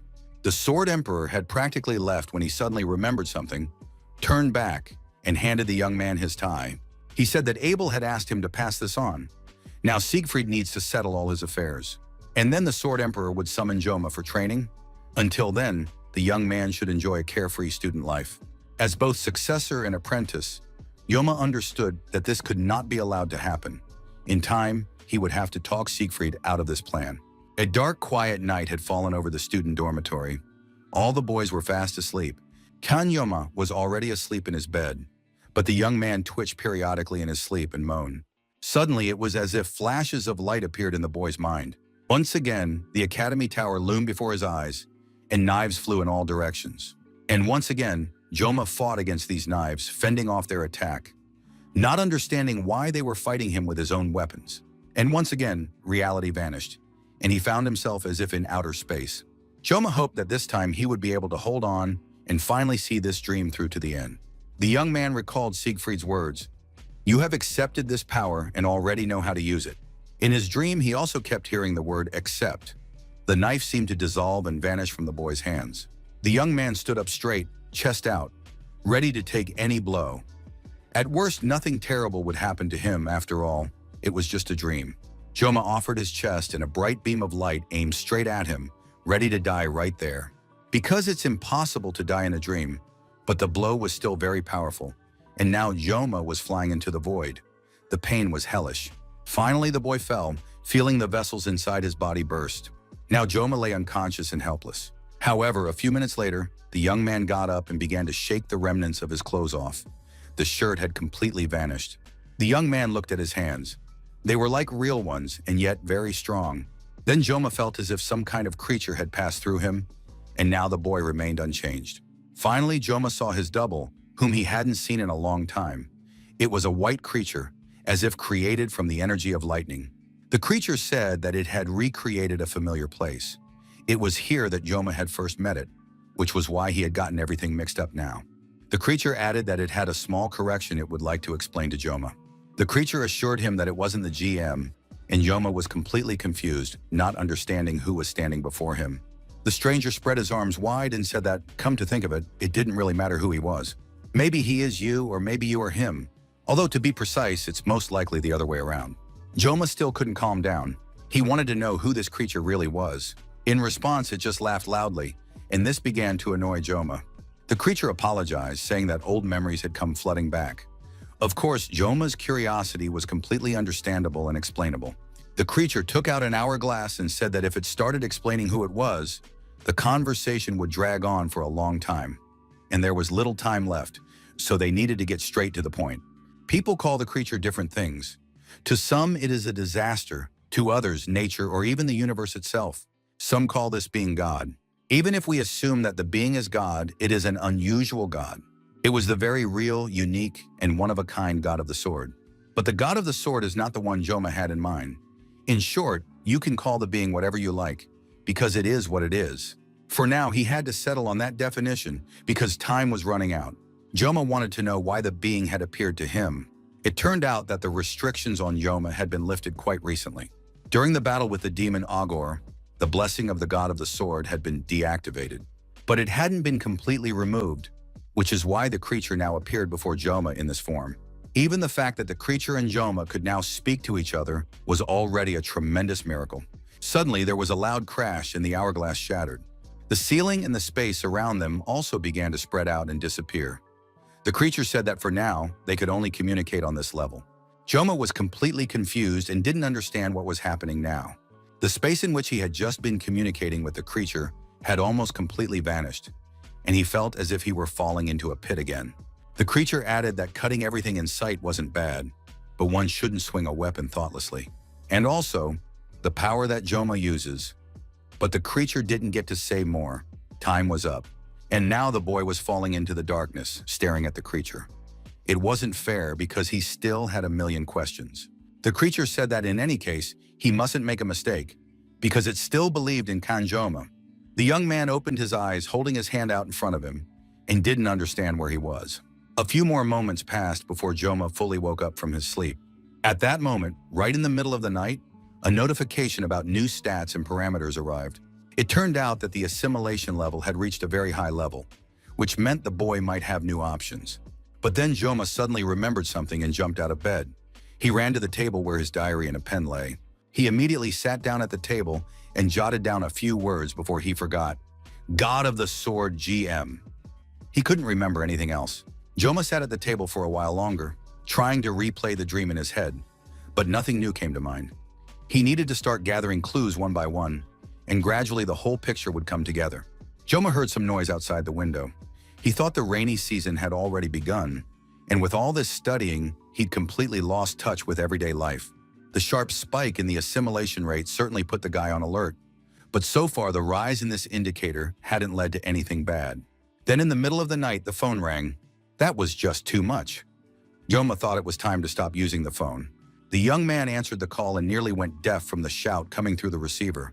Someone yelled at him, "We found it!" Joma was finally able to speak normally and continued the conversation, listening carefully to the information. As usual, the guys gathered at their favorite cafe to discuss things they preferred to keep secret from the other students at the academy. Saki couldn't believe her eyes. How could anyone respond to such an ugly poster? Joma and Chloe tried not to be rude, but they completely agreed with the girl. Chloe didn't think there was still so much trash left in this world.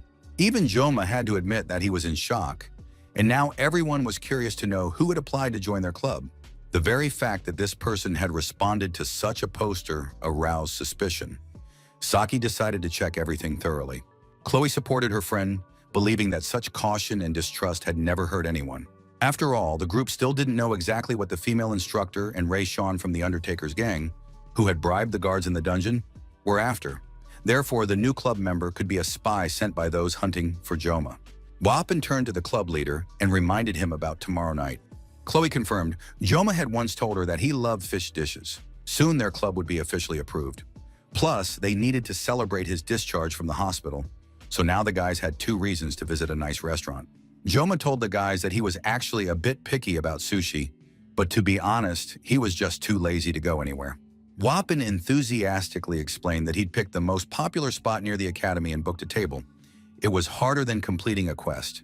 The place had 3,000 reviews. People wrote that even Japanese tourists appreciated the standard and quality of the food. So far, it all sounded very appetizing. Joma confirmed he'd come. Since it was going to be a celebratory dinner in his honor, it felt awkward to turn it down. Just then, a girl appeared in the doorway, waiting for the guys to finish discussing the restaurant. She opened the door slightly and asked if the guys happened to be members of the travel club. Wapin was the first to recover, confirmed it, and invited the girl to come in and sit with them at the table. Saki said that as strange as it might sound, at first glance the girl seemed normal. Joma thought about all the club members. Each of them was unique, so the stranger really did look normal. A pause fell at the table, one that needed to be broken somehow. At some point, while the silence still hung in the air, Joma sensed that the girl had mentally told him to get lost. Wapin, as usual, was the first to snap out of it.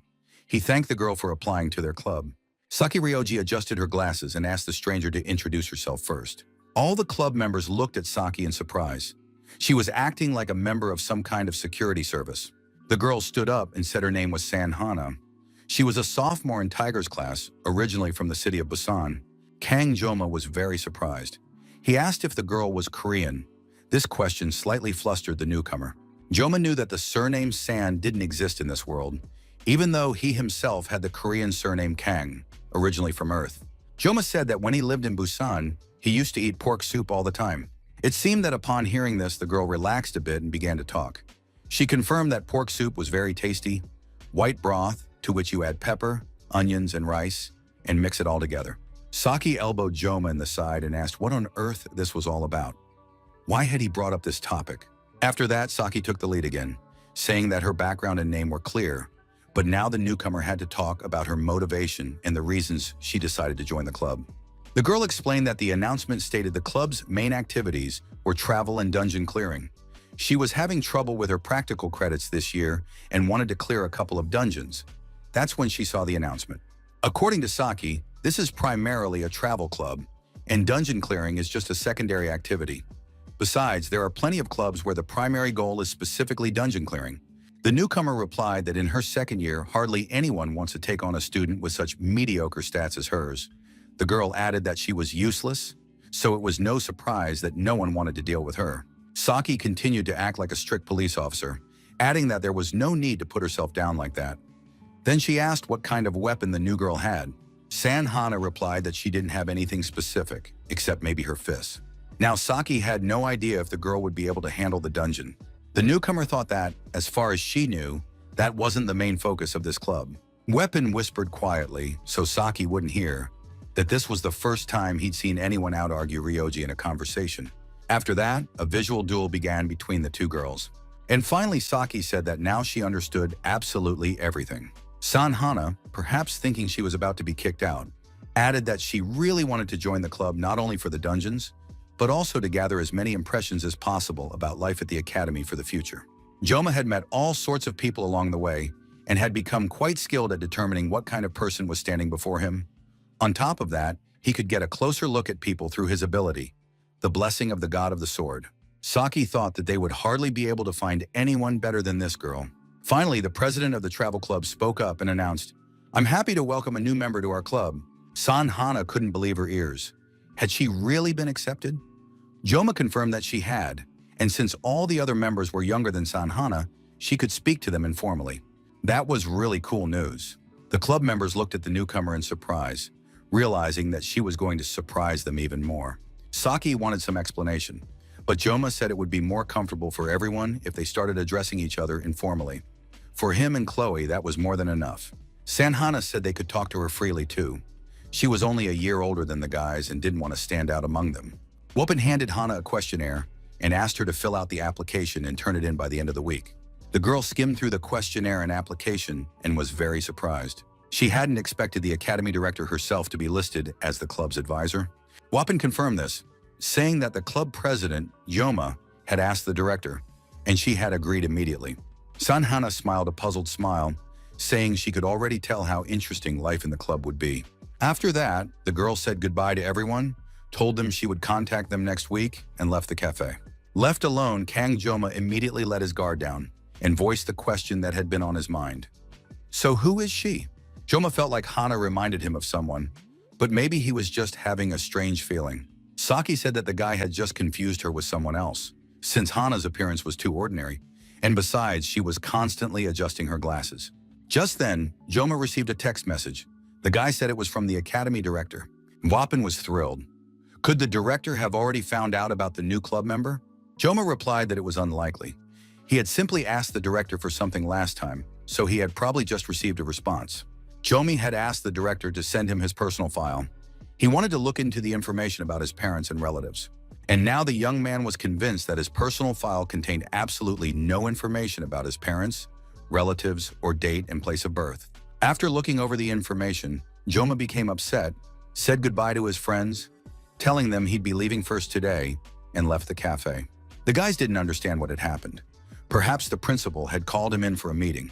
Joma realized that all information about his family and parents had been erased. Now Joma understood that Rei Shona had been telling the truth and hadn't lied to him when she said he was a complete dark horse. All information regarding Joma's life before entering the academy had been completely erased. Only the data from the moment he entered the academy remained. Joma realized he couldn't even remember his parents' faces. The last time the young man had contacted them was before his midterm exams. After that, Joma hadn't called them because he didn't want to bother them unnecessarily. Joma decided to call his parents right then, but unfortunately heard that the number he dialed didn't exist. Joma couldn't understand how this could be. He wandered around the park for a long time, then sat down on a bench, trying to make sense of what was happening. Joma looked at the family photos, but realized that soon his parents would disappear from them as well. This wasn't a mistake or a delusion. God of the Sword's blessing would never have allowed that. His parents had existed solely to help Joma adapt to this world. The young man felt even lonelier and completely unwanted by anyone. It seemed as though someone had planned all of this in advance, and that someone was the God of the Sword. At that moment, dark clouds gathered in the sky, and it seemed as though a storm was about to break. However, Joma was so distraught that he didn't pay any attention to it at all. The storm did indeed begin, and suddenly a bolt of lightning struck the very bench on which the young man was sitting. It's unclear how this might have ended, But Joma managed to pull his favorite sashimi knife from his jacket's inner pocket and fend off the lightning strike. In the academy, the hallways were constantly filled with the enthusiastic shouts of the boys. They couldn't help but react when the chic and confident Rachel walked past them. The girl paid absolutely no attention to the guys, saying they weren't on her level for her to bother with them. Every morning, the same thing happened. These students constantly pestered Rachel, hoping to start a romantic relationship with her. Abel looked at her friend, who clearly seemed out of sorts. Of course, she was usually like that, but today it was especially obvious. Finally, Rachel gathered her courage and told her friend that she was worried about something. The very fact that Rachel could be worried about anything was already alarming. Rachel admitted that lately her self-esteem had been at rock bottom, even though things around her didn't seem that bad. She was confident in her skills, plus she was beautiful, and guys were always all over her. She was practically sick of it. But at the same time, Rachel realized that something was missing. The girl got so carried away staring at her friend's chest that Abel had to cover up, despite Rachel's compliments. She got downright angry when Rachel said that Abel's figure was simply amazing. After that, like a true friend ready to upset her best friend, Rachel told her about the club that Joma had created. Once Abel had completely let her guard down, Rachel asked, "What happened between you and Joma on Avalon Island?" Abel started making excuses, saying that nothing like what Rachel was implying had happened. She just hurt her leg that day, Joma had fed her, and the next morning he'd left early, barely saying goodbye. Rachel knew her friend wasn't the type to lie, so she decided to take Abel's word for it and even apologize for going too far with her suspicions. Of course, Abel had said before that she couldn't care less about Joma, but now it didn't seem that way anymore. Rachel immediately realized that Abel had also developed an interest in Joma. Abel didn't understand why the conversation had taken this turn, or why they were even discussing Joma. Rachel replied that human feelings are quite fickle, and relationships are an unstable thing. In short, that's why she decided to bring up Joma today. Rachel asked for permission to join the club, but Walpin immediately turned her down, saying they had no openings. He noted that it would be a huge burden to accept a student from the STARS class into the club. Abel wanted to understand how this related to Rachel's declining self-esteem. The girl began to explain that, to live up to her status, she had to visit cafes regularly. That's why she went out first thing this morning to have at least 1 cup of cafe creme or cafe latte, drinks she enjoys every morning. And even if it's just coffee, she had to maintain Demore's prestige. So Rachel headed to her favorite cafe early in the morning. She ordered a strong cold Americano from the barista. The Korean summer turned out to be much hotter than in her homeland, so she needed to cool off first thing in the morning. While Rachel was waiting for her coffee, she spotted her prey in an unexpected place. The girl noticed Joma with the other members of his club, as well as one of the second-year students. She immediately guessed that Joma was conducting an interview for his club, and her memory still held the expression on his face. The thing was, Joma was grinning from ear to ear, and it was unclear what he had found in that girl with glasses. Or maybe Joma is just the kind of guy who'll chase after any new girl. After that, Rachel had to stop her story because Abel was literally boiling with rage. The restaurant looked quite respectable, at least from the outside. Joma noticed the name and thought that in this world, nothing was different from the human world. Most likely, the chef would be European too. Joma thought the main thing was to make sure his professional instincts didn't kick in at a place like this, or else he'd start making sushi again instead of being a student. When Joma walked inside, all the guys were already waiting for their boss. Joma immediately asked if Hana would be coming to the restaurant today. They told him that Hana doesn't eat raw fish, so she told the guys to go ahead without her today. Joma was surprised by this answer, since someone from Busan simply can't not eat fish. However, he didn't share his suspicions with his friends. Soon the whole group entered the dining room, where they were greeted by the waiters. Joma looked around and felt as if he had come home. True, one of the waiters looked suspiciously like someone. At that moment, little Chloe stood up, shielding Joma with her body, and prepared to fight. It turned out that one of the waiters working at this restaurant was her brother Knox. Joma asked the guy what he was doing there, but the answer turned out to be perfectly normal and reasonable. Knox said he was just working a side job. Of course, everyone knew that Knox came from a wealthy family of auditors, and it was unclear why he was working. Joma thought the guy was here incognito and carrying out some kind of assignment. Just then, the head chef shouted, complaining that this was no way to greet guests. After all, just a couple of days ago, the new guy had been practically begging to be hired, and now he was acting all aloof. Knox apologized to the chef and said he'd show the guests to their seats and seat them at the very best table. Saki suggested they ignore it and just go into the dining room. The group sat down at the table and began studying the menu, but Chloe was very pensive and upset. Joma said that Knox probably had his reasons for working here, but since they'd come to the restaurant, it was better to think about how to enjoy their meal. Chloe agreed that that was indeed the better approach. The relationship between the brother and sister was clearly strained, but Joma suspected that it was Knox who had wanted to meet his sister here. Saki said that according to reviews, the local Korean sushi specials were very tasty. The price seemed reasonable, and the quality should match. Saki believed that since they rarely went to restaurants, they shouldn't worry about the prices, but simply enjoy the food. And if Jom didn't like something, they could go somewhere else. However, the young man replied that he wouldn't interfere and that everyone should order whatever they wanted. Soon, Saki called over a waiter to place their order. Joma watched his girlfriend and thought that Saki was different after all. He just couldn't get used to the fact that they belonged to different social classes. The girl looked over the sushi sets and said they looked very appetizing. Even in Japan, there aren't many places like this, and the food here is top-notch. The fish looked good, but Joma had such an expression on his face that Saki noticed it right away and asked what was wrong. Joma really didn't want to ruin everyone's mood. The guys were genuinely treating him, so it seemed like there was no point in saying anything, but he decided to tell the truth. The sushi ingredients are all good, but the knife ruined everything. The fish is literally crying, he said. Knox was furious. That scoundrel had said exactly what the owner couldn't stand. That meant a scene was about to break out. And sure enough, the head chef appeared at the guy's table and asked, "What exactly did the guest just say?" Joma replied that he had said what he had heard. He was ready to repeat it. The chef's technique wasn't bad, but his skill certainly didn't justify the price listed on the menu.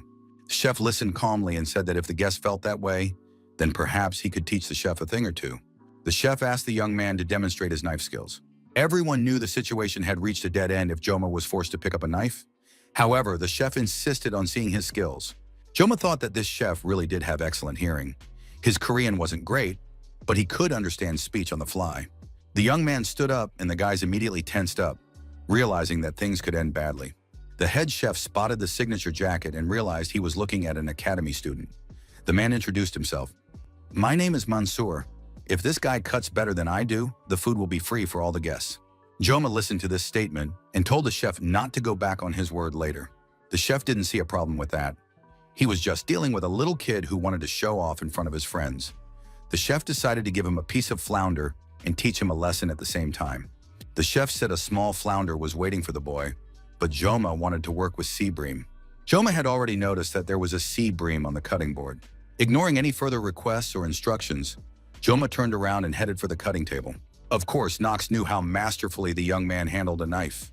The young man turned to the chef and asked him not to worry, but to simply watch this guest work first. But the chef was worried that the sea bream was very expensive and the stranger might ruin everything. Knox didn't want to say more than necessary, but he still told the chef that this guy could be trusted. Joma walked over to the cutting table and looked at the sea bream lying on the board. A wave of nostalgia washed over the young man. "How much time has passed since I used to do this every day at home," he thought, and took off his jacket to feel more comfortable. The blessing of the sword god was activated, and now the young man held the sushi knife with steady hands. A few seconds later, a gorgeous sashimi set was perfectly sliced and ready. The head chef fell to his knees right in the middle of the restaurant and said he had lost. The man admitted that in his entire professional career, he had never seen anyone fillet fish like that, and now he asked to be taken on as an apprentice. Joma didn't want to see the man in such a position. He helped him up, but the chef refused to stand, saying he had been too arrogant and now wanted to serve the young man. Joma said he really needed to get up, and as for being an apprentice, that was a bit much, but he was willing to give a couple of personal tips. The head chef armed himself with a notebook and pen and was ready to write down every word Joma said. Joma said the chef's skills were decent, but his knife work left something to be desired. He suggested trying a knife with a special blade designed for left-handed people. The head chef asked what exactly Joma meant by a knife for left-handers.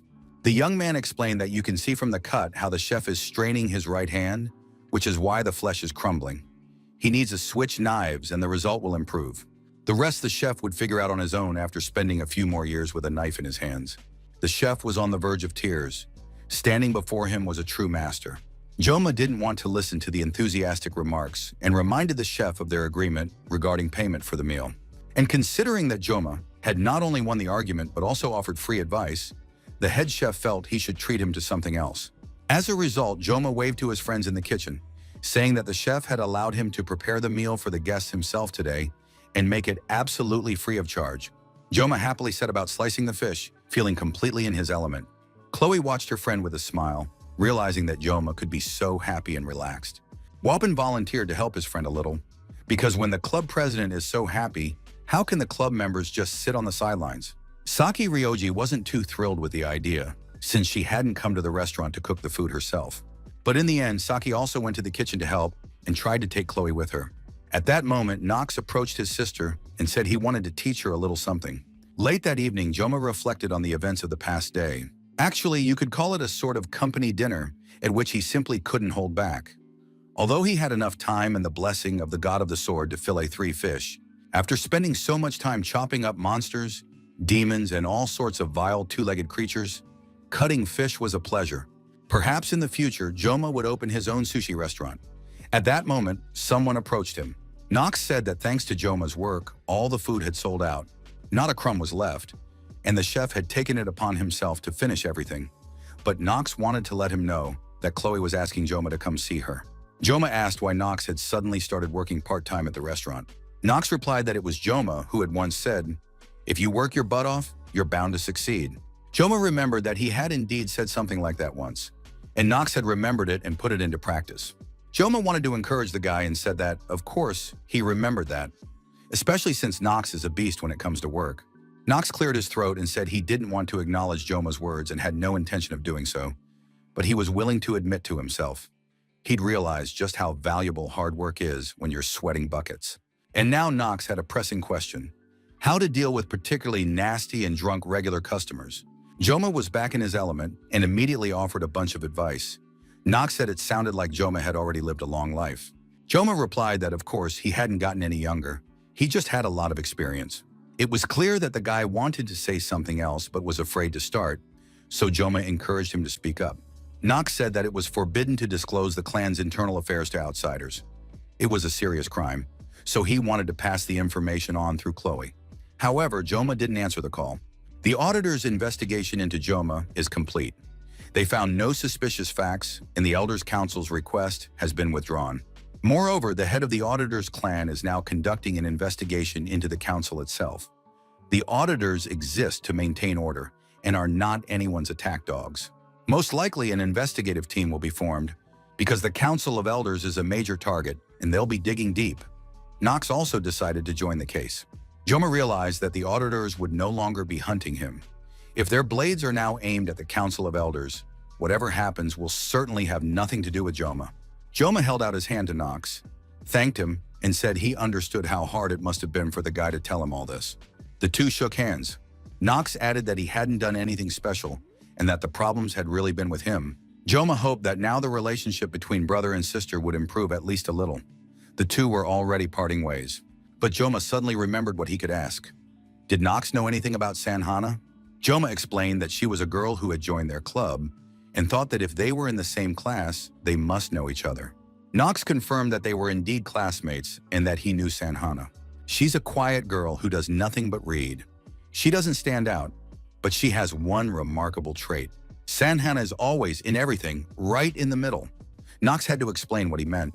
Literally, in theory and in practice, Hana always gets average grades. It's not that easy to achieve that on purpose. But at the same time, it's impossible not to notice this strange pattern. Knox was surprised that Joma had shown interest in anyone at all. Joma started to say that it wasn't what it looked like. But before Knox could finish his thought, their conversation was interrupted by the door. The restaurant door swung open, and the head chef shouted that Knox needed to get to work. It was time to tidy up and close the restaurant. The chef also turned to Joma, saying that he had learned a lot from him today and wanted to give him a gift, a knife. Joma replied that for someone who works in the kitchen, a knife is life itself. Did the chef really want to just give a knife away to someone else? The chef began to explain himself, saying that he had always relied on that knife. But now he realized that for a true master, skill is more important than the tool. Joma was satisfied with the answer and said that in that case, he would gladly accept the knife as a gift. The chef bowed his head, saying that it was a great honor for him. Later, Joma opened the knife and immediately realized it was an expensive item. In terms of craftsmanship, the knife was closer to a weapon than a kitchen tool. The young man remembered his first mentor, who used to say, "A master shouldn't blame everything on his equipment." But the master himself was obsessed with knives. A good knife is like a family member.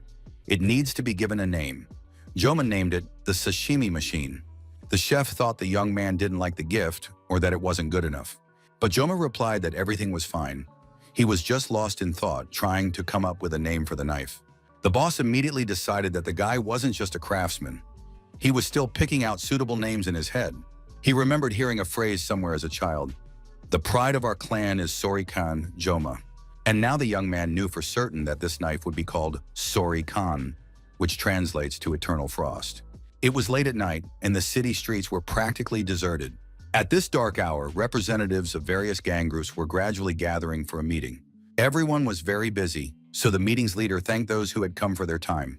One of the gang members said that if they had been invited, there must be a serious reason for it. The man confirmed that this was indeed the case. The reason was serious. After that, the man in the hood declared that he was the professor in question. One of the gangsters said he was already swamped with work, and now the professor was distracting him. The man wanted to know what had happened. The gangster was sure that the professor had no idea how swamped he was with work. Hearing this, the professor began to laugh loudly, literally roaring with laughter. He couldn't hold it in, and his laughter grew louder and louder. The gangster, who had been annoyed up to that point, was outraged. He must be out of his mind. Why on earth did the professor suddenly start laughing? The professor replied that these people had just signed a contract but were already trying to overthrow the government, and that sounded cute. Hearing the word cute directed at him, the thug flew into a rage and lunged forward, intending to strike the professor. The professor knew that standing before him was a confidant of Mr. Farmersh, commander of the 4th Legion. Earth element magic was quite rare. The villain didn't understand what the professor was muttering to himself, but that didn't matter because his fists had been itching for a long time. The thug suddenly began to grow, expanding before the eyes of everyone present. A few minutes later, a massive, muscular figure with a furious glare stood before them, towering over the professor, who stood alone and completely calm. Another thug tried to calm his comrade down, saying it would be better not to start a fight here. But the man was already in a rage. He didn't care if anyone tried to intervene. The thug declared he would kill anyone. Before he could do anything, the professor simply waved his hand in his direction. The man added that such power was beyond the capabilities of everyone present, so the space split into 2 separate parts. Even the thugs, who had seen a lot in their time, were stunned to witness the professor's power. After that, the professor said that the demonstration was over and it was time to get down to business. The professor turned to the student, that is the female instructor, and invited her to come closer. The man explained that he had held a chalkboard eraser in his hands for too long, so he had gotten used to treating everyone as students. The instructor would explain the further details of the matter to those present. The girl with lilac hair and pink eyes, an instructor from the academy, stood next to the professor. Her face was hidden by a mask. The instructor spoke up, stating that, contrary to the rumors about the demon Agur, she knew for certain Agur had not been killed by Emperor's sword. Everyone began to whisper, wondering who else could have defeated Agur. The instructor said that the demon had fallen because of a student. His name is Leon van Reinhard, and he is a future hero. The cafe was practically deserted, so he could calmly analyze the new information. Joma sat alone at a table, his mind occupied with important thoughts. The young man understood that the main event was beginning. The Council of Elders was entrusting the investigation to the auditor's house. Even among the aristocracy, the Academy's Council of Elders is considered the pinnacle of elitist snobbery, while the auditors, the guardians of order, are merely pawns. Ordering the murder of a student for no reason is, in essence, treating the auditors like guard dogs. But because of Joma's blunder, he ended up gaining a reliable ally. In the game, for the same reason, a character who kept Leon in check disappeared midway through the plot. There, the Council of Elders tried to scheme and ran headlong into the auditors. So Joma is now going through a very similar situation.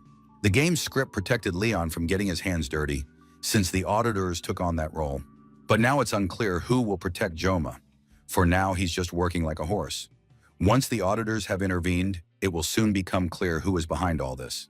There's one person Joma still hasn't figured out, that very same mysterious female instructor. There's another interesting detail. The demon Agur mentioned that the instructor had begged him to sign a contract. The word begged is used when the strong are before the weak and the weak before the strong.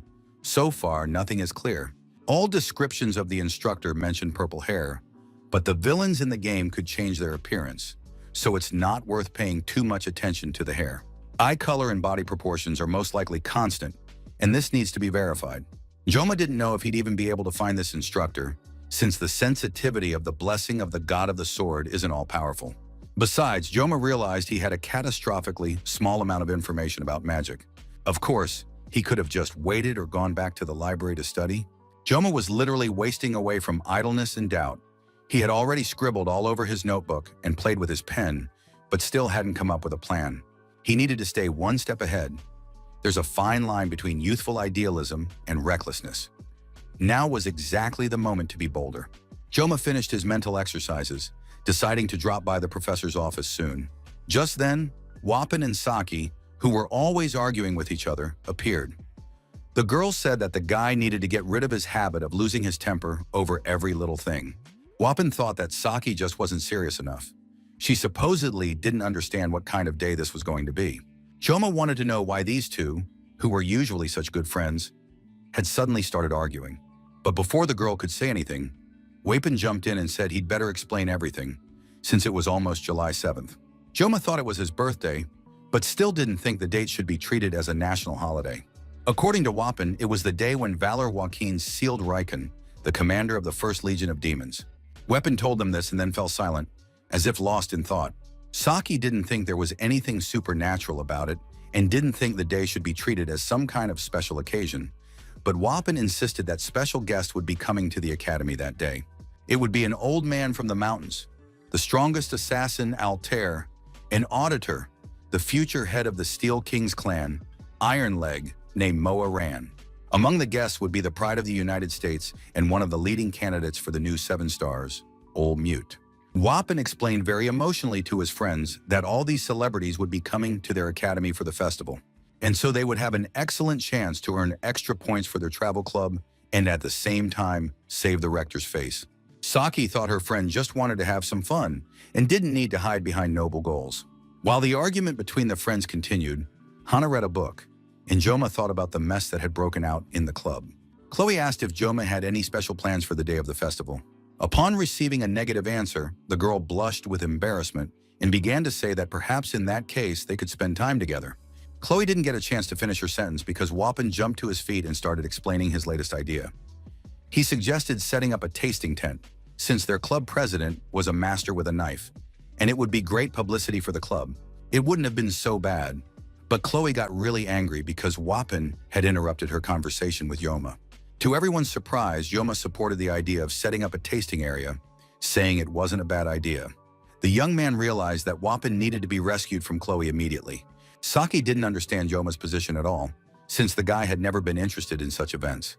He was probably planning to make a splash in front of the world's powerful figures. Of course, the young man wanted to reply that, of everyone present, Saki was the one most connected to those in power. But Joma said he had no specific reason. During the holidays, he'd just be running around the dungeons anyway. Until now, they hadn't had a chance to participate in anything like this. And anyway, in reality, there aren't that many days in the year when you can just relax and enjoy the holiday. Joma said there weren't that many left. This statement really surprised Saki, who wanted to know what "not many left" meant. For a second, Joma mentally transported himself 3 years into the future, to the time of the second war between humans and demons. How could he have blurted something like that out to the kids? Joma realized he'd become too careless around them. Saki kept pressing him. She wanted to know what Joma was hiding. Surely he knew something the rest of them didn't. The girl remembered that there had already been several situations where Joma knew more than the others. Joma realized he was in a tough spot. He was being pressured from both sides by the angry girls. Wapan showed remarkable insight. He realized that the club president was in danger. So the guy began to talk very emotionally about what a wonderful poster he would make to advertise their upcoming event. Wapan waved his arms loudly and enthusiastically and sketched a design. The poster was, as usual, ugly and unattractive. However, Hana said she really liked it, since she herself had joined the club after seeing his poster. Wapan realized that he had won this battle and saved Joma, so now there was no tension between them.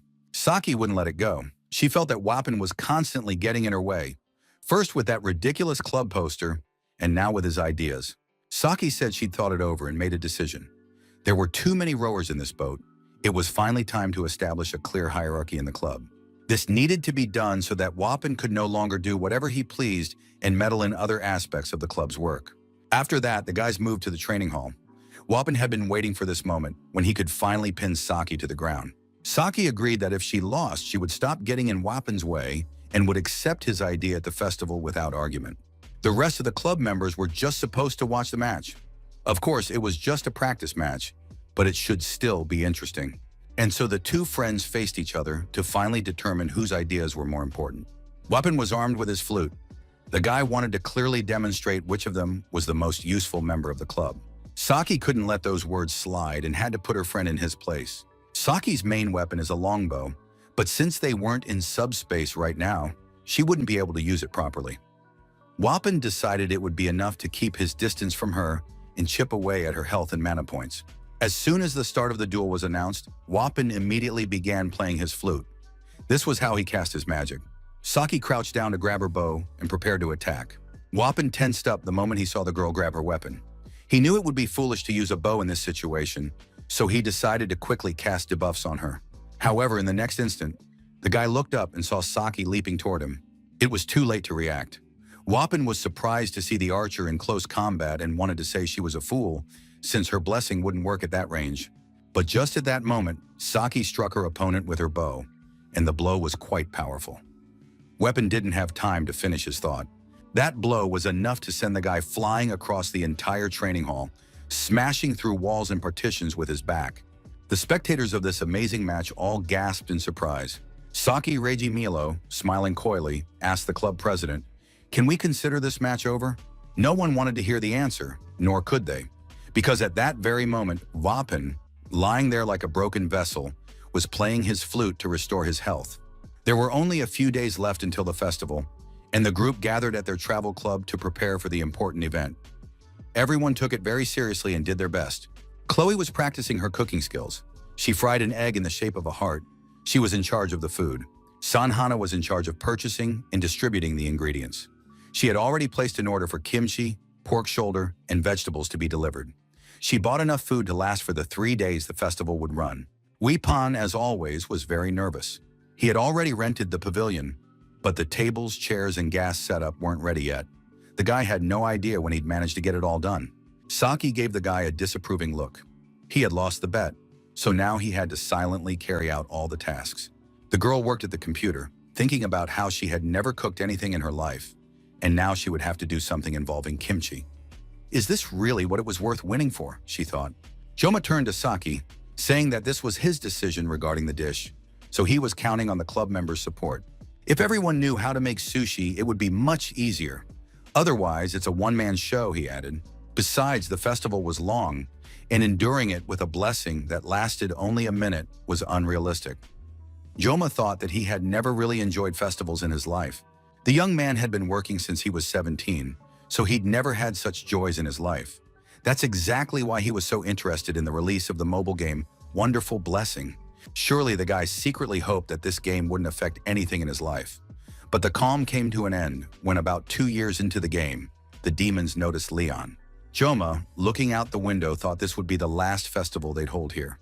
At that moment, Hana approached him. She wanted to know what he was thinking, with such a sour expression on his face. Hana guessed that, judging by his expression, Joma thought the festival would be the last. Joma decided that the girl could read minds. Hana asked Joma if he remembered what she had said when she joined the club. Unfortunately, Joma hadn't remembered and now couldn't answer Hana's question. At that moment, Vapan let out a wild scream. The thing was, the guy had remembered something and, clutching his head, said he needed to step away for a moment. Joma also took advantage of the situation and told the guys that he would step out and fill them in on the details later. Saki Reiji gave these slackers a very stern look.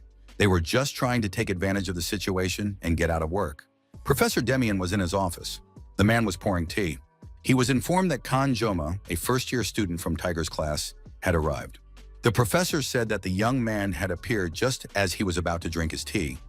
It was black tea from Russia with an exquisite aroma. Joma thanked him for the offer of tea but declined, saying he was allergic to it. Joma glanced at the tree trunk sitting on the professor's desk and asked what it was. Professor Demian explained that he had recently acquired this specimen by chance. Although it looks like a piece of cobblestone, there is magic inside this strange object. The professor was willing to give Joma a piece if he was really interested. However, the young man declined the gift. The professor said he was very pleased to meet Joma. If the young man has any questions, the professor is ready to answer them as best he can. Joma replied that he was still interested in the phrase, "May the blessings of the gods be with you." Professor Demian said that those words had also caught his attention, so he had conducted a little research. The man went to his desk and brought back a book.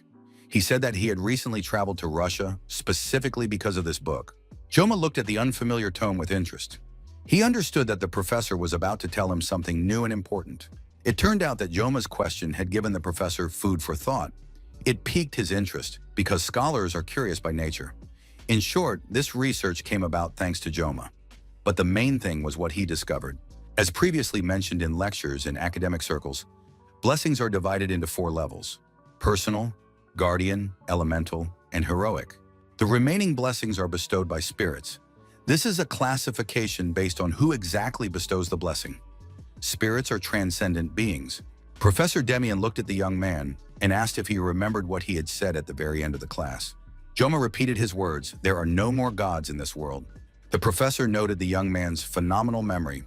Now he asked if Joma would like to try his hand at being a teaching assistant. Joma sincerely thanked him for such an honorable offer, but said he wasn't interested in such work. Professor Demian continued his story, saying that the weak point lay precisely in those words. But first we must return to the mythical era.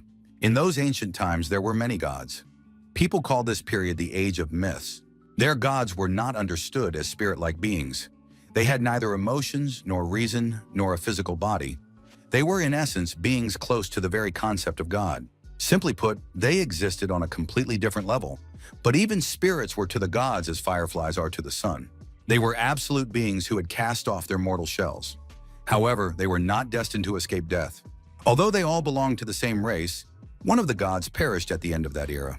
Professor Demian was very engrossed in the story. It was clear that the man knew his subject well. And this god, who had perished at the end of the era, was the god of the sword. Joma immediately recalled the being that had appeared before him. The phrase, "May the blessing of the gods be with you," was used by people who, after the end of the mythical era, worshipped this god and asked for his power. That was all Professor Demian could tell the young man at the moment.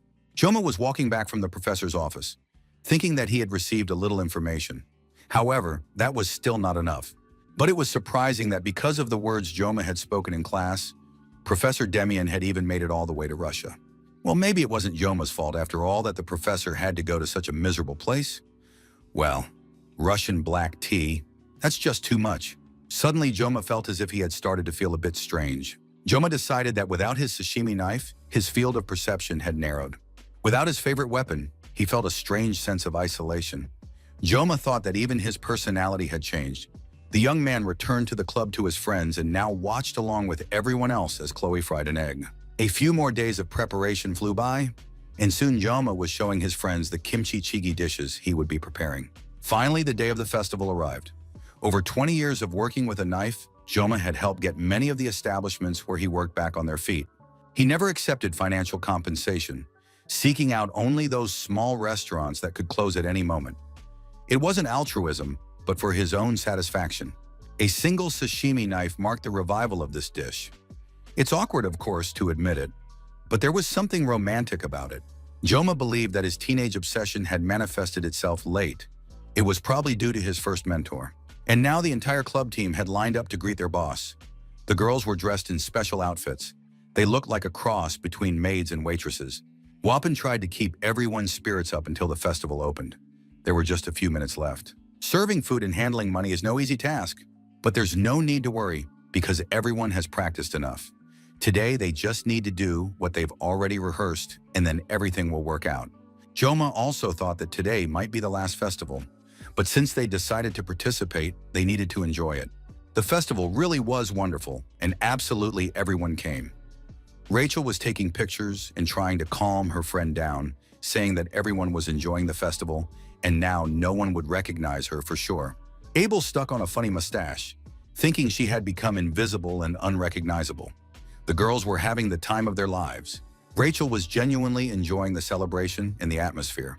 It was wonderful, fun, and noisy here, and on top of that, the Sword Emperor was supposed to show up. Abel also thought that a little fun now and then wouldn't hurt to lift her spirits. The girl replied that her grandfather had already retired and usually didn't like noisy events. Rachel confirmed that her uncle would never in a million years come to a festival like this either, so she felt very comfortable. The girl found a promotional flyer lying on the floor. This year, the Academy was once again showcasing the heroes who were the first to stand up and defend humanity against the threat of demons.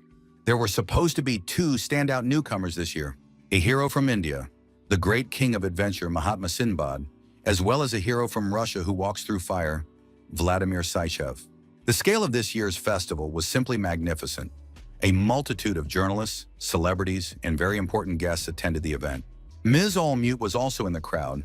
She was considered one of the candidates for the future 7-star hero, and now everyone wanted to interview her. Allmute was something of an idol to many, and the guys gazed at this cool woman in awe. Allmute had always been known for her calmness and composure, and how cool it was to see her in person today. Vapin got so carried away that he even forgot about the flyers he was supposed to be handing out. Saki grabbed her friend by the ear, saying that he'd been sent to hand out flyers. Yet he was getting distracted even though there was a ton of work to do at the booth. The young man tried to explain that he couldn't just walk past a world-class hero. But Saki reminded her friend that they'd ended up in this situation with the booth because of his suggestion, and now he wanted to shirk his duties. Wapin, in his battle with Saki, fell to the ground just as two beauties, Rachel and Abel, were passing by. Back at the tent, everything was going perfectly. Joma was preparing kimchi chi, Chloe was helping him in the kitchen, and Hana was delivering orders. Joma took notice of Chloe's work. He'd only shown her a little, and the girl was already handling the knife perfectly. Joma entrusted her with the slicing because he didn't want to waste a blessing unnecessarily. Besides, he was the only one who knew how to make kimchi jjigae. The number of guests kept growing. Joma was surprised that Saki and Vapon had gone somewhere, but just then the couple returned, and along with them came the Academy's biggest stars. Rachel rushed over to hug Joma with excitement and joy. At the last moment, the girl noticed little Chloe holding a knife in her hands. That was enough to make her leave Joma alone. Abel took the opportunity to chat with the young man. She crept up to him quietly and greeted Joma. Eventually, the girls sat down at a table and ordered a serving of kimchi jjigae each. Joma realized he'd been so caught up in preparing for the festival that he hadn't even considered the possibility that these two beauties might show up. He needed to feed the girls quickly and get them out of the tent. Rachel and Abel were already ready to order, but it seemed like Hana was simply ignoring them and didn't want to approach them. Rachel pointed at Hana and told her friend that this was the new girl she'd already told her about. Rachel was sure that Abel was just pretending not to care.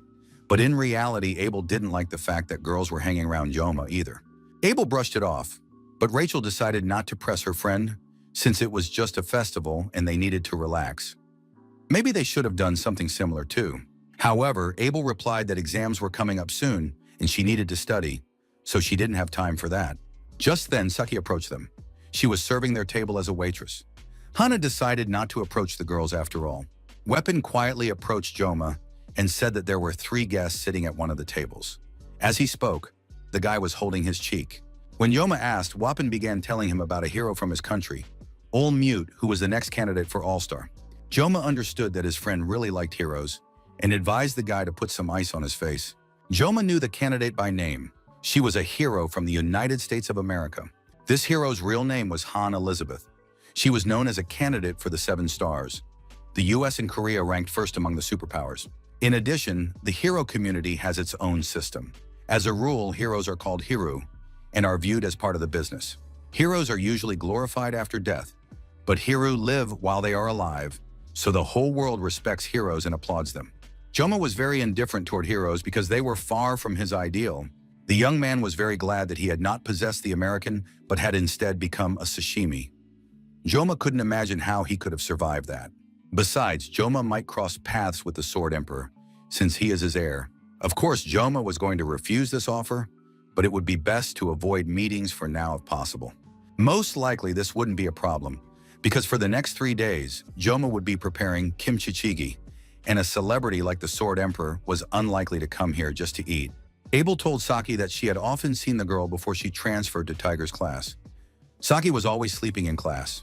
Saki replied that the festival couldn't be compared to classes. She felt that Abel was being biased and critical. Abel replied that it wasn't about extracurricular activities. She just didn't like that costume. It's hard to say what the girls would have agreed on and whose hair would have been pulled out first if a few uninvited guests hadn't drawn everyone's attention. Even the visitors to the tent were shocked. They never thought they'd see her here, since she was number 2. At that moment, an unfamiliar girl approached Joma. She said she wanted to see the guy who had done such a thing to her younger brothers. Joma realized that standing before him was the sister of the Mao twins, with whom the young man had fought during the first class while defending Chloe. The girl's name was Iron Leg Mao Ran. She was surprised. She had expected to see a monster, but standing before her was just an ordinary, good-looking young man. The brothers Jun and Shun had said they'd fought a real monster. Though the girl couldn't recall her brothers ever speaking well of anyone, Mao Ran raised 2 fingers, and immediately a guard and an assistant appeared beside her, bringing in a special stool. The girl sat down on the stool and placed her leg on a special velvet footrest, the very leg that had earned her the nickname Iron Leg. Storm Leg was an S-class weapon. Joma realized that if Mao Ran had come in full combat gear, it meant she had come for revenge. Chloe understood this as well and immediately armed herself with a knife, ready to attack and defend Joma. Joma knew he couldn't get close to this woman because she was very strong, and especially since they were all in the real world, so he could get seriously hurt. Mao Ran pretended she had just dropped by to talk, since there was no point in dredging up events that had happened many months ago. Joma replied that he didn't understand why Mao Ran had come at all. As a reverend, she hardly had time to just wander around for no reason. Mao Ran confirmed that there was no particular reason. She just got curious to see Joma. Although her brothers have terrible tempers, they still possess decent skills. But as soon as they heard the name Kang Joma, they immediately started going berserk, and they do so very intensely, which is why their sister decided to see for herself what kind of person this Kang Joma is. Joma looked at the guest in the tent and realized that everyone in the Mao family was like that. The girl continued, saying that she was even a little grateful to Joma for what he had done to her brothers. Because of Jun and Shun, the family's reputation was in the gutter. Mao Ran had tried to rein them in time and again, but nothing worked. But after Joma gave them a little reality check, those crazy twins stopped causing trouble, and now their sister, as a member of the family, could finally breathe a little easier. Joma understood that these words were best translated as, "Thank you for getting rid of those who were standing in the way of my future," since Mao Ran was now also vying for the title of 7-star hero. Mao's status and popularity could be compared to Ol Mute's. Among the candidates, she was in a lower position. Mao Ran's level was inferior to Ol Mute's, and the stigma of being the sister of the good-for-nothing twins, her brother's problems, and her place among the 7 stars shaped her attitude toward Joma. So the guy turned around and headed back to the kitchen, saying he needed to get back to cooking. Mao Ran hadn't expected the guy to react this way to her arrival and failed to show the proper respect and enthusiasm. The girl went on to say that there was one more thing for which she had to thank Joma. It was very nice of him to open the stall selling Chinese pao kai. Everyone knows that there is still a dispute between Korea and China over the origin of this dish. After that, Mao Ran turned around and left the tent with her bodyguard, although it was obvious to absolutely everyone that the woman was furious. Besides, she managed to provoke Joma, who didn't want kimchi to be referred to in that way. But Mao Ran said it wasn't a problem, since it was just ordinary, well-known pao kai. Joma was ready to just let the insolent girl get away with it, since he didn't want to draw attention. But there was one thing he couldn't forget. Joma called the girl to follow him. The guy was going to beat up Mao Ran. News of the upcoming show immediately spread throughout the festival grounds. Word was that there would be a battle between some student and Mao Ran. Everyone wanted to see as soon as possible how the contender for the title of hero would deal with this newcomer who had received special status. And when all the students abandoned their other activities and headed to the training hall, Leon pretended he wasn't interested. Only a few minutes had passed. Never before had the guys headed to practice with such enthusiasm. The stands were packed and everyone was chanting Mao Ran's name. Rachel and Abel also went to watch the amazing show they were about to see. Abel thought about how Joma always seemed to be at the center of everything. It soon became clear that not only students had come to the stands, but also distinguished guests. Among these guests was Ol Mute. She was eager to see her main rival, Mao Ran, lose. Mao Ran was in a great mood. She recalled the days when she herself had studied at this academy. Mao Ran asked her opponent, was he really feeling well? Because after the battle, he would end up just like her little brothers. Joma had a handsome face, but if his head was a mess, he wouldn't be able to marry, or he'd simply take Mao Ran as his wife. The girl was always happy to have new slaves. Joma replied that he now understood his opponent. The last of the Steel King's line was provoking her opponent so she could then defeat him and justify all her actions. Mao Ran confirmed with surprise that the boy was smarter than she'd thought. but he'd still fallen for the provocation involving kimchi. At that moment, a subspace began to open, and the opponents prepared to cross over and begin the battle.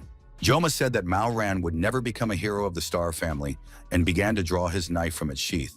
Mao Ran replied that her opponent had a complete lack of intuition and raised her steel leg. After that, the opponents lunged at each other, intent on ending the battle instantly. Everything around them was covered in dust and smoke. Mao Ran realized that the guy wasn't such a useless kid after all. He had hidden behind a veil of smoke.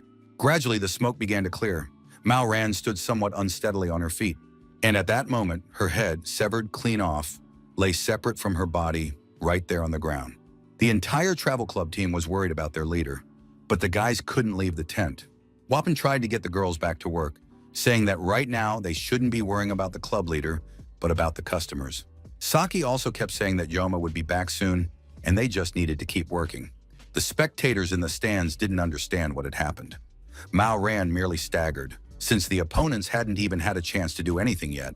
However, those who understood even a little more than the average spectator saw and understood absolutely everything. The opponents emerged from subspace. Mao Ran could barely stand, touching her throat in horror. The girl made sure her head was still in place. She didn't understand what had just happened. But Mao Ran guessed that a battle of minds had taken place between them.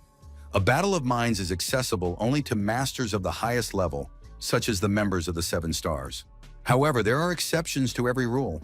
After all, if talent surpasses experience, even at a young age, the coveted doors can open. That was the case with All Mute. Mao Ran thought that she didn't like any of this at all. The girl didn't understand why Joma had entered her mind, since the duel would take place in subspace and none of them would actually die. It turned out that this guy just didn't want her reputation to suffer. He was demonstrating his abilities in secret to avoid conflict between the states. Mao Ran looked at the guy and realized this was a two-pronged plan. Some rumors had reached Mao Ran in high circles, and now the girl understood who the official heir appointed by the Sword Emperor was. There was constant envy, jealousy, fear, and trepidation among all the candidates. Mao Ran didn't want to give up her place among the candidates to some boy, after all. She hadn't come here for nothing. Mao Ran wanted to show everyone that she was the one who was worthy, and so she was grateful to her opponent, through whom she intended to achieve her goals. Mao Ran finally calmed down, pulled herself together, and rushed to attack the boy. Mao Ran activated the hurricane wind and the wheel of the storm. She delivered kicks, but Joma easily dodged the attack. Joma amazed those present with his reaction speed and agility. Mao Ran swung her legs, intending to destroy her opponent immediately with the storm. The impact of the falling weight was truly powerful, and cracks appeared on the ground.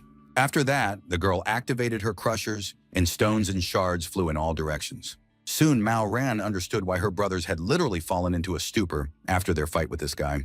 He was very fast and never got hit. Mao Ran unleashed a hail of storm projectiles, and now it seemed the young man had nothing left to counter with.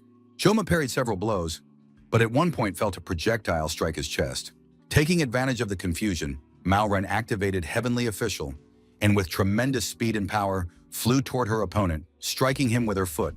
But for some reason, the blow had no effect. Joma managed to raise his knife, using it as a shield. Although the weapon was covered in cracks, the attack was repelled. Joma then used healing, and both he and his weapon were whole again. Mao Ran was surprised, but immediately continued her attacks. She intended to keep doing this until she managed to break through his defense.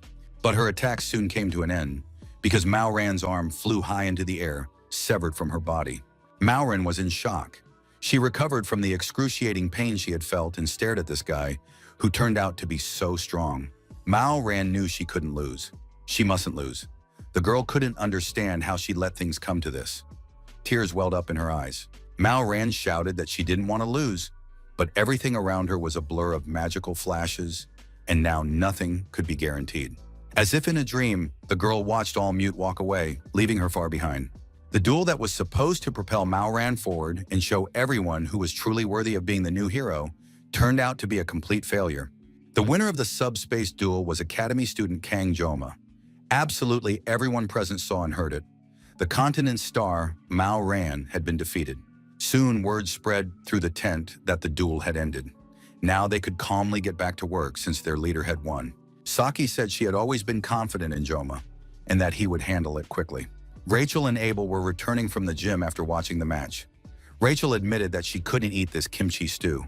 Abel replied that she was full too, and didn't want to eat anymore. Joma didn't understand how that could be, since they had only just watched the battle, and there must still be plenty of delicious food in the tents. The guard looked at his mistress in fear. Maoran was holding onto the wall, even though she felt fine, since the match had taken place in subspace. That's why she hadn't suffered any injuries. However, the worst had happened. The girl had disgraced herself in front of the whole world and lost to a 17-year-old teenager. Of course, it was a shame for all the people who were rooting for Maoran, but she herself had seen that Joma was a real jackpot. Very soon, he would rise even higher. And when that happens, Maoran's own reputation will rise along with him, and everyone who is laughing at her now will end up on their knees, even all mute. The guard couldn't understand. Was this student really that strong, and why did Miss Mao rate this guy so highly? Maoran explained that she had seen quite a few people who were called geniuses during her time at the academy. All Mute was one such genius. In the wider world, these are the heroes of the 7 stars. But this boy is walking a path that cannot be reached by effort alone. Maoran believed that the boy was not a human, but a true monster. And so said those whom the continent calls stars. In the subspace of the Joaquin Academy, an unexpected clash occurred. A monstrous newcomer descended from the heavens, shattered the continent's star. Mao Ran, the continent's best fighter, faced off against the academy's freshman. The result was instant. With nothing but a sashimi knife, the student severed the head of the 7 stars candidate. It seemed that a commotion was about to break out in the world of heroes. All the bloggers were writing non-stop about the new hero. Everyone wanted to get a piece of the legend and spend at least a little time near him. The line at the travel club's tent grew instantly. People found out that the new hero could also cook, so now everyone wanted to try his dishes. Bopin tried to restore some order at the festival grounds so the line wouldn't block the walkways. Besides, the many people who simply wanted to chat with Mr. Joma for a few seconds were really getting in the way, and he had to be very firm with them. Saki was literally pushing people away because without a prior arrangement, and especially when the person himself was against it, it was impossible to expect a meeting. Saki was escorting one of the fans out. The girl had lost track of what was going on, not understanding what she was now forced to do. The visitors weren't just taking pictures of the Academy's star, they were also swapping photos, discussing Korean cuisine, and updating their blogs. Joma was very annoyed. Of course, he didn't want all this fame and attention. After the match that took place the day before, the entire internet was flooded with articles about the brilliant student. It was predictable, but among the multitude of headlines, one phrase stood out. Reporters had nicknamed Kang Joma Master Sashimi, and now there were even hashtags with that name. But Master was a title blocked by the game system. According to tradition, it was supposed to be passed on to the Sword Emperor in the future. But at the moment, Siegfried had practically retired, so the title of Master was bound to disappear along with him. The night before, when the first day of the festival ended, the guys were cleaning up. Reiji teased Joma, calling him Master. But seriously, after the title Master, which is supposed to be an honor, they just added the word sashimi, and the whole original meaning seemed to have evaporated. Wapon was a very responsible manager. He wanted to know when the next batch of stew would be ready because customer number 275 was already tired of waiting. Wapon reported that there was a waiting list. It had reached 675 customers, but they ran out of paper, so they stopped taking names. Joma was satisfied nonetheless. Romance and all that childish nonsense, that's great of course. But even in his past life, business had never gone this well for him. Chloe had also been working great these past few days. The girl suddenly cried out. It turned out she'd cut her finger. Joma thought, if this keeps up, someone might get hurt. There's a desperate shortage of hands. Joma has to pick up the knife himself. At that moment, unexpected guests entered the tent. It was the restaurant's head chef. They greeted Joma and praised his successful work. Joma was very busy. He apologized to the guests, saying he would come see them personally next time. But it turned out the men hadn't come as customers. They'd read the articles and realized many customers were expected today, so they'd come to help. Joma was surprised. After all, they were practically strangers. The guy warned him that they would have to get to work right away. But that didn't stop the chef. They said they were happy to help since now they had to call Joma Master Sashimi. Eventually, things really got going. Knox was now helping his sister, and the chef was doing a great job with the stew. And so another day of the festival passed. The crowd at the travel club's tent didn't let up all day long. Joma sat there in the evening, exhausted. He knew they'd never be able to pull something like this off again, but it had still been fun.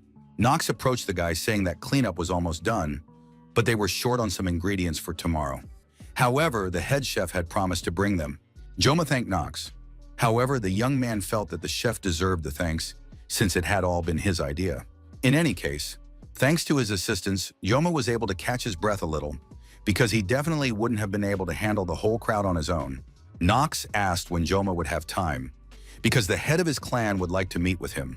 The head of the Shadow Clan, a man known as the greatest assassin of all time, in all peoples, maintains order in the world of heroes by carrying out his work in secret. He is called the Old Man of the Altair Mountains, the Auditor. He wanted to meet with Joma. Most likely this is connected to the highest echelons of the Academy, who issued the order to eliminate Joma.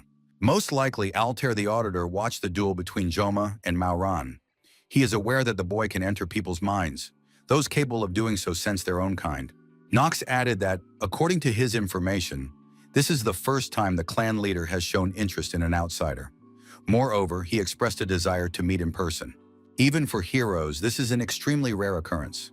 Knox was certain that Joma himself was eager to speak with the clan leader face to face and ask him a multitude of questions. Joma realized that Knox was absolutely right. Besides, today, Joma had relied on the help of Knox and Chef Mansour, so he would need to thank them later. Joma continued to sit motionless, and Knox asked what he thought about all this. Joma replied that he didn't want to meet with the chief because he was too lazy and tired. After that, Joma thanked Knox once more for his help, turned around and walked away with a light step, leaving the guy in a state of utter confusion. The Academy Director Media was sitting in her office when there was a knock at the door. The visitor turned out to be the hero candidate, All Mute.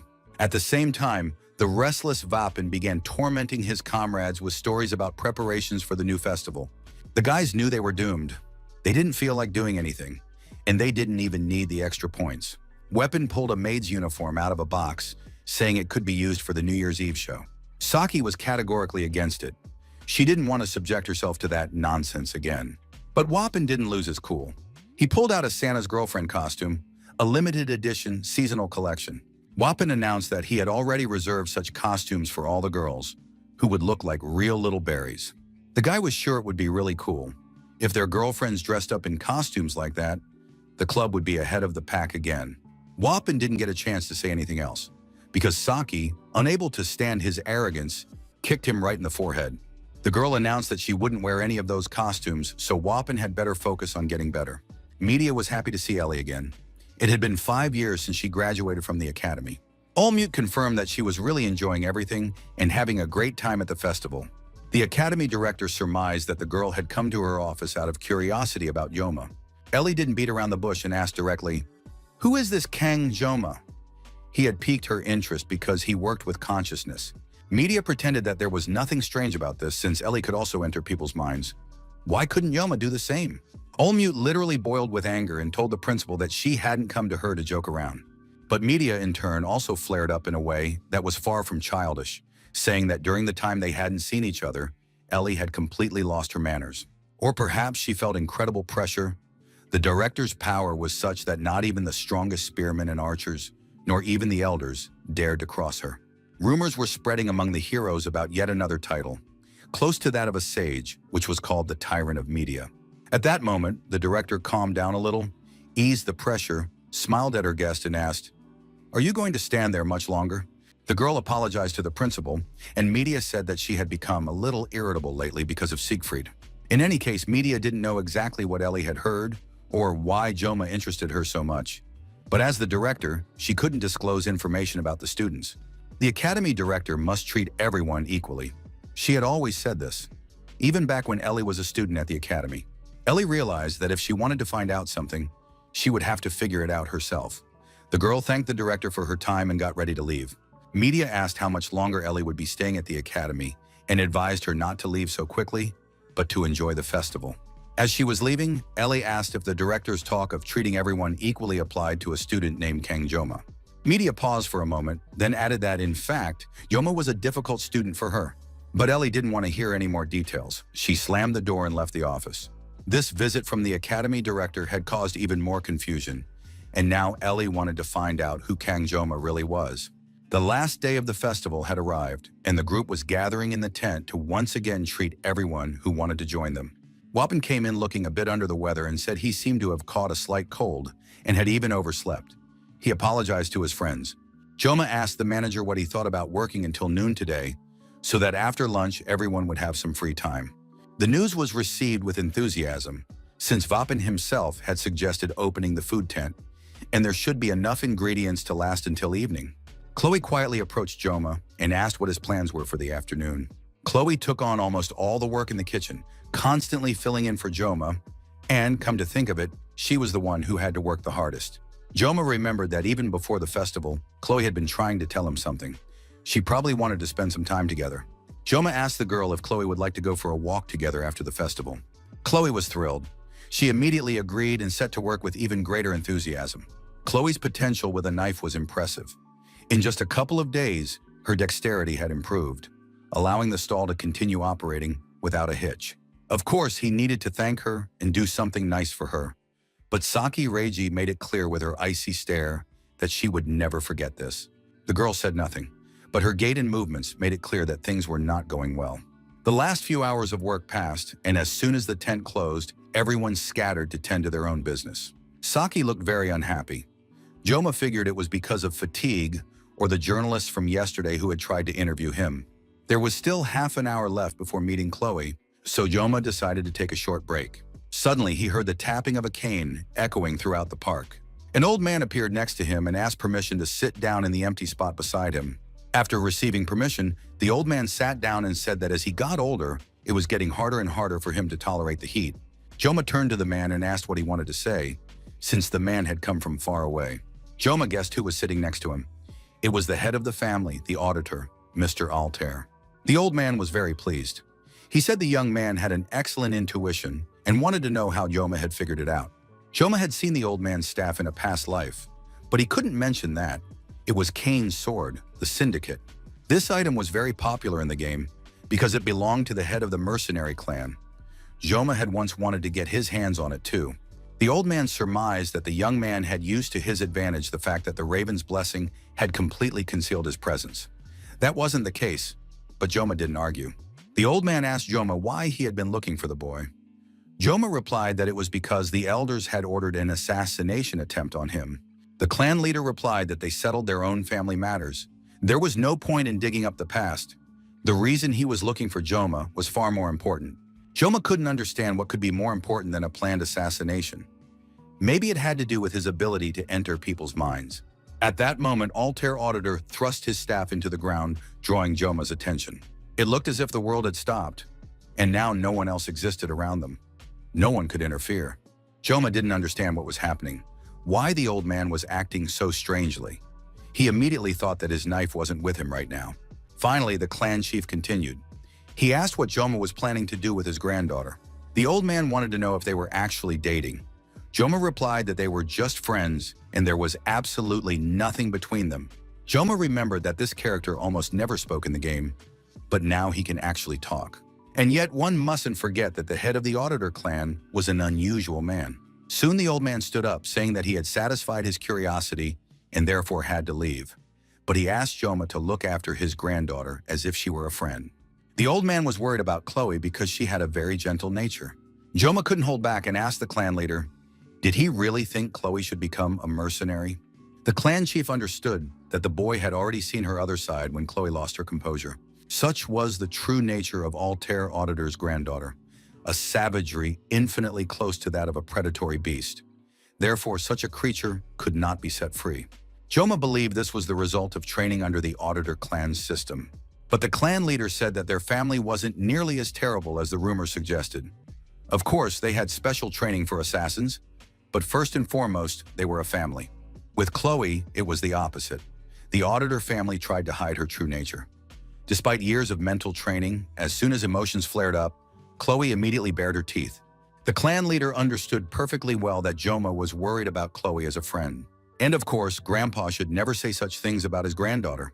But Chloe was wild, and when her true nature emerged, she could hurt anyone. Even when standing right next to her, you could never be sure when your head would be severed from your shoulders. As he was leaving, the old man said that if Joma wanted to stay alive, but at that moment, the boy demanded that he finish his performance. The old man didn't seem to understand what was being talked about or what show was being referred to. Joma demanded that he not pretend to be worried.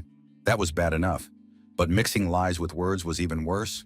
Joma activated the blessing of the god of the sword, and it turned out that all the people who had been peacefully strolling around were decoys. They immediately shed their outer shells, drew their weapons, and were ready to destroy. Altair Auditor raised his hand and ordered everyone to retreat. After that, he asked the young man when Joma had noticed it. Joma sheathed his knife and said that the old man himself had noted the young man's remarkable insight. The clan leader admitted that Joma had exceeded all his expectations. The outcome was beyond belief. Joma was sitting alone on the bench again, thinking about Chloe, who had only just begun to mend her relationship with her brother. Altair had mixed lies into his words, trying to confuse Joma. It was still unclear what his goal was. Joma realized that if it weren't for the presence of the weapon, he wouldn't have noticed a thing. At that moment, Chloe appeared in the distance.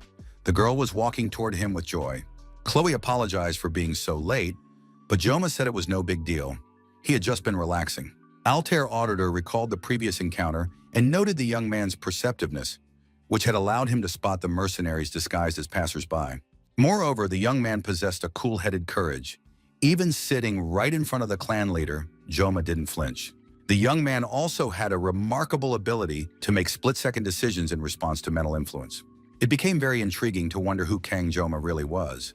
To call him a genius would be an insult. The clan leader walked into a deserted alley and called out to his grandson, Nox. The grandfather said the trip had been worth the journey. Nox was pleased that the clan leader had not been disappointed. Altair Auditor said that this was a first in his life. It was the first time he had ever felt afraid. Now the old man knew exactly what fear tasted like.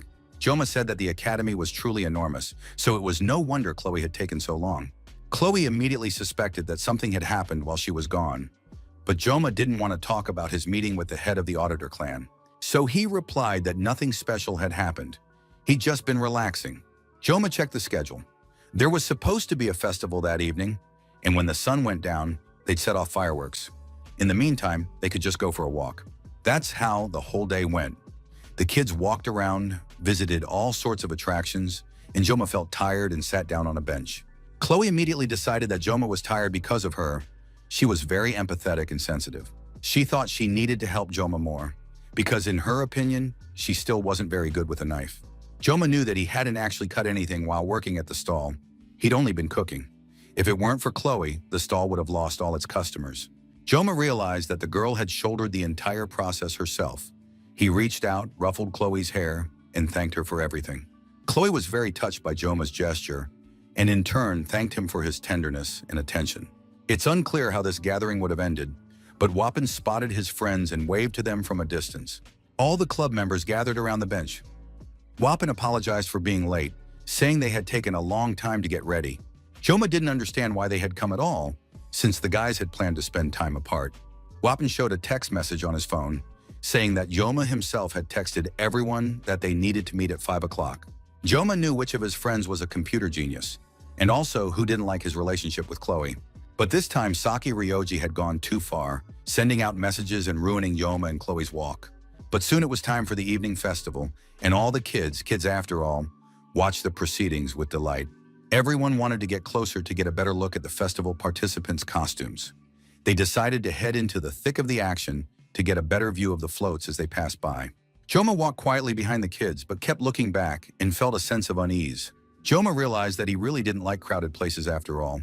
The boy sat down on a bench, preferring to spend the rest of the festival without drawing attention to himself.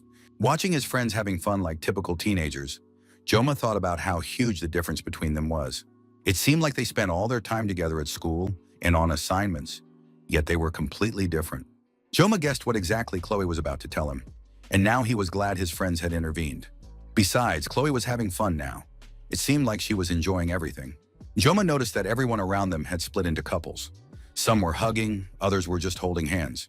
Joma thought about how he was in the game world, and therefore there could be no real love here. For the guy, this feeling was unknown even in his past life, because Chef Kim had been very busy and hadn't had time to think about relationships. That's exactly why the chef downloaded the game, hoping it would make up for not being able to hang out with pretty girls. When he arrived at the academy, Joma was a little nervous at first. But now, sometime later, Joma wasn't even sure what had caused that nervousness. There was only one girl constantly on his mind. Since entering the academy, there had been far too many life or death situations. Joma realized he was simply confused and barely aware of where he was. That's why some feelings from his ordinary life had carried over into this world. Lately, Joma had felt like a sharpened blade. He was very tired. Saki Ryoji said she couldn't stand crowded places. The girl plopped down on an empty spot on the bench next to Joma and added that her legs couldn't hold her up anymore. Joma knew that Saki was one of the main characters. Besides, he had been using her constantly in the game, but now he didn't understand what was going on in her head. Nevertheless, Joma trusted Saki's judgment. Even the fact that she had hacked the system and sent a message from Joma's number wasn't done without reason. Saki noticed that Joma was staring at her very intently. Joma himself thought that for the first time he saw Saki not just as a character, but as a beautiful girl. Joma was such a slowpoke. He kept staring at Saki, and it was starting to annoy the Japanese beauty. Finally, Joma jumped up, grabbed Saki by the shoulders, and started asking why she had sent a message to the other guys from his phone number. Joma thought all this had something to do with that instructor. Saki put up with it for a long time, trying to say something, but then she just shoved the jerk away, saying he was hurting her. After all, you shouldn't grab people by the shoulder so hard, and it's unclear why Joma has such big hands if he can't see a thing anyway. Joma replied, well, whatever. If there are no more issues between them, then we can just forget about it. Saki looked very sad and upset. Joma thought he really had grabbed her too hard. But the very next moment, a bright blush spread across the girl's face, and Joma couldn't figure out what was happening to her. Couples were still bustling around them, and a heart glowed ahead. The atmosphere seemed to be hinting, hey, Joma, you're such a fool. Joma finally mustered his courage and asked the girl if there was anyone she liked. Saki's face flushed, turning as red as poppies, and she opened her mouth and eyes in surprise. Saki Reiji was very pleased. Everything had worked out. She'd been waiting for those words. As a game character, Chef Kim loved this girl very much and considered her smart and understanding. And now sitting on a bench next to this gorgeous beauty, Joma assumed that she most likely liked Leon. Saki Ryoji had never met a more clueless guy in her life. The girl replied bluntly that it wasn't Leon. Right now, she was most angry at herself. She couldn't understand how she'd let things get this far. And what on earth was Saki hoping for if the guy had no brains? In the end, Joma was left alone on the bench, wondering who else Saki could be in love with. But then a game screen appeared before him. Joma saw that his weapon level had risen to 6. This was likely the effect of the eternal frost he'd recently received from Chef Mansour, and his adaptation level, which had increased while he slept, had risen even further after the battle with Maoran. It's unclear whether this coefficient will turn out to be something like a lifeline or a poisonous holy grail. But one thing is clear, it's directly linked to the blessing of the god of the sword.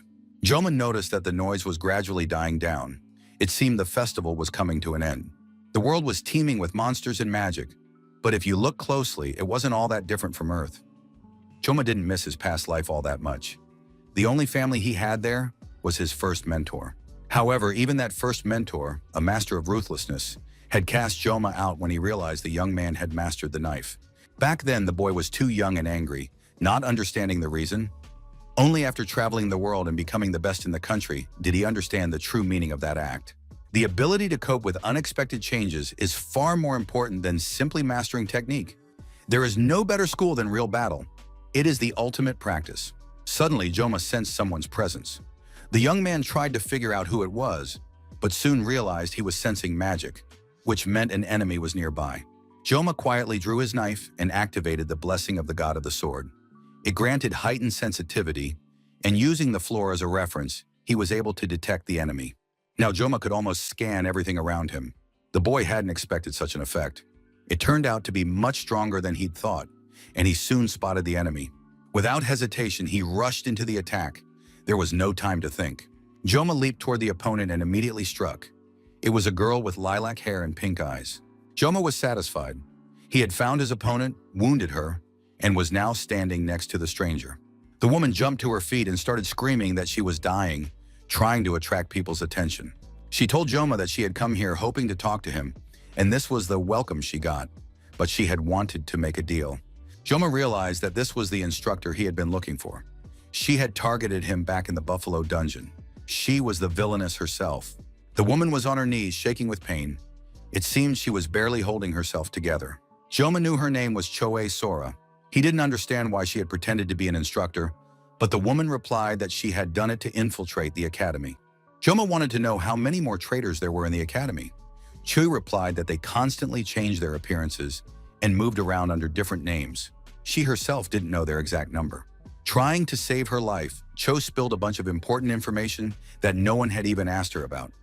Most striking was the fact that some of the villains already knew that Joma had dealt with Agor. Despite the Sword Emperor's efforts to keep it a secret, the information had leaked. Joma didn't understand why the murder of the demon Agor was being attributed to Leon. Choi said she didn't know, but as soon as she saw the knife in the young man's hands, she added that Professor Wang was among them, and that almost all decisions originated from the mind of this monster. Choi said that the professor turned out to be even more insane than she had thought. Joma realized the woman was telling the truth, while the instructor continued to beg to be spared. Joma leaned closer to Cho and asked if she wanted to live. The woman immediately fell to her knees and began banging her head against the ground, begging to do anything, just not to die. Joma said he had two conditions. He wanted to know everything he could about the professor, who he was, what his goals were. Chui began to explain that the professor was under the command of Korn, a true demon. That was all the woman knew. She sobbed, begging him to believe her and lower his weapon. Joma knew that Korn was the commander of the 2nd Legion of Demons. The young man hadn't expected to hear that name. Raiken, the head of the 1st Legion, had been sealed away, and his servant, the Lord of the Demon Army, was at the academy.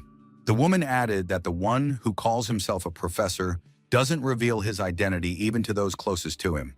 That's why he has a terrible reputation. Professor is just a title. As she spoke, the woman prepared to attack Joma from behind. But as soon as the young man turned around, she immediately stood at attention. Joma knew that Chui was a servant of Agor. After her mistress's death, she had lost her place even among her comrades. Only remnants of her magical power remained. Most likely, Chui Sora had grown accustomed to relying solely on magic, and her physical abilities were weak. Joma said that in order to conclude a contract between them, she still needed to provide some information, because at this stage her value was too low. The woman said she had never tried to kill Joma, but had merely been following the orders of the demon Agor, who was now dead. Joma once again pressed his knife to the traitor's throat and stated his second condition.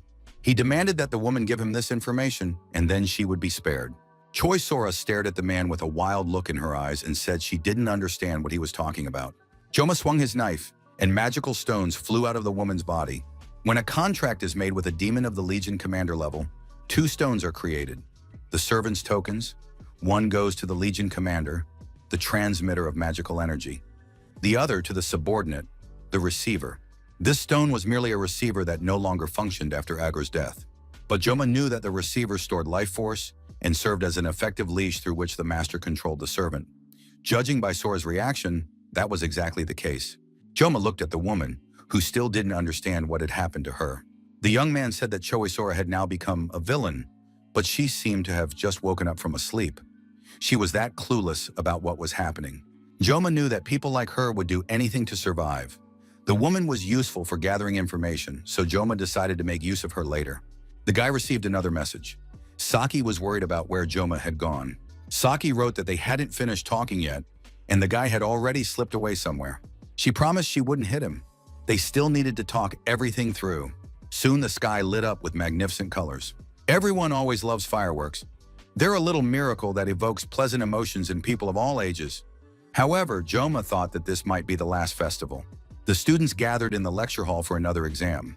The day before had been such a great festival, and now they had to study again. They were outraged by the enormous amount of information they had to absorb today. They thought it was unfair. Wapin was convinced that forcing them to study such vast amounts of material was a complete violation of students' rights. Saki demanded that the guy shut up because he was keeping her awake, and his words were making her lose her train of thought. She said she could sleep peacefully now because she had already memorized everything, and only a dumbass like Wapin could still be struggling to absorb all the information. Saki and Wapin stared at each other, ready to burn each other to ashes with their glares. The young man could think of nothing but how to say everything he thought about this, when suddenly he got a hard slap across the face from Chloe. Chloe started apologizing, saying there was a huge fly on the guy's face, so she had to hit him. Joma noticed that lately everyone had it in for him. At that moment, everyone present received messages on their phones, and the students pulled out their devices. The message announced a change to the practical exam. The exact details would be revealed later, and the students would be randomly divided into teams. It was outrageous, changing the exam format the day before. Originally, the exam was supposed to involve navigating a goblin dungeon. Joma had been looking forward to this exam for the loot, but it seemed the game's storyline was starting to shift. Considering everything the guys had already gotten up to, it wasn't surprising. Joma knew this could happen, but now he was upset. If there was one major advantage to his own actions, it was his gaming experience. Joma thought that if things continued this way, he wasn't sure he'd be able to survive the next war against the demons. Saki noticed Joma's state of mind. She didn't understand why he was getting so worked up. It wasn't like him at all. Joma, of course, didn't explain anything. He simply chose to change the subject. Saki wanted to support her friend. She said that the news had caught her off guard too, but this decision didn't seem entirely unreasonable. During the last exam, there had been an incident involving a demon. Every time an exam was held outside the academy, incidents occurred. Therefore, there was no safer place for students than the academy itself. Joma, of course, couldn't tell the girl about the professor who was actually a demon and was now hiding in the academy. Looking at it from that perspective, Saki was indeed right. Joma thanked the girl for her explanation because everything had finally clicked into place for him. But Saki Ryoji immediately blushed and said she felt awkward. Why was he staring at her like that? In any case, Saki always felt awkward when she saw that Joma was confused or pensive. She explained that all the club members get flustered if the president looks unsure. Discipline breaks down immediately. What can I say? She got out of it as always. Joma, as usual, was a slow-witted, clueless guy. Joma made a request. He asked if the girl still had a printed copy of the academy staff list that she had once hacked. Saki replied that she had deleted everything to avoid data tracking. But a printed version, in Joma's opinion, could solve the problem. He asked his friend to hack into the academy's network again. Ryoji hadn't expected to hear such a strange request from Joma. The young man allowed her to tell the club members part of the truth. He shared the information that enemies were operating undercover at the academy. The others were stunned. Chloe suggested that the incident with the Buffalo Dungeon was their doing. Of course, Joma couldn't be completely sure of this, because these people were constantly changing their appearance and living under various disguises. Saki decided to create a new list of academy staff and compare it with the printed list. It was a great idea. The club had been created as a protective measure. If there were people who might pose a threat in the future, it was better to find out about them in advance. After listening to everything, Vapin said that while he certainly had many questions, he was ready to listen to Joma and do whatever was necessary. Chloe and Saki fully supported the club leader's initiative. Joma thanked the guy sincerely. He thought that this explanation would suffice for now. Saki said that all information about the academy's staff is automatically updated every month. It seems they use not only the cloud, but also subspace for this. Wapin didn't understand why they were making everything so complicated. It was hard for the guys to grasp the main issue. Optimization is the periodic deletion of fictitious data to reduce the volume of information. That's how the system works, and thanks to this, it's now possible to identify the right people. Joma wanted to know when the girl would finish this task and bring the new lists. Saki replied that it wasn't that difficult, but she felt that Joma relied on her help too often. It wasn't clear how the guy was supposed to respond to this complaint, but in a way, Saki was right. Joma understood that there was absolutely nothing he could do for Ryoji. He had no money, no status, and no fame, while she was the daughter of the Prime Minister of Japan. Joma asked her directly if Saki wanted anything in return for the favor. At first, the girl was even offended, but after thinking it over, she said she would ask him for something later. Joma immediately tensed up, but Saki told him not to worry. She didn't want anything material and would explain everything when the time came. The next day, a mountain of printouts was ready. The guys had barely gathered when Saki had already finished everything. She had printed out all the employees' data, including any suspicious movements. Now they just had to check everything. Joma was very pleased. He knew the girl would handle it perfectly if she took on the task. She always sees things through to the end. Wapin, as usual, was unhappy. These lists even listed the number of trips to the bathroom. Don't these people have a right to privacy? It seemed to the guy that they were doing the wrong thing. But Saki wasn't bothered by it. She believed that even hacking the data itself was a crime, so there was no point in getting upset and pretending you had nothing to do with it. Wapin believed there had to be some limits. After all, they were becoming criminals too. Saki called the young man a saint. Joma tried to calm the guy down, saying that the more information they had, even the most insignificant, the better. The group immediately agreed. As soon as they finished the investigation, All the documents would be destroyed once and for all. Joma understood that for the hired assassin Chloe and for Saki, who would use any means necessary to achieve her goal, moral boundaries were blurred. That's why having someone as honest and straightforward as Wapan allowed the team to stay on the straight and narrow. There was about a week left until summer break. It was decided that the travel club would operate even during exams to identify enemies. Hana raised her hand and asked for details. She had heard about the problem, but wanted to know the specifics regarding the source of the information. Weapon confirmed that he too had wanted to ask Joma about the traitors within the academy the day before. There was no need to doubt or ask such questions if the club president had already explained. Joma realized he'd almost been caught. What the guy had been trying to hide could no longer be denied. He couldn't say that Joma had conspired with Choe Sora or that she had set her sights on Leon. The misunderstanding would only grow, and there would be much more to explain. Besides, there was a chance that Chloe would simply kill Chu Sora. Joma said he couldn't talk about it right now, but his source was very reliable. It was a so-so answer. He added that when the chance arose, he would tell the guys everything, but right now it was impossible. The guys seemed to accept that answer. Only Hana sat there with an unmistakable expression on her face. Joma kept trying to figure out who she reminded him of. A few hours passed. All the club members were already pretty tired. Chloe brought Joma some water, looking out for her friend. Weapon found a candidate who hadn't been there last month, and his movements looked suspicious. Joma told Chloe that she could go about her business and not pay attention to Saki and Wapan, who were handling the paperwork just fine.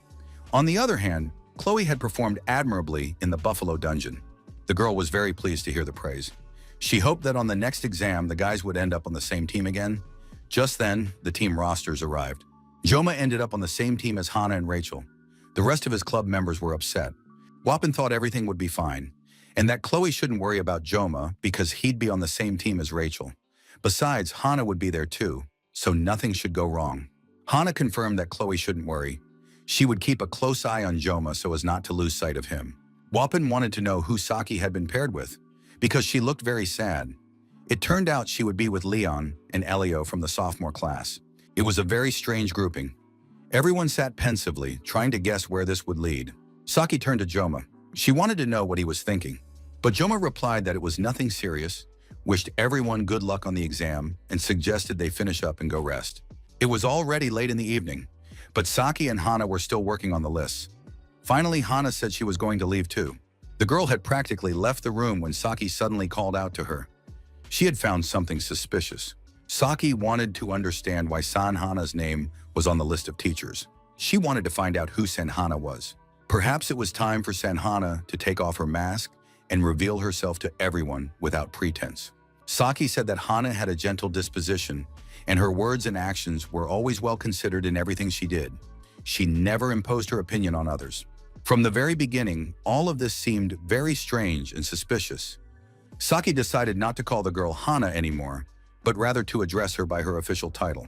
And Sanhana's title was Professor. So, sitting before Saki was Professor Sanhana. Upon hearing this, she coughed. Suddenly, Hana raised her hands, spreading her fingers wide in front of her, and said that Saki had overworked herself at the meeting and was now apparently very tired. Hana kept wiggling her fingers and said this was going too far. Saki had confused two people with the same last name, which really wasn't like her at all. The girl had skimmed the information about the business trip during the festival that the professor had gone on, which meant the data had been falsified. The subspace system updated automatically. External interference was impossible. Only the academy director had access. Could media be involved? Hana told her friend not to worry. Everyone makes mistakes after all. The girl wasn't a machine and had simply been working very hard. Hana added that things might be different in Japan, but in Korea, there are a lot of people with the same first and last names. It was probably because the guys got carried away discussing their enemies, and that's why Saki got lost. But since the misunderstanding had been cleared up, Hana went to rest. Saki felt awful. She had never made a mistake like this before. Confusing people with the same last name. Maybe only an idiot would. Sanhana, standing in the doorway, said she wanted to give Saki some advice. Guys like Joma would never figure it out unless you told them exactly how you felt. Hana added that out of all the girls, she was rooting for Saki. After that, Hana waved her hand and left. Joma woke up before his alarm and lay in bed, thinking about the upcoming exam. Not only had they changed the exam content, but they'd also given a new assignment. He had plenty on his plate, And on top of that came the stress from Rachel, a very burdensome character. Rachel shows interest not out of affection, but to ensure a strong heir. That's been her mindset since the very beginning of the game. Perhaps that's why the developers made her a die-hard loner, to create a contrasting effect. Because of this, she became the character I won over last. Of course, Rachel was initially interested in Leon too, but now we just have to hope the exam goes smoothly. Suddenly, right in the middle of the night, the phone rang. It was Ryoji calling. The young man answered immediately, asking why she wasn't sleeping. He didn't understand why she wasn't sleeping either. However, Saki never slept at night.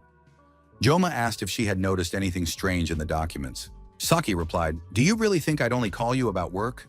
Usually people call in the middle of the night if something urgent has happened. Besides, they used to only communicate through text messages." Reiji said she just wanted to wish him good luck on the exam, then said goodbye and hung up. It was all strange and out of character, but there was no time left to think about it. Dawn had broken, the sun was rising, and she had to get ready. The building where the exam would take place looked perfectly normal from the outside, but it was a special academy building, inside which a completely different atmosphere reigned. Inside was a room created by the academy's founder, Valor Joaquin. Drawing on his experience of surviving in Gehenna, he had brought even the stones and weeds here, creating a scaled-down replica of a labyrinth with its own ecosystem. Of course, the exam was designed to be practical, but holding it in a place like this was strange. Joma kept thinking that this was nothing like the game he was used to. At that moment, a loud scream rang out, and Rachel, with no one to hold her back, rushed to embrace Joma. She nearly smothered him in her embrace, but the young man managed to grab his knife. Rachel immediately sensed the magical influence and stepped back. She noticed that the boy had become much stronger compared to last time, and there was a special charm in that. Soon, the third member of the group appeared, Hannah. She greeted Joma. The girl was holding a crowbar. Joma was surprised to see such a strange weapon. He immediately thought that this test needed to be stopped right away. He started off on the offensive. He asked Hannah why she was always late, but Hannah didn't fall for the provocation. She greeted everyone and said she was counting on Captain Rachel's help during the exam. Rachel immediately warmed up to her. The girls had a pleasant chat, and Joma noted that Hannah was excellent at managing people. Soon, everyone was told to stop talking. Once all the students had gathered, they were briefed on the exam. This time, the exam for first-year students would take place in a special building, an unusual format. It was a team competition, but not quite what people usually think of as a competition. The format is simple. You have to enter through the gate and reach the designated point within 1 hour. The team that makes it on time advances to the next stage. Those who are late are disqualified. So far, it all sounded very simple. You just had to run quickly across the entire area. That's too easy for a midterm exam. There are no monsters inside, but the space mimics a labyrinth and creates what is known as an artificial hell. There is no intervention or protection from the subspace veil, so freshmen need to be especially careful. The students walk through the gate, not understanding what they should fear if there were no monsters. Maybe there's an oxygen problem in there? The instructors added that using weapons in this place could result in injury to oneself, so the use of weapons is strictly prohibited. Joma thought that a timed race was much fairer than the midterm exam. However, subspace and Gehenna are incompatible. It's unclear how they'll grade without intervention. One instructor is assigned. This is necessary both for grading and to prevent potential accidents. If students want to give up during the race, they should simply inform their instructor. Rachel announced that the midterm exam is too boring. Usually, students fight with each other. After that, it was announced that all students must hand in their weapons. Choi Sora was the supervisor of Rachel's team and was surprised to see Kang Joma among her students. Rachel thought that Joma was acquainted with this instructor, which meant the girl's mood would be ruined. But the instructor said that they didn't know each other personally. However, there wasn't a single instructor in the entire academy who hadn't heard of the exploits of the star student, Kang Joma. The instructor introduced herself. Her name was Instructor Kim. She would be in charge of Rachel's team for this semester's exam and wished everyone good luck. Instructor Kim was in shock. She didn't understand why she, of all people, had been assigned to this madman's team. On top of that, Joma had taken the servant's badge. Instructor Kim tried to cheer the students up. She said that, of course, she was incredibly beautiful, but they'd better not get distracted and focus on the exam. In fact, Instructor Kim thought that just because a blonde had a little bit of fat on her chest didn't mean she was a beauty. Rachel told the instructor that she was a nasty old hag who was asking for trouble. The instructor couldn't understand how such a cheeky little thing dared to speak to her that way. After that, Instructor Kim advised the little blonde brat to calm down, since the instructor is responsible not only for the students' safety, but also for their grades. Joma turned to the instructor, saying that the exam was starting and they needed to go. Of course, it was strange that Kang Joma didn't become the group leader. Rachel was furious. She didn't like any of this. What she disliked most was when the group ended up in the wasteland. It was really cool there, but actually terrifying. Instructor Kim noticed that Rachel was gasping for air and couldn't pull herself together. The girl promised to kill the instructor when they got outside. The kids were walking through very strange places, and even the air around them seemed unusual. As soon as they followed the instructor inside, the first test began for the students. Joma felt fine, but Rachel turned out to be too sensitive to the mana. She looked exhausted. In this state, the next stage might be even harder for her. Due to her high magical compatibility, Chosora felt right at home here. She had energy to spare. Joma wanted to know how Hannah was feeling in this environment. Hannah replied that it was bearable so far, but Joma looked absolutely fine. He said his skin felt a little tingly. Hannah was a member of the club, but she still made Joma a little uneasy. The guy knew that the enemy had infiltrated deep into the academy. Joma hadn't brought a knife, so he couldn't check anyone. He just had to watch. Joma asked how much time had passed since they'd entered this area. Rachel was already so out of breath that she could barely speak. Hannah replied that only 25 minutes had passed. Many were already exhausted and couldn't get their bearings, and there was still quite a bit of time left. Joma realized that if things continued this way, they would be disqualified. But the guy didn't want to give up. Besides, they knew nothing about the prize. If Joma had at least a knife, he might have been able to sense mana nearby, but for now everything was too unclear. Then the young man remembered that he had a servant's badge, which meant he could use Chosora. Joma activated the magic stone, and now with the instructor's help, he would search for mana.